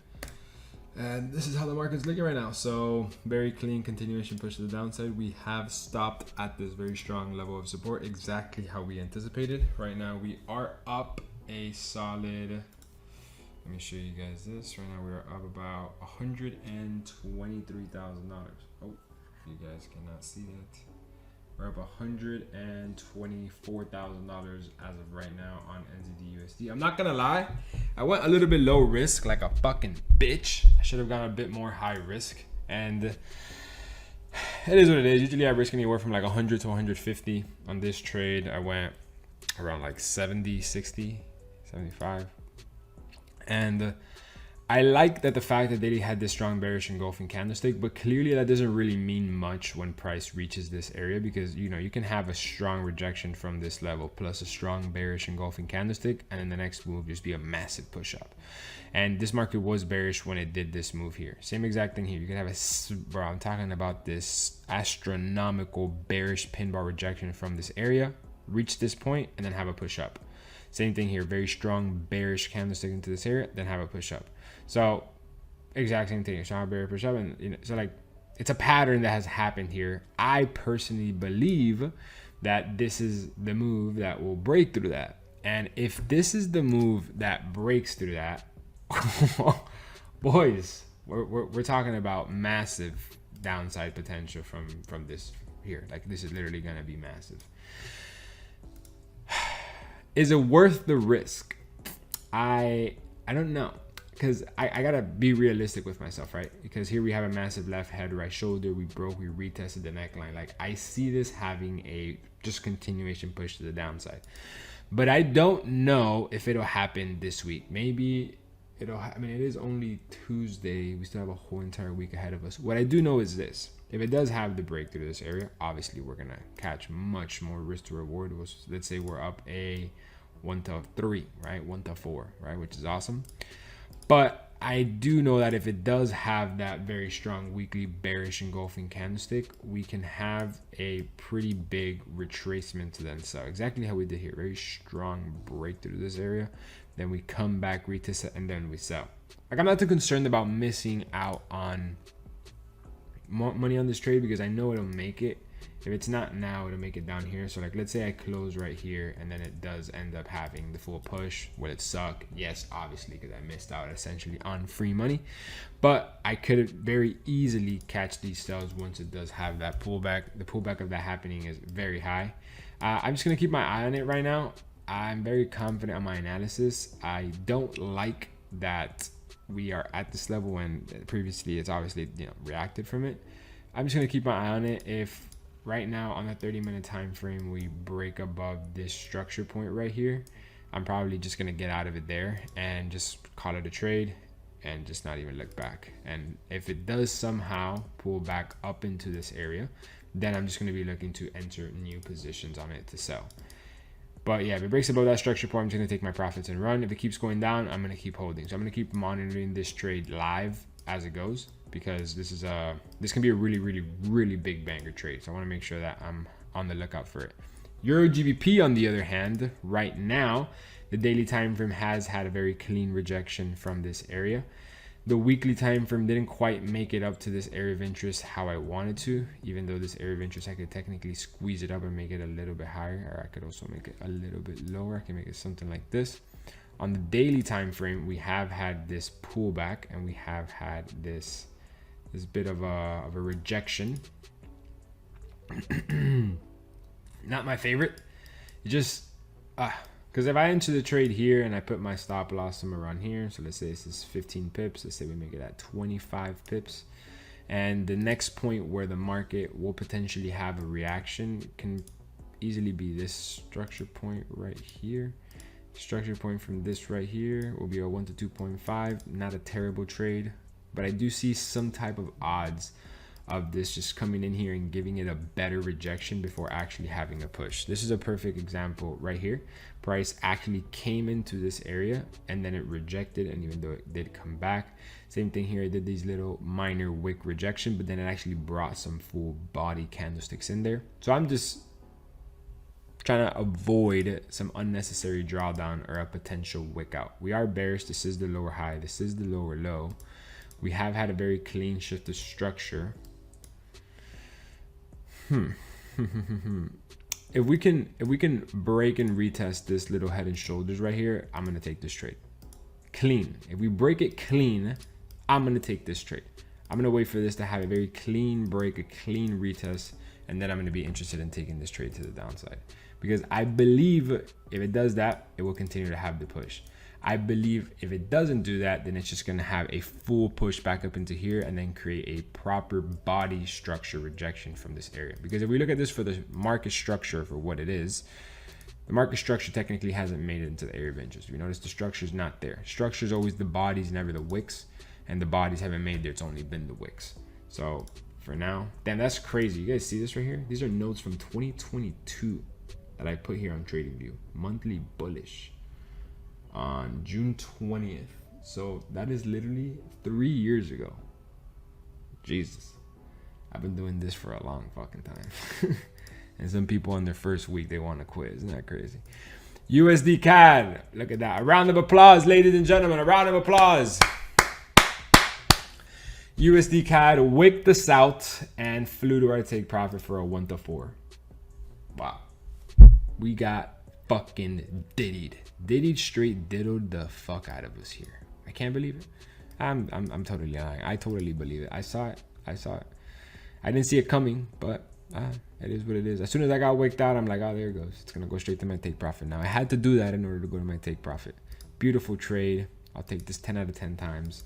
A lot of people are always focused on how to avoiding these wickouts, and these wickouts are inevitable. The only way to avoid these wickouts are very easy, ladies and gentlemen. You want to avoid a wickout? Don't trade. That's all I can say. If you're scared of getting wicked out in the markets, don't even get involved. When you get to the market, you're prone to the risk and you're also exposed to the reward. If you want the reward, you simply have to be ready to take the risk. Sometimes it's bullshit. Yes, trust me, it is. It's part of the game. But you know what isn't bullshit? That you forget to place a take profit, and instead of it being a 1 to 2, it goes to a 1 to 7. That's happened to me before, and I don't know about you, but I don't complain in those scenarios. About free money, right? But I get it. Some people want to only focus on the negative aspect of trading, which are wickouts like this, but never realize the reward and the positive exposure that you're put out there when you actually take these trades. So just put those things into perspective when you actually go execute a trade. Yes. Can you get wicked out? Yes. Is it avoidable? Yes. Don't take the trade. Simple. So USD CAD, very clean trade for now. I'm not interested. NZD CAD, right now we are cooking up the perfect left head, right shoulder, waiting for this break and retest of this neckline. Daily has had a very strong bearish pin bar, currently accumulating at this area, and there's not really much that we can do other than just set and forget. I'm gonna put an alarm here at the neckline to let me know once and if it does break it, but yeah, I can't really take a trade until it doesn't do that. And Euro JPY, looks like it's having the move, but I'm not really that interested in it. For now, NZD USD is our priority, Euro GBP, and NZD CAD. So it's only Tuesday. We're already up $120,000. And I can see another trade. A lot of people think that, oh, swing trading, day trading is hard. It's not. It's actually super easy, because when you're taking trades that have high probability trade setups, you know, they tend to take their time to move in their direction. For me, holding a trade anywhere for 2 to 3 days is a lot more logical if the probabilities are there, rather than scalpers that they want to enter in and out of a trade in an hour and know if they won or if they lost. Well, you're probably going to lose more, because the odds of a trade getting wicked out on the lower time frame is a lot higher compared to the higher time frame. People always trade in the lower time frames for whatever reason, because they want the trades to be fast, but that's never going to lead them to be profitable. I don't know. I'm just ranting at this point. Let's check back in a couple of hours for London session, and let's see what happens. Oh my. What the fuck? Oh my God.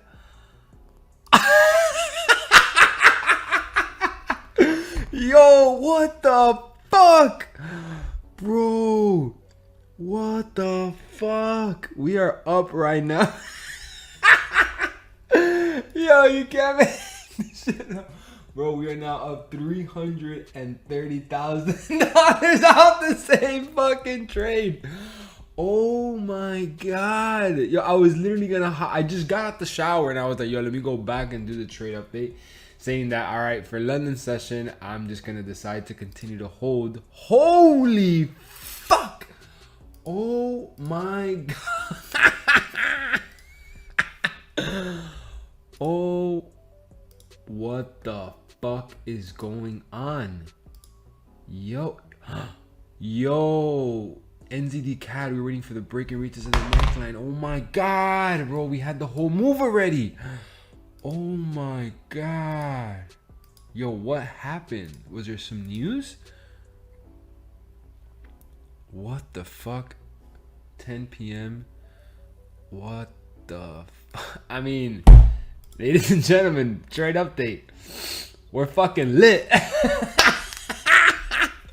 Yo, we're up $340,000. You can't make this shit up. You guys have seen the whole entire process of this trade. Oh, I'm buying some crazy shit. That's it. I'm buying it. I'm gonna buy another Bugatti. I gotta do something. Bro, I just made a $350,000. Wow. Well, ladies and gentlemen, that for you is a fucking perfect example. Yo, hold on. I gotta.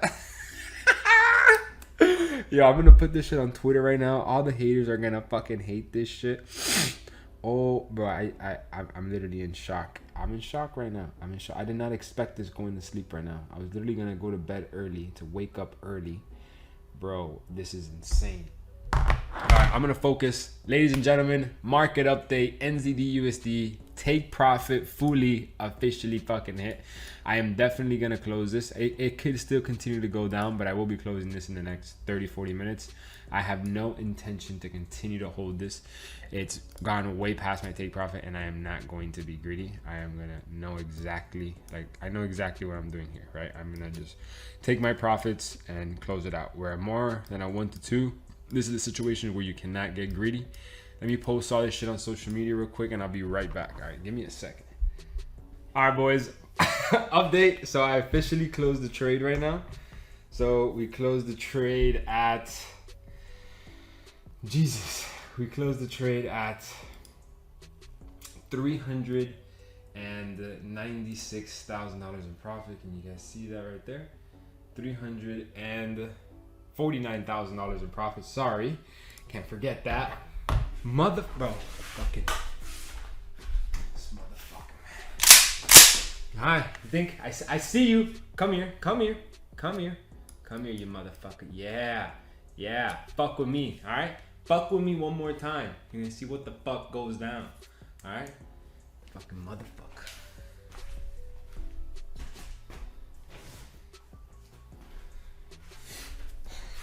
But on a serious note, this is an absolute phenomenon of a trade. This is a beautiful, a perfect trade setup.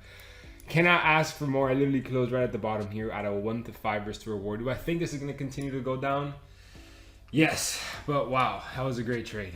I am going to be honest, ladies and gentlemen. I'm not trying to trade for the rest of the week. I'm good. Like, I'm literally good. This is insane. This is insane. Wow. So all I can say, ladies and gentlemen, at this point is I hope you guys enjoyed this video.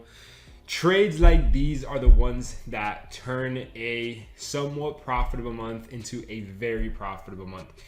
You can't anticipate for 1 to 5 risk to reward trades to come. You can't anticipate for massive moves like this. All you could anticipate is how you're going to react when the market gets to your 1 to 2 risk to reward profit, how mine was, and then you make the decision to determine if you want to continue to hold or not. That is the only thing you can anticipate.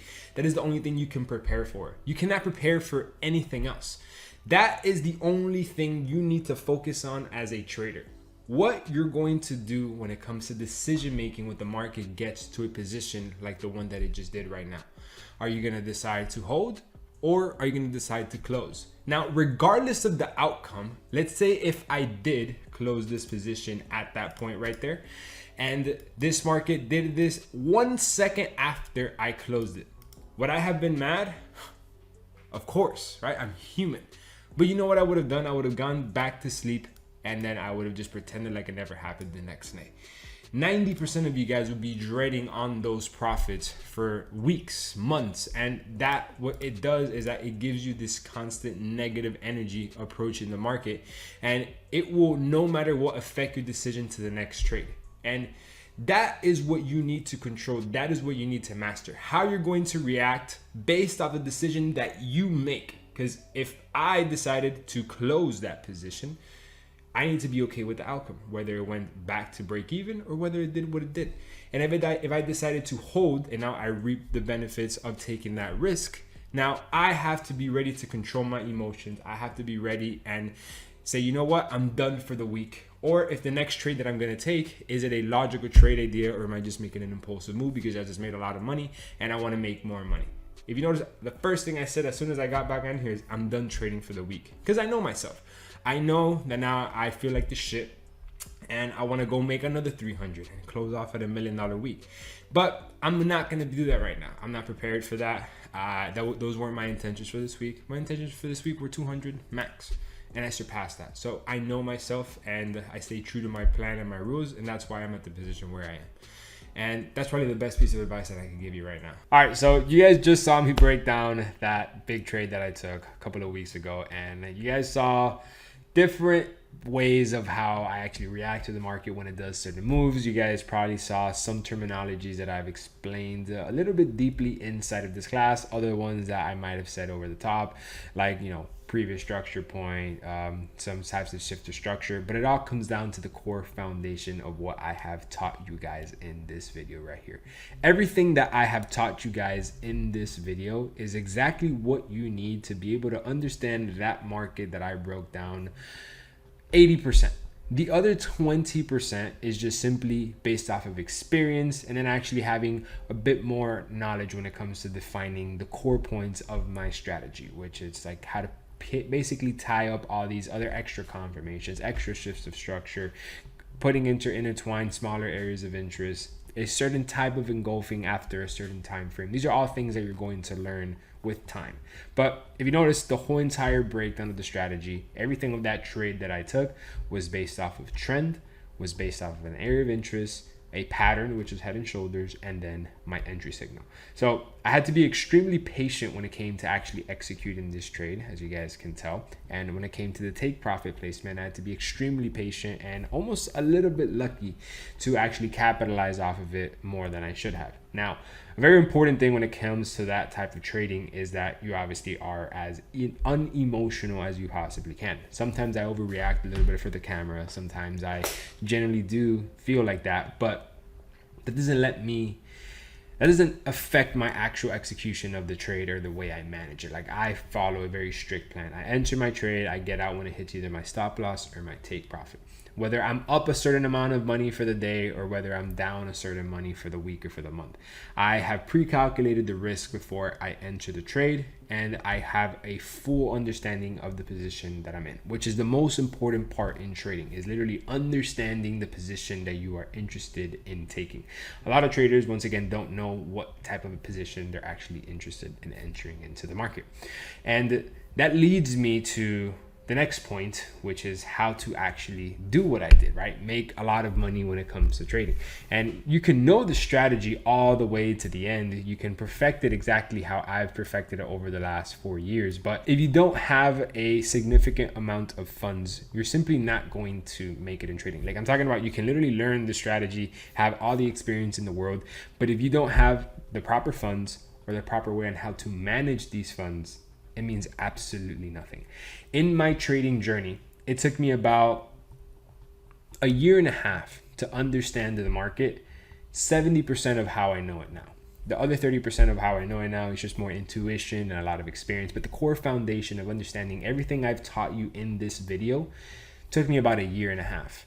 It took me about another year just to learn how to actually manage the money and how to scale it. One thing is reading the charts, and then another thing is actually trading with real money behind it. The best example, the best analogy that I can put is like going to go hunting, right?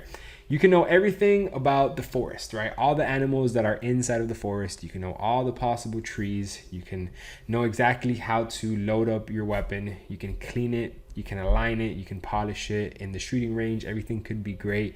And you know exactly how to make the noises to attract the animals. All the preparation of going to go hunt, you know it perfectly. But at the point of actually executing and pulling the trigger, once you see the animal on your scope, is a completely different scenario prior to everything that you've done. You can analyze the markets perfectly. You can actually have the strategy to the T, but actually executing that trade with the proper risk management is where most traders fail. Now, there's times where they execute things correctly, and there's other times where they execute things incorrectly, and then there's an inconsistency in their results. Perfect example, back to the shooting analogy or the hunting analogy. Let's say the first time you go shoot an animal, or the first time you go hunt, you actually hit your target and it's a success. That's going to give you a bit of a boost of confidence. So your next time around to come hunt, you might not have extra bullets. You might not actually have your camouflage on. You maybe have a smaller scope, or you don't take as long to get the proper aim. And then on that next shot, you actually miss your target. Well, then that's going to decrease your confidence on the third shot. Come the third shot, now you're overthinking everything, you're over preparing, and then guess what? You make too much noise, there's too much going on, and then the animals don't come, and then you scare them as a whole. Now you're just a frustrated hunter, and then you basically end up hating the sport because you found success at the beginning, and then what ended up happening is that there was an inconsistency on that success at the beginning, and then you basically just gave up on it as a whole. That's what happens to a lot of traders. Traders come into the markets, they might see a little bit of money because they either got lucky or made the right decision, but then they get way too confident and they start getting way too comfortable, and then they start being inconsistent with correct things, and then they start getting too deep into their head, and now they enter this negative spiral or even overthinking, and they have all of these opportunities constantly being missed right in front of their face. And this what ended up leading into is traders just quitting trading, and they don't end up continuing with this journey. Now, this is a very, very, very common mistake of traders in any part of their journey and with any part of the strategy, and it's the risk management and the money management side. I personally myself, I think I've had one of the most legendary flips in the industry, which is turning $100 into $1 million. And a lot of people know me for this, but they don't know the preparation, the experience, and how many times I actually attempted to do this. Like, this was not an easy task. I attempted to turn 100 into $1 million. I think it took me 1.5 years to actually complete this. I attempted it one time. After failing like 5 times, I took the account from $100 to about $330,000. And in one single week, I completely blew the whole entire account. I took about a 3-month break, and then I come back and I document the whole entire journey again, literally showing you guys as transparent as it can possibly be, the before, the during, the after of every single position. Exactly how I have just done in this last position right here that I have just broken down. I did the exact same thing when I was taking the $100 into the mill. And if there's something that I learned in that journey more than ever, and what actually led me to the success, it's not the decision making behind the trade, it's the decision making behind the actual trade management and the risk management. When is the right time to hold the trade? When is it not? When is the right time to risk more? When is it not?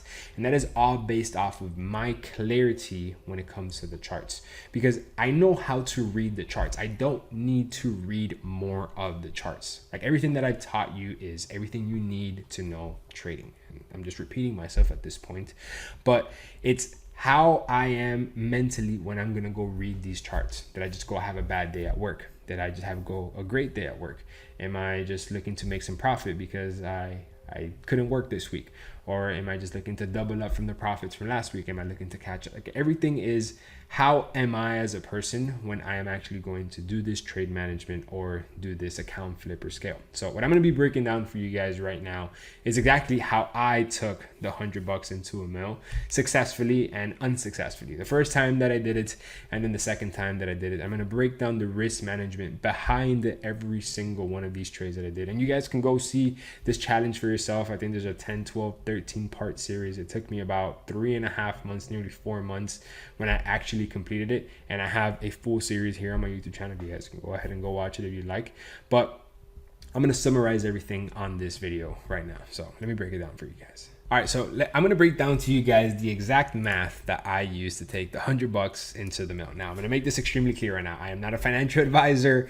I'm not here giving you legal advice. I'm just letting you know how I did this, and I had some great experiences at times, and then some other times it was not so great. And my decision making and my actual trade management is what led me to completing my challenge of taking $100 into a mill, right? But just want to make sure it's not financial advice. I'm just trying to educate you guys on how I did it personally myself. So when people think or people hear of me taking $100 into a mill, the first thing, immediate red flag, is like, impossible. It is fake. It is not true. And I'm going to be honest, I did not take $100 into $1 million. That is actually impossible. And I am here saying this on the record. There is no humanly possible way that I took one singular $100 bill into $1 million. That is just not possible. But what I did do is that I did take the $100 into about $400. And then I did take these $400 into about $3,200. And then I did end up taking these $3,200 into about $8,000. And then I know I was at break even with these $8,000 for roughly, let's call it 2 weeks. But then I took this $8,000 into about $15,000. Then I took these $15,000, from what I remember, I think it was around $30,000. After taking these 15 to 30,000, then I know I lost it back to I think it was 17,000 more or less. Then I took these 17,000 all the way up to about 55, and then going from 55, everything was pretty much history, right? We go from 55 to about 100 to 300, and then the 300 we just finish it off on a full live session. At no point did I ever take one singular $100 bill to $1 million. What I ended up doing is I am constantly scaling and flipping this current account balance to this, then this current account balance to then this to this. And then it just constantly is scaling to the next level, where my end goal was to scale all the way to $1 million. And me taking this account up to this one, and then up to this one, and then this, like me taking this $400 into 3,200, taking this 3,200 to 8,000, is with the exact strategy that I have just taught you in this video. There's just one thing that led me to do this successfully, and that is going to be risk management. Risk management is what led me to be able to successfully scale this account, and it's how I did it. So I'm going to explain to you how I properly did it, and I'm going to be extremely blunt, and I'm going to be extremely straightforward at this very point. I did this because at no given point was this starting balance a significant amount of money for me. I could have lost the account from this point right here, and I did. When we made it all the way to 333,000, I think it was 308,000 or something like that, I ended up blowing this 308,000. It was what I had in the balance of my MetaTrader 5. Now, that is obviously a lot of money, right? Even at the point where I am now, I'm extremely, I've made multiple 7 figures in trading. I recognize that that's a lot of money, and so that could be life changing to some people. And some people might have maybe not actually gone all the way, and they would have probably closed the accounts or, called it there, right? They would have not made it all the way to $1 million. But the way that I looked at it is that I started off with $100. If I lose this $300,000, if I even lose the $1 million, out of my own pocket, I'm only losing $100. So the starting balance to me is not a significant amount of money. So I am able to have a much more aggressive approach.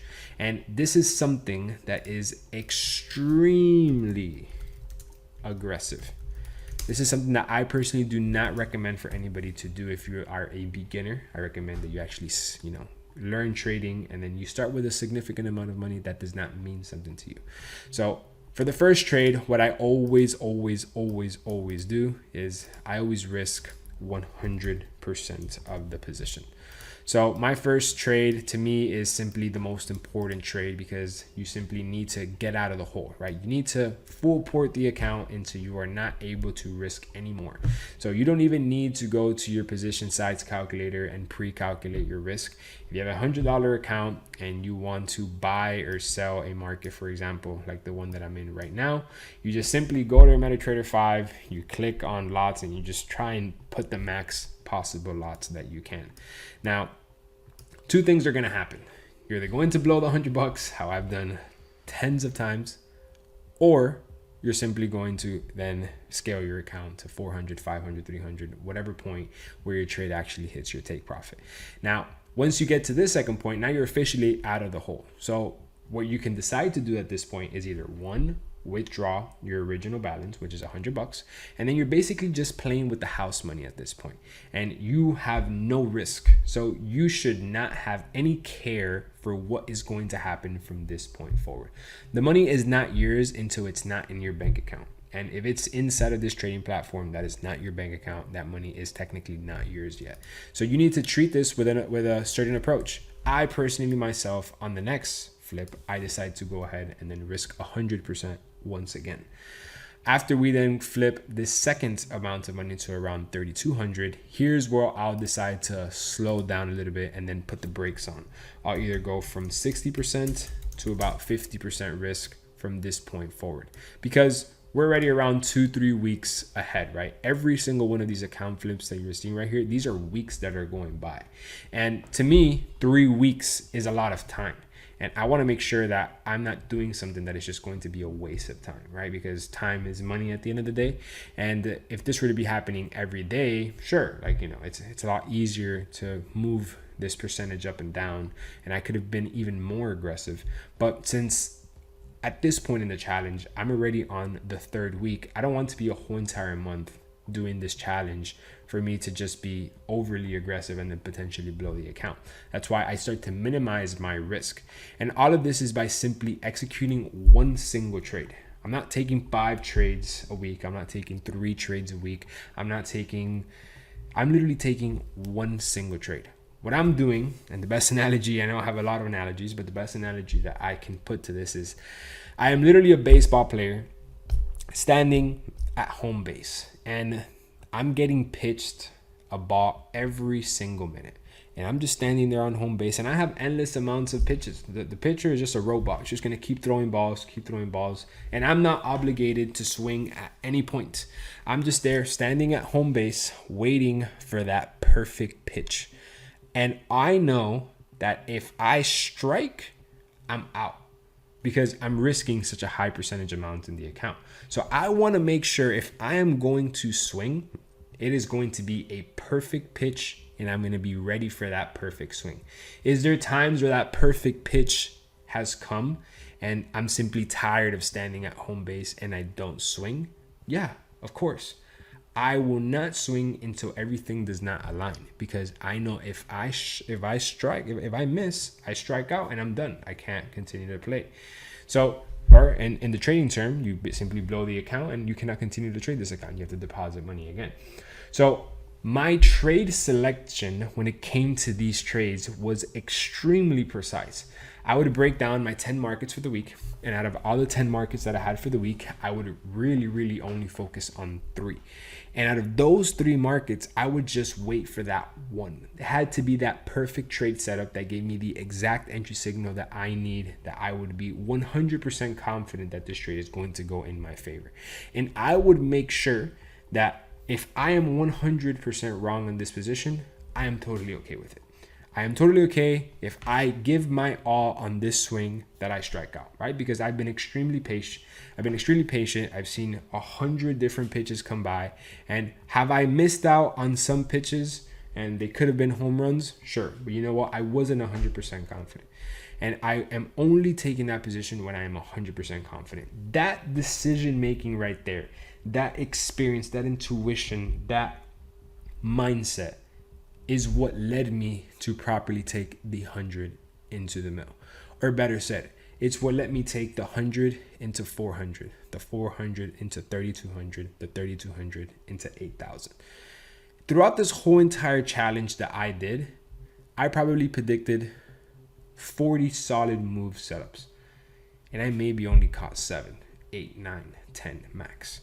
I'm not here to catch every single move. I'm here to catch the right one. So after me taking the 3,200 into then 8,000 is where then I start to lower my risk even more. So here I start to go anywhere from 50% to around 40%. And the same exact thing applies. I am only risking this on one single position.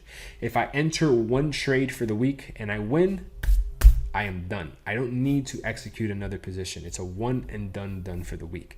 If I lose a position for the week, one and done. I am done for the week. I will come back next week, because I know myself and I know how I react to the market. And if I am entering a position and I lose, I know myself and I know that I'm going to want to chase that loss back and gain back more profits. Or if I were to win a trade, I know that I'm going to want to win more for the week. I want to end up more on top.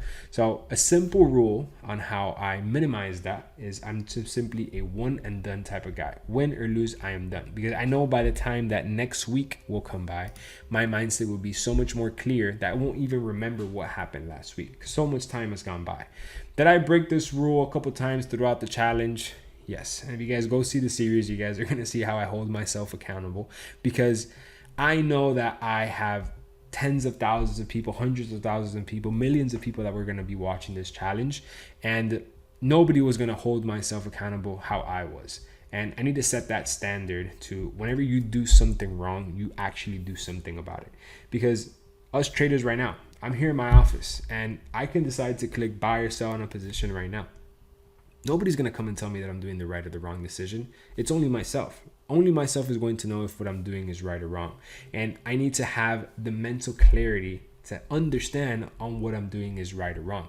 If you're on a 2-3 week losing streak or on a 2-3 week winning streak and you're still a beginner intermediate trader, I can guarantee you you're not gonna have extreme clarity. You're gonna feel like the king of the world. I've been there, believe me. And as an experienced trader now, and as I've aged, I think I've aged like fine wine in the trading space. And I understand the difference in between one and the other. And when you're in a challenge, when you're in a series like this, all this stuff starts getting very murky. And if you don't set the foundations from the beginning, it's only going to end bad. Because you want to get to this end goal as quick as possible. You don't want to go through 4 months of hell to get to this point right here. What matters is how you set the rules before you begin. And these were my core base rules. After me taking it to about 15K, at this point right here, what I started to do is I started to stay from around 40% to then 35%.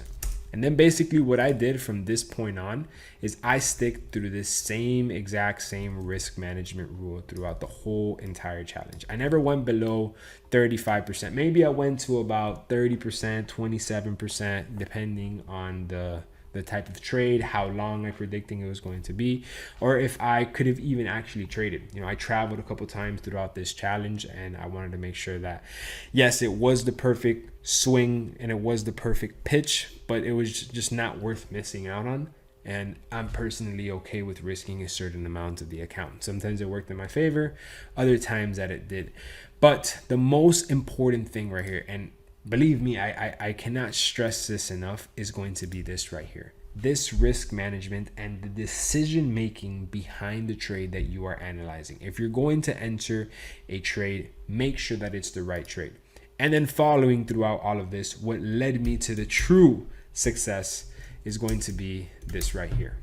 RR. Risk to reward. This is what made the difference from this turning from $100 into $1 million and not turning from 100 to 100,000. The difference was risk to reward. Why is that? Well, because some positions I would go for a 1 to 2 risk to reward. Other positions I would go for a 1 to 4 risk to reward. And this 1 to 4 risk to reward would take me out of the hole like you can't even imagine. Because let's say I'm trying to risk $100 and then the goal is to flip it. If I'm doing a 1 to 2 risk to reward, that's just times 2, right? I'm taking $100 to $200, right? Nobody cares, just 100%, 200%, no big deal. But if you apply this percentage, going from 100 to 400 is far more of a strong base to then take the 400 to 3,200, for example. Because if I were just to have $200 and then I just apply the same exact 1 to 2 risk to reward, it's taking 200 to then $400. So you just wasted a whole week trying to do what you could have done in one simple week by simply continuing to either hold the position or have bigger take profits on the original trade that you're taking. So I always attempted to have every single trade set up always be a minimum of a 1 to 2 risk to reward. This is always going to be the minimum of every single trade that I'm going to take. The minimum of the risk to reward has to be this because that is what's going to lead you to profitability. That is just a fact, right? But I would always aim for the trade to have a potential of a 1 to 4 risk to reward because I'm essentially getting another trade for free. Exactly what I would be doing right here. I'm literally getting it for free by just simply holding the trade to then get a 1 to 4 risk to reward. For example, let's say I'm going to be buying a position, right? I'm going to be buying this trade. This is the area where I'm going to be buying it. And the minimum I would always place my risk to reward ratio is going to be a 1 to 2. This is the minimum, no matter no ifs, ands, or buts. But I would always set the trade to have a minimum of a 1 to 4. So if the trade gets to this 1 to 4, I know for a fact that, okay, you know what? Not only was it worth the trade to be at a 1 to 2, but it has the potential to be at a 1 to 4, meaning I'm going to basically get a whole other trade that I am entering right here, it's like me entering 2 trades, but without risking the second one. I'm literally getting this 1 to 4 risk to reward, which is 2 trades, by only risking what I would on 1. That's where the money is, because I didn't need to have additional risk to make more money. It's just the winning trade. I let it be a continuous winning trade. I didn't have to take another trade to make more money. I didn't have to add risk into the accounts for me to make more money. I didn't have to overexpose myself. I didn't have to swing again to catch a home run. All I would do is just let that ball continue going. Obviously, in the baseball term, can't really control where the ball went, but let's just pretend like you can decide when you want to let off of the bat, right? I would just continue to hold on to the bat because the ball is going to continue to go. So this is what literally changed the game for me. Having the trades go further from the take profit than what they already were. Because what this would do is that I didn't have to do anything else other than set and forget. And that is what gave me clarity, because I didn't have to be stressed about entering another trade. That is what literally made my job so easy, because I just simply did nothing. That also gave me confidence on the next trade, because if I do the exact same setup, and obviously minimum of a 1 to 2 risk to reward always, but with a potential to be a 1 to 4, that gave me the confidence on the next position to do the exact same thing. And when you compound all of these positives on a trade over the course of 3 months, you're going to have a perfect equation for success. It's just the simple truth. And you're following a proper strategy, the odds of you failing are very low. It's very unlikely. If you're taking one simple trade setup a week and it meets every single Confluence, and you have a minimum of a 1 to 2 risk to reward, and you have a potential for it to be at a 1 to 4, why shouldn't you succeed? You're following every single possible need for the trade to make sense. Now, this is the core foundation of what I did to actually take the $100 into 400 and 400 into 3,200. I hate saying that I took 100 into a million, because to be technical and to be real, I technically took $300,000 into $1 million, but the starting balance was $100, right? But not to get too technical, I want to literally show you guys how I did this. So what I'm going to be showing you guys right now are literal live footages that you guys can go check out right now in the YouTube channel, but I'm going to put it in this video here of me literally showing you guys the before, the during, the after, and the explanation of every single trade, why I was interested in entering the trade, my thought process on entering the trade based off of where I was in the week, and if I had just won, if I had slept, if I had not slept, because that all influenced greatly into my decision making of the trade, and the end result of the trade. If I ended up winning and how I reacted, if I ended up losing and how I reacted, because my decision making throughout this challenge is what led me to succeed and to do this. Now, I've had tens of students that have successfully taken a couple $1,000 into a couple $100,000. We have students that have taken $15 into 30, 40,000. And when I've done podcasts and interviews with them, and I've met them in person and they're inside the community and we chat, they literally tell me, Alex, the strategy is amazing and your teaching obviously let me understand the market, but it's how I reacted to the market when I got these opportunities that presented themselves that led me to do this successfully. And I want to show you how my mindset and my approach changed throughout the whole entire challenge as a person, as a trader, as a mentor, because I personally feel that challenge made me the mentor and the person that I am today. Because I went through a certain experience, I went through a certain battle that nobody could have taught me. There's no type of trading in the market that could have taught me that other than me going through that myself. And nobody could have told me what I was going to go through. I had to literally go through it because it was an immaculate experience that led me to understand that at no given point am I in control. The market's always in control. And I have to understand when to be involved and when to not.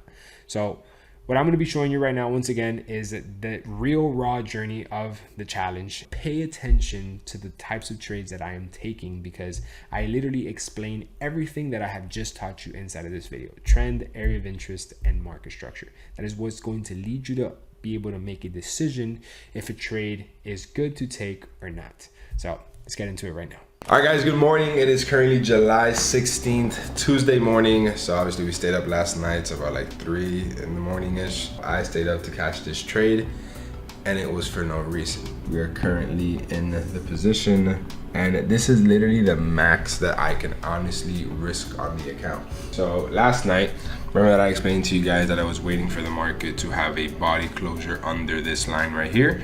So we had that body engulfing candlestick, and then I pretty much entered on the little quick pullback of the next one. And now that was for no reason, because all of London session, as soon as I fell asleep, literally did nothing. But the point is that now price is pulling back into the area where we entered. Usually what should happen is that as soon as we enter the trade, it just goes down with the momentum of the session. But now we haven't. But it is what it is. Enter the trade, set and forget. My prediction is that now from here, it is going to go down. And as soon as I take the first position, obviously you have to risk 100% of the account to even get out of that hole. And I remember that I was in drawdown as soon as I took the trade. I'm like, here we go, starting off bad. And I think we were in drawdown about 35 bucks right at the start. So then there, it's either going to completely blow the account or skyrocket me out of it so that I can give me the balance that I need to then take on the next week and follow the goal that I have for every single week. So I got it 1 minute ago, positive $15. Now we are about to hit margin call on the account 1 minute later. But this trading is so funny, dude. Oh my God. But like always, when the trade went into drawdown, I wasn't gonna panic. I set and forget, because worst case that can happen, I just blow 100 bucks and I start right again. And guess what happened? Trade hit, take profit. Ladies and gentlemen, I'm sorry to announce that we have reached the goal for the week. Actively right now, we are currently up $330. You guys can see here. Last night, literally what I said happened. Once again. So look, check it out. GBP JPY, right after that 1 hour bearish engulfing candlestick, literally the whole momentum throughout London session was that bearish move to the downside. Had my take profit set at a 1 to 3.4 risk to reward. So meaning if I risked 100 bucks here, then I would have made $340 right here. As you guys can see, that is literally the math that is happening right now. Candlestick is going to close in 15 minutes over here. So I want to see how this candlestick closes right here in 15 minutes. And then based off of that, I'll then make my decision. And let's see if we can then this week flip this $450 to then $800 or $900, because that would put us really fast into the margin that we need to be in order for us to flip the $100 to the mill a lot faster. It's currently 2:30 in the afternoon. Pretty much we closed at a $437 in profit. You guys can see here my FX book, pretty much how it's looking. Currently up $437. These are pretty much the fees we gotta pay. These are the orders. Well, there's nothing open right now. This is the history though. You guys can see here both positions that we ended up taking. That's the profit that we closed in. And now, same shit, gym time. You know what sucks? So we only get to drive one supercar now. Lamborghini twin turbo, just sold it. Wide body yours is at the shop. The rear brake caliper is broken, they're fixing it. The Porsche, I blew the second gear on the Porsche drifting. Rolls Royce is finally getting done, wrapped, should be done today or tomorrow. What other car do I have? The Maybach I'm not gonna drive. Oh yeah, I sold the Scat Pack, got rid of the Scat Pack. Scat Pack is gone. That was probably the dumbest thing I ever bought. Yeah, the side-by-side. The side-by-side is in the shop as well. Bro, half of my fleet right now is in the shop. I only get to drive a Ferrari right now. Fuck. We were up 430 bucks, I think, and we hit the goal not only for week 1, but for week 2, meaning that I didn't have to execute a trade next week or the week after, because this one trade, because we set and forget and we caught a 1 to 3 risk to reward, we outdid the profit that we were even anticipating for this very same week just to get started. So we were off to a very good start right at the beginning. So since the week was off to a good start, I pretty much came to the executive decision that, you know what, we hit the goal not only for this week, but for next week. We're done for the week. Let's not get greedy. Let's not chase any trades. Let's just set and forget for the rest of the week. And next week, we'll come back with new fresh market, new fresh mindset, and then we'll pick up on the goal, which is going to be then taking $400 to about $900. So then that's exactly what we did. We did not take any other opportunities. And then the next week, we started off fresh with a new goal. And if we were to hit it, we're then ahead 3 weeks of the challenge, which is absolutely beautiful. It's week 2 of me trying to turn $100 into $1 million day trade. So like always, we started off the week on Sunday swings, analyzing the top 2, top 3 markets that we're gonna be trading for the week. And we found some solid markets where it can probably even more double the account. Account is still on $437. We got, I think, 7 solid markets in the markets. 7 solid markets in the markets. A lot of markets. A lot of fucking money. USD JPY. So USD JPY has a very clean left head, kind of right shoulder action going around here. We broke the neckline. Now we are retesting the neckline of the head and shoulders along with the 1 hour EMA. 4 hour time frame looks absolutely phenomenal. We're having a beautiful 1 hour bearish engulfing candlestick. Looks like we're having that pullback to retest that previous structure level. And then the daily time frame does not get any cleaner than this. Daily previous structure level, daily EMA, and then you guys can look left. It is obviously a level of resistance whenever we're under, a level of resistance whenever we're under. And this line right here, what is it, you may be asking? Around psychological level, 157,500. Or, like the smart money concept guys would call it, an order block. Potato, potato. This is around psychological level with an area of interest. So this trade is my #1 trade that I'm gonna be interested in taking this week. All I'm really waiting for on this market, so earlier this week, what I was waiting for was this break. So that break already happened, and now this pullback is actively happening. So I just gotta wait for price to go back into this area so I can actually enter this trade. We took the trade, which was on USD JPY, I believe. Yo! Yo! Oh.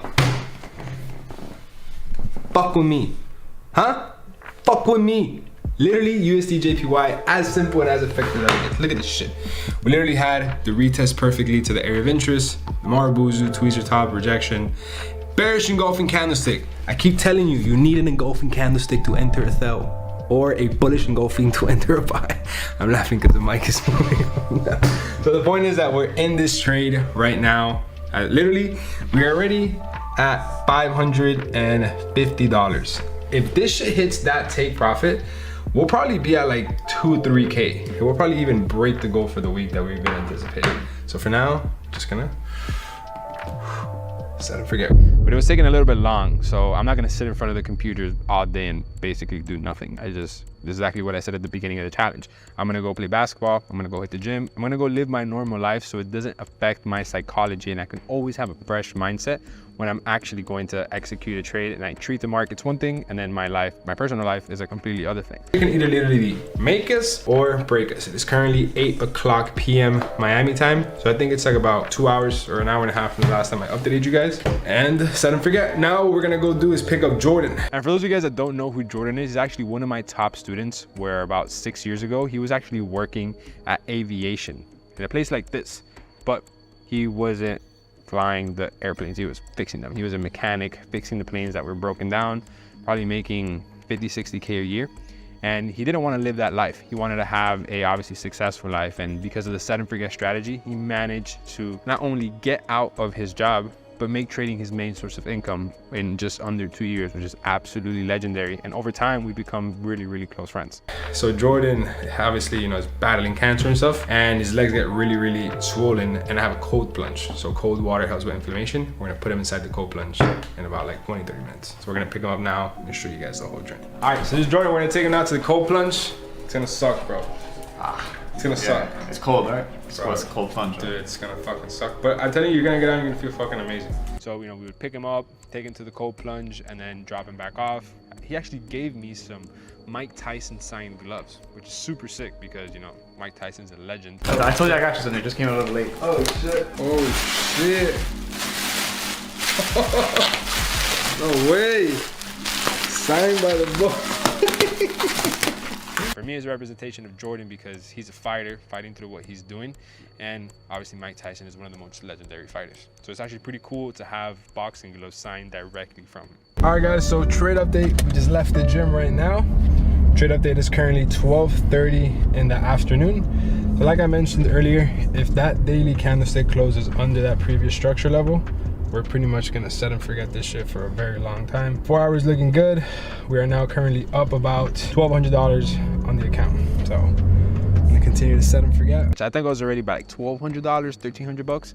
And I had a decision to make. I can either close there and hit my take profit for the week, or I can logically look at the markets and realize that my analysis and my strategy is indicating to me that this trade is gonna have a much higher risk to reward ratio. So what would I do? The whole reason of me entering a trade is to capitalize the most I can from the gains. All right guys, trade update. It is currently 3:17 in the afternoon and we're up about 1,600 on the trade. And you guys can see here that the market is about to close. Well, you guys can see that the market is about to close in 2 hours. So this daily candlestick will close about 1 hour, 42 minutes. And it's honestly going a lot faster than I anticipated. And we're definitely going to close under that previous structure level. This is why you set and forget your take profit. You never put a take profit. You always put a stop loss to minimize your losses. You never put a take profit. You never want to minimize your losses. So this trade, we just continue to hold and set and forget. And this is where I'm preaching to all of my students. I'm actively monitoring the markets, seeing how much more can we continue to go in one direction, because I'm a pro trend trader. I trade with all the time frames in my favor. So the trade continues to go in that direction on the long run. You want to trade with the trend. The trend is your friend. So in here is where I continue to set and forget and analyze the markets, and the trade went from 1,000 in profit to 2,000. Currently up about $1,600 on the account, so we're up $2,000 to 3,000. God damn. Wow, bro. Wow. How long did it take you last year to do this? This is probably almost a month last year. That shows you how much better of a trader I've become. I'm so much less attached to the profits and of the money behind this. Bro, that's crazy, dude. And keep in mind, goal for the week was 900. So if I close at this point, I'm ahead by 6 weeks in the challenge, cutting the end goal of turning the 100 into the million to then maybe then 2 months. So at this point, I'm fucking hyped. So then as we're like halfway through the week, I'm basically living my normal life, drifting, going out to the gym, just doing whatever I gotta do. I realized that, you know what, 3K, more than enough. I can see the trade that it can potentially have a reversal because the structure is starting to ship. So I closed my profits there. You guys can see right here that the account is at officially $3,000. You guys can see here on my FX book, pretty much where we started the account with, the current balance. This was updated 2 days ago. You guys can see here the history. These are all the trades that we have taken. Obviously 2 trades on GBP, JPY, 1 trade on USD, JPY. And I did not take any more trades for the week on week 2 because I'm well past the profit that I need. There's no reason on me to go chase and add new trades. So I simply set and forget, and then we pulled up to the next week where then the goal was to take 3K to 6K. Last week we turned $437 into $3,000. Same thing as always, getting on Sunday swings, analyzing the markets with my students, finding the top 2, top 3 markets that I'm gonna be trading with that very week. Then my goal is to take 3K to 6K. And at this point in the challenge where I'm at 3K, I no longer have to risk 100% of the account. Because one, I'm already ahead by 4 weeks. And my goal once I get to about 3 to 5K is to minimize my risk on the account to about 50 to 75%. Meaning if I take a losing trade, I don't start back at 0. At least I still have some ammunition to then kick back and get started right where I was for the profit that it should be for that week. So in my mindset, technically, yes, I did lose some time, but I lost time that I gained, not time that where I should actually be in the challenge. So for example, let's say I took a loss on the 3K account and I'm go back to the 900. Well, it's technically where I'm supposed to actually be for the challenge for that week. So it gives me the freedom to be able to actually do that because I'm so ahead in the challenge. All right guys, so market update. It is currently 9:49 in the morning. We are officially in the trade. So I literally entered, before that, let me show you guys the time, right? So what time is it right now in Miami? I come over here, I refresh the website, 9:49 in the morning. So literally to show you guys, we just entered the trade. So look, pull up here. So you guys remember how I literally just mentioned that we were gonna have a pullback into this level to then sell. So we literally had that pullback perfectly. I went exactly to where I didn't go exactly to where I anticipated, but got really close. I entered it. And just to show you guys proof, I was just recording for Instagram right now. As soon as we entered the trade, we're literally like using margin and shit because we entered the trade, pretty much risked everything. So I just wanted to show you guys that. But now we're officially in the trade. We're up $400 on it currently right now. Like always, have to show you guys that it is a real account. So you guys can see right here that it is indeed a real account.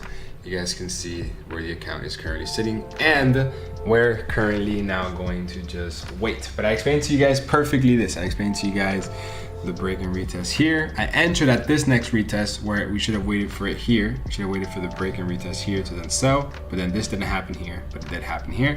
We then entered after the engulfing, which ideally we should be entering up here. So then on week 3, we started off with a new trade that we took, and we pretty much went straight into drawdown, about 50% drawdown in the account, which is totally fine. I'm okay with it. I don't mind the swings. But I continued to set and forget, and then the trade and the trend ended up going in the favor, where I ended up analyzing, and then the trade actually went back into profit. We're about 5,000 floating in profit. Keep in mind, my goal for the week is actually 6,000. And like always, I'm updating my Telegram, Discord, Instagram, I'm mass social media blasting these trades everywhere. So I'm not the only person that's in profit or in loss. Like, there's hundreds of thousands of traders all around the world looking at the same market that I am. People in Africa, people in London, people in the States, going through the same journey that I'm going through, because if I'm making money, you're making money. But if I'm losing money, you're losing money too. And I always have this belief that in order for you to receive, you have to give. So I'm at this point in the challenge where I need to receive, right? I got to make back some of these profits. I'm like, you know what? Let me give my boy Sensei a little gift, a Mont Blanc pen, 1 of 10 in the world. So this is a very special edition watch. So this is a Muhammad Ali Mont Blanc watch. So you see it has like Ali through here, and then you see the Muhammad Ali everywhere throughout here. Yeah, you see the Muhammad Ali everywhere throughout here. ¿Por qué no me regalaste un Rolex mejor? No. No, gracias, gracias. Pen was like $3,000. I don't even think this guy appreciated that shit. But you know what? I don't care, because when I go look at my trade that same night, we were up about $9,000 on the account. So right now we are currently floating about $6,000 in profit. The account is currently at $9,000 in equity. And you guys can see this trade right here is literally continuing the momentum to the downside. Just continuing the set and forget trend. That's why you got to trade with the trend. The trend is your friend. So you guys can see the 4-hour close very strong. And I'm going to just continue to hold this trade. If tomorrow closes under this line right here, not this one, I'm just copy and pasting. If the candlestick closes under this line right there, we will probably turn this into over $15,000 easily. So let's wait for now, simply just set and forget. So if you want to receive something, first you got to give. And I actually put this to test later throughout the journey, and it came back 10 times more. So a little bit more on that later in the journey. And then the usual happened every single time you set and forget. The trade ended up going to $15,000. 15,500. So exactly what I was mentioning to you guys earlier, I had to see, like, you can't just close a trade right away, right? Because you gotta look. So obviously we're gonna close the trade because we wanted it to close under this line, or under this right here. And actively it looks like we are piercing through that. So this candlestick closes in the next 5 minutes, as you can see right over here. And if this candlestick closes under this line, it will mean that it closes under this structure point. And then there, I truly do believe that it could then easily go from here to then this point right here. So right now we literally gotta wait the next 5 minutes. If it closes above like that, I'm gonna close it right then and there. If not, I'll squeeze it in for the little bit extra right here. So just to show you guys, we're up about 15,100 right now. Fuck, bro. Trade started reversing on me, dude. Look at this, bro. Fuck. Trade started reversing. We were up like 15,000 here, and now, bro. Like I said, I forget too much, bro. It's like we closed the trade like 2 hours ago. So right now it's currently 12:30 in the afternoon. Right here, you guys can see where the account is. It's officially closed at $15,000. You guys can see right here in the history. So you guys can see that we officially closed this trade at $12,200 in profit. So we closed it earlier, literally as soon as I told you guys, pretty much after it closed that line. So it did make it all the way up to this structure point, and then it had a reaction. So pretty much exactly what I explained. It's gonna have a reaction from that structure point right here. And then we follow this line. That's exactly what it did. So our entry points are as precise as they get. Our stop losses, our take profit, everything with the set and forget strategy, fucking sniper. Yo, the goal for the week was 6 grand. We are at $15,000. So if we were to close at 6 grand this week, the goal for next week was to turn 6 to 12. So we just did this week and next week's goal. Oh, fuck. We should go on a vacation. We're ahead of schedule. We should just fuck off for 2 weeks, right? Keep in mind, I'm looking at the numbers on the screen because you guys like to see it. I hate looking at the MetaTrader and the money go up and down. I hate it. It fucks with your mind. I only like looking at the charts because what happens in the charts directly correlates with what's happening on the numbers. What happens on the numbers does not mean that that affects the charts. The charts affects the numbers. I only like looking at the charts because I can make a logical decision based off of the price action. I can't make a logical decision based off of me being up 5,000 or 6,000. What connection does that have to the charts? Zero. So I started implementing that and educating people on it, and everybody kind of had like an aha moment. They're like, oh, you know what? That does make sense. I should only look at the charts and not the numbers. Because if you focus on the structure is gonna equal the money. This is like the prime where I was in the challenge in terms of ahead. Like I had so much time ahead of what I anticipated to have that I felt like the king of the world at this point. So we ended off week 3 closing at about $15,000 in profit, where then the goal for next week was to then take the 15K to then 30K. It's week 4 of me turning $100 into $1 million. Last week we were trying to turn $3,000 up to $6,000. Now the next week actually started off kind of slow. No trades towards the beginning of the week, so we kind of just had fun, gym, drift. I think I bought a dope art piece from Artlana. Artlana just pulled up. So Artlana just did a collab with Trump where he pulled up. He actually signed one of the paintings that he did. I actually have a bunch of Artlana painted throughout my whole entire house, but I just got 2 new posters. I'm gonna give one to one of my family members. They're all about Trump, and I want to put one on the wall. I think this is a legendary ass picture, and then Artlana did it herself. So let's go. Check it out. Chilling? Yes, Oh sir. shit, so this comes in a frame and everything. Yeah. You got the first 2, literally the first 2. Oh, shit. So that's basically where he signed it on the original one. Yeah, but that's my signature. Oh, okay. So yeah, but he said it like Yeah, somewhere. Here, exactly. Right? Yeah. Okay. So wait. So this is 1 out of 4. Yeah, 7? and that's 2. And then 2 out of 4 7. Yeah. Oh shit! So I got the real. Yeah. First. Oh shit! Appreciate you, bro. This is lit. So for people that don't know, I was the first person that trusted Artlana to paint a Lambo. Yo, Lamborghini, for real. He's the one. Yo, the first one. Yeah. It's crazy. He hit me up. He was like, "Yo, I'm gonna do Art Basel." What was that? 2020. 2022. 2022. Yeah. So yo, I want to paint your Lambo on Art Basel, and I'm like, dog, I don't know. It sounds a little crazy. I'm like, you know what, fuck it, let's do 2 Lambos. So we did my hood, and then with Sensei's whole entire. Oh yeah, I remember that. Mm-hmm. Then we did the rolls. The Dawn. Oh yeah, that's right, the Don. Look, you know I have this painting. Oh, the Kobe. Yeah. Damn, I haven't seen this one in a minute. Yeah. Jordan gifted me this one. Yeah, I remember that. But then the unexpected happened. Well, kind of expected, because I started getting bored in the challenge. I'm so ahead. I feel like Superman. I'm winning every trade. I'm ahead by 4 or 5 weeks. I feel like I can take any trade. So the market wasn't giving me pro trend trades, meaning having markets that have every single time frame in the favor to trade with. And there was just nothing available that checked out everything in my trading plan. I had to do something degenerate, take trades that I shouldn't be taking. All right, guys, markets update. So I spent the morning kind of just focusing, locking in, diving on this trade to see if I was making the right decision, because we have officially taken the most degenerate trade of the whole entire fucking challenge. The biggest counter trend trade. It's such a degen trade that I did not risk 100%. I risked 20% on this trade. So just to show you guys currently, market update, and we are negative about $500 because we literally just entered the trade as the candlestick just closed right now. So yesterday on Euro USD, I'm sure you guys can remember that I was anticipating for price to have a sell from this point up here to then reject, and then for price to actually make it all the way down here to then have the actual buy on Euro USD, because we're anticipating for Euro USD to make it all the way down here, reject this level, and then head to the upside. Since we broke out, we never retested it, so we're expecting for that retest. And here on the 1 hour, you can very, very clearly see that we are creating a potential left head right shoulder. Again, it's not a confirmed right shoulder until we don't break under this neckline, but I believe what it's creating right here, it's such a strong level of accumulation.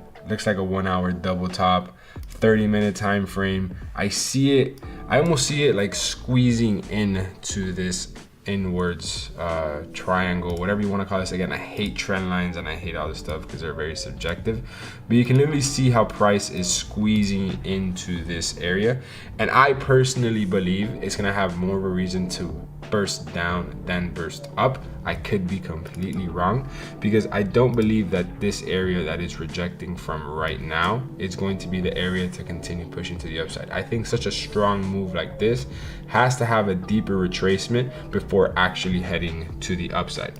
So when I go down to the 4 hour, this 4 hour candlestick still has about 3 hours to close, and the last one closes a very indecisive candle. I think this next one can engulf close under this, which then on the 1 hour, it'll give us the break under this neckline of the head and shoulders. If you notice, I put my stop loss a little bit right above this level, because if we pretty much break above this, the trade is just gonna keep going to the upside. Oh, that doesn't seem very good. Not good. I mean, I called it, you know, I don't really care. I'm glad that I ended up getting that out of my system. I'm a fucking idiot, bro. Like, I mean, technically we're still in the trade, right? So it could clearly reject this level right here. So it can literally have the same reaction to the downside, and then this same reaction to the downside. That's why I'm very strategic with my stop loss placement. But the trade that I should be taking is at the break and retest from the neckline of the head and shoulders. Like, I know this. I know this, you know. I just decided to want to get involved. But I'm not mad. Doesn't really set us back much of the challenge. There's an unnecessary loss. Well, there's not a loss yet, but it's just a trade update. So it's just like an hour later from the last time that we took the trade. So yeah, now we just gotta wait. And this is what a lot of you guys do. A lot of you guys do this. A lot of you guys will take trades that you shouldn't be taking, but you guys won't put the blame on yourself or hold yourself accountable. I know exactly what I did. I did the wrong thing. Now, do I accept it? 100%.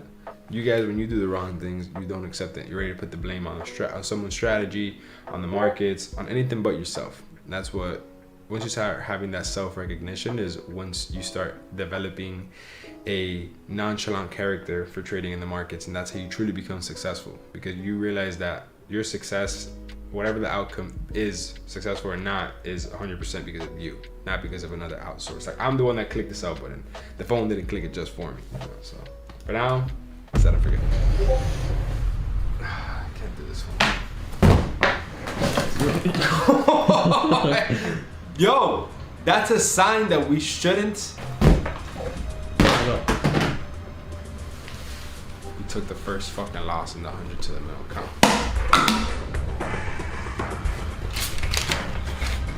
Fuck, man. And yeah, first loss in the challenge. And I said, you know what? This loss isn't because of my strategy. My strategy works. There was just no opportunities that week that align with my strategy. I decided to be a slick ass, wanted to be smart and take trades that I shouldn't, because I was bored, because I felt like I was Superman. And this is the week where I decided to implement a punishment. Every single time I break my trading plan, I then have to do something in order so I hold myself accountable. Because again, there's hundreds of thousands of people watching these videos, following all the trades, making money with me, losing money with me. And I don't mind losing money if I am following my trading plan. But if I'm breaking my trading plan, I do mind losing money, because I shouldn't not be doing that. I should only lose money when I follow my trading plan. So whenever I don't follow my trading plan, there has to be a punishment. And that's where the beetle came in. I have owned Lamborghinis, Ferraris, Porsches, Rolls Royces, McLaren. Bro, McLaren, how can I forget about that? But this right here is gonna put the biggest smile on my face. Biggest. Don't show them just yet. This right here is my new masterpiece. Yes! Bro, it's perfect. Oh, marriage. Yeah, we're getting a haircut on Thursday night instead of tomorrow. We always get a haircut Friday morning. We're getting one tonight because Eric is not available.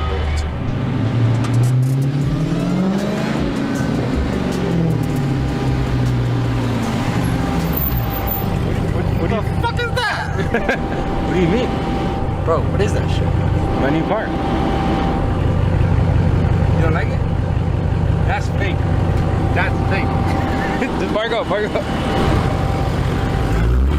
Yo, Let me explain to you guys the real moral behind this car right here. So this is so I follow my trading plan and my trading rules. Obviously I have a shit ton of cool cars, but this is gonna humble me every single time I break my trading plan. This week I have broken my trading plan twice, meaning every single time I break my trading plan, I cannot drive any of my cars for 24 hours. The only car that I can drive is this for 24 hours.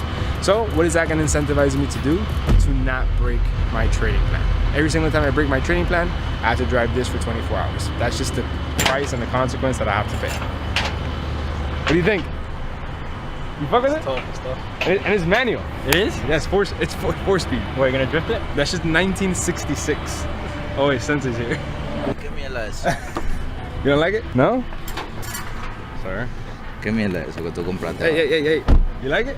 Sí, se parece a mí. We're gonna be blessed if we get a fucking whiff of air in that. No airbag. Oh shit. That sucks.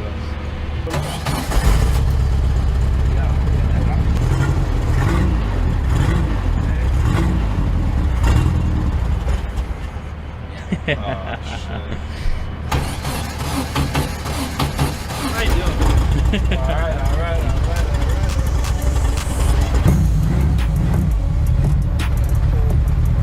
Oh, we out? Oh, dude, it's not that bad at all. Oh, this is fantastic.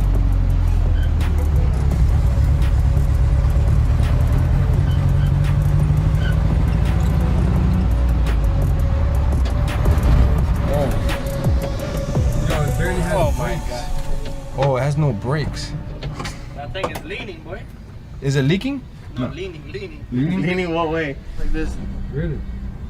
Hey, follow your trading plan. If not, you're gonna be like me. Shit. Oh shit. What?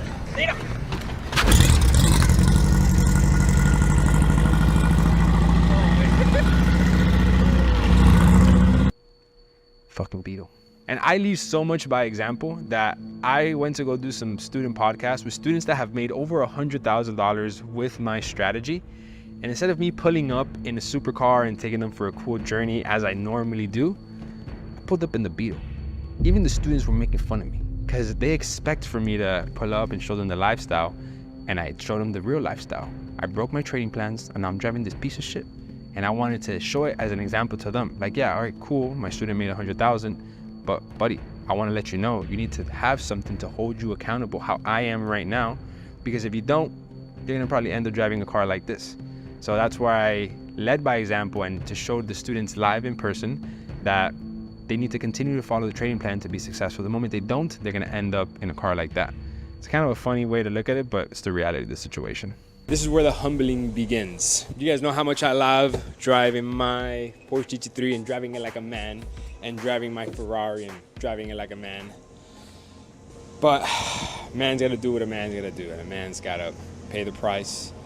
And I'm doing this to show you guys that I'm holding myself accountable for breaking my rules. And as you guys can tell, I've already attempted to drive this vehicle, and today starts the 24-hour clock where I will only drive the Beetle. What name should we give the Beetle? Keep in mind, it's a 1966 Volkswagen Beetle. It has the original engine, 4-speed transmission. I tried turning it on earlier, it did not work. We're gonna try again right now. So this is to show you guys that I'm going back to my roots of me literally having to hold myself accountable when I do something wrong. I don't wanna do this, but if I don't follow my trading plan, I will no longer be able to drive a fucking Ferrari or a Porsche. I'm gonna probably be driving some shit like this. So I'm gonna keep following my trading plan so I don't end up in a fucking car like this. Please turn on.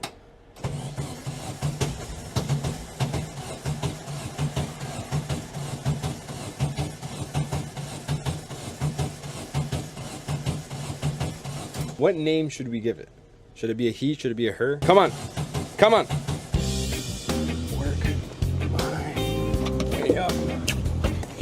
Watch. What do you guys know about this? What profitable trader knows how to do this?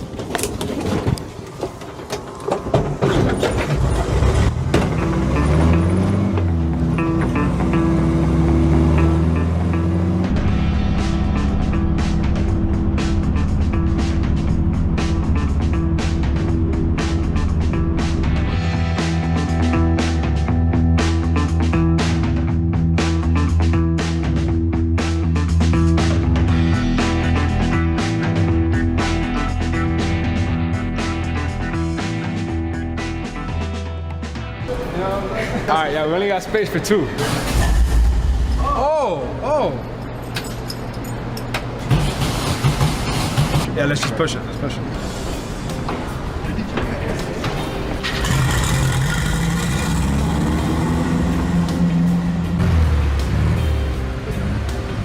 So we ended off on week 4 with the first loss that we had in the whole entire challenge. So this was a big uppercut to my ego because to this point, I felt invincible. I literally felt like I could do anything. I could win every single trade. It's week 5 of me trying to turn $100 into $1 million day trading. Last week, we ended up taking 2 unnecessary losses because I broke my trading plan. So we started off the challenge with about 8,000, which is where we left off last week because we took the account from 15 to 8,000. So at this point in the challenge, I am not scared to execute a position. I'm being a little bit more selective. So I actually avoided some wins that I could have taken, but I also avoided a couple of losses that I could have taken. And funny enough, because some of my friends were actually calling me in the middle of the week saying, hey, you're gonna get into this and enter this. I'm like, no, dude, trust me, I'm not gonna enter these counter trend trades. I don't wanna drive the fucking Beetle. My God, what the fuck? Oh wow, I just saw this right now. So NZD/USD. I'm actually laughing because one of my friends called me earlier. He's like, yo, what should I do with NZD/USD? I entered earlier this week, Sunday night, when you sent it out on Sunday. So this is one of my friends that I went to high school with.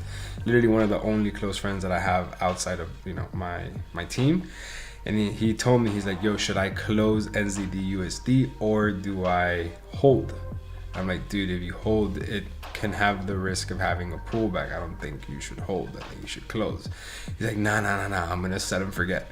I'm like, brother, you have to know when to set and forget and when to not set and forget. This is not the time you don't want to like not close this trade. And I'm laughing because I know he is. I'm gonna call him. Yeah, so I'm not friend, but I'll call you 100 times. I don't give a fuck. Yo. Yeah, you're sleeping? About to. Hola. Have you seen your trade? Yeah, fuck you. Bro, fuck me, I told you, bro. You told me to have a pullback, not a whole fucking move straight down. This is what I told you, bro. I told you it was gonna have a pullback, bro. You don't fucking listen to me, dog. What do you think? You told me set and forget. No. I told you don't set and forget this trade. It's gonna have a pullback. You didn't listen to me, bro. I literally told you, bro. I'm like, yo, it's gonna have the pullback. So week 5, we actually did not end up taking any trades at all. We did a lot of action stuff. I went to go look at a new penthouse that I was looking to move into. The Bugatti that I bought, my pink Bugatti. We got delivery of it with Jane Juice, which is another successful student of mine from the 30-day bootcamp. No, so I bought a new car. So you don't know what car I bought, right? You don't? No. All right, you're about to know in a little bit. So I was gonna say something and say some words of courage, but all I have to say is set and forget. That's all I gotta say. You think, bro? I have no words to say, honestly. And it's You're the only one that knows, bro. No. I'm speechless, honestly. I'm not gonna say anything. I'll leave it for you guys to see it. Where he has made over $250,000 in trading in under 6 months. He got into my first bootcamp at the beginning of the year, and then later throughout 6 months after applying everything he learned in the strategy, he made more than $250,000. I find out, I'm like, dude, pull up to Miami, let's do a podcast. You know, I like to show traders that if they apply the strategy and they do everything the right way, the lifestyle that they want is just couple moves away. All you have to do is execute the strategy correctly. So later throughout the week, just more day-to-day action in my life, and we did not take any trades. So keep in mind, the week before this, we ended up taking our first loss. Then the week after this, which was week 5, we ended up taking no trades, which kind of made me feel a little bit not like Superman anymore, because at the beginning of the challenge, I felt invincible. Now this times I'm getting a little bit more humbled. I'm being very selective on the type of trades that I'm taking, because obviously I don't want to blow the account. Now I'm so ahead, I have so much time in front of me that I want to be on track to complete the challenge. It's week 6 of me turning $100 into $1 million. And let me tell you, you guys aren't ready for this week. Then we started off week 6 at same exact balance. The only difference now is that we have a Bugatti in the front of the driveway. Now we got views of my fucking Bugatti. So if I don't complete this challenge, I can't afford the Bugatti. So I definitely have to complete the challenge and stay en route. So the goal Doesn't feel right, right? The Bugatti's pink. I'm wearing blue. I'll be right back. Give me a second. More like it, huh? Gotta be on the same vibe as Bro, I cannot believe I fucking did that, dude. It's still surreal. What's the payment on one of those? My payment is $46,000 a month, and then the insurance is like $2,500. So it comes out to like $48,000, $49,000 every month. So yeah, we got a lot of work to do to make that up. And to start off the week, like always, we do the Sunday swings. We pick the top 2, top 3 markets for the week ahead. But I decided to go look at my track record on the trades that I'm taking in the account to look at the stats. Like, what am I doing right? What am I doing wrong? So I can learn from it and double down on what I'm doing right and fix what I'm doing wrong. Currently, we have taken the $100 to $8,000. You guys can see that the starting balance was $100 and it was just updated 44 minutes ago. Down below over here, you can currently see our win rate is currently a 70% of the total amount of trades that we have taken. We've taken a total of 7 amount of trades, and 100% of our trades have been shorts. So we have not taken any long positions. And our average duration is an interesting 20 hours. Now, this right here is going to be a problem very soon, the commissions that we have on the account, because the bigger, obviously, we start scaling on this challenge, the more slippage, the more commission, everything that it's gonna cost us to trade. So I might be switching brokers very, very soon. Not entirely sure just yet, but I will be letting you guys know if I do. Well, I don't market a broker. I'm just gonna let you guys know if I switch to a broker. I don't plan to market any broker anytime soon. You know what's funny? I paid $2,000 for that lighter. It doesn't work. Now I have to use this $20. What is it? How much? I don't even know how much it is. Like $5 at a gas station? Shit. Sucks. It just doesn't feel right lighting a good cigar with a $5 lighter from a gas station. I feel like I'm disrespecting the cigar. $2,000 on a lighter. GBP CHF, probably one of the cleanest ones that you can probably see. And it is this beautiful higher high, higher low, higher high, higher low, higher high, higher low, higher high. Boom, shift the structure, lower low, lower high, lower low. Now this time frame is bearish. Now if I just show you guys this market structure like this, which is realistically how you have to look at the structure of the market, not look at the market. This right here is the structure of the market. And you can clearly see how we were creating higher highs, higher lows, then we shifted. We did a ginormous and beautifully formatted double top pattern right here. And now we're coming back to retest that neckline of the double top to then have a reaction to the downside. But what a coincidence that the neckline of the double top happens to also be at the weekly EMA and also happens to have a round psychological level 1.12500. Which is obviously very key because now you just have 3-4 things that simply make sense at this area in order for you to be interested in the trade. What a coincidence, now we also have the daily EMA, we also have the daily structure level, so on and so forth. So what I'm going to be waiting for this trade is for price to have a break and retest under this little double top formation that we're potentially creating at this area here. So I have an alarm right at the bottom of it that's going to notify me as soon as we break out of it. And this trade, once it does that, it's going to have a great risk reward. We can easily get a 1 to 5 or even to this structure point, and then obviously we have a smaller stop loss. We get like a 1 to 6, 1 to 6.7. This is a great risk to reward on this trade because we are following the trend. We're trading with the weekly time frame, we're trading with the daily time frame, and once that double top breaks, I'm going to be trading with the 4-hour time frame. So we have 3 time frames that are going all in the same direction.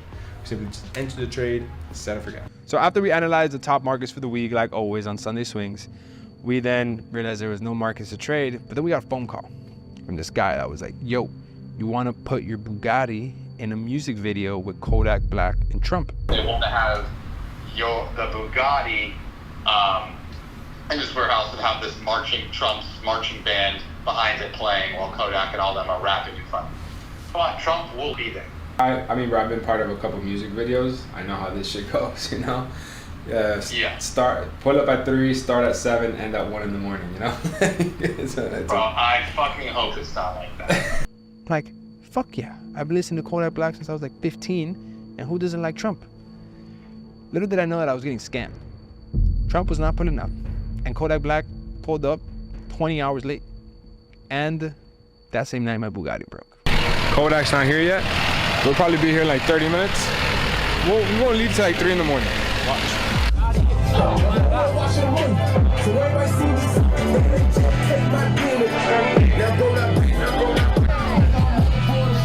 you on this side right quick, love, my bad.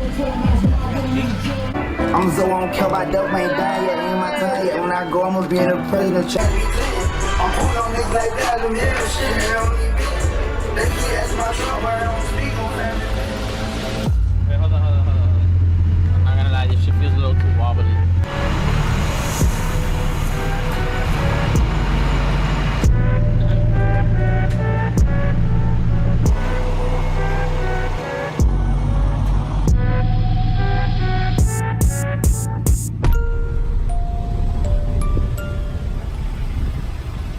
We are still here. It's 9 a.m. Basically a trade update.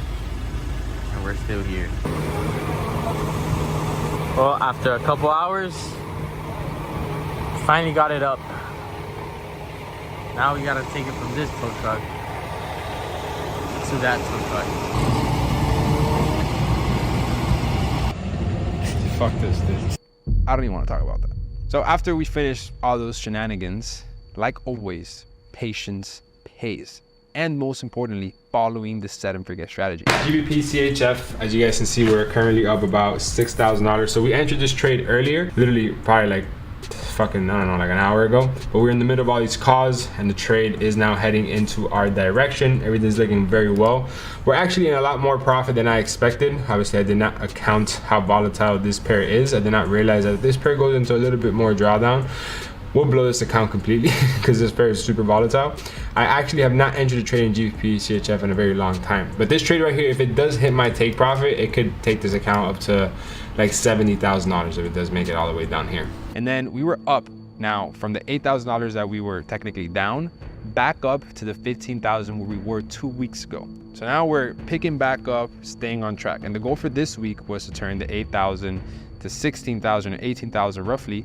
And again, I had an executive decision to make. Do I close at the profit for the week or do I set and forget? What do you think I did? I fucking set and forget. Drum roll, please. $38,000. Cha-ching. Well, right now, I think this trade is, that's why I'm not even that excited, because I do think this trade right now in London session is going to have a pullback. Let me show you. So I think now we'll have a retracement to retest this neckline of the left head, right shoulder, for then the trade to then head to the downside. Currently on the daily time frame, we closed very strong as a bearish engulfing, but we could come back and retest these daily wicks right here, so then the trade can continue heading to the downside. Now, this is where a lot of beginner traders will probably get, you know, FOMO and either close out their positions here, or they can probably set and forget the whole entire way. Currently, just waiting for it to do its thing. But then when we go close the trade, we get the most ridiculous slippage I have ever gotten in any trading account. And I said, if I'm getting slippage at this part in the challenge so early on, I don't want to be with this broker anymore. Yo, we just blew the whole fucking account. No, that's how you close the trade. Bro, we literally just blew the whole account. Psych. We just withdrew all the money. So we just draw the money from the current broker. Should get into my wallet by the end of today, maybe tomorrow.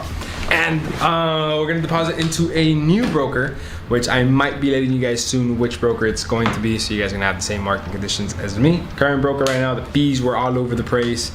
The commissions were okay. It was more of the slippage. I would literally try and close the trade out and I get slipped out. I wouldn't get closed at the point that I wanted to. So I'm gonna be switching to a new broker today, pretty much, and we'll see where the challenge goes from that point. And this is why I don't market brokers right at the beginning of the challenge. I know you guys asked me for what broker am I using, what broker am I using. I literally got this asked 1,000 times. I don't want to market a broker that I don't trust and I don't have any experience with, and gladly I didn't market it because fuck, I closed the trade at 30,000 in profit and then it puts me at 22. The slippage and the spread was absolutely ridiculous. I decided to withdraw my money and then put it into a new broker that I was going to then test out. But again, keep in mind, this is the exact same account that I then just transferred the funds into a different one. And this is where we then pretty much moved on to week number 7, where the ending balance is about 22,000. It's week 7 of me turning this $100 into $1 million. So then on this next week, it was week 7. We were starting with about 22,000, and then the goal was to take 22 to then 40. Touch that. Touch that. What you guys know about week 7 turning $100 into $1 million? I thought I had just reversed on us. I was like, oh shit. Currently, right now, we are up $4,000 on the trade. Now, I'm not excited because of these $4,000. I could give a shit. I'm excited about the potential of this trade that we have taken. If you have seen last week's series, you saw the loss we avoided on this position. Price had the push, stop, then push. That's what we are anticipating for this week to come ahead. So we avoided not making any money this week simply because we have experience in the market. Now, let's look at it now. So trade update, we are currently up $4,000 on GBP CHF. So if you guys saw last night's trade update, I explained that I was looking to enter a trade right around this area once we had the retest to then sell. So currently right now, GBP CHF has a very strong double top formation currently creating right now. Very strong bearish move. If this trade hits all the way down here, we'll fucking sweep 1 to 11 risk to reward. Meaning we will take, right now we have 35 lots, right? So 35 lots means that it's $350 per pip. So we do $350 per pip times a take profit of 342 pips. So $350 times 342 pips. Drum roll, please. $100,000 in one single position. The beauty of this is not this. We're gonna get to this no matter what. What is the beauty is how much I'm actually putting at risk. So I'm only putting at risk, so we have 30 pip stop loss. So if I do $350 per pip times $30, I'm only putting at risk 50% of the account. This is key to growth. So I'm literally risking 50% to almost 5x the account. Tell me that's not a fucking great deal. So as of right now, we are currently just waiting for this position to have a confirmation body candlestick closure in the next 27 minutes under this level of support right here. 4-hour candlestick looks very strong, very bearish engulfing. Can then wait for a little retest as well for then that structure level right there. Basically, more of the story, all we got to do right now is set and forget. It just looks so lovely, dude. Like we're finally like making some type of decent money. Like, look at this.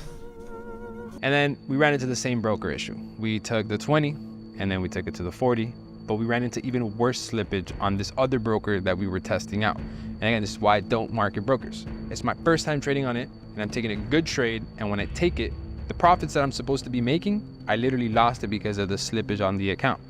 This is the trades from last night, GBP CHF. You guys can clearly see that we closed out all 3 positions at the same exact time. One of them is in profit and then the other got split in half or whatever. And then it was in a loss. So GBP CHF last night, I explained if we had a retest of this level and then a rejection to the downside, we can very easily continue to head down. If not, if we body close above, we can come back right into our area of interest. So we body closed above, and as I'm seeing this body close above, and then I'm seeing this rejection from the EMA, but then I see this retest of this level of support that every single time we're above, we're clearly heading up. I say, oh shit, this is the area where I want to get out because it could get pushed right back into my entry, and I don't want to be in a loss at this point in the challenge. I'm doing so well. So I decided to close my position right at that line right there, right at 1.11282, right at 3 in the morning, 4 in the morning, which is like when London session is kicking in. You guys can see down here the times. And I closed out the first position, right? The 20 lots. So the 20 lots gave me $2,000 in profit. Now, we're gonna do some calculations right now, because if I enter the position up at this point right here, and then we close out the position, let's say somewhere in here, that is a total of about 23 pips. But for argument's sake, let's say 20 pips. So I am currently risking $200 per pip. So it's gonna be $200 times 20 pips. I'm supposed to be up $4,000 on that position. I am up $2,000. So they ate up 50% of my profits. But that's fine, you know what? High fees, I'll take it, whatever, not a big deal. But then the other position, when I go close it, it is then in a loss. Why did I take a loss on the same position that I entered at the same spot and closed at the same spot? Why did it close at a loss? Now, this is where I get very skeptical about these platforms because it's just so unnecessary. Like I just don't get it. And this is why I also split my lot sizes, because everybody says, oh, why don't you just take 180 lot? It's for this very same exact reason. If I were to take 80 lots in a position, it would literally have one full slipped out position.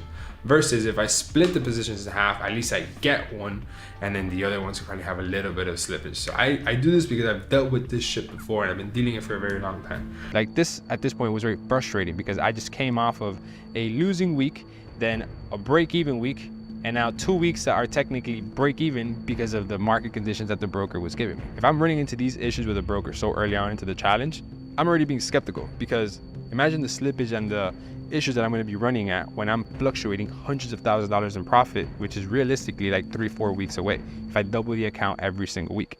It's week 8 of me turning $100 into $1 million. Last week we took 2 trades where one of them made us about $2,000 and then the other we lost $2,000. Biggest waste of time ever. And I wasn't gonna let any of this broker issue stop me living my life. I'm gonna go drift my Porsche, I'm gonna go hit the gym, I'm gonna go do what I have to do. Because at the end of the day, what affected me last time was that I was not living my normal life. Now this time I decided to, you know what?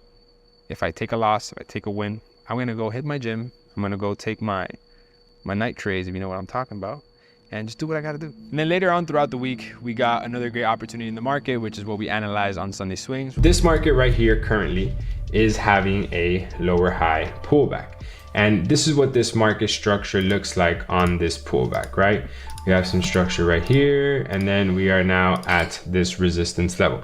If I take this same exact market structure move from right here, and then I simply move it to this market structure here, with an exception of making this a little bit higher and aiming this a little bit higher, it's the exact same move right here, but instead of it obviously being here, it is now right here. It's the same exact move with the exception of it being a little bit higher. Now, what is the difference? That this had this shit, the structure up here, and that this one is having it right here. Let's see what happened here to see if we can anticipate for it to happen here, because we're expecting for the sells, and clearly this, once it did this pattern, it then went to the downside. So let's zoom into this 30 minutes structure on this circle time frame right here.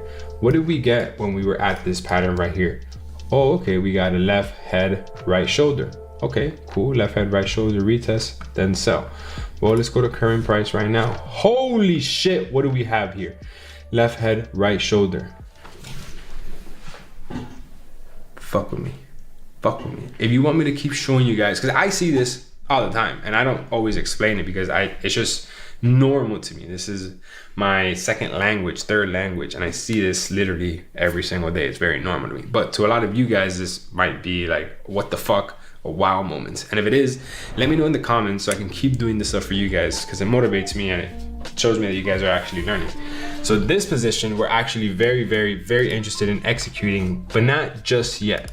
I want to execute this position once we have some type of engulfing confirmation. So right now I have my potential entry right under this level, because when this candlestick closes under it, it is a engulfing candlestick. So just put my alarm under there to pretty much notify me once we have that engulfing candlestick. Even the 15-minute hasn't had the engulfing quite just yet. So we're gonna stay up all night tonight because that literally might happen very, very, very soon. We actually ended up taking then the account from the 22 to about 60K in profit, more or less. Drum roll, please. What the fucking trade update? $19,000 fucking dollars in profit. Now, what? How fast did this happen? Very fast. Let me show you guys. So, right now, USD JPY, exactly how I explained yesterday. We literally explained the only way we'd be interested in taking this position right here is if we have a break, retest, and then sell. Price literally broke, retested, sell. Exactly what we anticipated. Perfect entry signal, literally 1 hour ago, as you guys can see down here, 8 o'clock in the morning. Currently, right now, it is 10 o'clock in the morning. So as soon as we entered this position, market immediately started heading to the downside. Look how fast this momentum of this market is currently moving. Beautiful 30 minutes bearish engulfing evening star formation, 15-minute time frame. As soon as the candlestick close, boom, just completely downside move, which is absolutely beautiful. This is the trade that we avoided yesterday, and we avoided to take the loss because it never retested and gave us the engulfing of this left head and the right shoulder. Now, avoided this loss, we can remove this. Now we have this position right here, which is looking decent, right?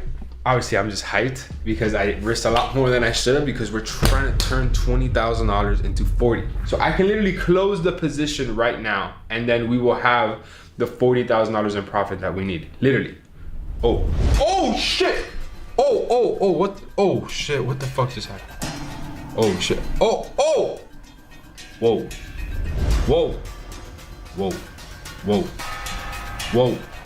Whoa! Whoa! Whoa! Whoa! Don't you fucking do it. Hold on, I'm in shock right now. Yo, I saw 50,000. It was at the bottom of that wick right there. Is news happening right now? Probably. Well, now I'm on edge. I'm gonna put an alarm right around my entry signal just to let me know that it is out there. I have to put an alarm at the bottom of this candlestick. If we get a candlestick to go back under that wick, we're pretty much good. We are good. Okay. You don't want this. All right, so currently right now we had a little quick spaz in the markets. This is what trading in the market is. This is why people go crazy when they risk more money than they should. If I was risking, 3, 4, 5% like a normal human, I wouldn't even care. Oh. Right now, $40,000 floating in profit. That's it, all we care about. Oh shit. Oh my god! Oh shit! Oh shit! Yo! Oh shit! Yo! No! Yo, I can't make this up, dude! Yo, I can't make this up, dude. Holy shit, bro! Yo, that's stopping, dude! Oh, yo, 100,000! Yo, there's no way! Yo, there's no way!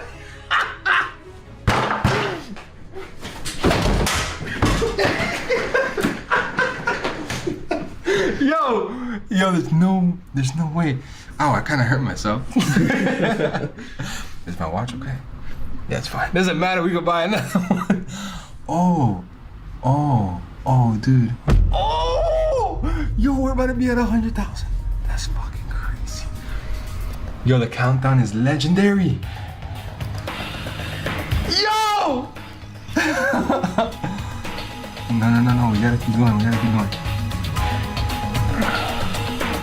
gotta keep going. 95.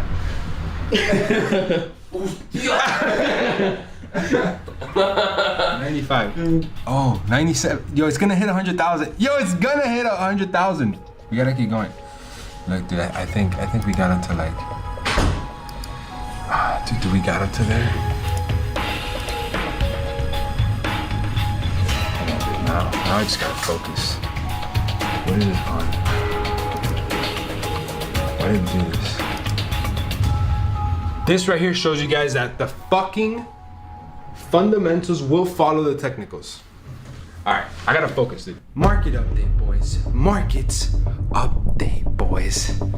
And ladies and gentlemen, we have officially closed the accounts at, no, drum roll, please. Thank you very much. We have officially closed at $90,000 on the account. So we ended off the week, I think about 90,000, 80,000, something like that in profit. And honestly, I didn't have really anything else to do. So I had a bright idea. Why not buy 5, 6 junk cars, call my other rich friends, and let's just go play bumper cars.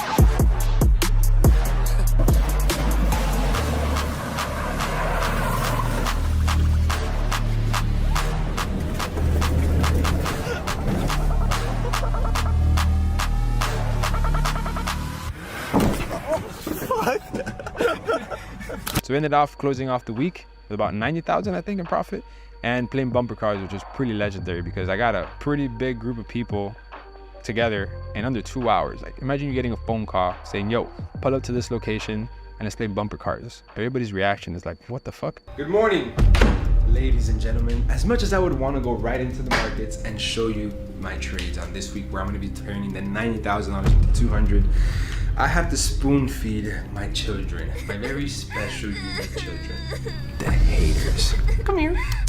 Come here. Airplane. So the beginning of week 9, something that I expected to happen, happened. The haters decided to arise, and they decided to then voice their opinions on their challenge. Now, keep in mind, haters were not voicing their opinion up to this point. Why? Because the account wasn't big enough. Turning 100 to 300 and then 300 to 4,000 or 5,000, it's just not exciting.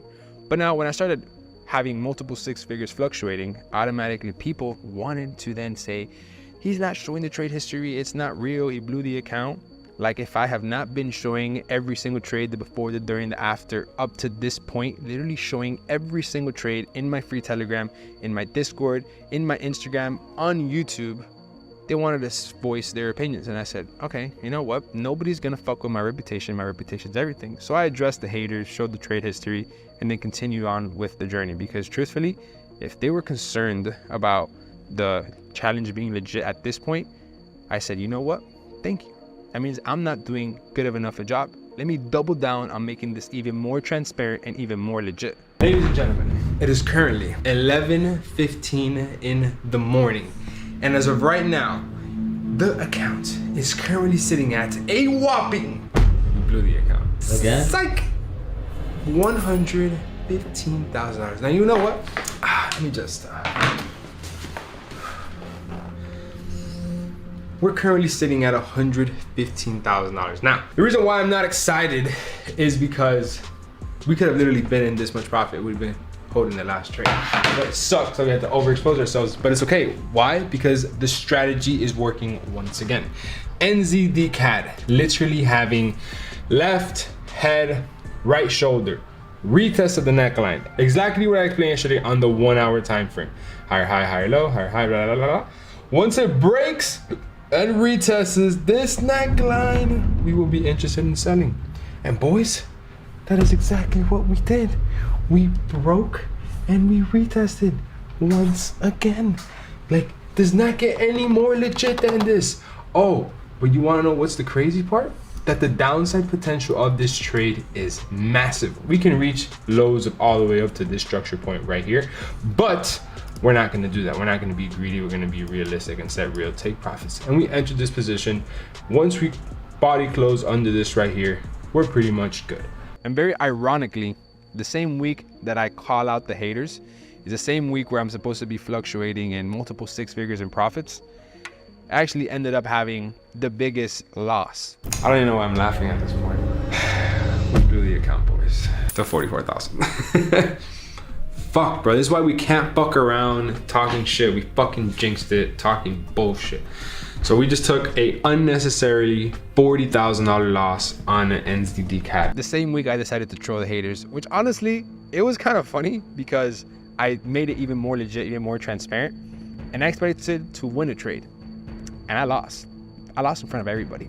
And after I trolled the haters, which kind of like it was an L on my side, but you know what? I'm glad. I'm glad that that happened because that only made me stronger to then come into the next week. So we started off the challenge this week on about 90,000 and we ended off on 40, which kind of sucks because after you address haters, you want to win. You want to win on the haters. I lost on the haters. Even though we did lose 50% of the account, I did something the haters can't. I got on a G4 to go to the Dominican Republic to not only do a podcast on the jet, but to go check out my tobacco farm that I have for this brand that I'm actually building, which is my new cigar brand. And I said, okay, I might have lost for the week, but let's take this private jet, this cool podcast, and be back in about 36 hours just to check up on how the cigars are doing and coming right back. So the haters had the laugh at the beginning of the week, but then I had it at the end of the week. All right, ladies and gentlemen, good morning. Let's head to our office. Let me show you the starting balance for this week on the account. Wrong phone. right phone. So right now the starting balance for this week is going to be $34,000. So to start off week 10, we got on the jet right back to Miami. But before I leave, I like taking care of the people that took care of me while we were out in this trip in the Dominican Republic. Had one of the best chefs, one of the best services. Tipped them about $2,000-3,000 in ones that I happened to find in my duffel bag. Don't ask me why it's ones. Don't ask me how it got there. I don't know. Ay, santo Dios. Oh my God. Ay, Dios santo. No es mucho, no es mucho. No es mucho para nosotros. Es como $2,000, $3,000. Wow. Gracias, de verdad. Ay,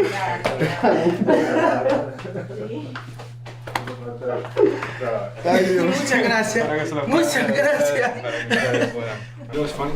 You can give somebody in the United States $10,000, like cash, like a big stack like this, and they'll be like, thanks. Like they won't give a shit. First thing that I do when I get back is pull up the Timeframes Trading, buy a new Richard Mille, because I felt like my wrist was a little weak. You know, I'm like, you know what? We've been doing this for 10 weeks. I need some motivation. I need something better. Bugatti's not enough, and it's broken. Let's go buy a new Richard Mille. What you just picked up, it's limited to 50 pieces in the world. It's the Asia edition. It's carbon, super light. I think it's cool. Like, it's good contrast from your white watch, your gold watch. You know? What makes this like the Asia edition? The colorway. Oh, like the black and gold. Just wow. Bro, I like this one. I think I'm gonna take this one. That's it. So easy to sell to this guy, bro. Fuck it. Why not? We bought a chain for Steve would do it. We gave away out to him. Because you're always giving back. So I decided, you know what? Oh my God, what's going on? Yeah, what is going on here? Right? That's your name there. Thank you. The fuck's going on? Everyone's getting. Today's a give back day. it. You know, he never gets gifts. So I was like, let me be the first guy to actually gift this guy something. He's always giving other people stuff, and I thought it was a nice gesture. He doesn't need it. He probably got the chain, throws it into a safe, and never looks at it ever again. But my conscience is good. We are currently in a position that we are going to continue to set and forget.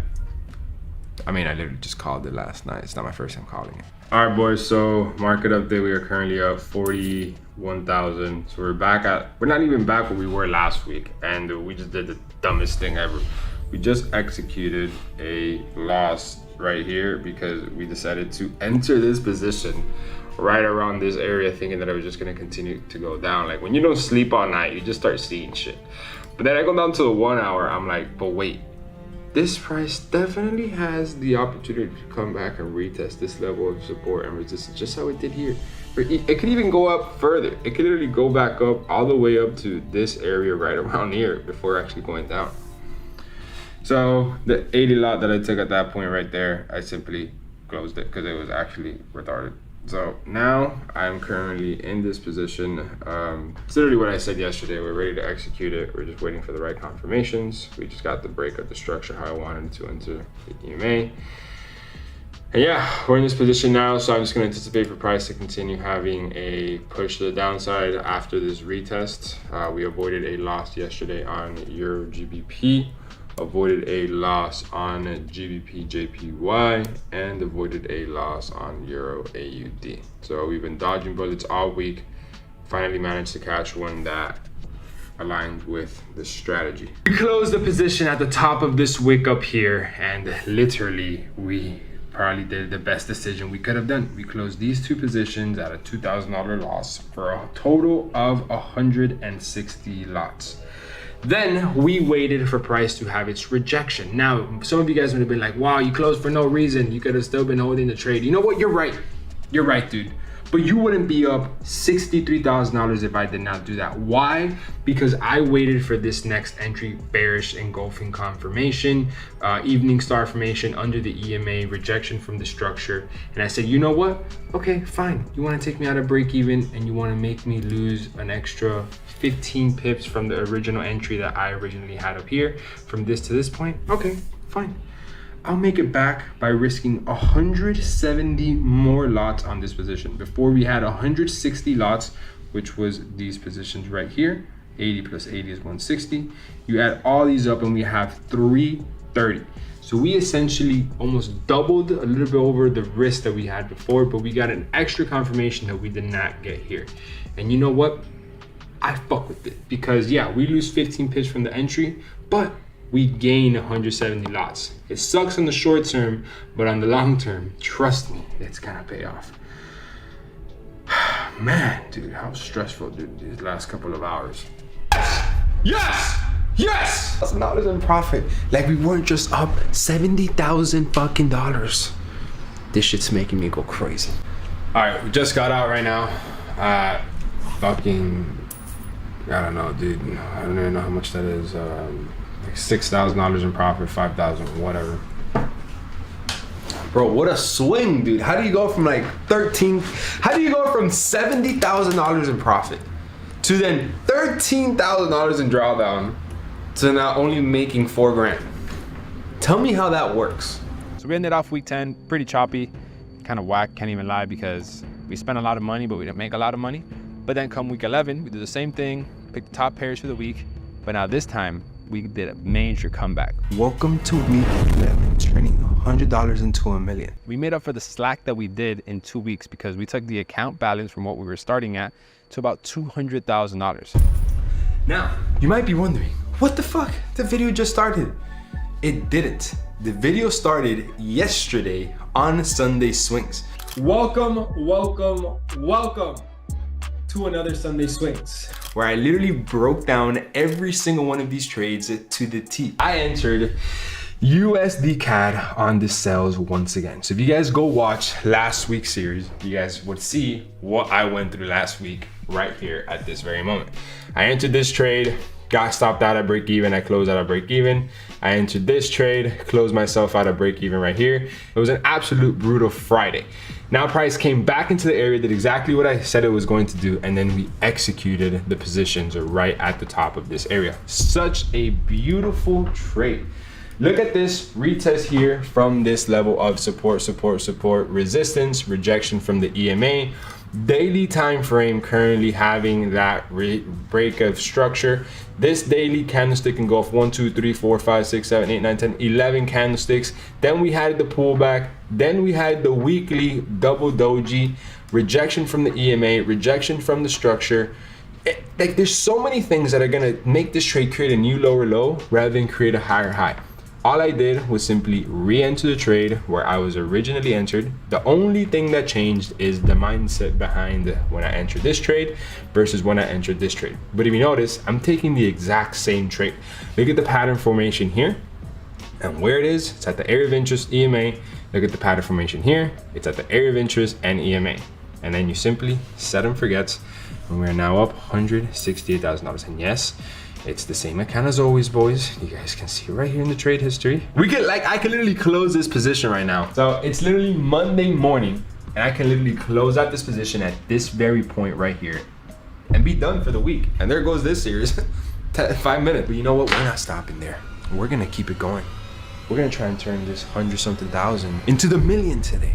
Now the goal for the week was to double the account.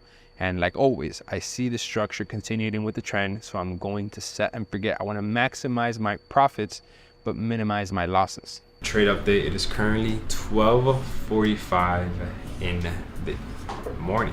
It's about to be 1 a.m. Right now, we are in a new position where now the account is up $35 gazillion. I'm kidding. We're still at the same exact spot. Still no trades that we have added on to the challenge. So, we did miss this new added position on USD CAD. As you guys can see, prices actually had a retracement to the area exactly how I anticipated. Price came back, retested the structure level, and now it looks like it's having a sell down. We literally pulled out, I mean, you know, we had a little bit more that we could have potentially gotten, but you know, it's simply not worth it. So we got out at the perfect area right before this retracement. We're looking to add positions here, but the session was not the right session to be entering this trade. So for me to be interested in adding a new position, I would have to wait for a retest here to then head to the downside. So I'm gonna be waiting for that lower high to then sell. Wake up the next day and I see the trade could have tripled the account. I could have closed the account at $500,000 by doing nothing. And you know, this did mess with my psychology a little bit, but I'm leading by example. I have too many people watching me. I have to be realistic and be like, you know what, guys, this is going to happen. You're gonna set and forget, and you're gonna close at the point where you thought it was the final point before price reversed. But the trade keeps on going, it's okay. you made money, you hit your take profit, you move on. So I did miss out on about 300K on the trade, but it's okay because I hit the profit for the week and we showed people that we can come back from 2 losing weeks, 2 break-even weeks to now tripling the account on one single trade. It's week 12 of me turning this into a million-day trading. So on week 12 is where things start getting a little interesting because now every single trade we're about to take is going to fluctuate hundreds of thousands of dollars. So like always, the pairs that we analyzed on Sunday swings ended up taking it. We fluctuated up and down. Trade update. I feel like I've said this a million times. Trade update right now. We are up $59,000 on the account. But not only have I said this a million times, I'm talking about this. Yo, what is going on every single time? Yo, what the fuck? Yo, it's every time, dude. Yo, I can't make this up, dude. Yo, I can't make this shit up, bro. I can't make this up. Bro, I was literally gonna say, we have the head and shoulders pattern. We see this pattern a gazillion times. And then we usually always have the retest to then sell. Dude, what is happening, dude? What is happening, bro? All right, well, look at that. There goes our trade update right there. We're up 100,000. The goal for the week is half a ticket. Bro, what's there? Come on, do your thing. Yeah. And dude, I was just so calm. I was so relaxed. I was so pacific. Well, the goal was to show you guys that what I said we needed yesterday to happen, which was the head and shoulders. We put our alarm at the shift of structure, and once we body close under it, we get the retest, and then we sell. That's basically it. We've said it 100 fucking times. Yo, you can't make this up, dude. You cannot make this up. Okay, so right now we are up exactly a 1 to 1, and we're up about 100,000. That means when we get to a 1 to 2, we should be up 200,000. And when we get to a 1 to 3, we'll be up 300,000. Isn't that beautiful? Don't you want to have your easy math like that? Every single time you add a risk to reward, it's just an extra 100K, 100K, 100K. Sounds good to me. This is why I didn't want to celebrate earlier or be anywhere near excited, because I expected for something like this to happen. We are currently down about $25,000 in the account when we were up earlier about 150,000 at the height of it. The markets diddy-diddled the did out of me.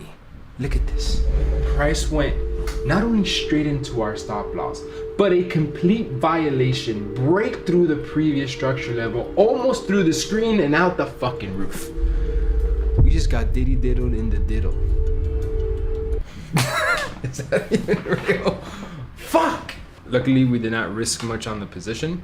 We are only back at 135,000, and we only took about a $68,000 loss on the account, which, given this trade, I should have risked 100%. But I explained to you, the higher I go in the account, I lower my risk by 25 to 50%.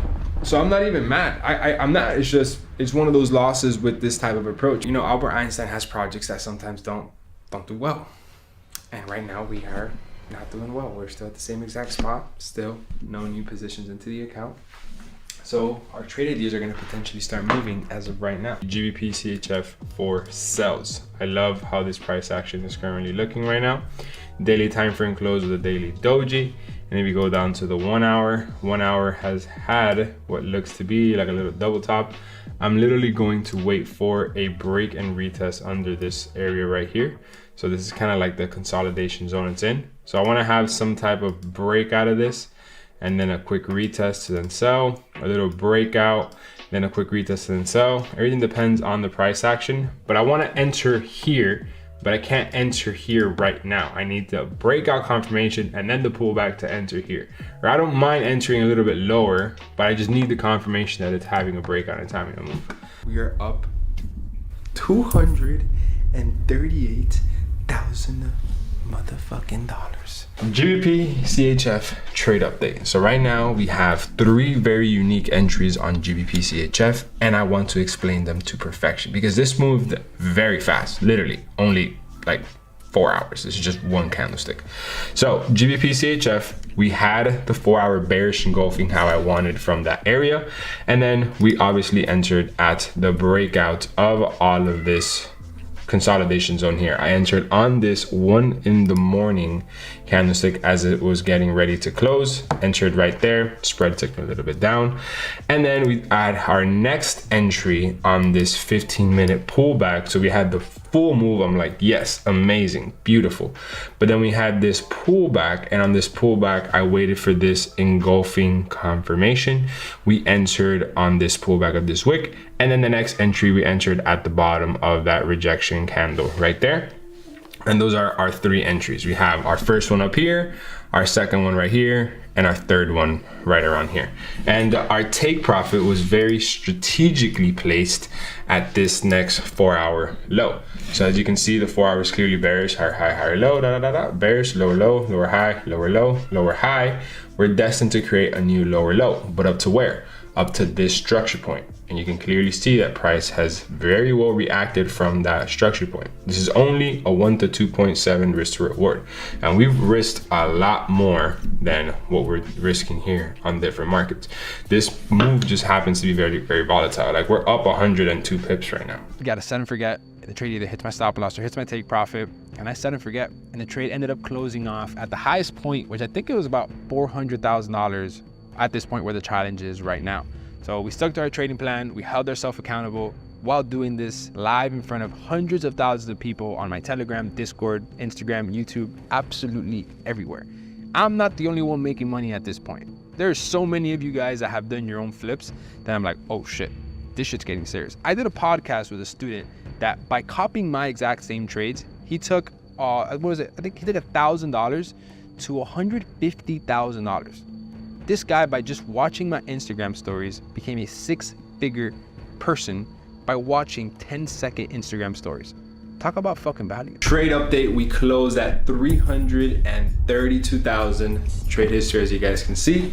We have officially closed the position at the highest point. Keyword, we've closed the position. We were just up 400,000. We lost 70K just because of fucking floating bullshit P&L.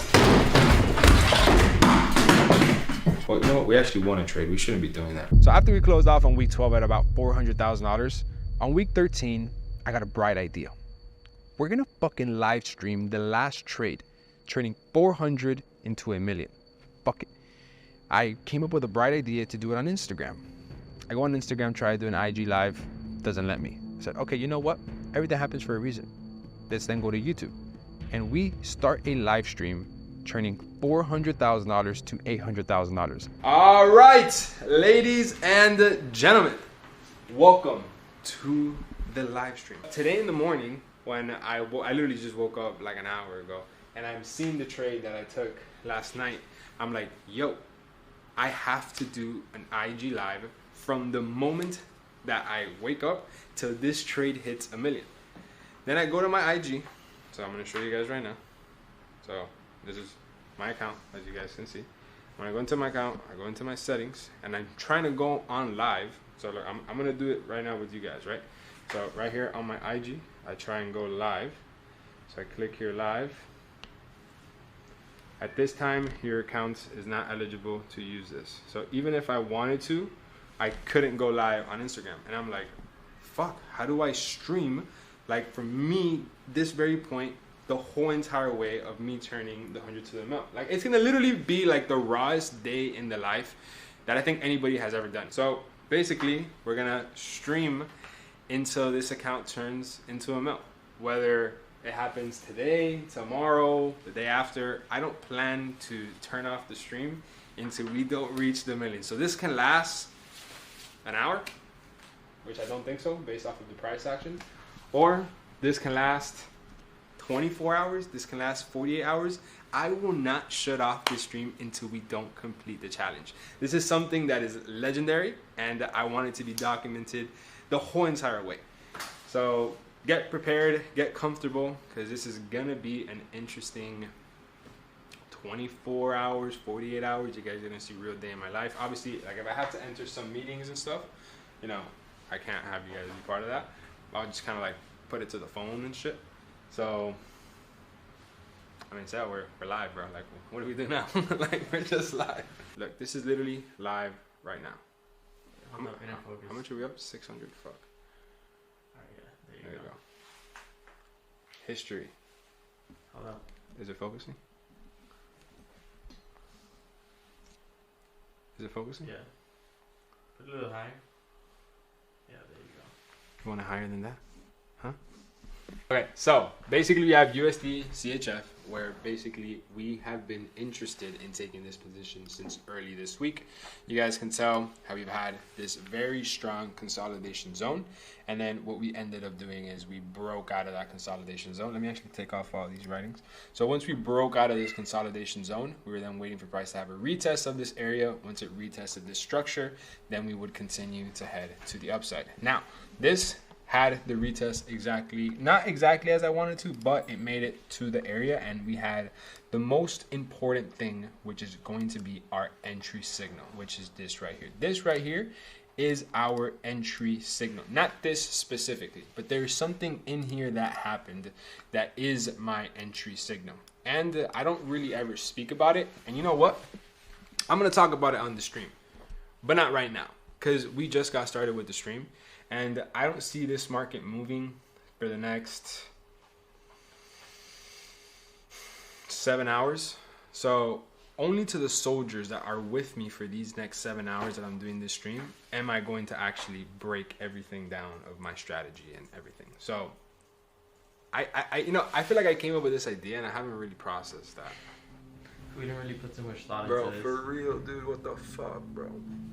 Because now I can't turn it off. I just can't. I'm so committed. I can't. I live stream for literally 26 hours.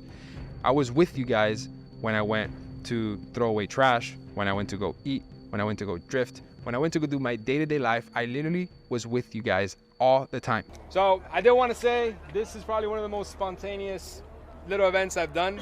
I probably expected 5 people to pull up, 6 people to pull up. We have well over almost like 50, 60 people. It's 2 in the morning. You guys are maniacs, right? I'm letting you guys know. I thought I was a freak staying up all night watching the markets. You are. Well, clearly I'm not the only one. I could be a maniac, but I'm not the only one. Yes. I'm surrounded by other people that are passionate about this shit. People that are willing to do whatever the fuck it takes to make this shit go down. And like, yeah, it's cool that I, dropped the pin and was able to get you guys here together. But like, this shit is not about me, bro. Like, this is about you guys. You guys gotta realize that you guys are doing the same thing that I'm doing to be able to be on the same journey that I am. You guys are staying up, you guys are putting money at risk, you guys are learning, failing, rinse and repeating, and over time, you're not the same person that you were last month compared to now. So I just want to say, like, the people that you are around right now are the people you want to be around with. You're the 5th person out of the 4 people in your friend group. If your 4 friends are smoking weed, you're fucking smoking weed. If your 4 friends are Diddy, you're the 5th Diddy. That's just how it goes. You guys were telling me to close the trade when we were up 700,000. This is not done. There's a lot more in this. You guys told me to close the trade when price started pulling back and we were at 600,000. And on the live stream, not only am I answering all your guys' questions, but I am literally engraving the mindset you need to adapt to be able to handle these types of swings. The trade isn't done. If the trade has not hit the take profit, you do not close. The trade was at about 700,000, and I wish you could see the chat. Literally thousands of people live watching saying close, close, close, close. Clearly, none of these people are my students, and they don't know how the set and forget strategy works. The set and forget strategy works by set and forgetting. You have a stop loss, you have a take profit. Price is either going to hit one or the other. And guess what we did? We set and fucking forget. We have officially closed the challenge at 800,000. Just do it! The trade not only hit our take profit and we closed at 800,000, the trade continued to create new highs. If I would have just continued to hold for 2 more hours, I would have completely finished the challenge at this very moment. I could have finished it on a legendary 26-hour stream.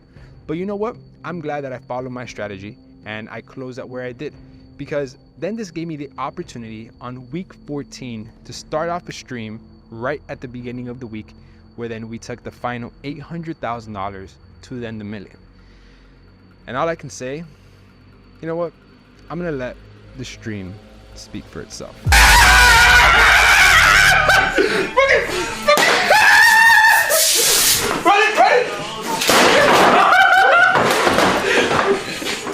that was like, looking back at those clips right now, it really lets me just like settle in and realize, bro, what I was doing, I was out of my mind. I was losing sleep every single night.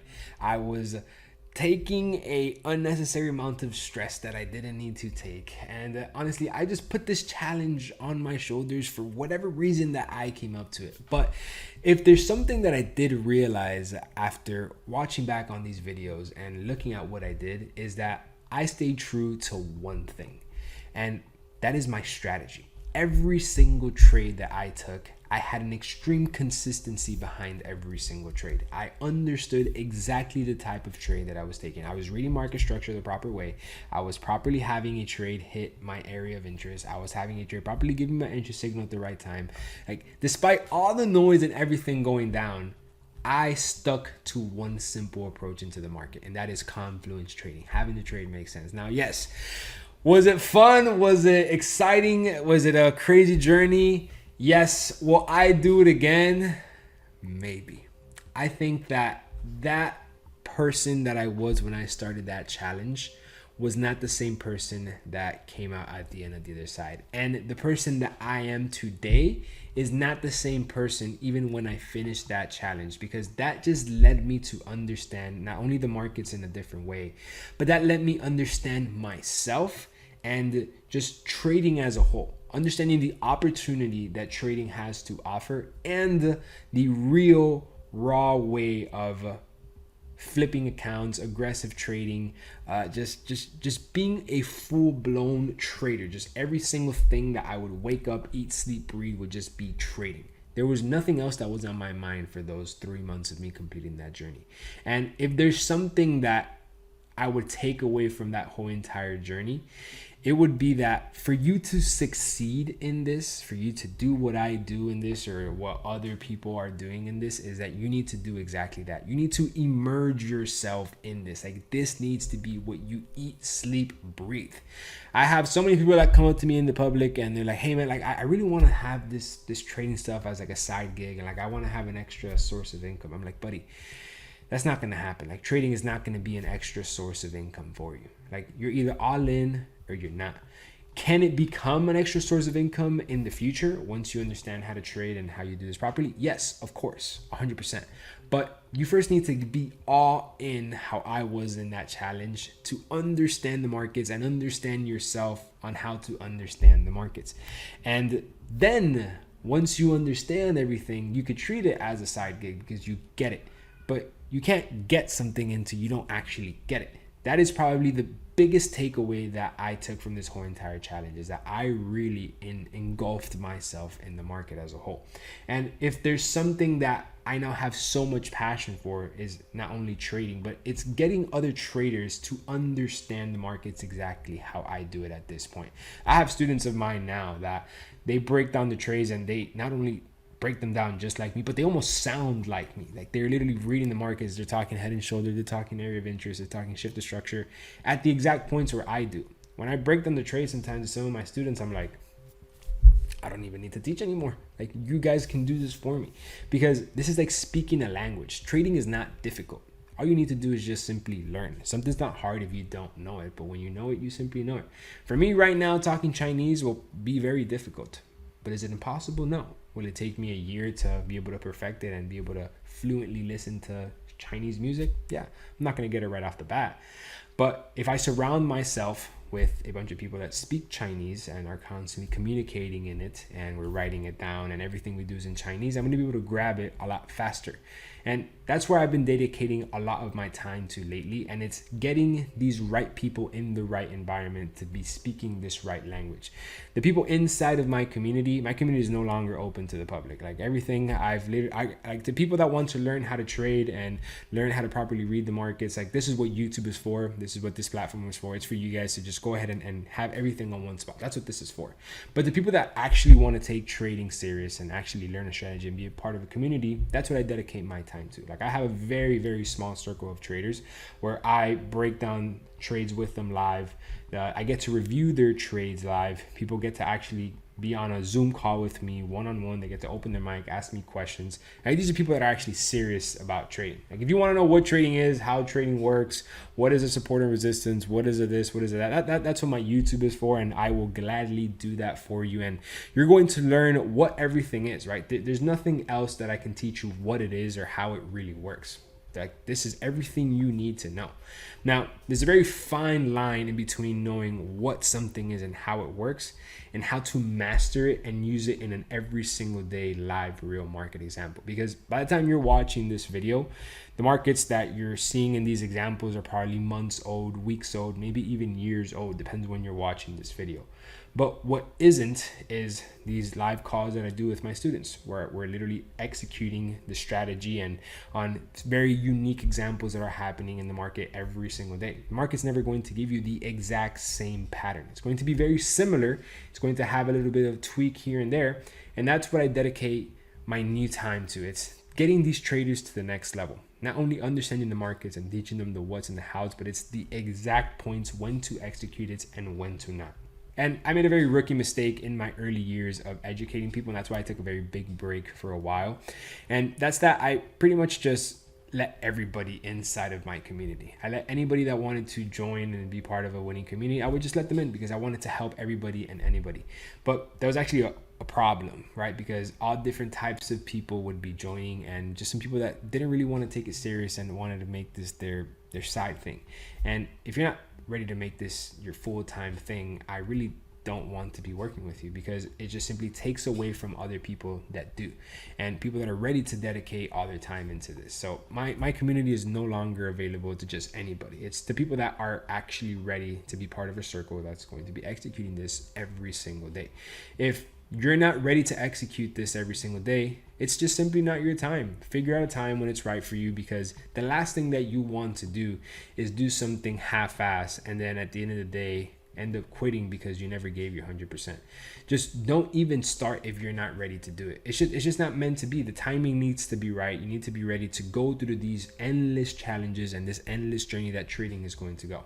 And my students lately have been having the most insane results. Like for example, you can literally take Mike. Mike took $1,000 into $130,000 while still working a full-time job living in Canada. And you can take Philip, 22 years old, and he made over $30,000. Look, I'm not even going to just speak on this, right? I'm going to literally show you and let the results speak for themselves. I have so many testimonials of my students that I had to go create a whole entire YouTube channel just to upload the podcast in here. And these are just the ones that I end up making public. But I have hundreds of podcasts with the thousands of my students that are part of my private community, where I literally have to do this interview with them because I need to really understand what was that took them from one point to another. Was it the way how they actually executed the market structure? Was it the actual entry signal? Was it the full Confluence Trading and using my checklist? Was it having me every single Sunday sharing the trades that I'm interested in taking, and they're just following these trades? I saw a pattern in every single one of these students that I have done a podcast with, and having crazy results like making $180,000 in 2 years, turning $100 into $10,000, making $62,000 in 3 months. I remember this trader, he has a cannabis business, he's part of it with a partner, and he made an extra $62,000 in 3 months. This student, for example, where he made $120,000 in one single year, and I literally made a bet with him when we did our first podcast, and we did our part one of our podcast right over here, and I told him that if he came back a year later and he was more profitable than what he was, that I would give him $10,000. You can go watch this for yourselves. And I literally paid my student $10,000 because I wanted him to trade my funds, and we kind of have a little thing going on where we do a profit split, so on and so forth. The pattern that I saw in every single one of my students is they follow the strategy like if their life depended on it. And they dedicated 100% of their time to learning this strategy. Learning the strategy takes time, takes effort, and most importantly, you need to prioritize this. Like if you need to eat, sleep, breathe trading. And if you're that person and you're ready to take on this journey, I have some new spots that I'm opening to be part of my community. The link is in the description down below. You guys can go ahead and apply, right?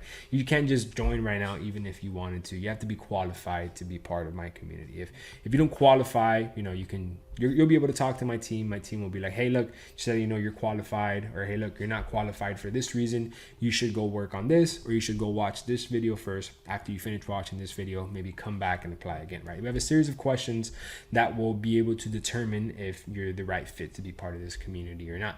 And just, if you're gonna go apply and be a part of a student, be as truthful as you can with the answers that you're going to answer. Because if you just answer something with little to no effort, we're just going to completely disqualify you and not even remotely have any interest in having you part of the community.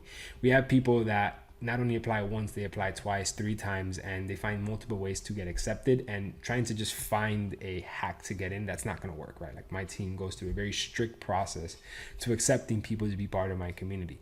If I'm getting on a Zoom call with you on a one-on-one basis, and I'm going to be breaking down your trades, if we're going to be reviewing your trades, like, I want to make sure you're the right person and you're worth my time, right? And just being fully honest, like, I don't need to teach more people. I need to teach the right people, because my goal is to have the most successful trading community and eventually I want to build a trading floor.